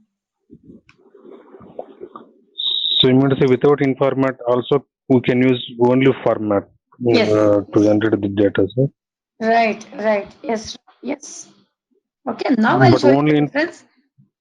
Yeah. So, but only in format we can't use, right? Without format. You can use, yes. We only in format also you can use without a format. When you don't want, I'll show you the difference, okay? Now, let me come to the Madhvi's question. So Madhvi was asking, why coded 9 dot for W dot? Okay. So, right. Let me tell you, Madhvi. So date W dot. Okay. So when I say date W dot, how actually the format, how actually SAS formats that value is, the date is as something like if it is today's date. What is today's date? It is 18 June 2019. How it shows is June 06 JUN 2019. So that is the way date W dot actually codes the formats the today's date. Okay, so date W dot is actually like this. So what we can tell is it is month. It's not month. Sorry, it is GD MON YYYY. So that is how date W dot works. So how it actually represents is as DDE. DD is nothing but today's date is 06. I'm sorry, it is 18. It is 18. What is month? Month is actually represented in MON. So what is MON? The SAS puts it as June, but just only 3 letters in the month name. And what is YYYY? I gave 4 Ys. So it puts the complete year 2019. So what is date W dot is? It is nothing but DD MON YYYY. That is the reason when I gave date 9 dot for W, what did I choose here? I have chosen 9 because the calculate the number of bytes here. Let's calculate here only. 1, 2, 3, 4, 5, 6, 7, 8, 9. Is the width not 9 bytes? That is why I gave width as 9. And that's the reason it is accommodating entire and it is putting this. For example, if I put as date 7 dot. Okay, yeah. Let me show in this case. Date 7 dot, how it actually shows the date is, do you see this? It has cut the century from the year. It is just saying 01 Jan 60, 02 Jan 60, 31 December 60, 01 Jan 61, which means it has taken out the century values.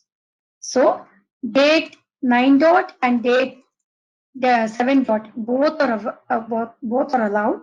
So if I give W as 9, it shows like this.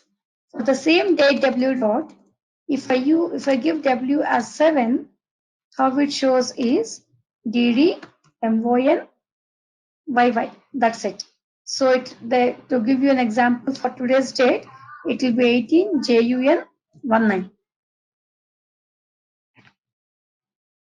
Okay, so that's what for each of the format that I've put here, there is a way that how SAS depicts it. Let me tell you all this. Now let me take an example to coming to Ram's question. So now I'll say again I'll use create a data set called dates 1, and here again I use date. Okay, and let me put the data lines first. So in the data lines, I actually have it as, I have date as date only. In the sense, I am giving a variable as date, and I also have the value as date only, date value. So let's take today's example, which is 18 June 2019 and 12 August 2016, 11 December 2000 and 13 Jan or 1999. I can take any year. That's not a problem. Okay. Now I'm saying, since I'm saying I got dates in the input. So how did I write these dates? I have written it as this. Earlier I just wrote numbers. So here I never had to use an format because it's just number value. It's just numbers. But here, is this a standard numeric variable data, Ram? Do you think it is standard numeric variable data? No. No, it is not the standard data for the numeric variable date. So what I should do now? I should use an format statement. I should say, actually, this is a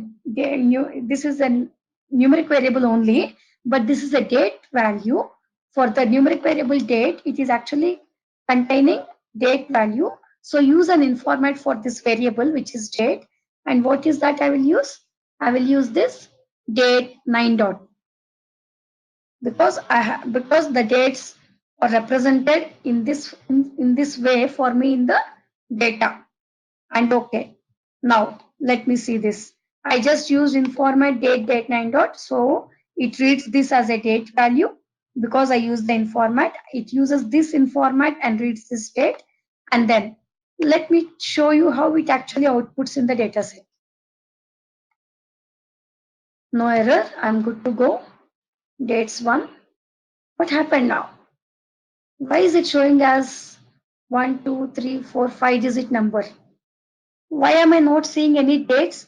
Actually, this is a date variable. I should have seen dates, right? But I'm just seeing number. What happened? Any hint? I'm seeing the very big numbers. Why it is showing this as a 5 digit numbers here? Okay, let me help you with that. So what has actually, yeah, we need to give format statement. I agree that. But why is it showing as 5 digit number is my question. Why is it showing 18 June 2019 as a 5 digit number? Because as I said earlier, exactly, it is showing the days from 01 Jan 1960. So since SAS cutoff date value is 01 Jan 1960, what actually it did is when I used a date in format here, what it understood is it is not not a normal numeric value, but it is actually a date value that is provided by the developer. Since I used this date 9 dot, it understood that, and then what it did is it has actually calculated number of days from 01 Jan 1960 to this date, and it is showing only the number here. That is the reason I'm just saying numbers. It internally represents this as a number from 01 Jan 1960 to this particular date. Again, no, this is not the way I want to see. I'm confused with these numbers.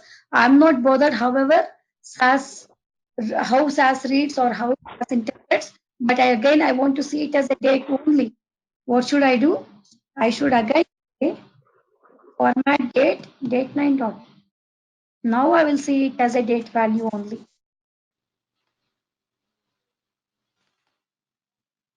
Am I seeing it as proper dates? Any questions? It will be little confusing at the beginning, but just remember, whenever there are date values in your data, you can't just read it as a numeric variable without any in format statement. Okay, at least without a format statement, it is fine. Now, let me take both. Let me comment both. Okay, what did I do? I'm just reading date as a numeric variable because I did not give any dollar. Okay, Ram, can you hear me? Yeah. That's all. Okay, fine. Fine. Swapna, I have this 11 December 2000. If you're using date 7 dot, then how data will generate? Yeah. So when I have it as date 7 dot, okay, let me do that. Before that, I'm just discussing this, Ram. Let me finish this.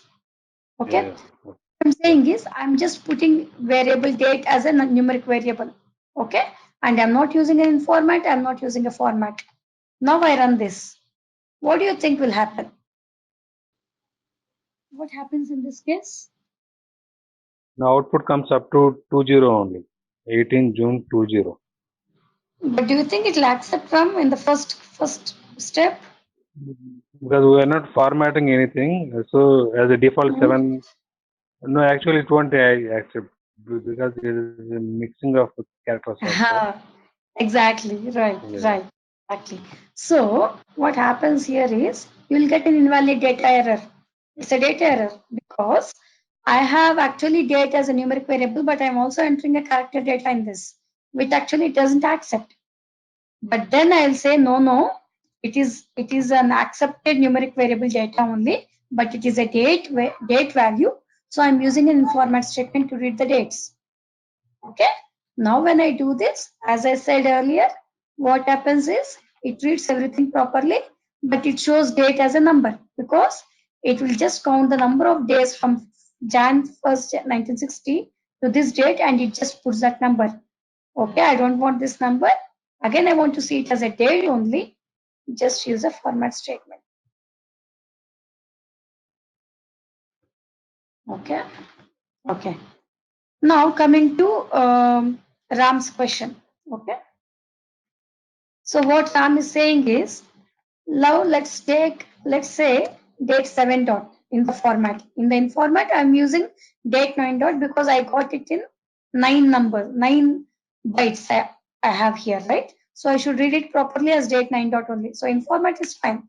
But in format, let me put date 7 dot. How will it show now?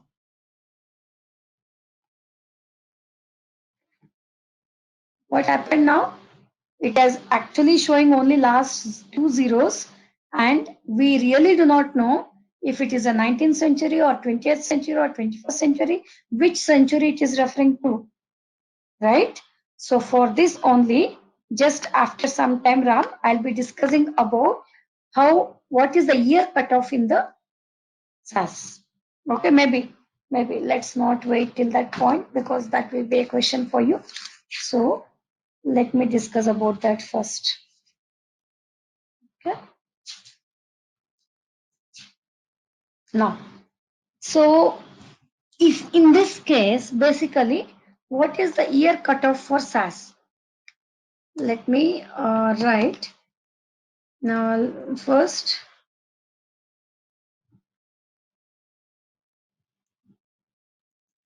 default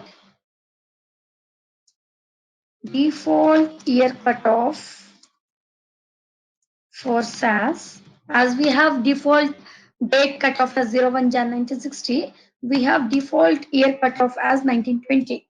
So when I say default year cutoff is 1920, what happens is, okay, it is 1920 till SAS version 9.3, but now it is 1926.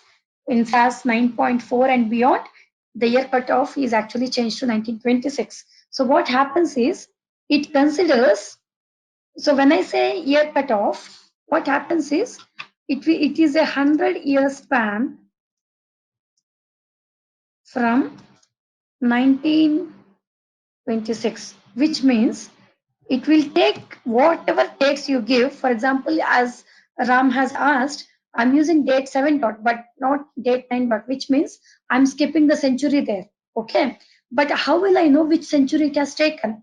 It is always based on the year cutoff that SAS has. So it is a 100-year span from 1926. So it will be 2025.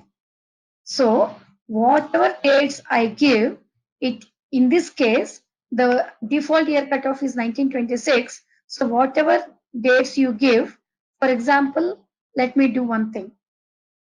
Let me take another example, not to modify this example. Okay.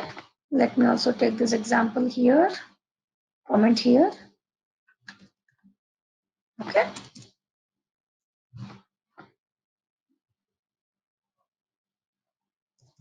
Okay. Now, so let me do one thing. I take off the centurial from here. I got the data like this. So I've taken out the century.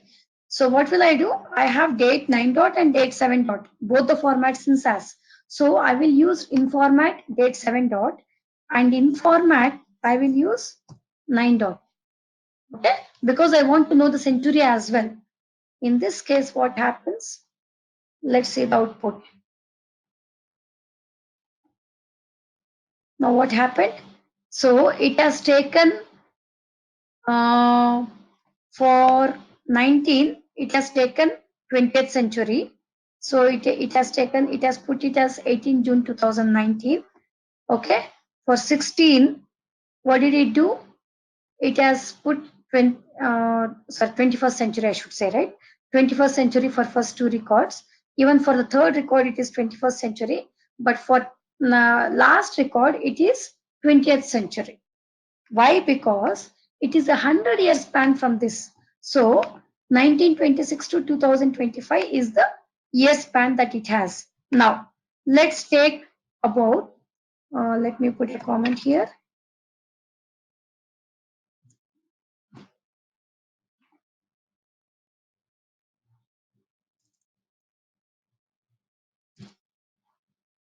Okay. Now, how about 19? Okay. So it is 19, right? The year is actually 19, which means, so in what range it comes? Will it come after this 26? Will it come in this 20th century or 21st century?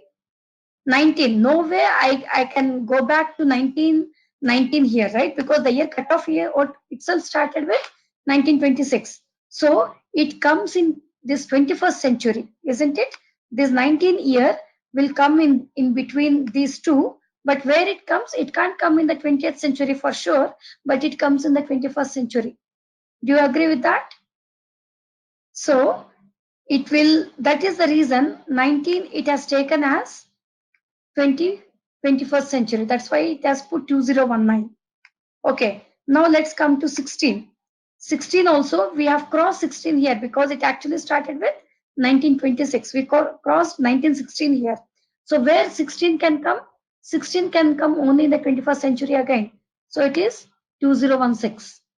Then 00 again.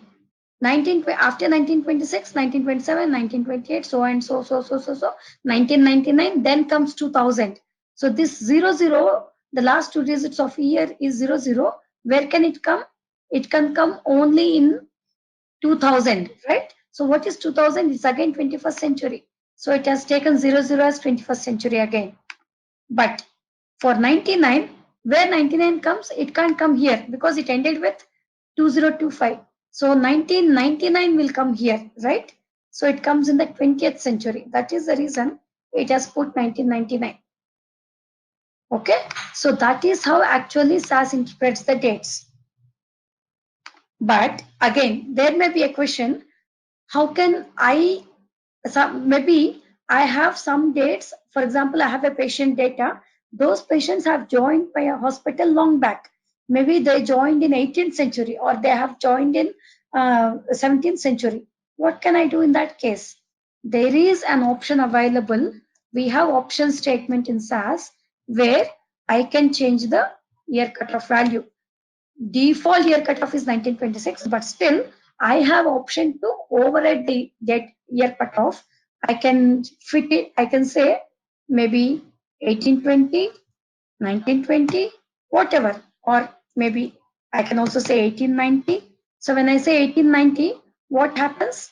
What will be the range now? It is 1890. It's a 100-year span. So it's 1890 to 1989. Okay.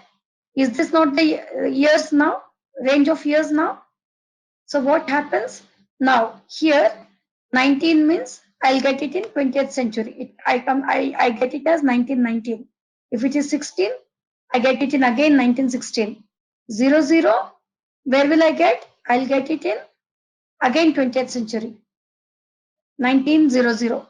For 99, it again goes to 19th century. Is it not? Sorry, are you getting this? Yeah. Is it here? Okay, now let's run this. I changed the year cutoff now. I made it as 1890. Let me do this. Okay, change, no issues, no error. I'll go to dates 1. Do you see this? First 3 records are in 20th century, but last record is in 19th century. This is how I want the dates because my data is very old data.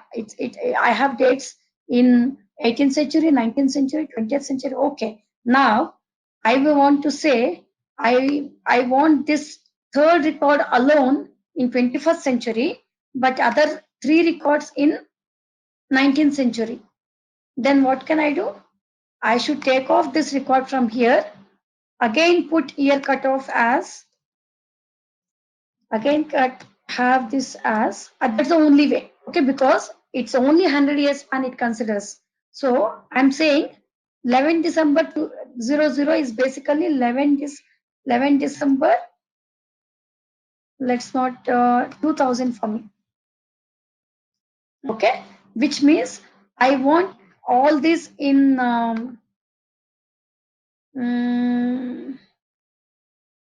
what did I say just now? I want first record, second record, and fourth record in maybe 19th century. Okay, so I will get it as 1819, 1816, 1899, but only the third record I want it in 21st century. So I want actually that date as 11 December 2000. So what I can do is I have to take out this record from here because no way I can cross the 100-year span because that is the limitation for the year cutoff. I don't have control on that. So what I'll do is I will say again, maybe I'll say 1920, 1930, whatever. Then I create one more data set, dates 2, input date. I'll use the same in format and format statement, and I'll put what was the data there, maybe 11 December 00, whatever. Okay. In this case, what happens? I change the year cutoff. So I should run this along. I want to run this data step along with this year cutoff because actually this year cutoff is in effect now. 1890 is in effect now. So whatever dates you give, it actually considers 100-year span for only from this year cutoff. But now I want to treat this record only specially. In that case, I will modify the year cutoff and I should run the data set. So in dates 2, I will get it as 11 December 2000. Got it? So that is how you'll have to deal if you have dates in maybe very early dates, maybe in 18th century, 19th century, 20th century. No way we may have dates in 18th century, but at least 19th, 20th century, if we have dates, we'll have to deal like this. If you want to have both data sets in single data, can we give the data set name as a date 1 only? No. It will overwrite. Then what happens? I will not have these 3 records at all. I'll just have only 1 record because it will be overwriting dates 1 earlier data set with this. So what I can do is, So to separate data sets only will it come? yeah, what happens? See, what you're saying is, I'll put this one also as dates one, right? That's what you're saying, right, Ram? Yeah. Okay, in this case, what happens? The earlier one is also dates one. This is also dates one. So what happens? No, commonly for running, commonly both data if for running can single table comes all the years. Yeah. Single table. Sorry. Can you come again? We have here two data, data one and dates two. Dates one, So dates both, two. yeah, by changing dates two as a date one and running both data in single click, can we get single table? No. You'll get only single table, but that, okay, let me change this as dates one. Okay, let me do that. So I'm running this one also and this one also, right? So I have to run the year cutoff also. So you're saying like this, right, Ram? Yeah. Okay. Now let's go to the log. So here what happened? Dates one had 3 observations and 1 variable. Now again I have overwritten it. Now how much dates one has? It has only 1 observation. Now let me go back to the dates one data set here. You will just see only 1 record because both the data sets has the same name. So what happens is the latest one will be in effect. So there is a way to deal with this type of problems. What is that is, I want to see this record also in the same, maybe as this record also included, because this is also dates record. So what I'll do is, I'll keep this as dates 2 only, and then we have something called set statement. We have not gone till there, but since we have this question now, I'll create one more data set called dates 3. We have a set statement which actually does a vertical appending of first data set to second data set. So what I'll do is set dates 1, dates 2, and I just give run. So what happens is dates 2 data set comes below dates 1 data set. Since the variable is same, here also it is date, here also it is date. So what happens? It will have a single variable only, but it will append. Now let's look at, sorry. Now I should run everything because dates 1 has now only 1 because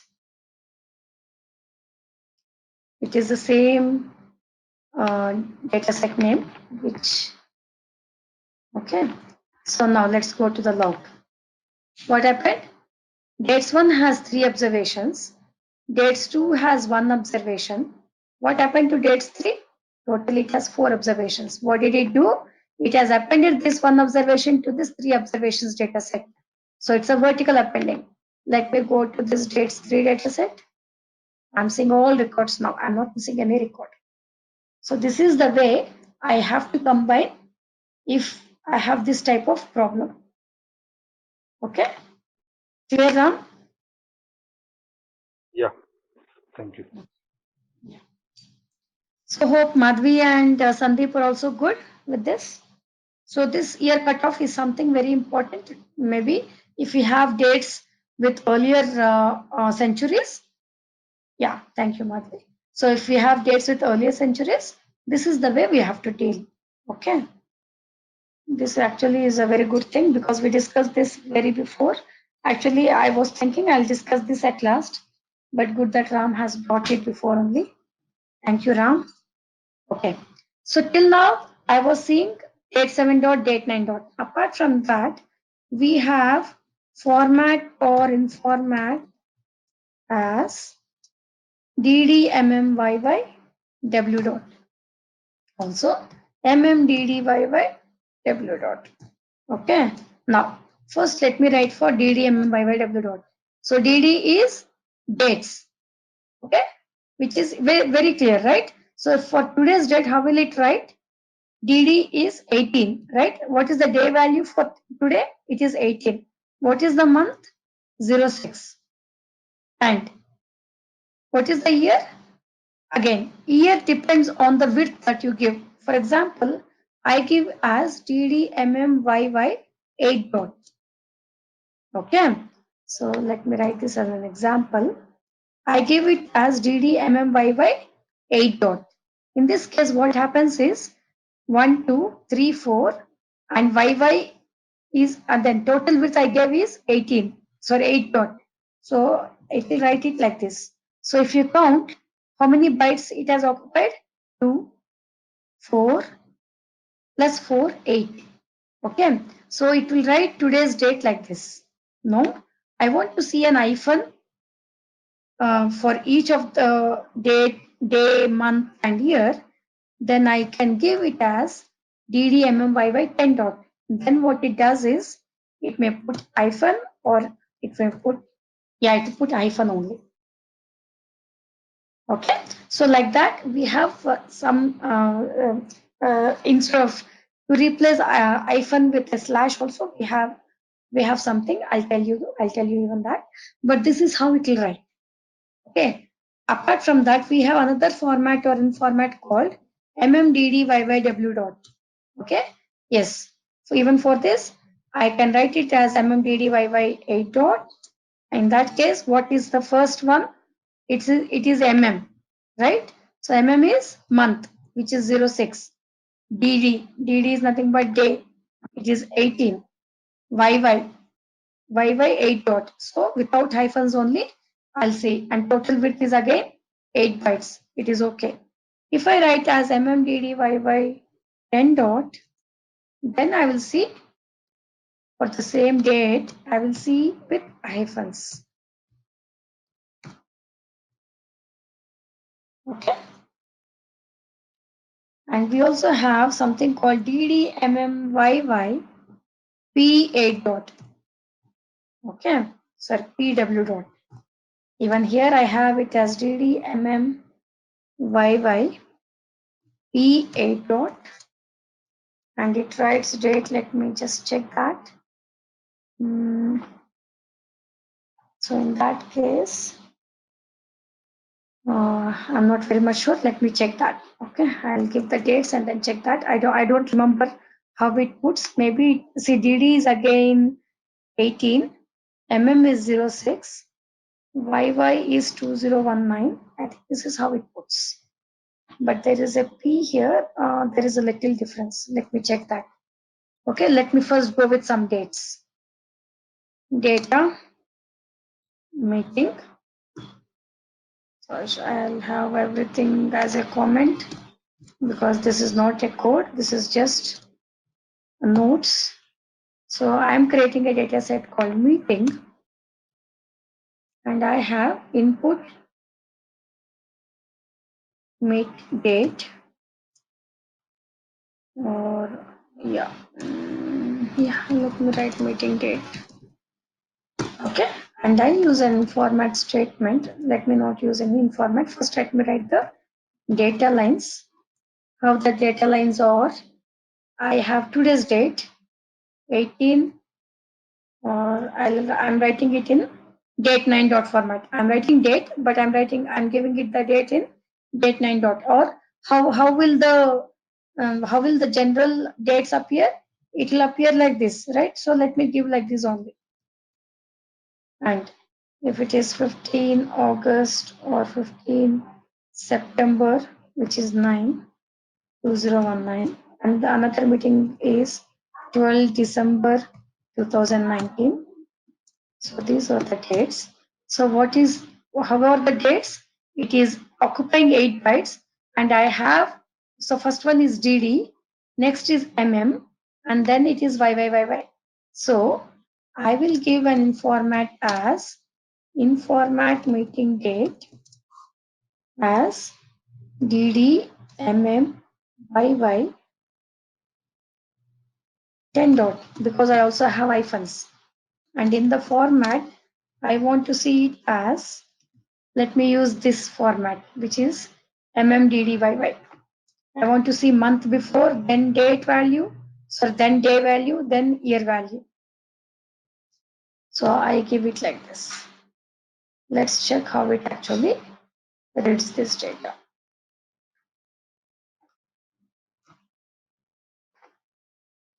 Okay, meeting has 3 observations. Okay, so by default, it will put slash, not hyphens. If I want hyphens also, we have a special in the format. I can add one character. Yeah, we can get hyphens also. It's not that I will see only slashes every time. Okay, so this is how it is reading. Okay, even hyphens also it is reading properly because that is also an acceptable format. And now instead of mmddyy 10 dot, let me give ddmmyy p 8 dot. Let's check. This is the case how it actually outputs the data. I'm giving it only in the format statement, not in the in format.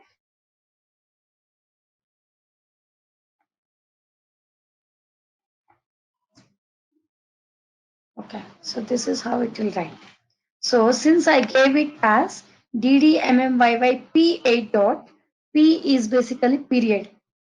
Okay, so for period one, so if you count the total number of bytes, 1, 2, for period third byte, 4, 5, for another period sixth byte, 7, 8.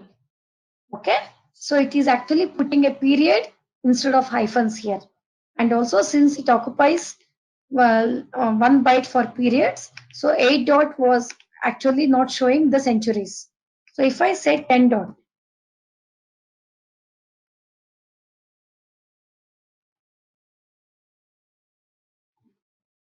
now I see.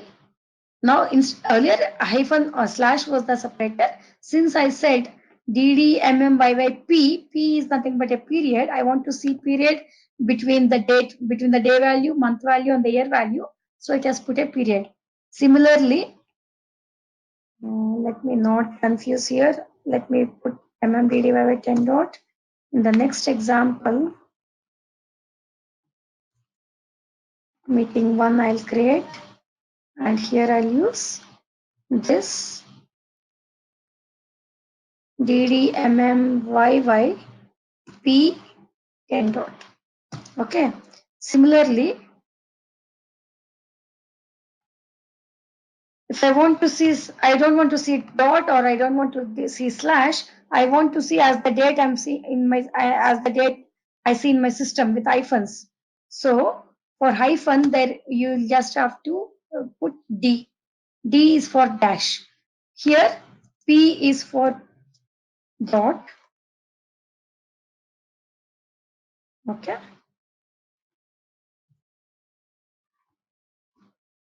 And here I said ddmmyy D10 dot. D is for dash, which is nothing but hyphen. I'm just mentioning the separator here. That's it. So as our whatever way I'm giving the input, I'm also expecting the output in the same way. Do you see that dash now? Okay. I don't want to see dash, or I don't want to see slash, or I don't want to see period. Rather, I want to see spaces. Okay. So for space, I think it is yes. Oh, no, blank. So space is nothing but a blank. So I have to write. So B, I want to see blanks as a separator in the dates, in the day and month and year. So I will write ddmmyy B10 dot. We can specify different separators. That's it. Are you seeing spaces now? Okay, it's like that. So like this, we have so many formats and formats. We just have to understand what this stands for. DD generally stands for the day. MM stands for month. If I write MMM, then it is month in 3 bytes. So it will take JAN, FEB. For March, it will take MAR. For June, it will take JUN. But if I write only 2 M's, it will just take number for the month value.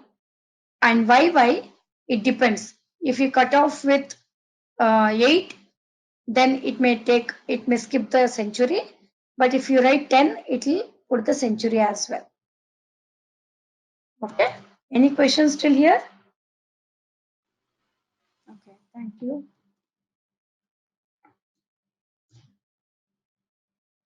Let me create another data set. And here, okay, thank you everyone. I'm saying, okay, I'm getting data like this, date like this, but I want to see date as a word date. So in the sense, it will let me, for that I have a format or in format called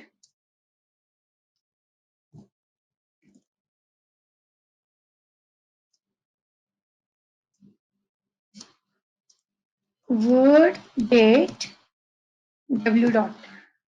Okay, so I give here word date maybe 10 dot. Now let's see. So maybe basically what happens is for day, it will just put the day value. For month, it will write, if it is 06, it writes JUNE total completely.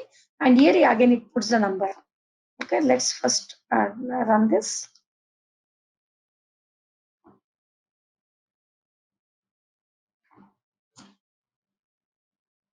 What happened? It has just put month values. That's it. Maybe the issue is with the width I gave.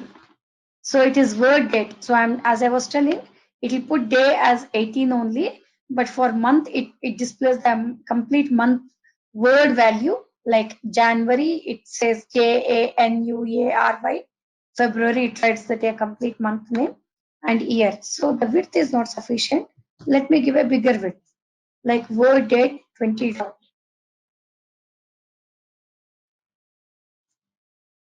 Okay. So the first date is nothing but today's date. So how are you seeing today's date? I want to display in words June 18, 2019, September 15, 2099. It's just different formats we have to display the dates. That's it. And this is one such type of format or format. Okay.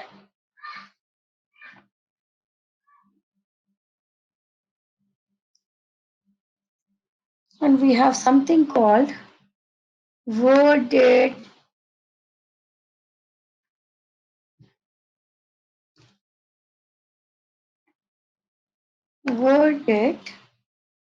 X. It's nothing, it's just word DAT XW dot.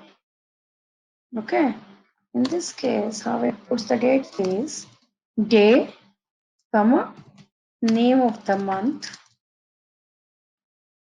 comma, year. Okay. Let's say there will be a minor difference between both of this.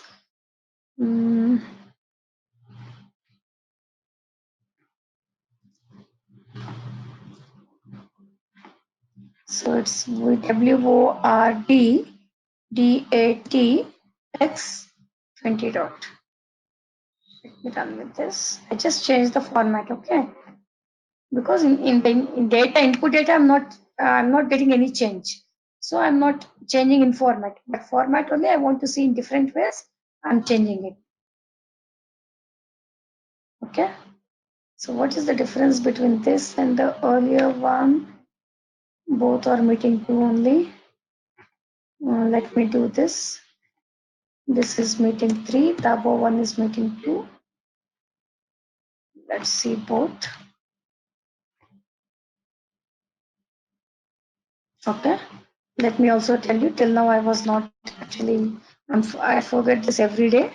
I'm saying proc print data is equal to meeting 2. Instead of going and opening the data set every time, this is one more way where we can see the output directly in the output window. I've told this even in the demo. I'm not sure if you remember. This is one more way. It has created the data sets, but I have to go and double click the data sets to see the data. But if I run this procedure, which is proc print, it actually displays the output like this. Okay. So the first data set is this. So how is it displaying date? June 18, 2019. So this is little different. So for, okay, let me show you in the data sets. It may give the better picture. This is meeting 2, this is meeting 3. Okay, here I just used word date w dot.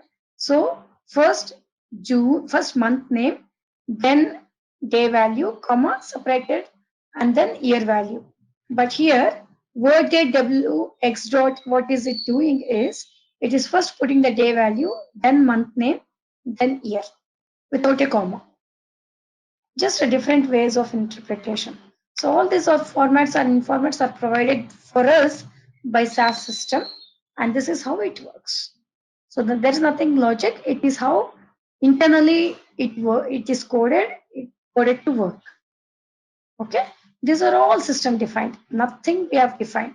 So this in format or this format, whatever, we did not define anything. All these are system provided. Okay. Date 11 dot. We have another format or in format called date 11 dot. Okay, we saw date 7 dot, date 9 dot. We can also give date 11 dot. How it shows is like this. For today's date, it will show as 18 dash, month is June dash 2019. So if I write date 9 dot, that is the difference. If it is date 9 dot, it will just write as 18 JUN 2019 without the hyphen separated. But if I write date 11 dot, I am giving 2 more bytes for these hyphens. So it writes it as like this, with just hyphen separated. That's it.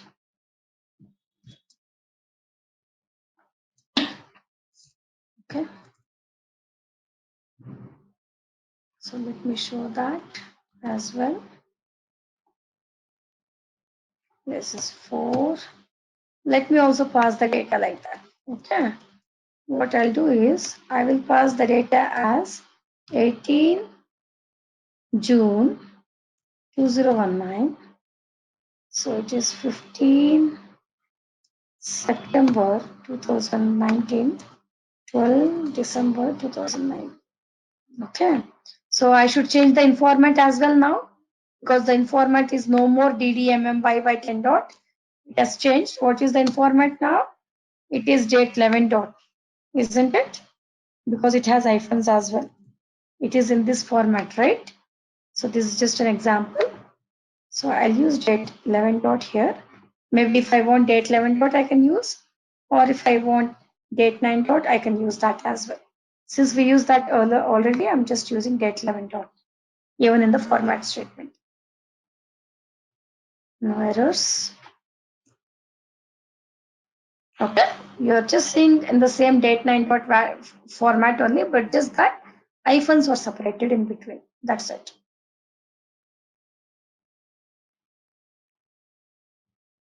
Yeah.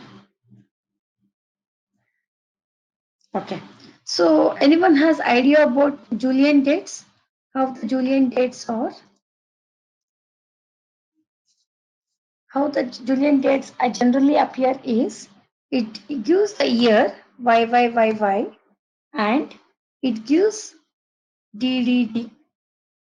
This is how it is, which means, okay, YYYY is nothing but the year, and what is this DDD is, it is just the, if it is 18 June 2019, so for 18 in the month of June, the day value is 18. For that, I generally have 365 days in a year, right? So 365 days in year, okay? And even in 2019, again, I may have 365 or 366 based on it's a leap year or not. It's not a leap year.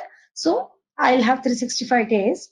And what is this date? 18 June is which day in out of 365 days? So maybe it is, I'm not sure of exactly what day is today.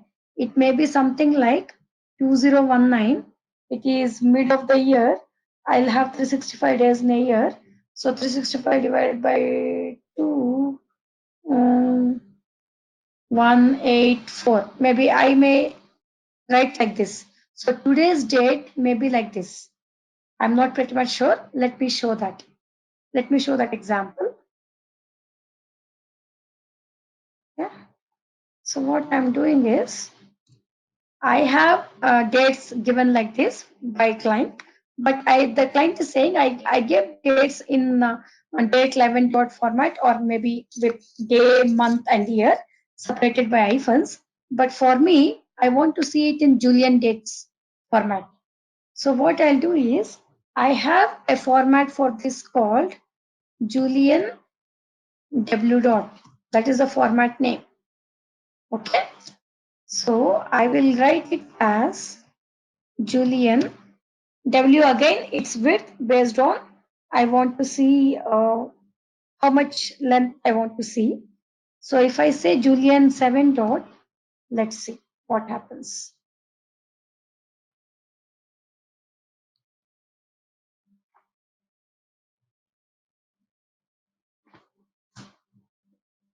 Okay, so what happened? I was assuming somewhere around 199, but I was wrong. Today's date is actually in the year 2019. Today's day is actually 169th day out of the 365 days that I have. Okay, it is 169th day. And what is 15 September 2019? Year is 2019 and 15 September is actually 258th day. So it is just the nth day out of the 365 days that you have in the year. So that is how the Julian dates generally is formatted. Okay. Again, I also have instead of Julian 7 dot, I can also write Julian 5 dot. So what happens? So what happened when I gave 7? What happened? The year is y. So it has taken 4 bytes for year.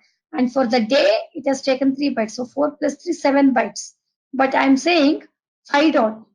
So I'm taking out 2 bytes, right? I'm not giving extra 2 bytes. I'm just giving Julian 5 dot. In that case, what happens? I will just not say century for the year. The nth day is same, but the century is not there. That's the only difference. It just gives the year, but not along with the century. Okay.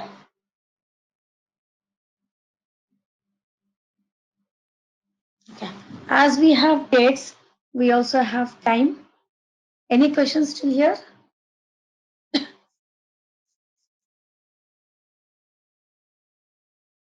Okay. I say I take it as no. Okay. Thank you. Okay. So I have similarly as we have for dates, I also have for time. So data meeting 5 input meeting time announcement time, or maybe I'll just say meeting announcement. So the time for meeting and announcement, and in the data lines I have something like this. The meeting time is actually 2 o'clock. So I write 2 o'clock in the 24-hour format like this. Okay, hour, minutes, seconds, right? I'm mentioning time, not the date here. And announcement time is 14:30:00. Okay. Meeting time is 15:00. The announcement time is 15:45:00. Okay. 23:10:00 is the meeting time. Announcement time will be 23:55:00. Okay. So again, this is time formats. This is time, which is hour, minutes, seconds. So what is that I have to do now? I have to use informat or format for time. What is that we have for time is time w dot And we have another format called time AM PM W dot. Okay. So what time W dot is, again, here I can give width as time 8 dot Y8. For hour, it is taking 2 bytes. For minutes, it will take 2 bytes. And for seconds, it takes 2 bytes. And extra 2 bytes for this colon. So I have to give time 8 dot. Okay. Now I want to see AM, PM, not always the 24-hour format. Then I will give the format name as time AM, PM. Again, W width depends on how much width it will have. Okay. Maybe 8 or 10. Let's see that. Okay, all this is part of a comment. Okay, so what I'll do is I'll give a format statement. First, I should give an informant because this is not a standard value for the numeric variable meeting and announcement, right? So I have to give a informat statement meeting for both of, see, if I have both the variables and for both I have the similar format, right? So what I'll do is I'll mention both the variables. After the variables declaration is over, I can give the informat name. I need not give once for meeting time and another for announcement time. I can give for both at last. It considers for both. Now, in the format, I will select this time AM PM. Let me give 10 dot. Sorry, I did not give the variable names. For these variable names, I want to see the formats. Okay.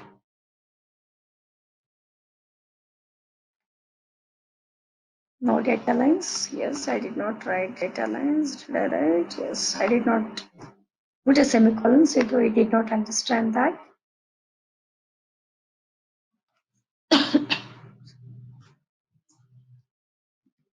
Okay, do you see this?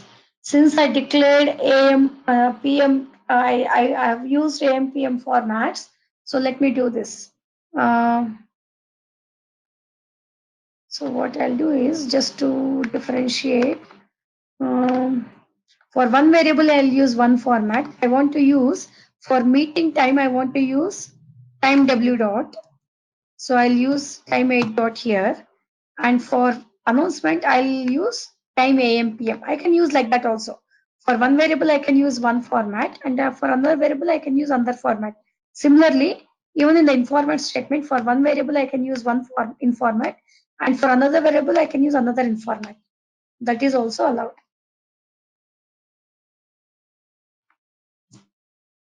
Okay. So for meeting, I just gave time W dot. So it will show in 24-hour format. But for announcement, I have used time AM, PM, W dot. So it is showing in, is it AM or PM separately. Okay. So this is how formats and informats work. Any questions? So this way we have so many formats and informats. So I am covering maybe I should say 20 to 30%, but still we'll have so many formats and informats if you just Google it. But see, what I can tell you is these are the major formats and informats that are used. But still, the client comes up with a new style that he wants to see. So what max we can do is we have, if you can click on F1. Okay. So the moment you click on F1, the SAS documentation opens here. Or what you can do is, yeah. So this is the SAS documentation. You can search for formats here. Okay. So I will search for date formats.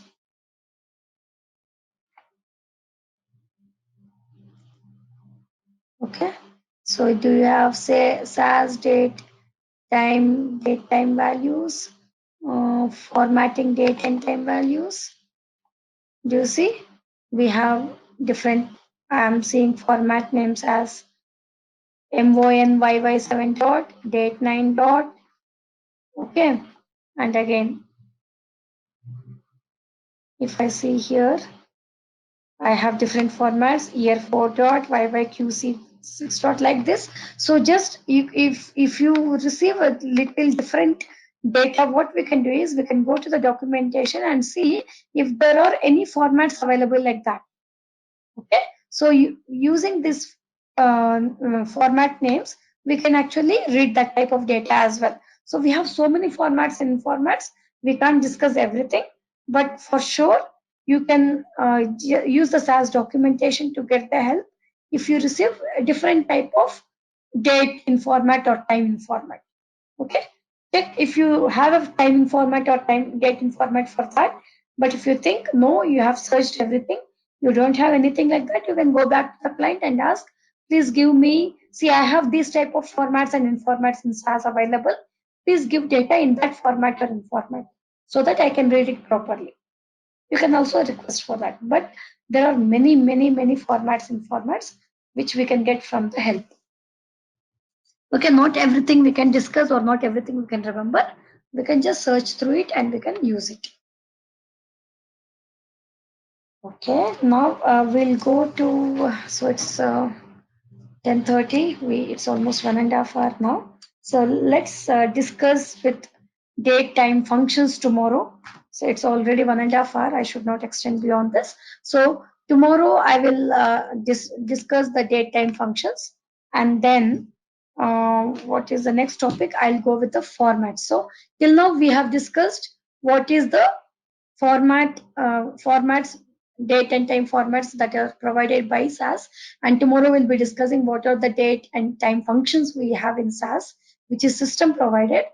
And then after that is over, we'll discuss about, so tomorrow's schedule will be date, time functions. We'll discuss about it. Until now, we are seeing formats and informats provided by the SAS system. But apart from that, we can also create formats. So we will also see about user-defined formats.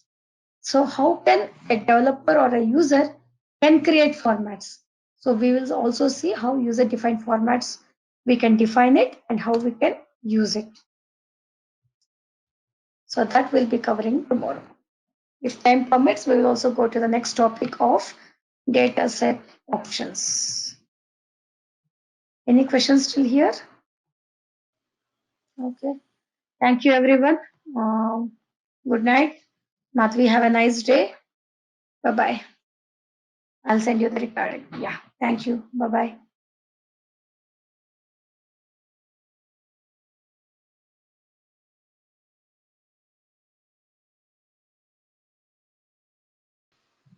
Okay. So we discussed about many. Ram, are you offline or are you there? Yes, Swapna. Okay, fine. I'm just seeing Ram, one name as Ram offline, so that's why I'm just wondering. Okay, that's fine. Yeah, I don't know why it is showing now. Okay. Okay, fine. That's okay. So I'll discuss about some date functions. So as I said yesterday, we cannot discuss every function that's available in the SAS system. There are many, many functions that are designed, that are there, actually system provided. So we will discuss at least some of the major ones, which will be most frequently used. And maybe if we have any other things, we can actually just search in the F1, which you have the support or help that's available in SAS, and you can get the functions. Okay. Similarly, it's the case with the informats and formats. Okay. So we actually have something called today function. Okay. Today function in SAS. Okay. So what today function? Basically, as the name itself says, today will actually give the today's date. Okay. So there can be so many scenarios in the real time when you work in companies that that you will have to run a report on a particular day. Okay. And how can we actually do that? We would want to actually automate it. In the sense, I don't want to check if it is today is, if it is, for example, I want to run the report on 20th June or 20th of 20th June every month, no, every year. Okay, so it's an annual report which I would want to run. So what I'll do is I'll use this function today and I'll check if today is so and so date, then run the report.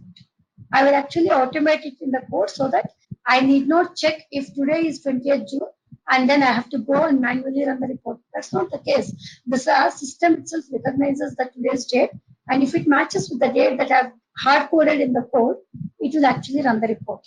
So that is one way where we can use today function, and also most of the functions just to get the today's date and to know what date it is, we can use today function.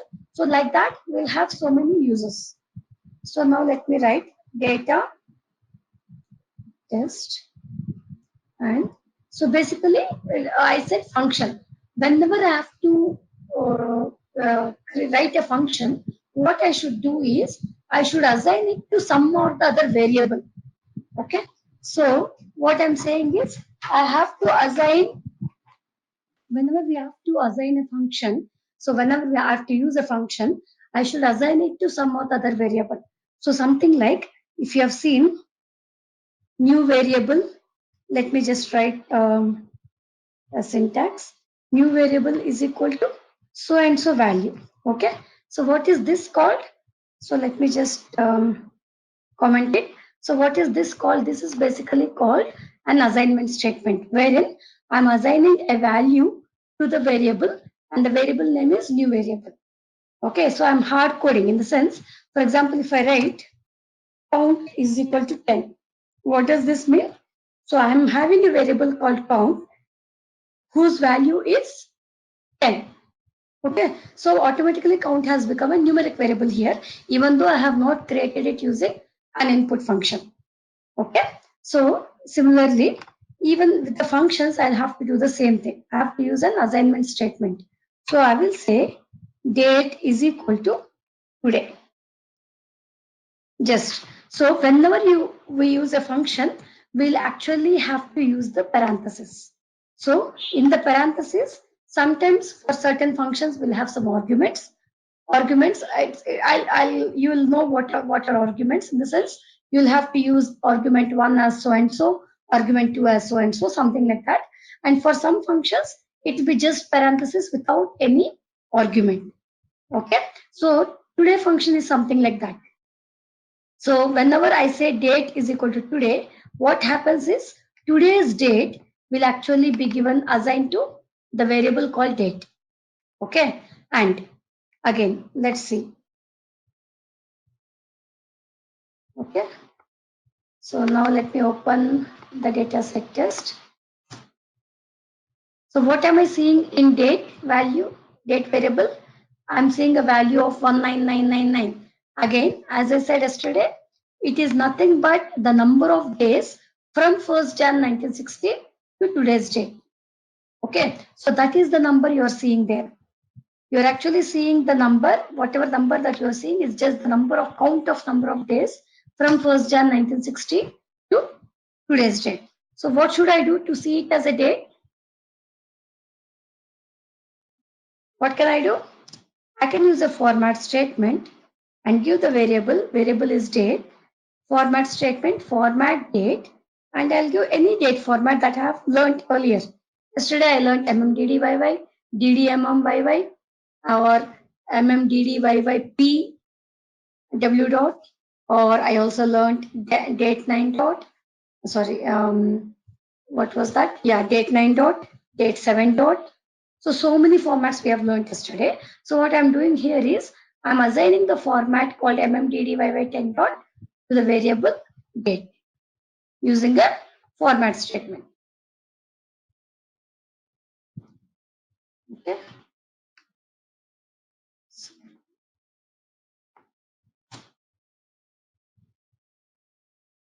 Okay. So this is 10/3/2014. Basically, it is actually the system date. Whenever the SAS was installed, was actually set to 2014. That is the reason it is not actually taking the system date. This is the date on which this SAS version is installed. So that is the reason you're seeing this date. So today function basically will basically be applied on the date that SAS for the when installing SAS, whatever date is set, that date is actually effective here. Since the versions or the software that we have installed, we had to put that particular date as a constant date. So that is the reason you're saying that. But otherwise, whenever you're working on the real-time environment, it will actually show the today's date, whatever date it was on that day. Okay, so just don't be confused here. It is because of the settings. That's it. Since we had to install SAS and we had to do few settings, and that is the reason the date is shown in 2014 year. Okay, so just remember that today is a function which actually assigns at today's date to a variable. Okay, and so this is pretty simple to learn. Again, I will say another use of today's function, today function. So I'll just write the same thing, and along with this, I will say if I want to know a date 10 days after, or if I want to know 20 days after today's date. So what will I do? I will say I am creating new variable date one, where it is 20 days ahead from today's date. So what will I do? Date plus 20. Can I do an arithmetic operation here on date variable? Yes, I can do, because date is nothing but a numeric variable and it is just having a numerical value to it, right? So what I'm doing, I just said date 1 is equal to date plus 20. Now let's format both the dates. As I said, if I want to use the same format for both the variables, first write the format and then specify the variables that you want to format and then give the format name. Okay, so you can do it in the format statement itself, in single format statement itself. Okay. So I just advanced the today's date, whatever it was showing 10/3/2014, to 20 days beyond this today's date. So that's the reason you're saying 10/23/2014. Okay, so for this type of mathematical operations, I can use this today function. Okay, any questions here?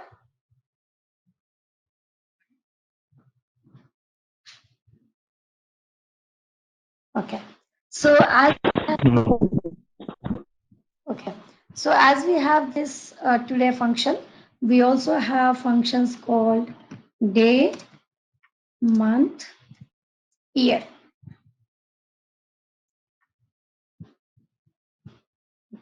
So again, so day function will actually return the day of so and so date, whatever date you want.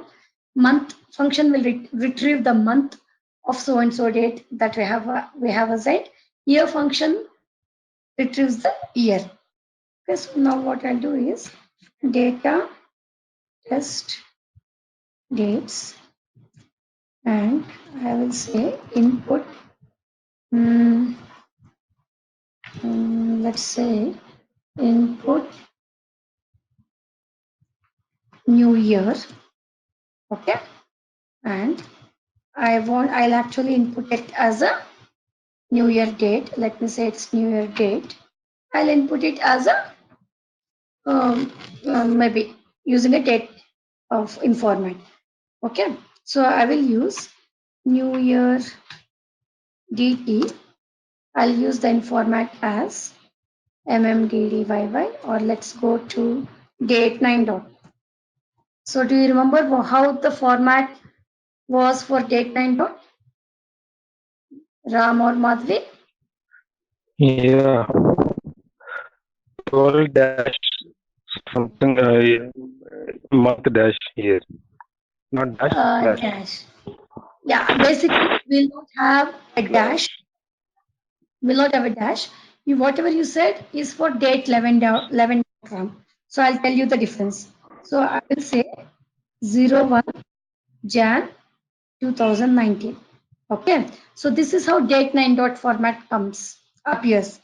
The way the date 9 format has. So if I put a dash, okay, this actually becomes date 11 dot. Okay, so anything is fine. If you say you will have a dash, you have to use date 11 dot. Okay, then 01 Jan 2018, 01 Jan 2017. Basically, I've just put the newer dates for every year. Right. So again, what does that have to do? Now I want to use day function to retrieve the day of the date that I have given, and month function to retrieve the month of the date that I have given, year function to retrieve the year of the date that I have given. So what I'll do is I'll give a variable called day1, or maybe I can say dy. Since the function name is also day, I'm not using that, but I can also use day, not a problem at all. I can use the some function name to the variable also, not an issue. Day of. Now I'll say I'll use an argument. What is the argument? Day of a date variable. So I have New Year date values. So from that date, I want to extract the day value, month value, year value. So the argument that I'll have to use is, here I have to use this New Year DT.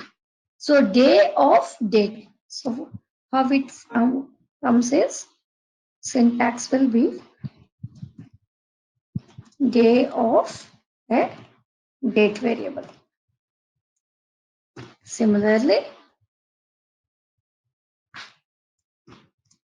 month of a date variable.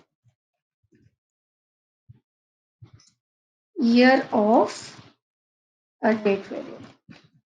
So this is how it comes. I've just put this in a comment so that we know how it comes.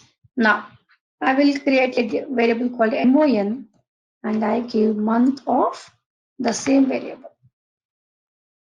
I'm just retrieving the day, month, year of the dates. YR equal to year of this variable. Okay. Now let's see how values will come.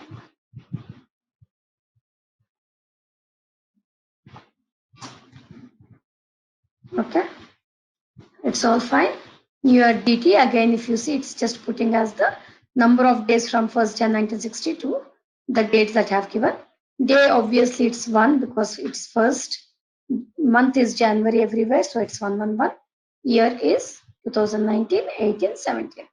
So basically, it retrieves the dates. So instead of using the New Year DT, let's say birth date. Okay. Let's use that so that you will have a different value for day, month, and year.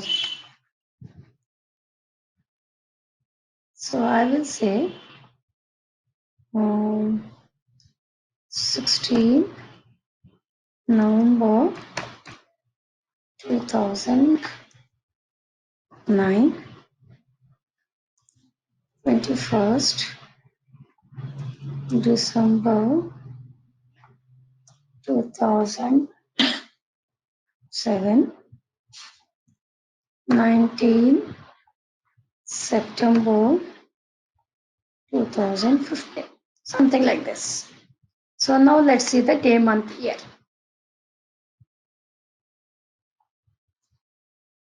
Okay. Now do you see it differently? Yes. First date I gave is 16 November 2009. So I got day as 16, month as 11, year as 2009.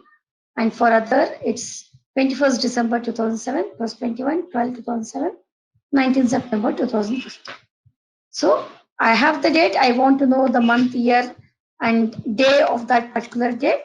I have day, month, year functions available. Okay, these are all pretty simple. And for example, I have day, month, year, and I want to create a date out of it. Okay, so I have something like data test DTS2. I have day as 25, month as 07, year equal to 2017. I have day separately, month separately, year separately, and I want to know the date, create the date. Where do we use these functions? See, maybe, okay. So maybe there can be a requirement like, so I'm dealing with the clinical data. Okay. So I will have the date of joining of a patient, date of discharge of a patient, or date the drug is administered to the patient, something like that.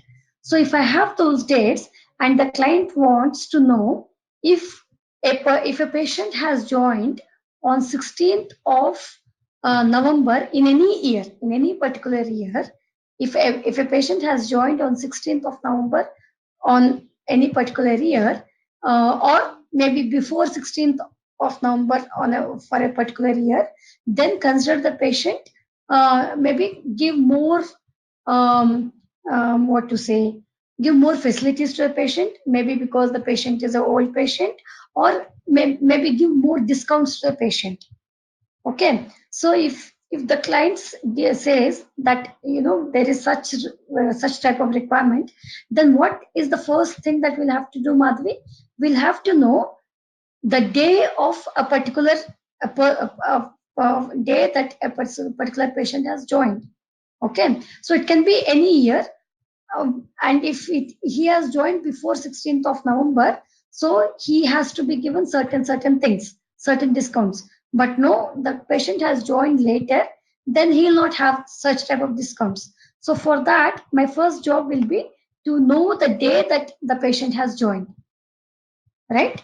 So if I get to know the day, I can just use this function, get the day when the patient has joined, and based on this day, I can, if I just, I can write a function, I can write a condition. If day equal to 16 and year is less than 2009, then do something. Then say discount is equal to 0.25 into fees. Okay, so something like this. If a person has joined, or I can say not 16, if day is less than 16 and year is less than 2009, then give a discount of 25% on the fees to the patient, because he's an old patient. So am I not using this day and year? So where will I get this day and year? By using these functions. Okay, so I can't directly retrieve day and year from this date directly. I would need certain function to extract the day or month or year. So I can use in such type of scenarios. And it's an AND condition, so both the things should be satisfied. Maybe I can also add a month, and month is less than what to say 9. Maybe he joined before September, so something like this. I'm just giving a rough example. So I'm just telling, if there is such type of requirements, I have to go with these functions. Is that okay, Madhvi?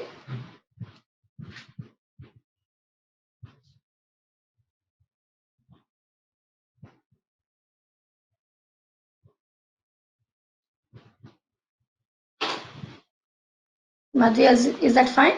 Still, do you have any question? Not very clear. So, okay. So what I'm telling is, how can you know that that day of, for example, if I'm provided with the date, and if I want to know, if I want to extract a day, okay, let's not take this example. Let's take, I want to extract a day from all the dates that the client has provided, okay, and I want to put that in a different column. Sorry, I did not see that clearly. We can already see the year. That's true. when you're actually seeing here, you can see. But for example, I just have everything in one column. Don't I need to go and check in each and every? Okay, let me tell you that. So let me put this data set only. Okay, first let me open an Excel file. Okay, yeah, it's already opened. So I have joining dates. Okay, so joining dates of the patient is something like this.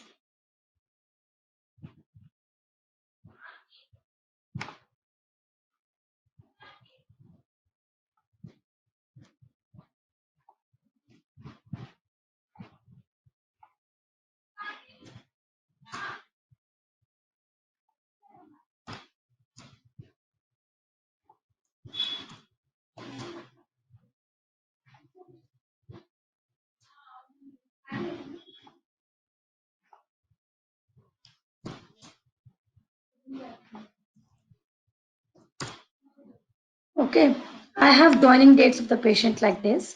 Okay, and the fees that the patient has paid is 1,980, maybe 900, 800, 1,000, 990, 900, 800, 990, something like this. Okay, so example here, it is just only 10 records. Let me say I have such type of data in many records.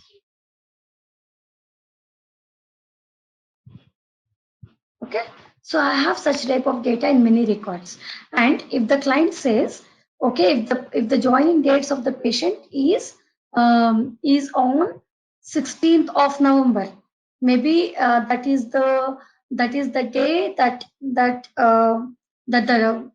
maybe the hospital is established, or that is the day something special for the client.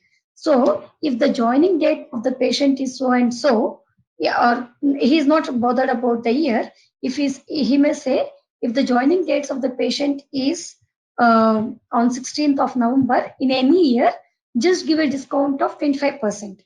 So what I'll have to do in the first thing, I can't actually extract. I can see it manually. I know that it is 16 November. So I can make out that the day is 16 November, month is 11. But for SAS, if it has to test this condition, if I have to write an automatic code, like, if the day is 16 and month is November, okay, do something. Okay, give a discount. Discount equal to 0.25 into the fees that the patient has paid. Okay, give a discount. Now, what will be the final fees that a patient would have been will be arrived with? It will be 1,000 minus 250, isn't it? Or I'll say equal to this minus the discount. Okay, this will be the final fees that he'll be paying for the next year. Okay, he has already paid for 1 year. For the next coming year, he'll have the fees as 750. Because the month 6 days 16, month is 11. Again, if it comes to here, it is 21 and month is December. So he'll not have any discount. Okay, but again, it is 19 and it is September, it is 09, no discount. 17 and month is 11. 23, month is 12, no discount. 10 September, no discount. 18 November, no discount. 29 December, no discount. 30 September, no discount. Again, 16 November, maybe I've just copied the cell, so I have written it as 2009. This may be not 2009, this is 2008. But still I'll give, because the day and month is satisfied. So if the day is 16 and month is 11, I have to give a discount. So for all these places, it will be 0. But here I'll have a discount. Now, if I just drag it, for others I'll not have any discount, but I'll see a discount for this patient again. Okay, this particular patient has actually joined on 16 November, but is 2008 here. He's not bothered about there. So what I'm telling is, by manually looking at this, I know that it is 16 and you know that it is 16, month is 11. But SAS doesn't know without using a function. If I have to write a condition like this, if day is equal to 16, let me say if day equal to 16, fees is equal to 1000. Okay. If day is equal to 16 and month equal to 11, then I have to write this condition. Then discount is equal to 0.25 into fees. So how will I write that? Without you're using the day function, month function, SAS really cannot make out that the day is 16 here and month is 11. It cannot make out. It needs a function. It has a function date to actually extract the day of a particular date. So I have to use that function. Only then I can write a condition. Is it fine now?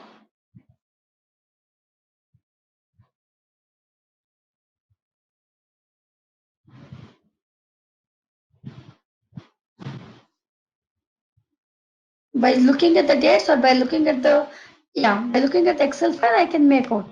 But for SAS to know, it needs a function, because without the function, it cannot evaluate the day or month or year of a particular date. No problem, no problem. So I just wanted to show that by putting it into Excel so that you'll better understand it.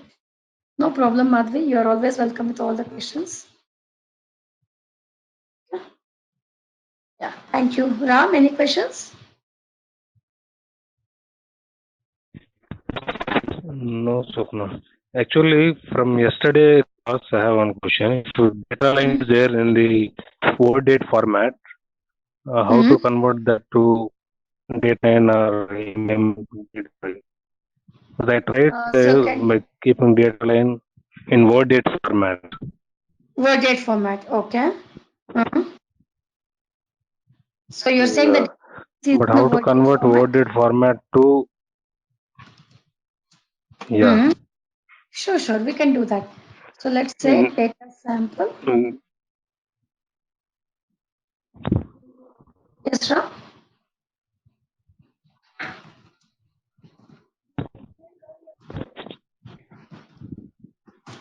So you're saying something like 16 January, okay? January 16, January 2019. So like that. Okay. Maybe another one is March 20, 2009 or 2008. And October. I need not actually write it in caps, but I'm just writing October 14, 2006. Okay, I think I have to give a space because that is how that dates will be. So you're saying that like this, right? So we learned format. So first I have to use an format, isn't it? I have to use an format for this variable. Yeah. So I will use date 1 and word x w is 20. I'm just going with 20. So I think this is how, this was the format that we had yesterday. Let's just try that. Dot x or word date e? Word date DE actually was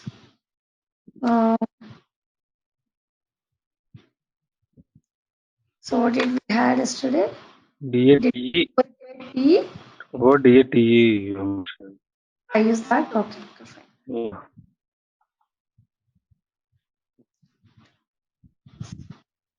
Not format meeting dates.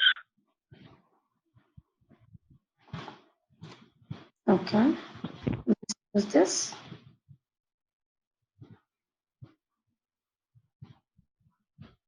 In format date 1, What date was not found? Why? I'm saying input date 1. Input. Like maybe comma is there. Maybe it will differentiate from that. Okay. Mm-hmm. Mm. That's what you're saying, Ram? No, actually, whether we need to give any other instruction to ignore the comma and space. No other instruction. Let me just see this first.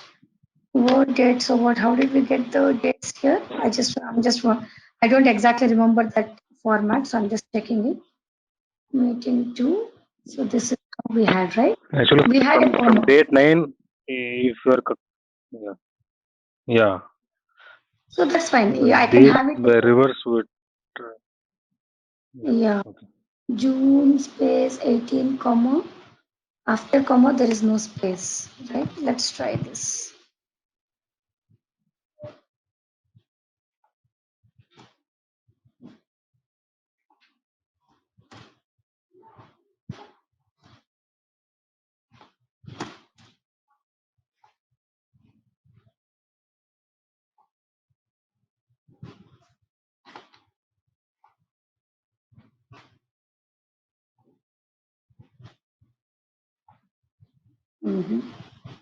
Was not found or could not be loaded. Maybe I can't use that in format. I can't use it as an format, but I can use it as a format for sure. Let me try that as well. So let's give. We'll try it at the end of the session. Maybe if it is disturbing. Okay. No, I'll just no. I have actually this thing. I think this word date 20 dot has a limitation that I can use it only as a format, but not in the in format. I think I have that limit. I have that. We have that limitation. So what was the date? January 16, 2009, right? So I will say 16 Jan 2009. Okay. March 20, right? So I'll just try this. If it's not working, okay, I'll check and get back. So I think this is the limitation it has. Maybe I forgot to tell that. So here, what is the way it is present now, Ram? What is the informant I can give here? I have it in day, month, year, Date. right? Yeah, date 9 dot, right? So I can give date 9 dot. But the same thing, if I format it using this word date, I think this works. Word date 20 dot. Yeah, this was. Yeah, but yeah, reverse may not work because it's not allowed in the right. That is the reason. So it's not allowed in the format, sorry, in format, but it is allowed in the format. That is the reason I can't give such type of dates as an input. I can give the output in that format, but I can't expect the input like that. I mean, even if the client gives like that, you may have to ask client, go back and say, I can't give inputs like this. Please change the format of the date to any of the formats that is allowed. Date 9 dot is allowed, date 11 dot is allowed, MMDDYY is allowed, DDMMYY is allowed. So we have many other formats, right? So we can ask the client. Yes, Ram. Actually, you're right. We don't have this. We can't give this in the in format. We can give it only in the format. That is a limitation we have with this. Yeah. Okay. So maybe that is one reason that we are not able to give that. Okay. So, what was that we were discussing? Yeah. So I have day, month, year. Using this day, month, and year, create the date out of this for me. So for that, I have a function called MDY function, which converts day, month, year values to date value. Okay, so we have this mdy function. So for that, what is the input it expects? As the name says, the function name itself is mdy. So I have to write it as date is equal to mdy of, as the name says, first I have to give month, day, year. Okay, now what are the variables I have? For month, I have the variable. So this is the syntax. Let me just write the syntax first. Syntax is mdy, and as the name says, first I have to input month, then day, then year. So now what is that I have to do? I should say date is equal to, I should always assign a function to a variable. Okay, otherwise it doesn't work. Date is equal to mdy month. For month I have variable as mon. For day it is day. For year it is yr. Okay, now so if I just run this as usual, we'll get date as a number. So I'll just format it in whatever, let's say ddmmyy end dot. Okay, so it properly gives the output as the date value.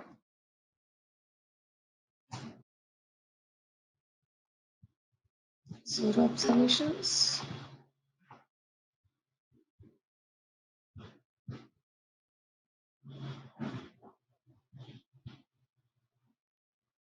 Oh, sorry. What mistake I did?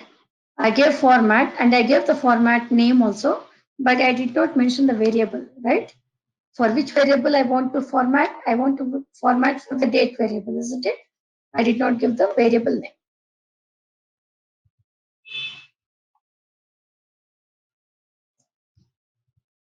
Okay. So using month, day, and year values, how can I arrive at the date? This is how I can do it. I have a mdy function which uses month, day, and year as the input, and from that it converts it to a proper date. Okay. Again. So we have any questions still here?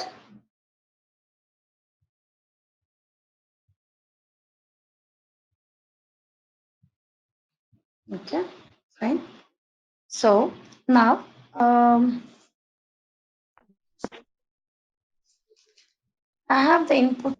Swapna, Yeah. general doubt. In the Yes, log, yes. if you open numbers like 226, something that numbers, from where we can track that one? Which numbers? The lines number, this 123, 116. This is just the line number. Yeah. Line number. So if you see, for each of the That's only from which line? see, it is just assigning a number for the code that I have written. The whatever code I'm submitting today, it is starting with 1. Do you see this? First data step I wrote is this. So it has assigned for that line line of the code, it assigned 1. Then next line it assigned 2, 3, 4, 5. So here I think actually I can view this. Let me do that. So tools, options, enhanced editor. I can actually view the line numbers. General, show line numbers. Okay. So these are the line numbers here. And okay, let me do one thing. This is just the whole I'm just appending to the whole program. But where did I start today's program? Today's program I actually started from here, right? If I copy paste this to a new editor, this is just the extension of the old code that I'm appending each day's code to this code, right? Instead, if I do this, okay, am I not seeing the line numbers here, Ram? I think the same line numbers you are seeing here.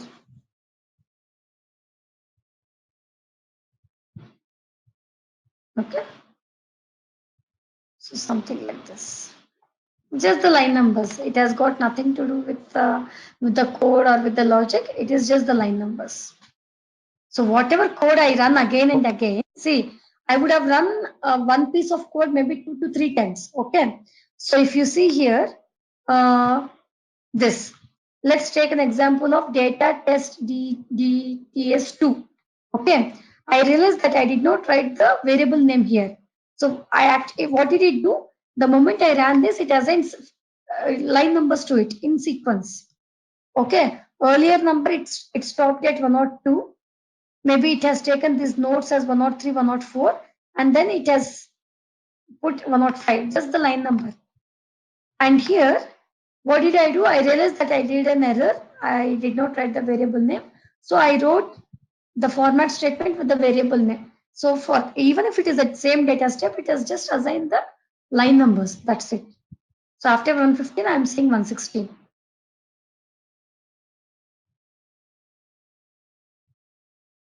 This is just the line numbers. We need not.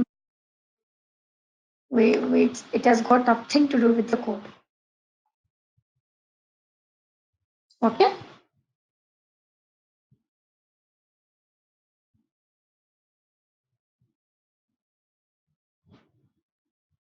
Ma'am, any question? So, Okay, I have. So in the data set name is temp2, and I have a variable dt, and the value of this is something like this. I have date, and along with it, I have the time also appended, which is hour, minutes, seconds. Okay. So along, this is the date stamp and this is the time stamp. So how is that I got the input? I got the input with both date and time stamp together. Okay, it's just not only the date. It is both date and time stamp together. In this case, what I should do, the first thing that I have to do is I have to extract the date part separately and time part separately. Okay. So if this is the case, if I get the dates, if I get the input something like this, I have to extract the date part separately and time part separately. And from this, if you want to extract the day value, month value, year value, you can do. But first thing that you have to do is extract it separately. Okay. So first let me do this. Without extracting, I'm not doing anything. I'm just running this. Okay. So what do you think this DT will have in the data set? I just ran it like this. And what do you think this DT will have? I should also tell one more thing. I think I missed that. So I'm just having a very big number. Again, this number is nothing but the number associated with so and so date and so time. Okay. So again, how did it calculate the time? On 1st Jan 1960, on the cutoff date, the time that it has assumed is 0 hours, 0 minutes, 0 seconds. And from there, it will calculate to this date and to this time, it will calculate and it will put the number. That's the reason we are seeing a very big number here. Okay. And let me tell you one more thing. How did it recognize that I have put a date and timestamp here? This is because I enclose the value in quotes and I have given a DT. Okay. So what I forgot to tell you is, let me tell this, data temp 1. If I want to assign a date value, constant date value. So when I say constant, what does it mean? It's a hard coded value. Okay. For example, I want to assign today's date to some, not today's date. I want to assign some random date, maybe 15 August 2019. Okay. I want to assign that to the variable called Independence Day. So I will say INDPDAY. Independence Day is nothing but 15 August 2009. If I just write like this, 2019. If I just write like this, what do you think this Independence Day will have? Do you think it will really know that it is a date value? What do you think? How will it input the value? You need to format. I need to format. Okay, I'm not doing any formatting. So what will this variable have in the data set when I run this? It converts into bytes. No. Why will it convert? Okay, let's see that. Let's see that. Okay, actually it has given an error. Let's see the error. What happened? It is saying a syntax error. Do I have any syntax error? What syntax error do you think I have here? What is that I forgot to add? Okay, one thing that you said is format or in format, fine. Apart from that, what is the error that I did? It's a simple catch actually here. What I did is I'm assigning date, but I also have alphabets here, right? I have A, B, C or whatever. I also have alphabets here. So the moment I have alphabets, this is actually treated as a string, right? So, and what it assumes is the moment it is seeing a string value here, it assumes that Independence Day variable is nothing but a character variable. And how do I write a value for character variable? I should write it in quotes. Okay, so that is the first thing. That is the reason it is saying syntax error, because whenever it saw AUG, it is just not seeing numbers. It is also seeing the alphabets here. The moment it sees alphabets, since I have not enclosed it within quotes, it's saying you're actually assigning a character value to a numeric variable. It is thinking that this is a numeric variable, but I'm also assigning alphabets to it, so which is invalid. That is the reason it is stopping at the very beginning itself without accepting the value at all.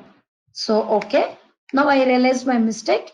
Since there are alphabets also, I should put quotes. So I have put the quotes now. Now let me run this. Now do you think it treats it as a date value? Now there is no error. Let me go back to the data set. Okay, 15 August 2019. Very nice. But what is it actually? Is it a date value? No, it has actually treated it as a character string. So this is nothing but like a name for it. For example, in the next, if I just write, I'm just giving an example. If I just write name is equal to Swapna, it will treat Independence Day also as a character variable with some constant string, and also name is a character variable with some constant string, which is Swapna. So it will treat both of them alike. It will not treat Independence Day as a date value. I want to tell SAS, no, it is not a normal string. It is actually a date value. How should I tell that? Whenever I'm passing the constant value to a variable using the assignment statement, only then you have to bother about this. And most of the scenarios I'm telling you, even when you're coding, there can be scenarios where you'll have to assign a constant date value to a variable.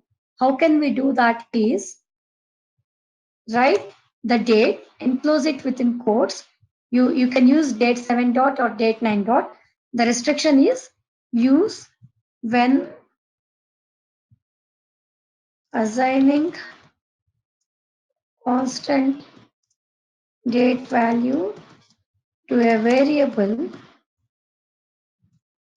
use the format as date 7 dot or date 9 dot.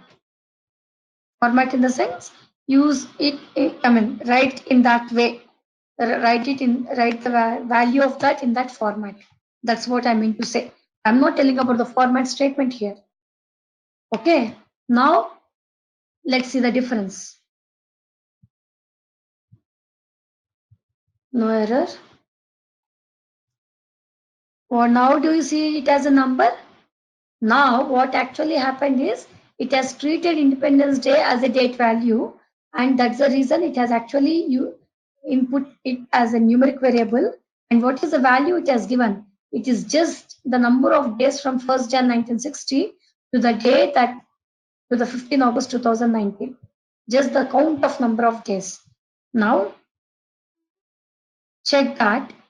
What will I do is I will give a format statement. Format. I just want to check it if it has really recognized it as a date value. Now I will say mmddyy10 dot or word date 10 20 dot or word x20 dot. Whatever I want I can use. Now let's go to the temp and data set. What happened? Yes, it has recognized it as a date value and it has formatted it also as a date. Okay, so that is the thing. So please just remember, whenever you have to assign a constant date to a variable, there can be many scenarios when we'll have to do that. If that is the case, we have to use this date9 dot or date7 dot format, enclose the value in quotes and put a d value for a date. But here if you observe, it is just not the date, it is date and time. So how can I tell that this is actually a date and time value to SAS? I should enclose that in quotes and write dt. D stands for date, T stands for time. Okay, I can write any variable. I can write dt or I can write dt1, whatever it is. Is it clear?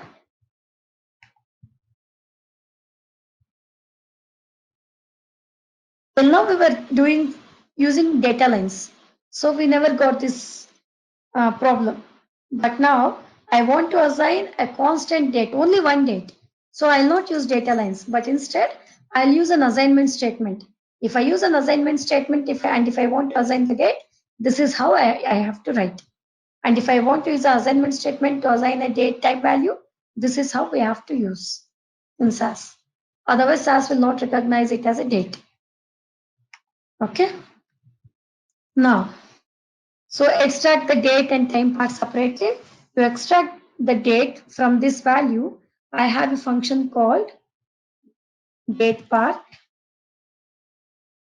Function names are also same thing. Function names are date part and time part. These are the function names as well.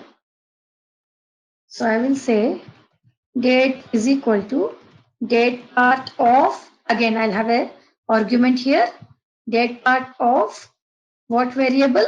It is dt. Just write the variable name. Again, time is equal to time part of what is the variable? dt. Run.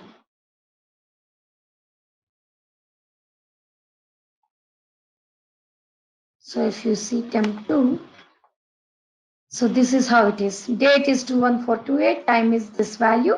So again, it's not in the formatted way that I can understand.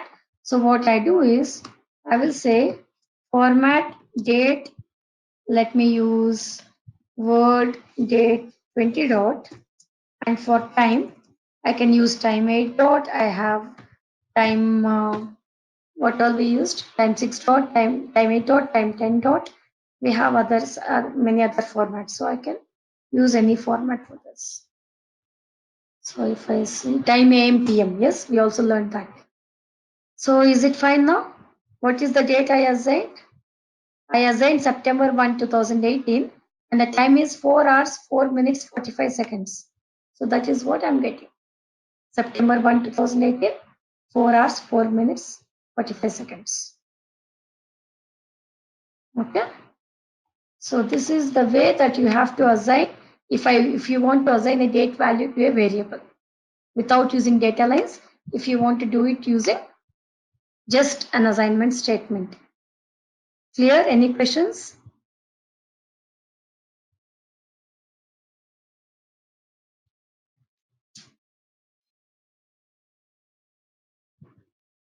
Okay. Yeah. Thank you. Again, as we have day, month, year functions, we also have hour, minute, second function. So I have time, and from time, if I want to know the hour of the time, I will give.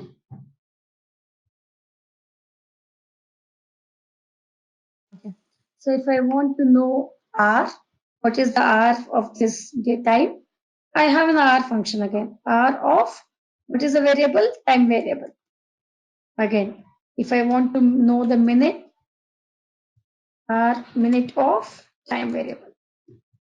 If I want to know seconds, second of variable name is time. I can just get R minute separate, R minute second separately. Okay, same thing. We are just splitting hours, minutes, and time, seconds from this time and putting it in different variables. So all these are functions. So functions topic will be very dry like this. Not no any particular logic. We just have to know the syntax and keep using it. Okay. So this is little dry, but just have to go with the syntax and use it wherever it is needed. Okay. Now, so most of the scenarios, okay, maybe I'm, what to say, I'm going to a bank and I'm asking for, the, maybe I'm asking for a loan. Okay. So what will the bank person do first? He'll ask for how much amount do you want the loan. Okay. And he may also ask, what is your date of birth? Because he just want to know how many years more you will be in service and how many more years you can pay the loan. Okay. So maybe my term of service from now will be and maybe for 10 or 15 years from now. So by using this, my date of birth, he will know that, what is my age, and based on my age, he may actually grant a loan for me, right? He can't just give it on blind basis, whatever amount I ask for.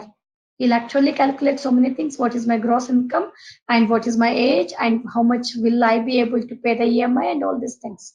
So maybe it is an insurance, maybe it's a banking company or it's an insurance company or whatever it is, whatever client we are serving for, and in maybe in any of the client companies or maybe in many of the clients, we may have to know the year difference.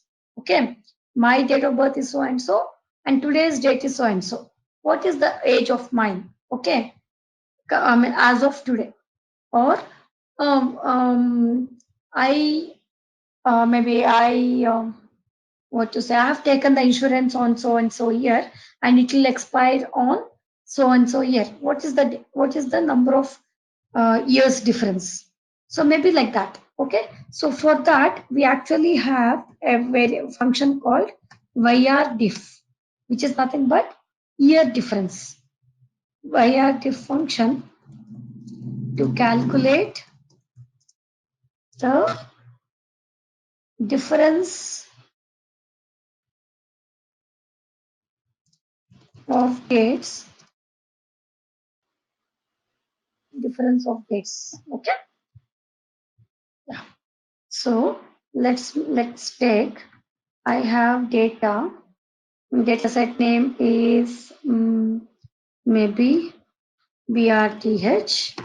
Okay. And I have values like input, DOB, date of birth. Okay. And I'll reuse an format for sure. DOB, maybe I'll have MMDD YY10 dot. And before this, I also have today. Okay. As we know, we can get the today's date using the today function. Okay. Now, what I want to calculate is what is an age of the person based on the date of birth as of today. So what I'll do is, let me give, since I gave an input statement, I have to give data lines for date of birth. Let me use the same dates which I have used earlier. Maybe these dates. Okay.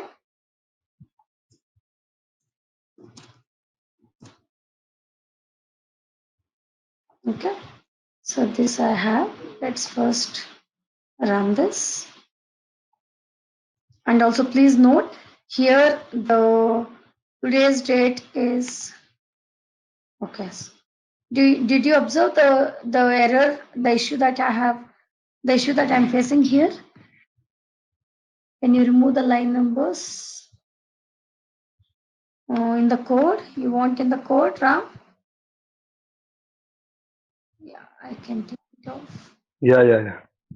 Okay. Because actually, after seeing that numbers, keep it confused. Okay. Okay, fine. So I've taken it out. So, okay. Now I'm actually seeing an error here. So it's saying invalid data for DOB. I have used an informant statement and I've given the data lines also. But why is it saying invalid data for DOB? Can you make out what is the error that I did here?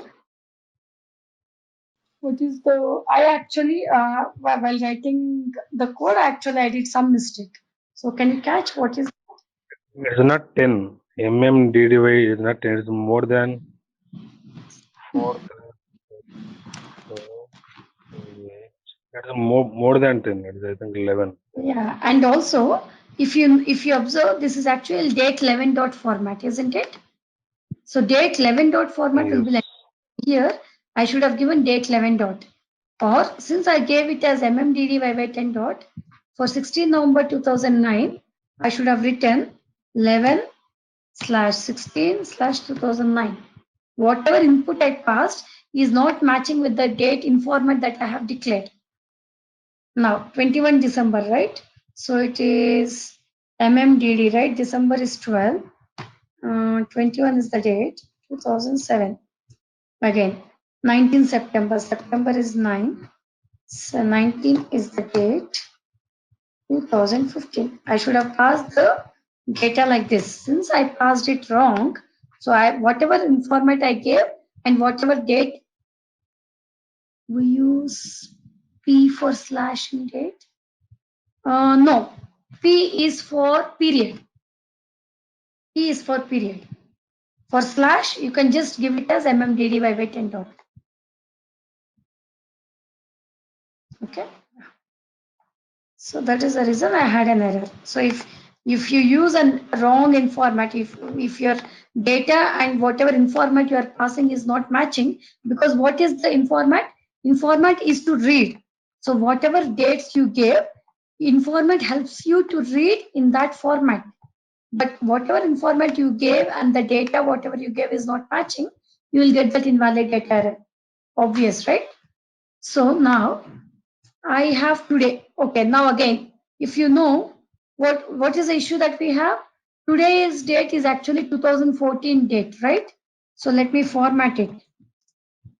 Format today, date 9 dot. Let's see what is today actually in this version or in the one that is installed in my laptop. It is actually 3 October 2014. No, I don't want to take 3 October 2014. I want to take today's date. So what can I do? How can I change it? I want to, for today variable, I want to assign this date, which is 19 June 2019. How can I do that?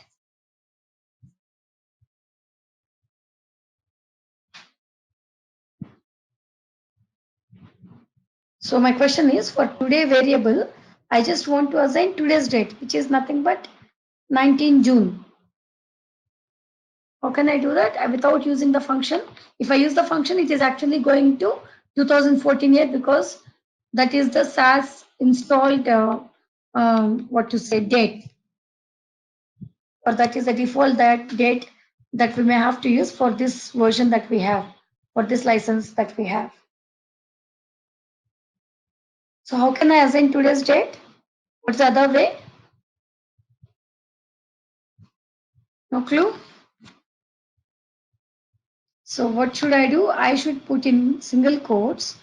I should say, what is the date? 19 JUN 2019. Close the quotes and put a D. Then does not it accept it as a date value? It does. Only if you write in this format, put in quotes and write the date in date 9 dot or date 7 dot format, close the quotes and write a D value and write D. Only then it recognizes today is I'm passing a date value to today. Now let's see the difference.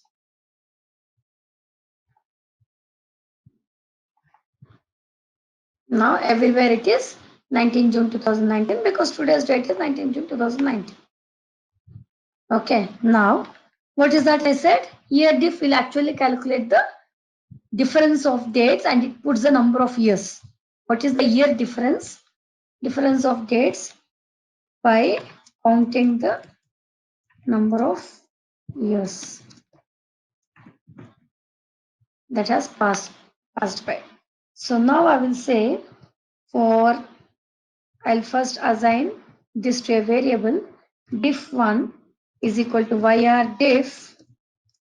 What is the variables? What is from which date I have to start? I should start from DOB. DOB is the earlier date. Today's date will be the later date. So for DOB and today, I want to calculate the difference. The first argument will be the old date and the second argument will be the new date and the third argument basically we have something like this. Okay, so we have different ways. First let me write this. So yr diff, how do we write is, we have the third argument as ACT by ACT. I'll tell you what it is. And we just have it as ACT. I'll tell you about each and everything. And we have it as, we can also write third argument like 30 by ACT. I can also write third argument as ACT by 360. So all these arguments I can use. I can also write it as ACT by 365. Okay. So these are the different ways I can actually write the year diff function.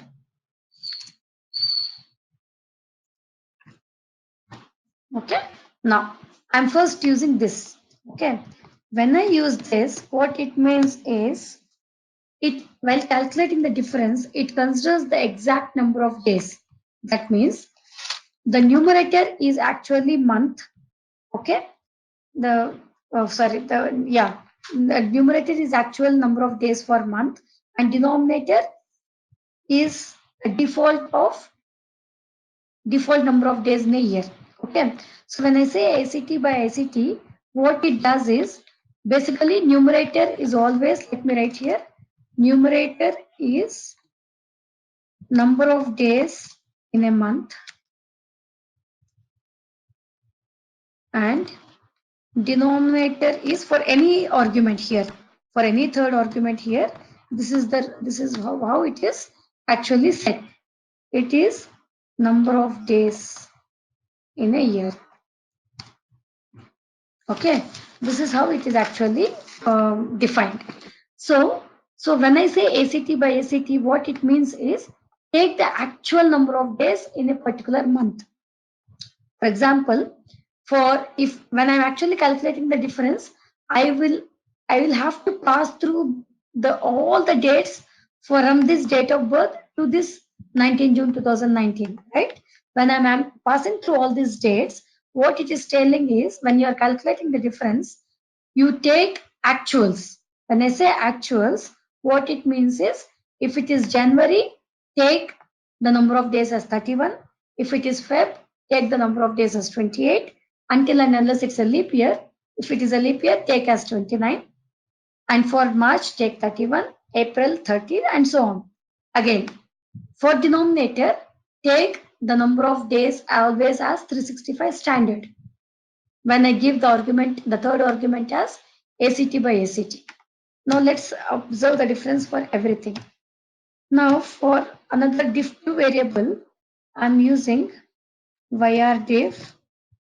The variables are same, DOB and today. And what I'll use is, I'll just say ACT. Here, what it means is, consider actual number of days in a month. Okay, in a month, just for only for numerator, just bother about the numerator. But for year, take the default as 365. Okay, so I can also write the third argument like this. Okay, here if it is a leap year, it takes 366. But here, if it's a leap year or a non-leap year, because I'm not passing the denominator, I'm just writing the numerator. It just considers 31 days for Jan, 28 days for Feb, 30 days for March. But for number of days in the year, it will just take 365 as standard. Just different ways. You'll have very minor difference. You'll see that when I'm running the code. Today, it's ACT by 360. Okay, again, take the actuals for month, but for year, just take 360 days as constant, as 360 days in a year. Okay.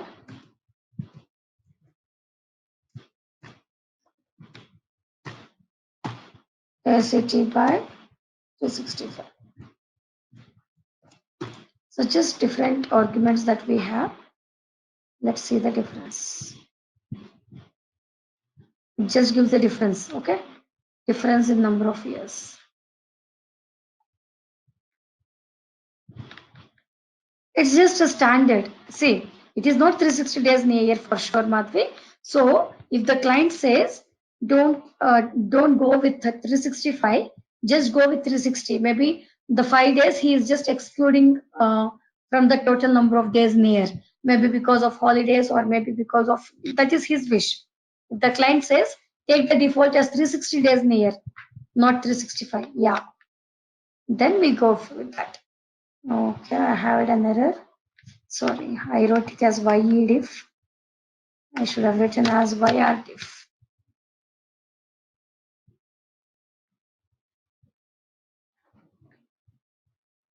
Okay. Do you see? It is very minor difference. So for diff 1, it is 9.589, just the number of years difference. What did I take for first argument? ACT by ACT. For numerator, just go with the number of days in month. And for denominator, go with 365 if it is a normal year. For a leap year, go by 366. So I got the difference as 9.589. But for the diff 2, I have just assumed as 365 days in a year. And for numerator, just going with the number of days in the month. So the difference is, this is almost 9.59, right? Again, diff 2 will be 9.591. Diff 3 is little different because we are going with 360 days in a year, which is actually deviating from the all the above 2, right? So there I'm getting it as 9.72.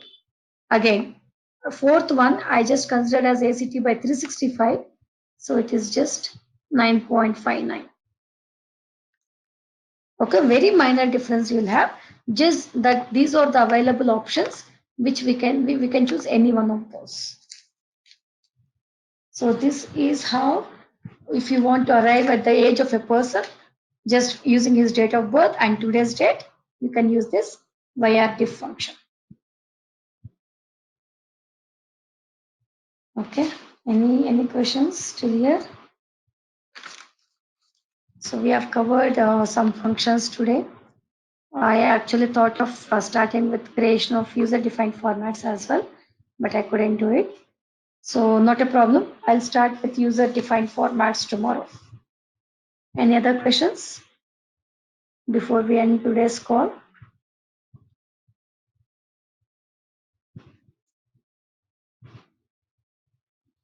No. Okay. Thank you, Madhvi. Ram?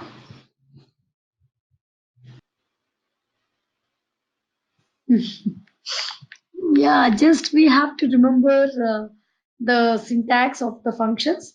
Functions is just, it is designed that way. So it just works that way. Okay. There is no logic behind it. So if the function says you have to use argument 1, argument 2, for sure I have to use the argument 1, argument 2. I can't skip any of those. And what the function does, Yeah. So I understand, but these are just functions which we may have, which when necessary we may have to use. So that's the reason, when we do not have any logic, it is little bit confusing to understand. I agree that, but I feel this today, day, month, year functions are all pretty simple. But just that, again, this is also a standard way how can assign a constant date value to a variable, constant date time value, how can I assign? So this, or maybe this is little, if I want to calculate the years difference, okay, I have different arguments which I can use. So when you keep on using, you'll just, maybe you can just understand it. It's not a tough topic, tough thing to understand. That's what I can tell. So yes, if you have any questions, you can still let me know now, even now. Not a problem. I'm not in a hurry to end this call. Expect in base certification some of the functions, yes. Yeah, some functions like, day function, month function. Not maybe see, in the base SAS certification, if you have 30 or 40 questions, maybe one question from the functions may come. Again, date functions, or I should say, is literally less compared to, we have character functions, we have numeric functions as well, which we'll be discussing in later classes. Those actually comes, that those functions you can expect for sure in the first base SAS certification. Maybe one or two even from this date functions. That's the reason I thought I should not skip. Actually, in the course content also, it is just written, but no function is actually specified. So whatever functions I feel, is can be used in day-to-day life, I just discuss those. So just go through this, try some examples. It becomes very easy. Yeah. So yes, Ram, we have character functions, numeric functions. Those functions will come for sure in the certification. And maybe here, maybe just a day function, month function, something like that. Yeah. Okay, yeah, thank you. Thank you, Madhvi, Ram. So, okay, I'm closing today's call. So, I'll be sending the recorded video. I'll also see, tomorrow is Thursday, right? So, maybe by tomorrow, if I can send one more assignment, I'll send back to you. Can start doing that. Madhvi, if you have any questions in the earlier assignment, please send me a message. Also, I had to get back with yesterday's question that you had for comma and dollar for informats, right? Yeah, I forgot to check that. I'll check that and get back to you tomorrow. Okay. Yeah. Thank you then. So let's, yeah, bye bye. Bye. Good night.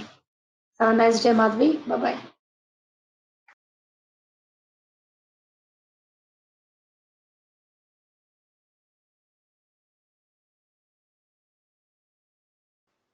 Okay, hope you can all see my screen.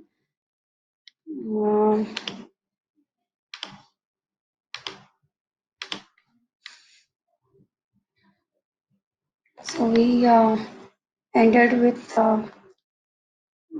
date functions, date and time functions yesterday. We'll be continuing today with rock formats. Before that, I think there is one thing that I had to cover, which I did not cover. So, so it is again reading from the text files. Okay. So let me go to one of the.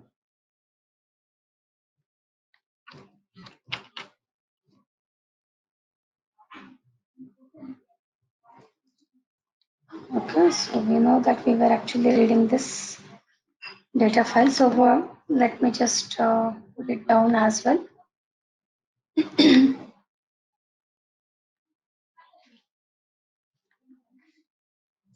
Okay. So what is this? We were actually reading reading the external file, right, into SAS in this. So what did we do? We have I used a data step where I have given this data set name and I declare the variable for name because that was a bigger length. So let me first open that data first. So what is the data? It is student underscore data. Okay. So this is the data, right? Yeah. So what did we do? We have just given ID, gender, age, height, weight, name. So that is what we see in this. Let me close all the other. Let me just close all the notepads. Open it again. Okay. We have ID of the student, gender of the student, age, height, weight, and the name of the student, right? So here I was telling, if you remember, when I missed value for a particular name, okay? So I missed value for this particular name, and maybe I gave this as number only without giving as characters. I gave it as name and numbers only. Everything is fine, but except that, so let me just check. Yeah, I think all the values are same, but except that I skipped the value, or I don't have the value for name in the third record. Okay, so this is how it is. So in this case, what do you think will happen? I'm reading the code is all same. It remains same. No change in the code. Only thing is in the data, I don't have value for the variable name. So what do you think will happen in the output data set?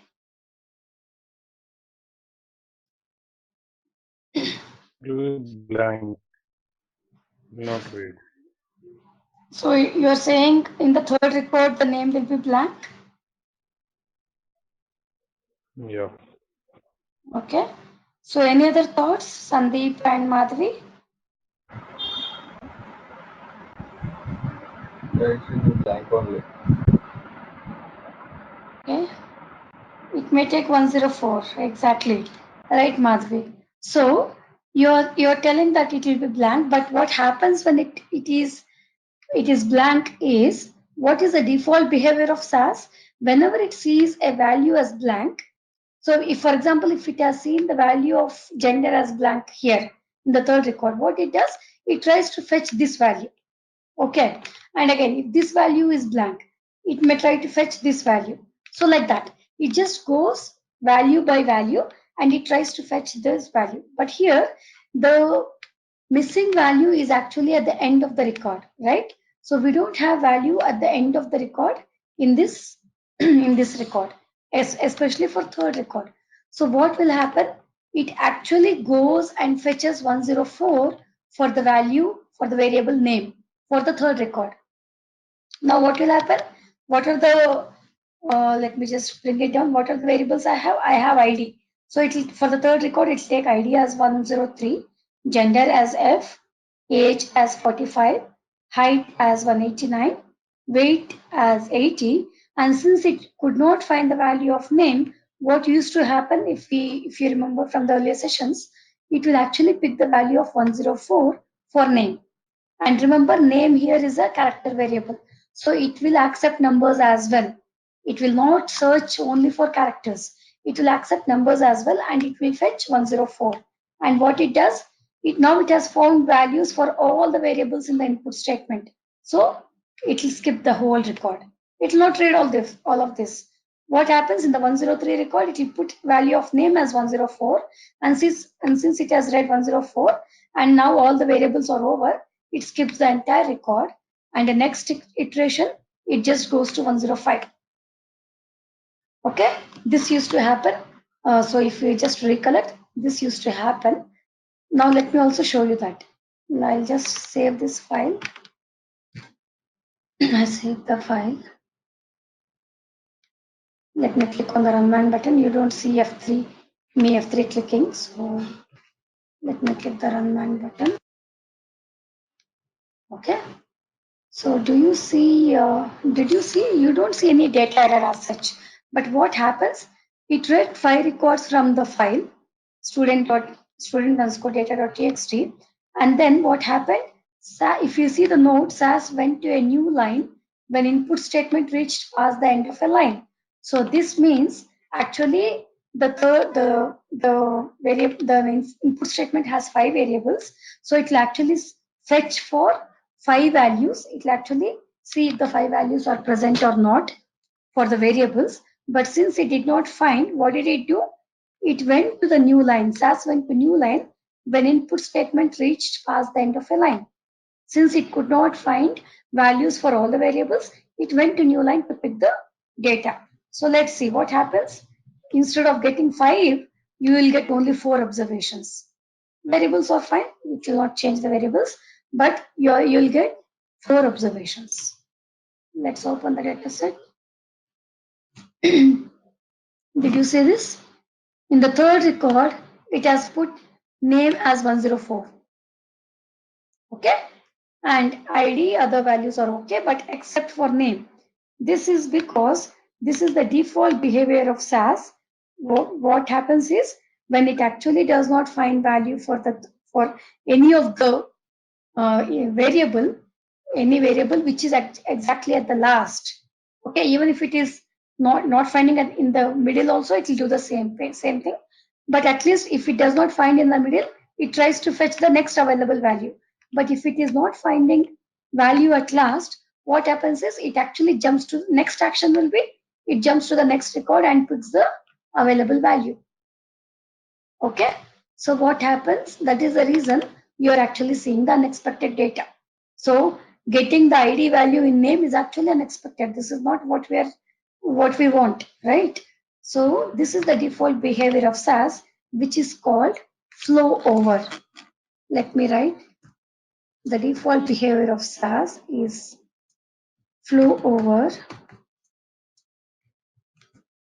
It SAS jumps to the next line when it does not find values for all or maybe for last variable in the input statement.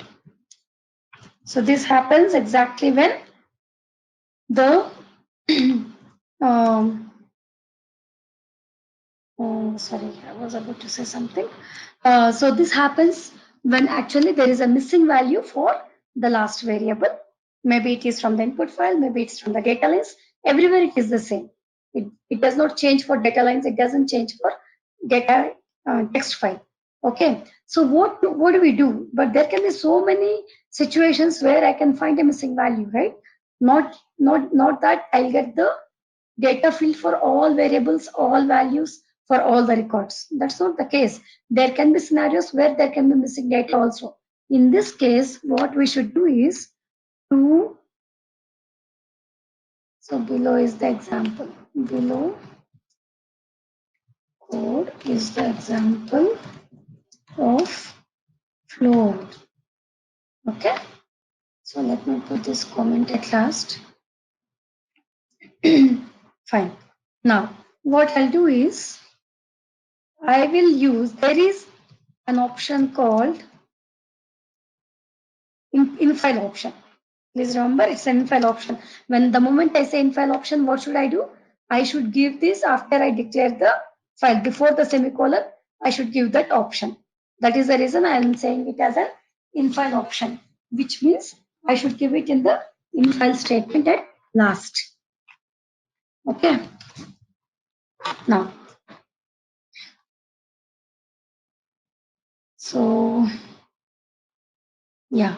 So there is an in-file option called miss over to overcome or handle the default flow over behavior of SAS. Okay, so let me first try that. So what I'll do is I'll copy the entire the same code. I'll not change anything except that I will add, what did I do? In-file statement is not there. Maybe I deleted that. Fine. Function called miss over to overcome or handle the default miss over behavior, so flow over behavior of SAS.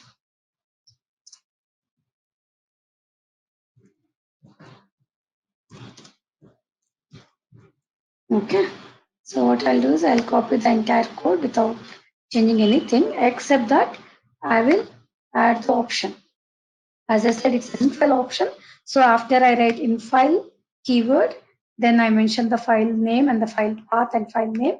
Then I just finish it with the double quotes, give a space and give miss over. See, the moment I wrote miss over, it is highlighted in blue, which means that is also an option that is available and which is system provided, SAS provided for me. Okay, that's the reason it is highlighting in blue color. I have run the same code now. Now do you see the difference? 5 reports were read from the file and data set has 5 observations. So it will not skip any. Now let's see how it has written. Do you see the name missing? This is what we want. Since the name is missing in the third record, I would want to see the missing value. I do not want to pick the next available value and show it for name, which is actually wrong.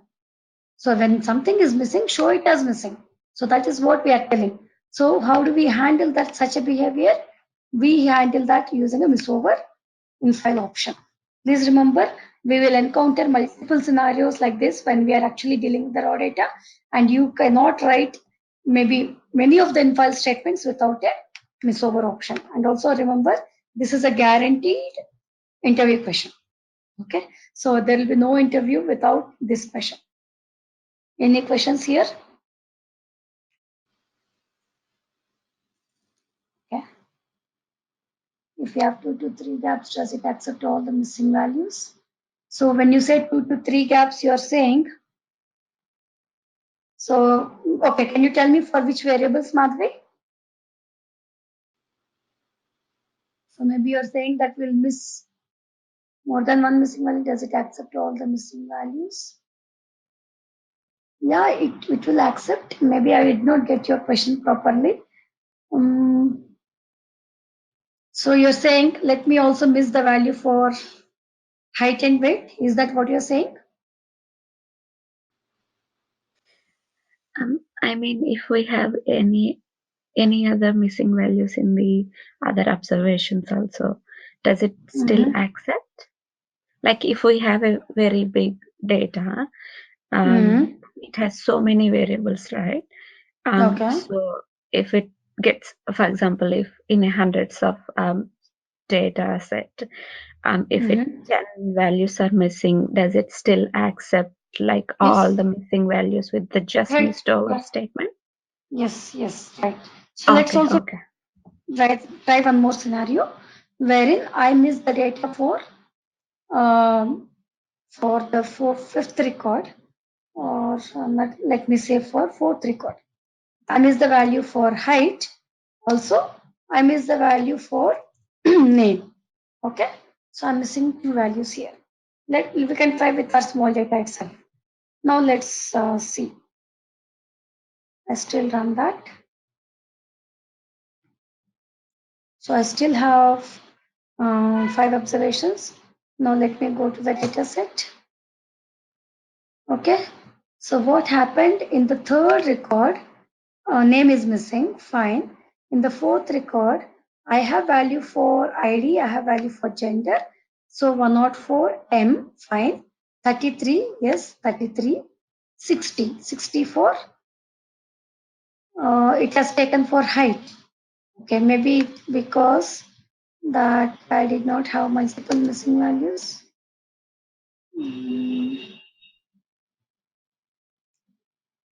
So it has actually taken this value for height, which is actually for weight, right? This is not for height, this is for weight.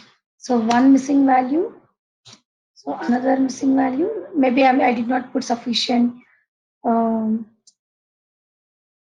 spaces. Let me try now. It's actually taking the next available value for weight, whereas it's actually missing for height, right? So maybe I did not put that many spaces. I think that is the issue. No, it is still taking for height. Okay. Okay. So you remember we also had we also have discussed, maybe we have to put one more option also here, because there are two values missing. It's missing for height and it's also missing for name, right? So now what will I do is, if you remember, we also discussed about DSD, right? When there are multiple consecutive delimiters, it has to be treated as a missing value. Which one will deal with it? DSD will deal with it, right? So for that, I should mention the DLM, also DSD. So DLM here is space, and it is, I'll also use DSD. Let's see that now.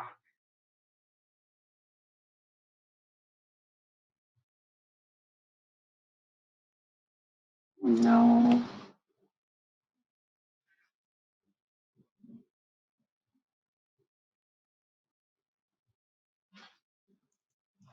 so one missing, it will expect a value. That value is not there.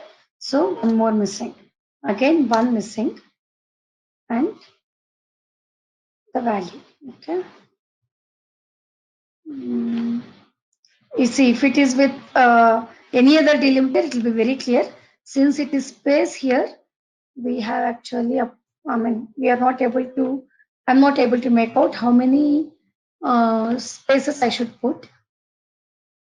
It's still not taking, it is taking for name. Why is it? So what did it do? For 104, M33, 60, it has taken for name.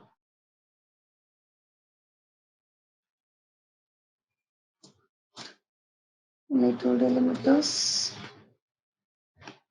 Just a second, I'm just trying out if this is the scenario, how it handles.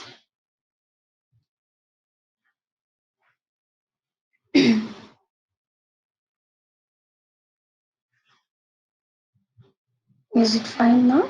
Yes. Maybe the way I have placed the spaces is a problem. So now what happened? For third record, it is 103, F, 45, 189, 80, and the name is missing. That is fine. And for the fourth record, 104 is ID, M is the gender, 33 is age, 60 is the weight, height is also missing, right? So height is missing, so it has put as missing, 60 is the weight, and also name is missing. Okay, so we actually had to use two options here. One is miss over, just to handle the missing value, but also here we what is the other scenario we discussed? If you remember, we also discussed about two successive delimiters. Okay, so when there are two missing values, or when there are successive delimiters, then also it should treat it as a missing value, right? So what was the option we discussed? DSD. So we would also need to, when we, and also please remember, when we have to give DSD, for sure we should mention DLM. DLM is nothing but delimiter. DSD is, the full form is delimiter separated data. So when there are successive delimiters which actually represents missing value, even if missover cannot handle it, we can do that with DLM and DSD. For a single missing value, missover will absolutely work fine. But for this side type of scenario, DLM and DSD, both should be there. Okay. So is this confusing, or did you get what happened now? Okay.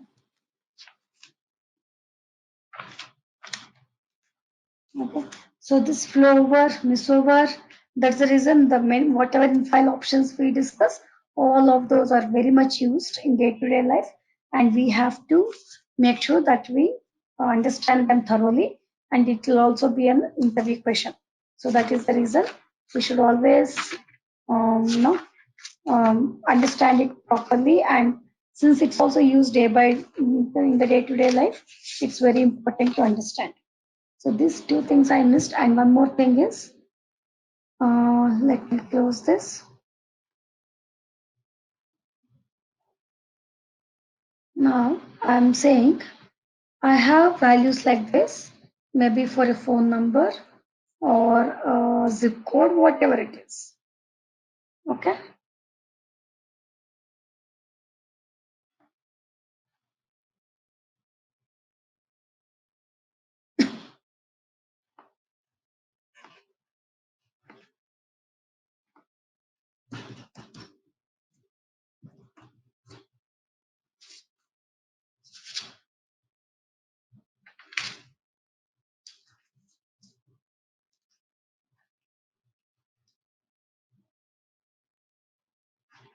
Okay, so I have this and I save the data. So I'll be writing data phone numbers, this is data set name, and in file I have to give the path. So this is the path, and also this is the name of the file.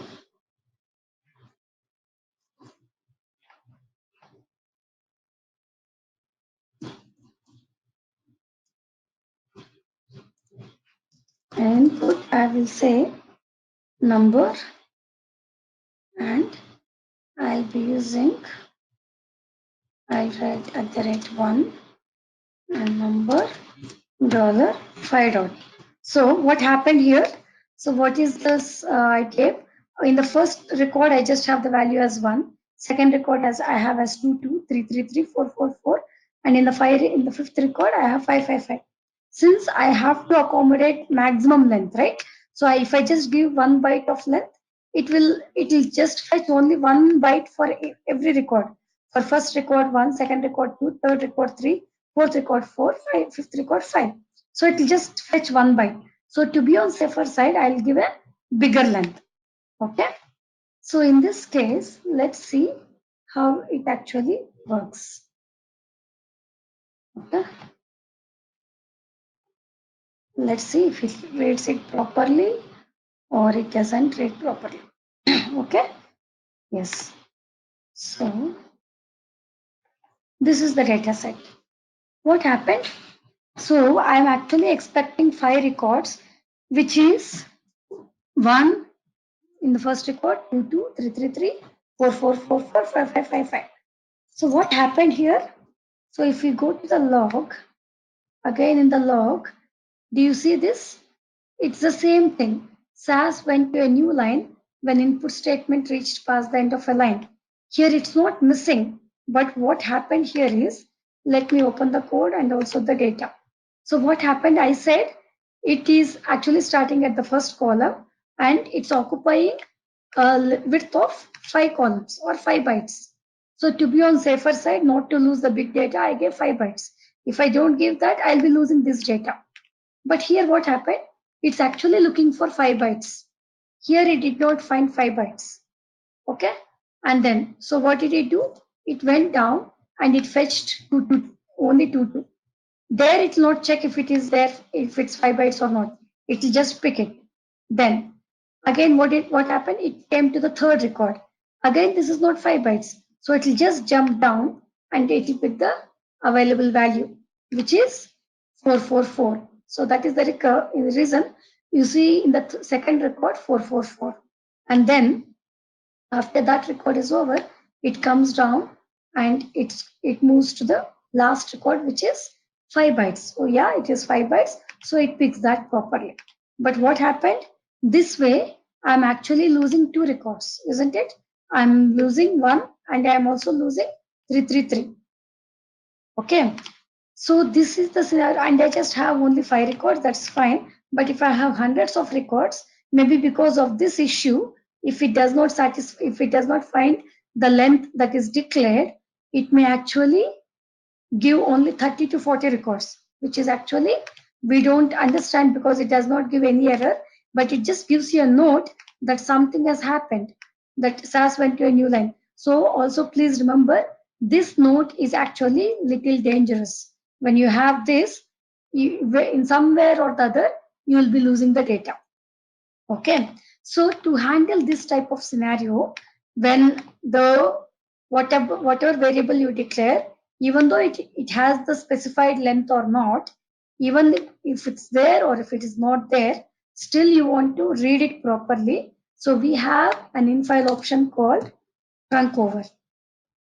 In the sense, don't, even if the length is less, it doesn't have any expansion, but it is just trunc over. Even if the length, or even if the variable does not have the data with the required length, whatever is specified, don't miss it, but still take it. Okay.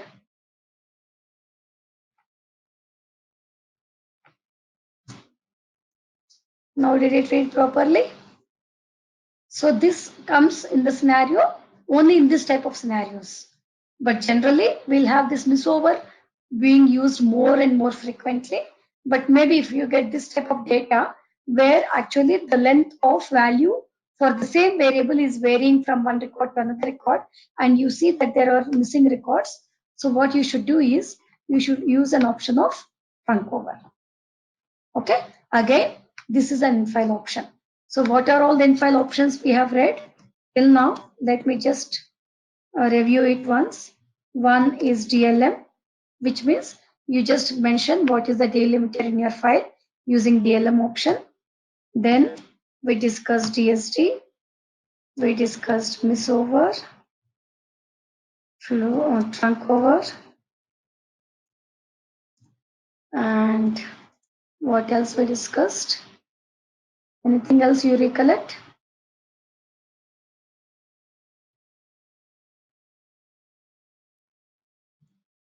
Let me also check once.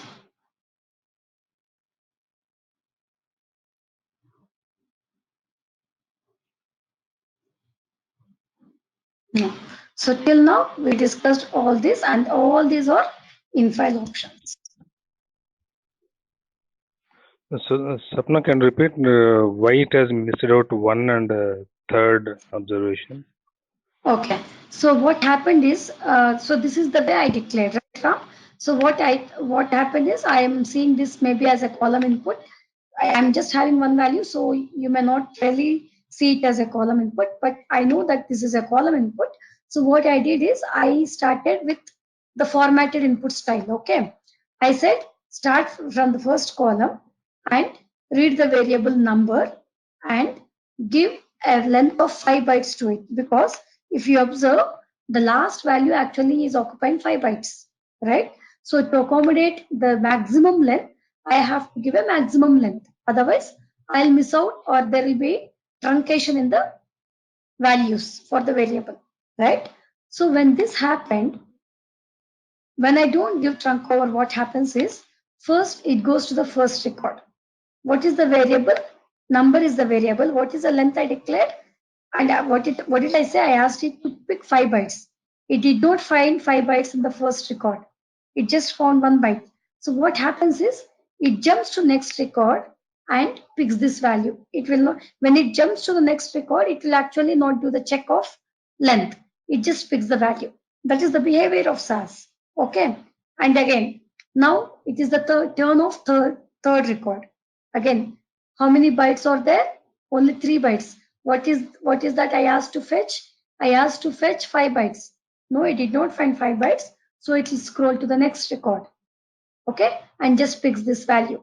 When it just jumps to next record, it will not check the length. It will just pick this value. And now, next record is the fifth record. Here it has found 5 bytes, which I actually declared. So it will take this properly. That is the reason the end result will be 224445555. This is the issue. So to handle this type of issue, we have an option called trunk over. Is it clear, Ram? Yeah, but in this case, instead of relative this absolute pointer, who can including then will solve this issue. Absolute Yeah, like maybe only when you rate of actually, one. so you're just saying number, right? So don't give the absolute pointer method, but just go with this, isn't it? Let's see. Yeah. That also, and even absolute pointer. Sorry. Even this option and as well as absolute pointer also, I think. Both can work.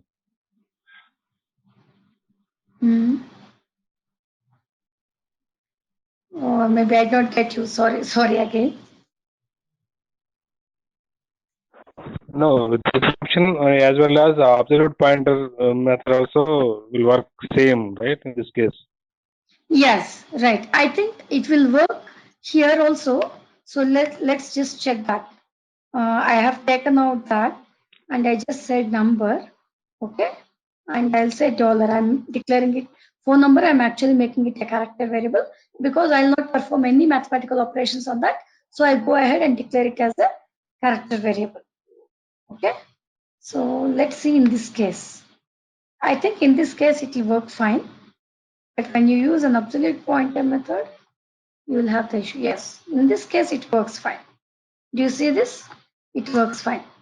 It will pick everything because what will happen? So what I did not declare any length for the variable number. So what is the default length it will assign? It will assign a length of 8 bytes, isn't it? And it fetches all the values because no value is exceeding 8 bytes. For example, you give data such that it exceeds 8 bytes.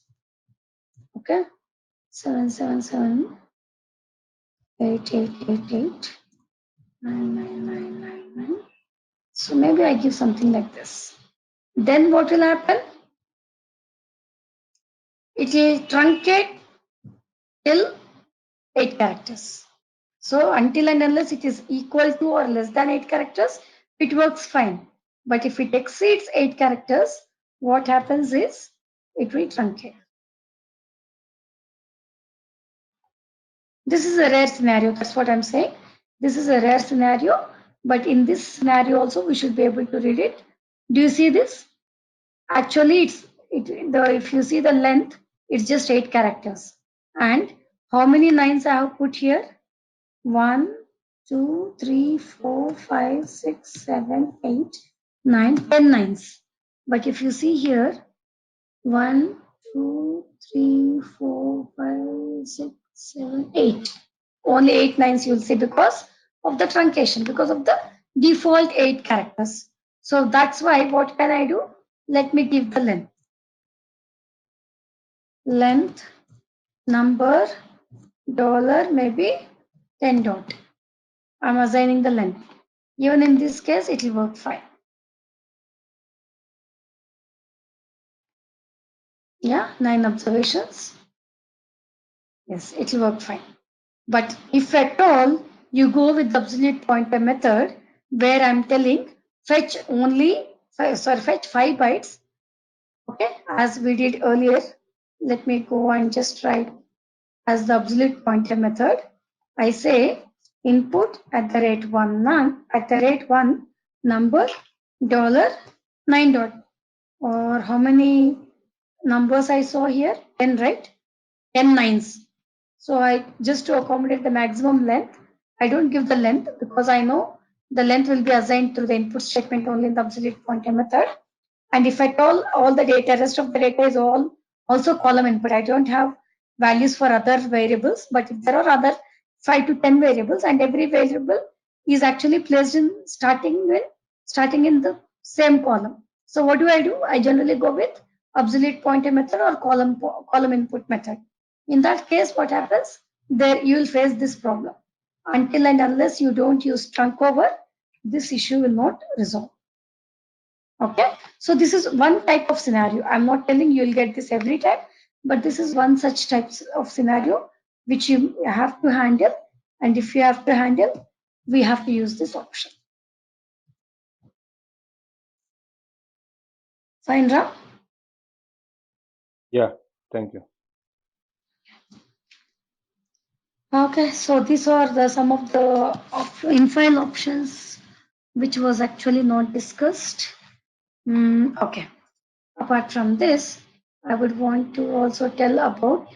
So if we remember in one of the questions which Ram asked earlier, he was asking, I may have to actually what use two data sets as input and actually don't miss any data.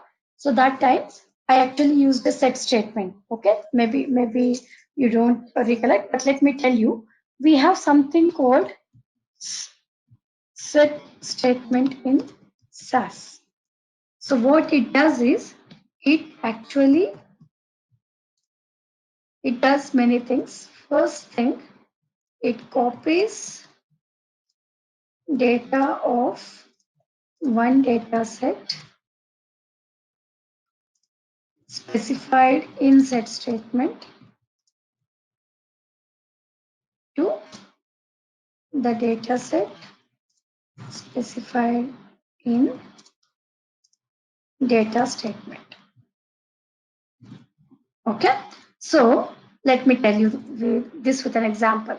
So we already created a student underscore ext file, or let me go to the let me run. So I want to use the data sets present in all these libraries. So what is that I have to do?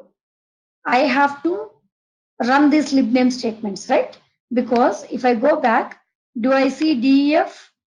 I don't see DEF. Do I see XYZ1B? I don't see that. Do I see HYC? I don't. But there are datasets present because these are permanent libraries. So what should I do? I should remind SAS that there are permanent libraries. Just have it again in your repository. It is still there, but just I am asking SAS to put it in the folders here. So for that, what I should do? I'll just run the libname statements. Select all the libname statements and just click on the run man button. So now I see XYZ1B, DEF, HYC, all the data set, all the libraries. Okay. Here, so what I'll do is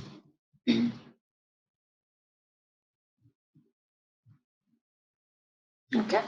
So what I want to show you this example. So what I'll say, data, I'm creating a data set called class new. I'm creating it in the work library. Okay.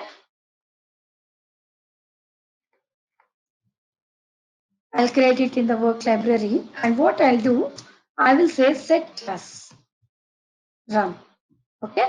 Now class new is the new data set that I'm creating, and I'm not using an input statement. I'm not using an infile statement. So I'm not getting data from outside external files, or neither I'm using a data line statement or input statement, and I'm not having the data inside the data step, but rather I'm already created a data set called class.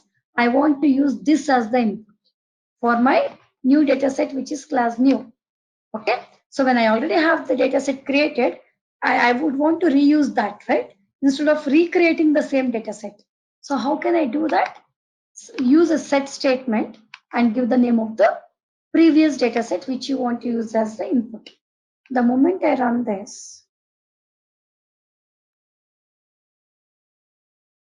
sorry, I missed, okay, let me show you the log. What is it saying? File work.class.data does not exist. Can you help me resolving this? I said set class, and it's giving me this error. How can I resolve this?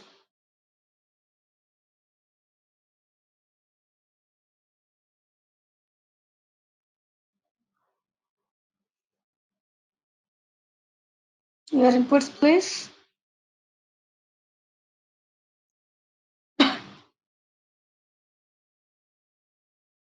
It's saying work.class.data does not exist, but I'm seeing class here, right? What is the error that I did in the code?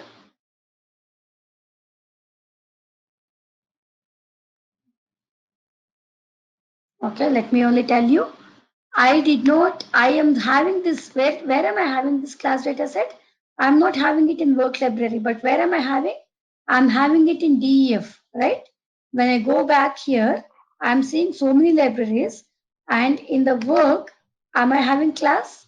No, that is what I just said, set class. The moment it sees this as set class, what it will understand, it will try to fetch the class dataset in work library.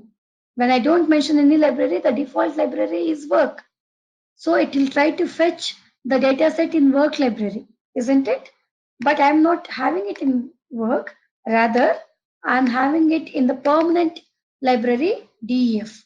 So I did not mention that here. I should have mentioned a two-level name, right? Library name dot dataset name. I did not do that. That was the issue.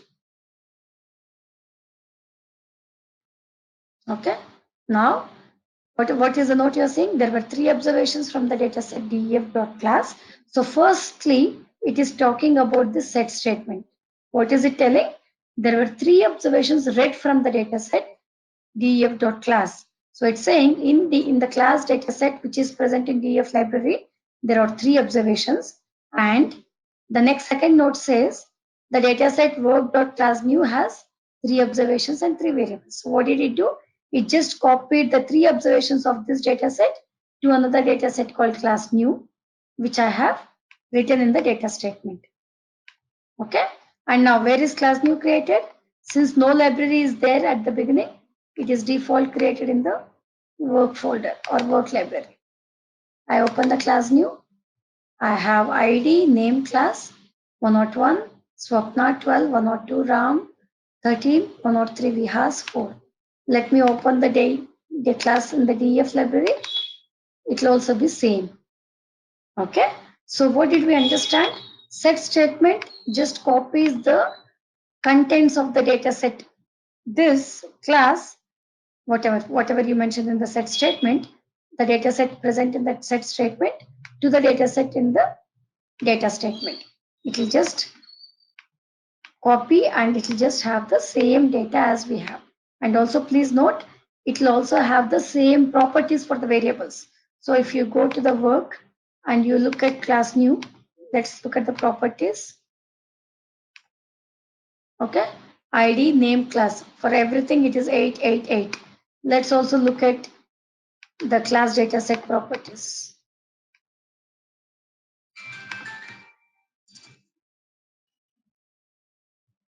ID, name, class 888. Isn't it same?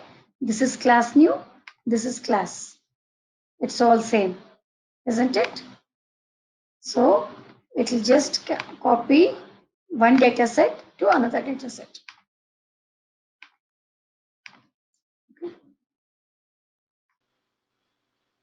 Okay. So this is the job of set statement, and also I can actually do vertical appending. For example, I'm having a single data set here. What is the case if I have class new one I'm creating where I'm having this data set and this data set. Okay. Okay, let me see. What do I have in class? ID, name, class, student underscore OBS. I don't have any of these variables. Let's look at the data set that has common variables. Gender, student ID, weight. Okay, that's fine. So what I'll do is, I have 2 data sets, isn't it? Okay, so what I'll do is, instead of taking this data set, what I'll say, set stud underscore OBS and stud underscore OBS1. So what am I saying? I am not mentioning only one data set, but I'm mentioning 2 data sets. Okay, so I'm saying set in the set statements. First I have placed stud underscore OBS. Next I am placing stud underscore OBS1.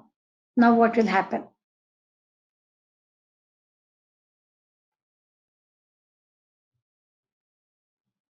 So I'm doing the same mistake again. It is def dot, right? Both the data sets are present in def permanent library.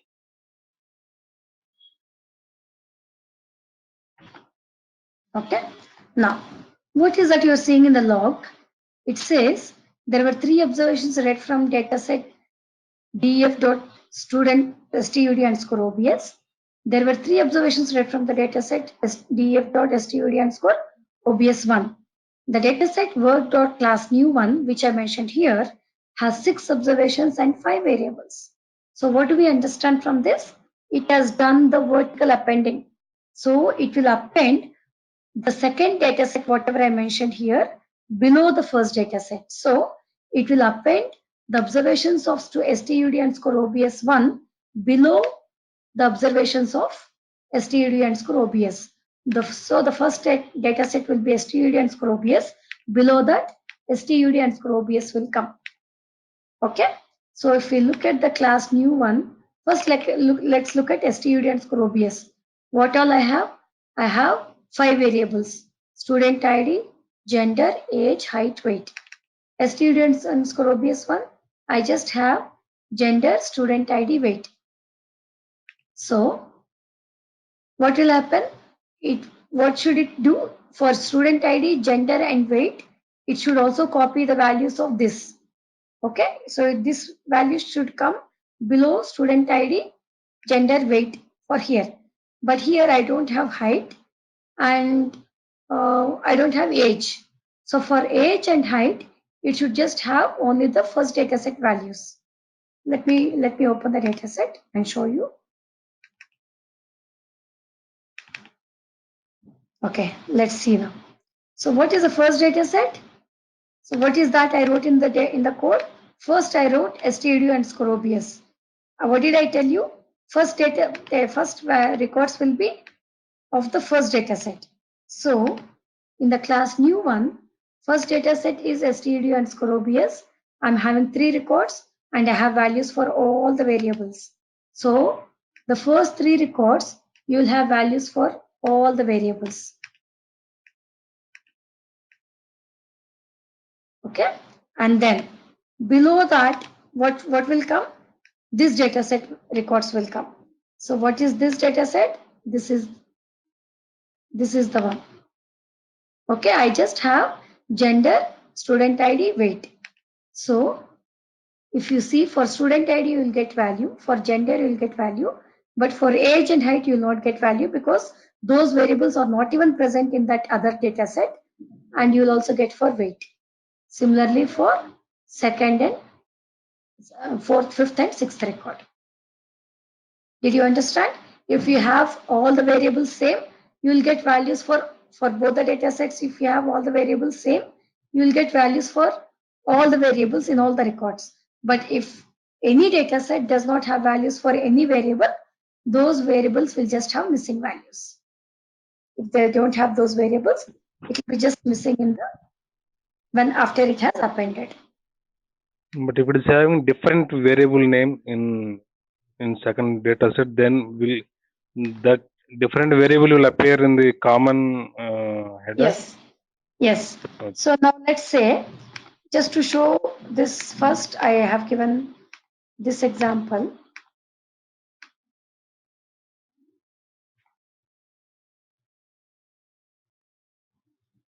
Now let's say I'm creating class new 2 where I'm using phone number as the first. Let's not take phone number. We have seen.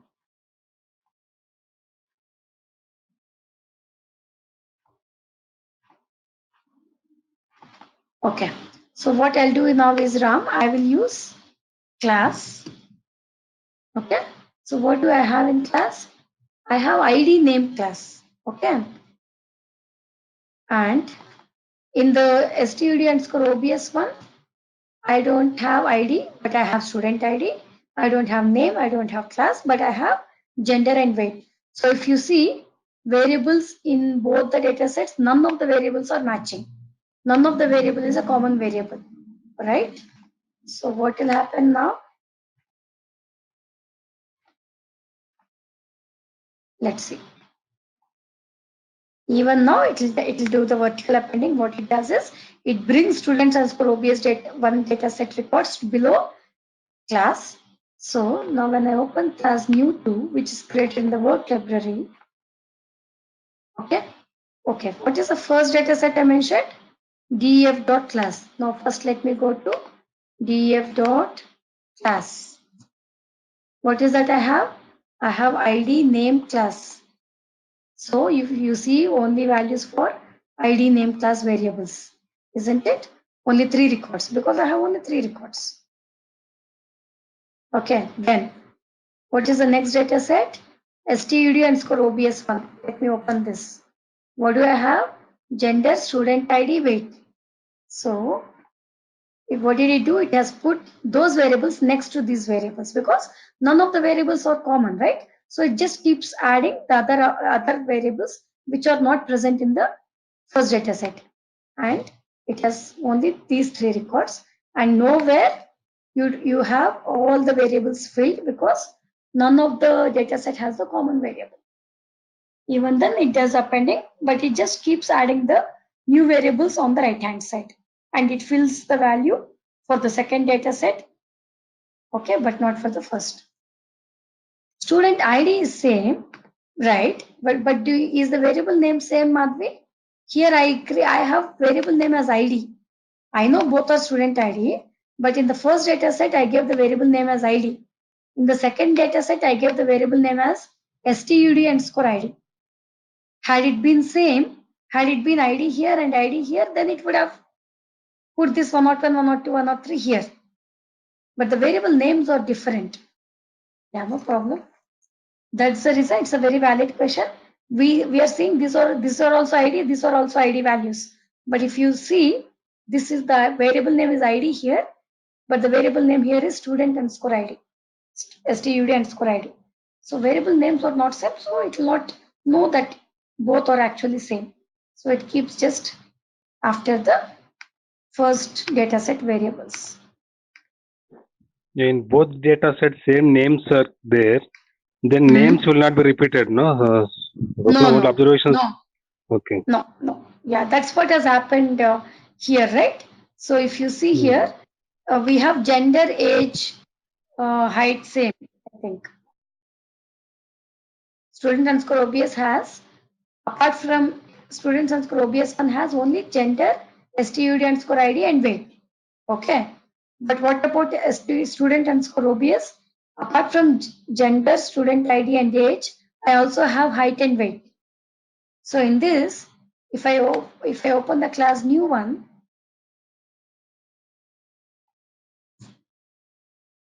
student ID, gender, age will come only once. Height, weight are the new variables, so it will come here. But here, it will just plays only once. It will not repeat. Yeah, okay. Thank you. Okay. Yeah. So this is how the set statement works. Okay.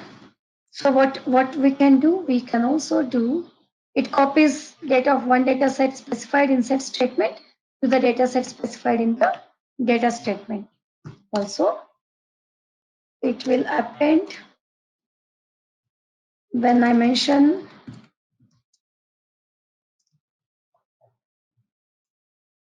two data sets in set statement, it appends second data set observations below the first data set observations. In the above case, if both the data sets does not have any common variable,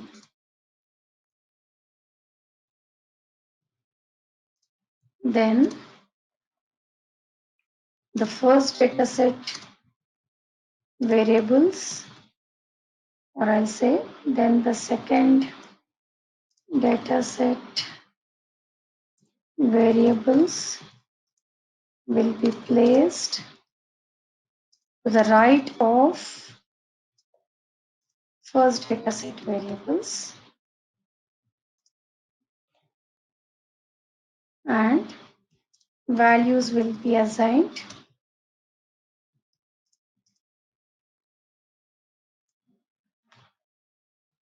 accordingly. In the sense, when I say accordingly, what I mean is first data set variables will have only that variable values, and second data set variables will have those variable values. Okay, since nothing is common. Now one more question. You have given one question in the assignment, like in the data statement. In data, if you are giving three data, I mean A, B, C, B, C, A, C, B, like that, if you are giving three data sets will be generated. Yes. Right? Yes. Right. So in that case, how it handles the set? So you are saying in the data statement, you are saying multiple data set names, right? Yes, yes. Okay, let's say I have class new 2, class new 3, class new 4. Okay. So how many data sets are created here, Ram? 3 data sets, right? 3. Class Yeah. new 2, class new 3, class new 4. And in all the data sets, the contents will be same. Because Okay. seeing below, it is just saying set df dot class space df dot student underscore obs1. So it will do the vertical appending of both the data sets. After it is appending, it sends the same observations to this, and to this. Let's run that.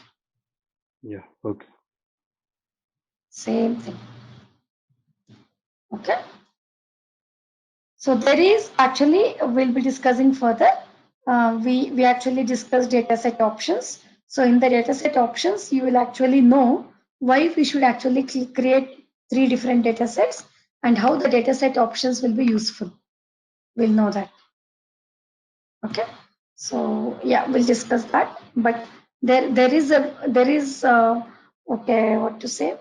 There is some reason why we actually create different data sets, why we give different data sets and create multiple data sets. There is some reason, right?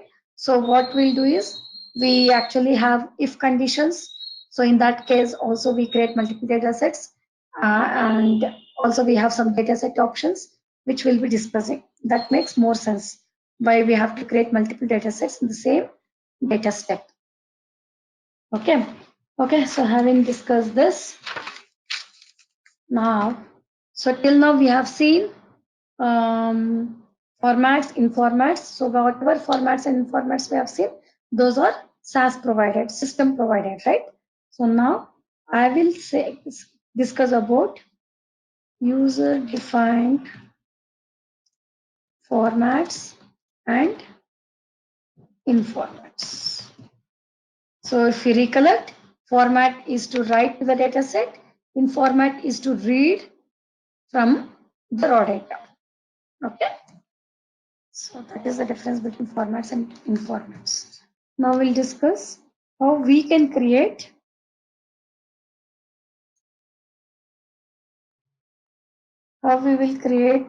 different user defined formats.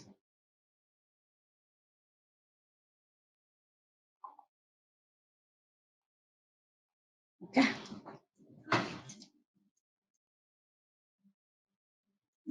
So for that, we follow the syntax proc format to create user defined formats.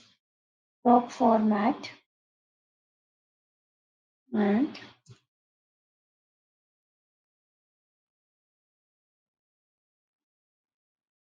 we write value statement. Okay. Value. Let me go with a small example now. Gen.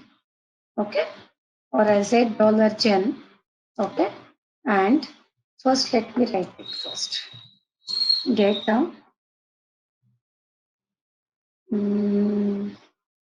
We have class already available. We have it, right?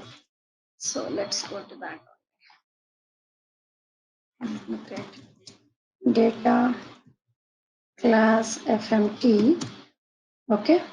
Input ID, gender, okay, and grade. In the data lines, I'm giving data ID 101, gender M, grade 4, 102 F4, 103 M3, 104 F4, and so on. Okay, but let's assume instead of MF, I have the values as 1, 2. Okay, where 1 represents male and 2 represents gender female. So this is how I got the input, and I declared it as a character variable. That is fine because gender will obviously have the alphabets, but here this is a peculiar case where I'm having the numbers. But still, the client has told me wherever you find value 1 for gender variable, take it as male, and for 2, take it as female. Okay, so this is how I got the input. So that is the reason I'm giving you the same input. But what you do is the client says, when you are giving me the output, just replace 1 with male and 2 with female. so that there will be no confusion. So the client is asking us only to change the grades 1 to male, 2 to female. Okay.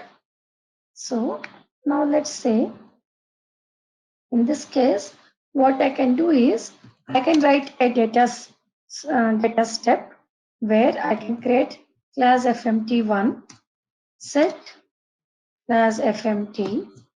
Okay. So I can just write a simple if condition. I can say if gender is equal to 1, then gender is equal to male, else gender is equal to female. Okay, so let me run this. So I just put a simple if condition. We did not discuss the conditional statement, that is if till now, but I'm just writing which makes a sense here. I'm saying if gender is 1, then replace the value of gender with male, and if gender is not 1, then replace it with female. Okay, so I don't have any error. Let me go to the data set. Class FMT1. I open this data set. Do you see male, female, male, female? Yes. Now it's very easy. I can just do with one if condition, one if and one else condition. But let's take an example of data cricket input. What can I say? Country.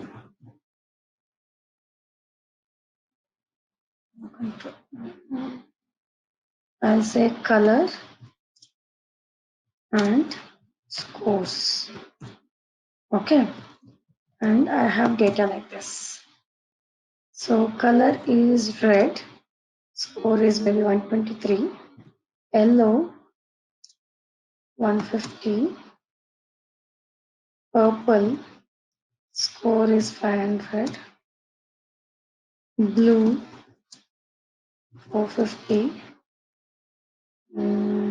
pink 432, whatever. Okay, and then the client is saying I have the data like this, and also maybe I have for another colors also. Maybe we don't have these colors in the cricket team color codes, but I'm just writing. Don't mind. Black, white.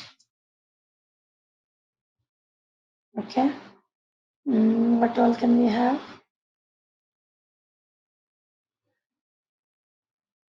Violet.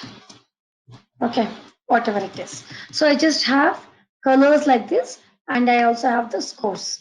But now the client says if it is red, it means it represents maybe South Africa. If it is yellow, it represents Pakistan. If it is purple, it represents some other country. Blue, it represents some other country. So the client says, so just based on the color codes, I'm telling which country scores are those. Okay, so you don't actually give me the color codes, because that is that not everyone knows about the color codes. Rather, give the country name instead of the color codes. Okay, so what do you think we should do here? We should write multiple if conditions, isn't it? And also I should write, so let me say like this, data cricket 1, I'll say set cricket, so it copies all the data contents of cricket to cricket 1, and then I should keep on writing if color equal to red, then country is equal to India, sorry, not India, maybe what did I say, West Indies. Okay, and if color is equal to yellow, I should write one condition. If color is purple, so I'll have to write multiple if condition. And also wherever this type of color codes come instead of the country, what I should do, I should copy all these lines everywhere. Maybe let me write for 2, if color is equal to yellow, then country is equal to Pakistan. So like that, I have to write for all the colors, isn't it? So I should write for everything. And also, as I said earlier, whatever data I get only colors instead of the country names, I should write for all this. I have to repeat all the if statements, which actually becomes very cumbersome code. And also, I am actually doing the same thing that I am doing again and again, right? So for that, what we have is we have something called user-defined formats. So till now we discussed system-defined formats, which are provided to us by SAS. But now what I'll do is based on my requirement. This is not a generic requirement. This is a requirement only from my client. So for this generic requirement, sorry, for this specific requirement, what I'll have to do is I have to create my own format and use that format to represent the country names, and also tell you what is the use of this, how it is useful for other data sets also. So for that, I should actually create user-defined formats or informats. Okay, how I create is proc format is the first step I have to write. I should write a keyword called value and color, and for which variable I have to create format.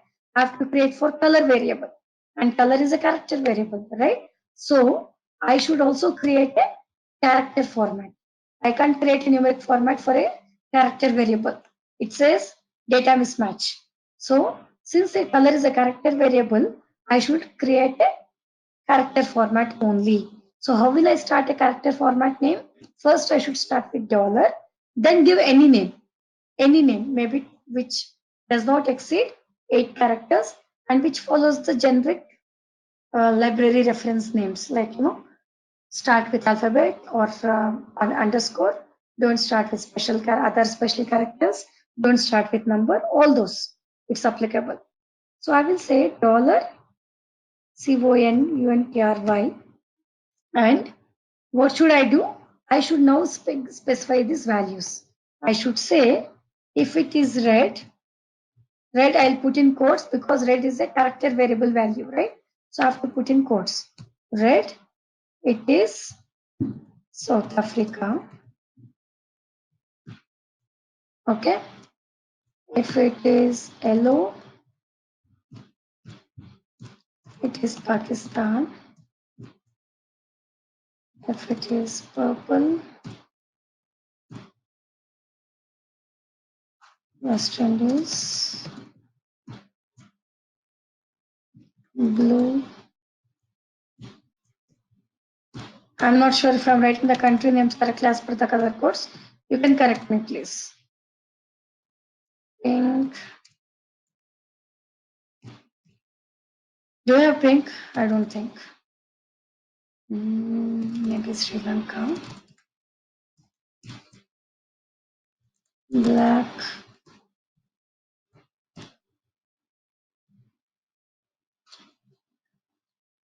What can we give? Inputs, please. What can I give for black?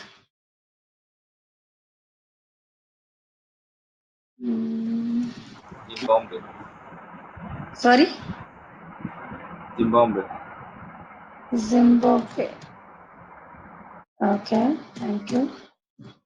For white, let me give. Sorry? Australia. Korea? Australia. Australia only? Okay, fine. So I was right. I actually don't know any of these color codes. Okay, what is for violet, Sandeep? Which country?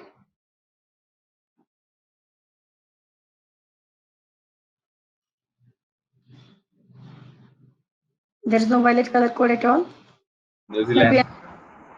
New Zealand. Okay. Okay, thank you. Okay, so this is the format I have created. So how do I end it? Give a semicolon, then give a run statement. So what all I should do to create a user-defined format? write proc format statement, then value, give the format name. This is the format name that I'm creating. If you have seen mmddyw dot, mmddyw10 dot, date 7 dot, date 9 dot, comma w dot, all those are format names till now we discussed, which are system provided. But here I am creating my own format and I am actually creating a character format. So I'm starting with dollar. Dollar country is the format name that I created. And for these values, I'm giving the country names. Okay. Now, what I'll do is data cricket 1 set. Okay. First, let's see what will happen when I run this. Then I will write the rest of the code. If you observe on the left hand side, till now we did not have these formats. Isn't it? Till now I did not have these formats, but now after I run this, it created this one for me. Okay. And what did it, maybe just ignore about the others, I created. So I created, I did not create anything. I just created only for country. Or let me do this. I will just first delete it. Okay. And when I run this again, it will create it for me. I did not want to confuse you with the earlier ones. So I just deleted them. So when I created that, the formats folder was actually catalog. This is actually called a catalog. This was not there at all, but it has come now, which it has created for me. And what is that I see? Country. Country is the format name. And if you see, this is the values it has created. So start is nothing but if I have the single value. Okay. So I'm saying red. Red is only one value. Actually, I can also create format for range of values. So at that time, starting and ending will be different. But I'm just having a single value here. So that is the reason start and end are same. Black, black. For black, I gave Zimbabwe. Blue, I gave India. Pink, Sri Lanka, and so on. So it has whatever label means. This is the label that it has created for this format. That is the meaning. Okay, start end will be same because I have a single value here. Now what I'll do is I will say set cricket. Okay, and now how are we using format statement? I'll just say format, then give the variable name. What is the variable name here? The variable name is color, right? So for color, I should actually format the color variable by representing this format. So what is the format I have to give? $country. So I will say always end the format name with a dot when you are using it. When you are creating, you need not give the dot. But when you are using it, you should always give a dot.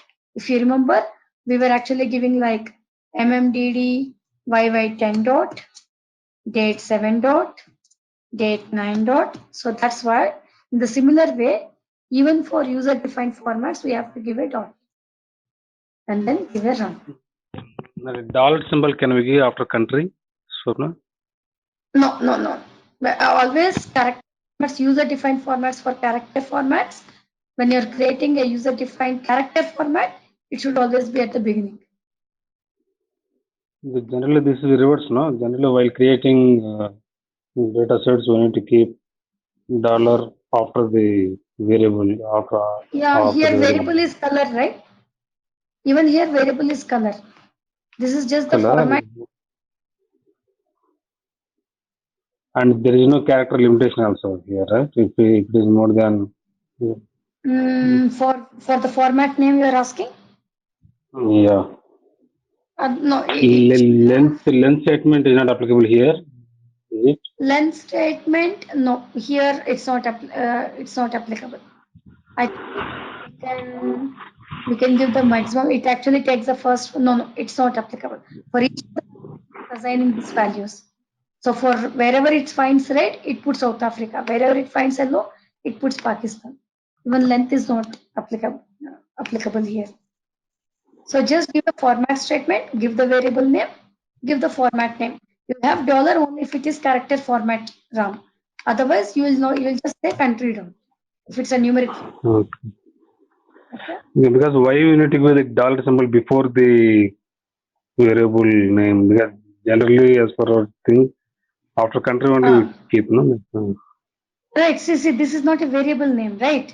Here it's a format Okay. name. This is not a variable name. This is a format name, isn't it? Yeah, but ultimately purpose is to identify, to instruct this system to identify that as a character, right? Right. Okay. Yeah. But only for formats, it is like this. This is how it is set. Okay. I do not know the reason for behind it, but it is how it is. Okay. Yeah. Now, so data set cricket 1 has 8 observations, 2 variables. Now let's look at the data set. Cricket 1, right? What's here? Now, do you see this? Instead of color codes, I'm getting the country names. Okay. But now you may ask, where did the color variable go? What happened?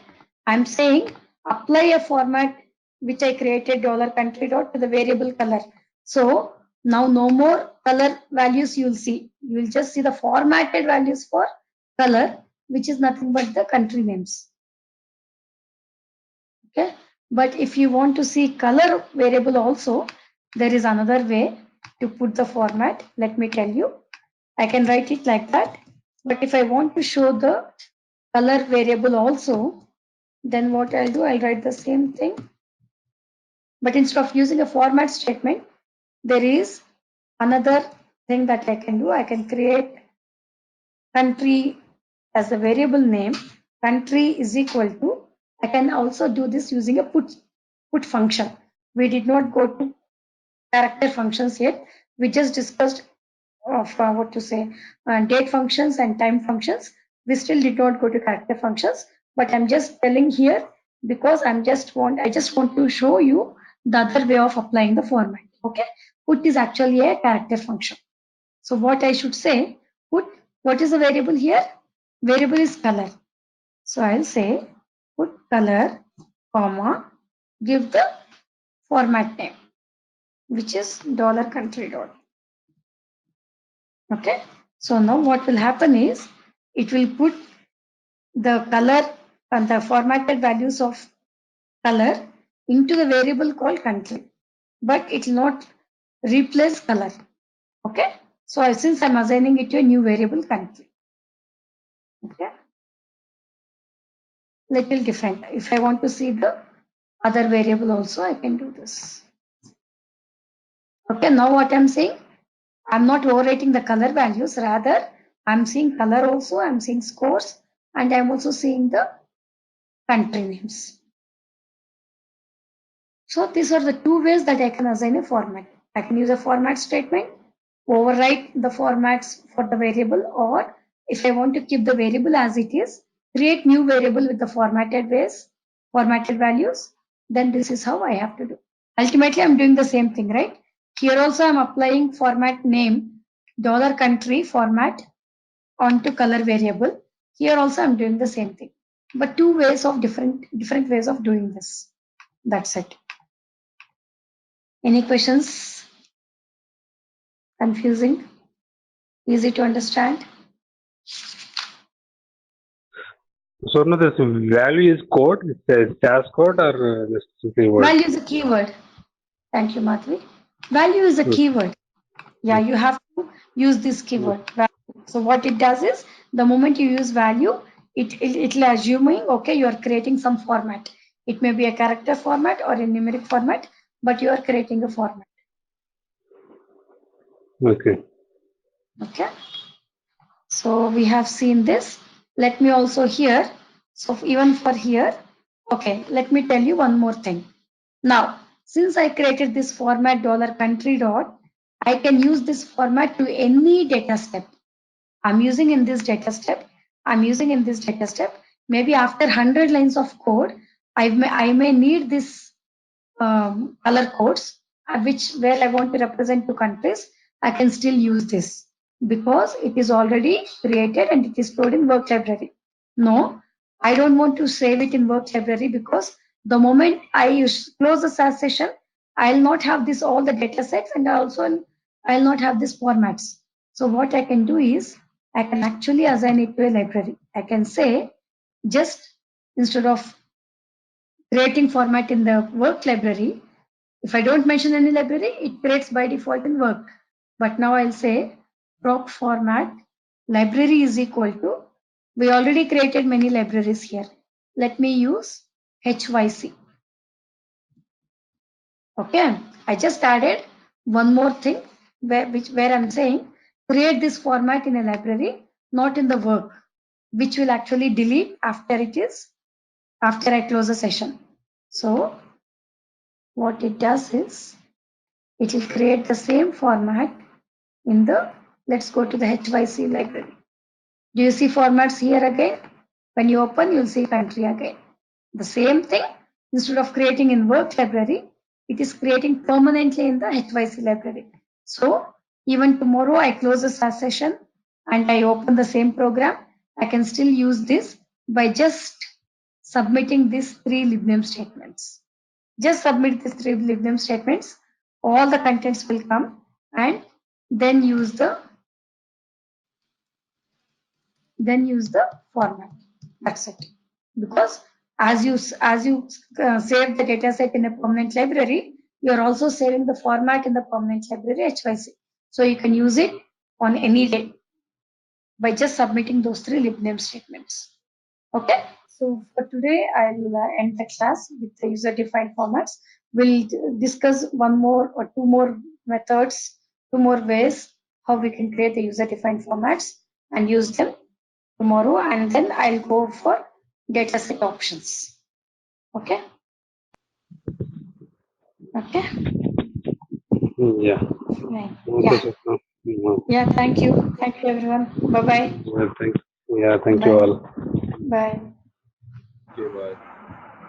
Good night. Bye.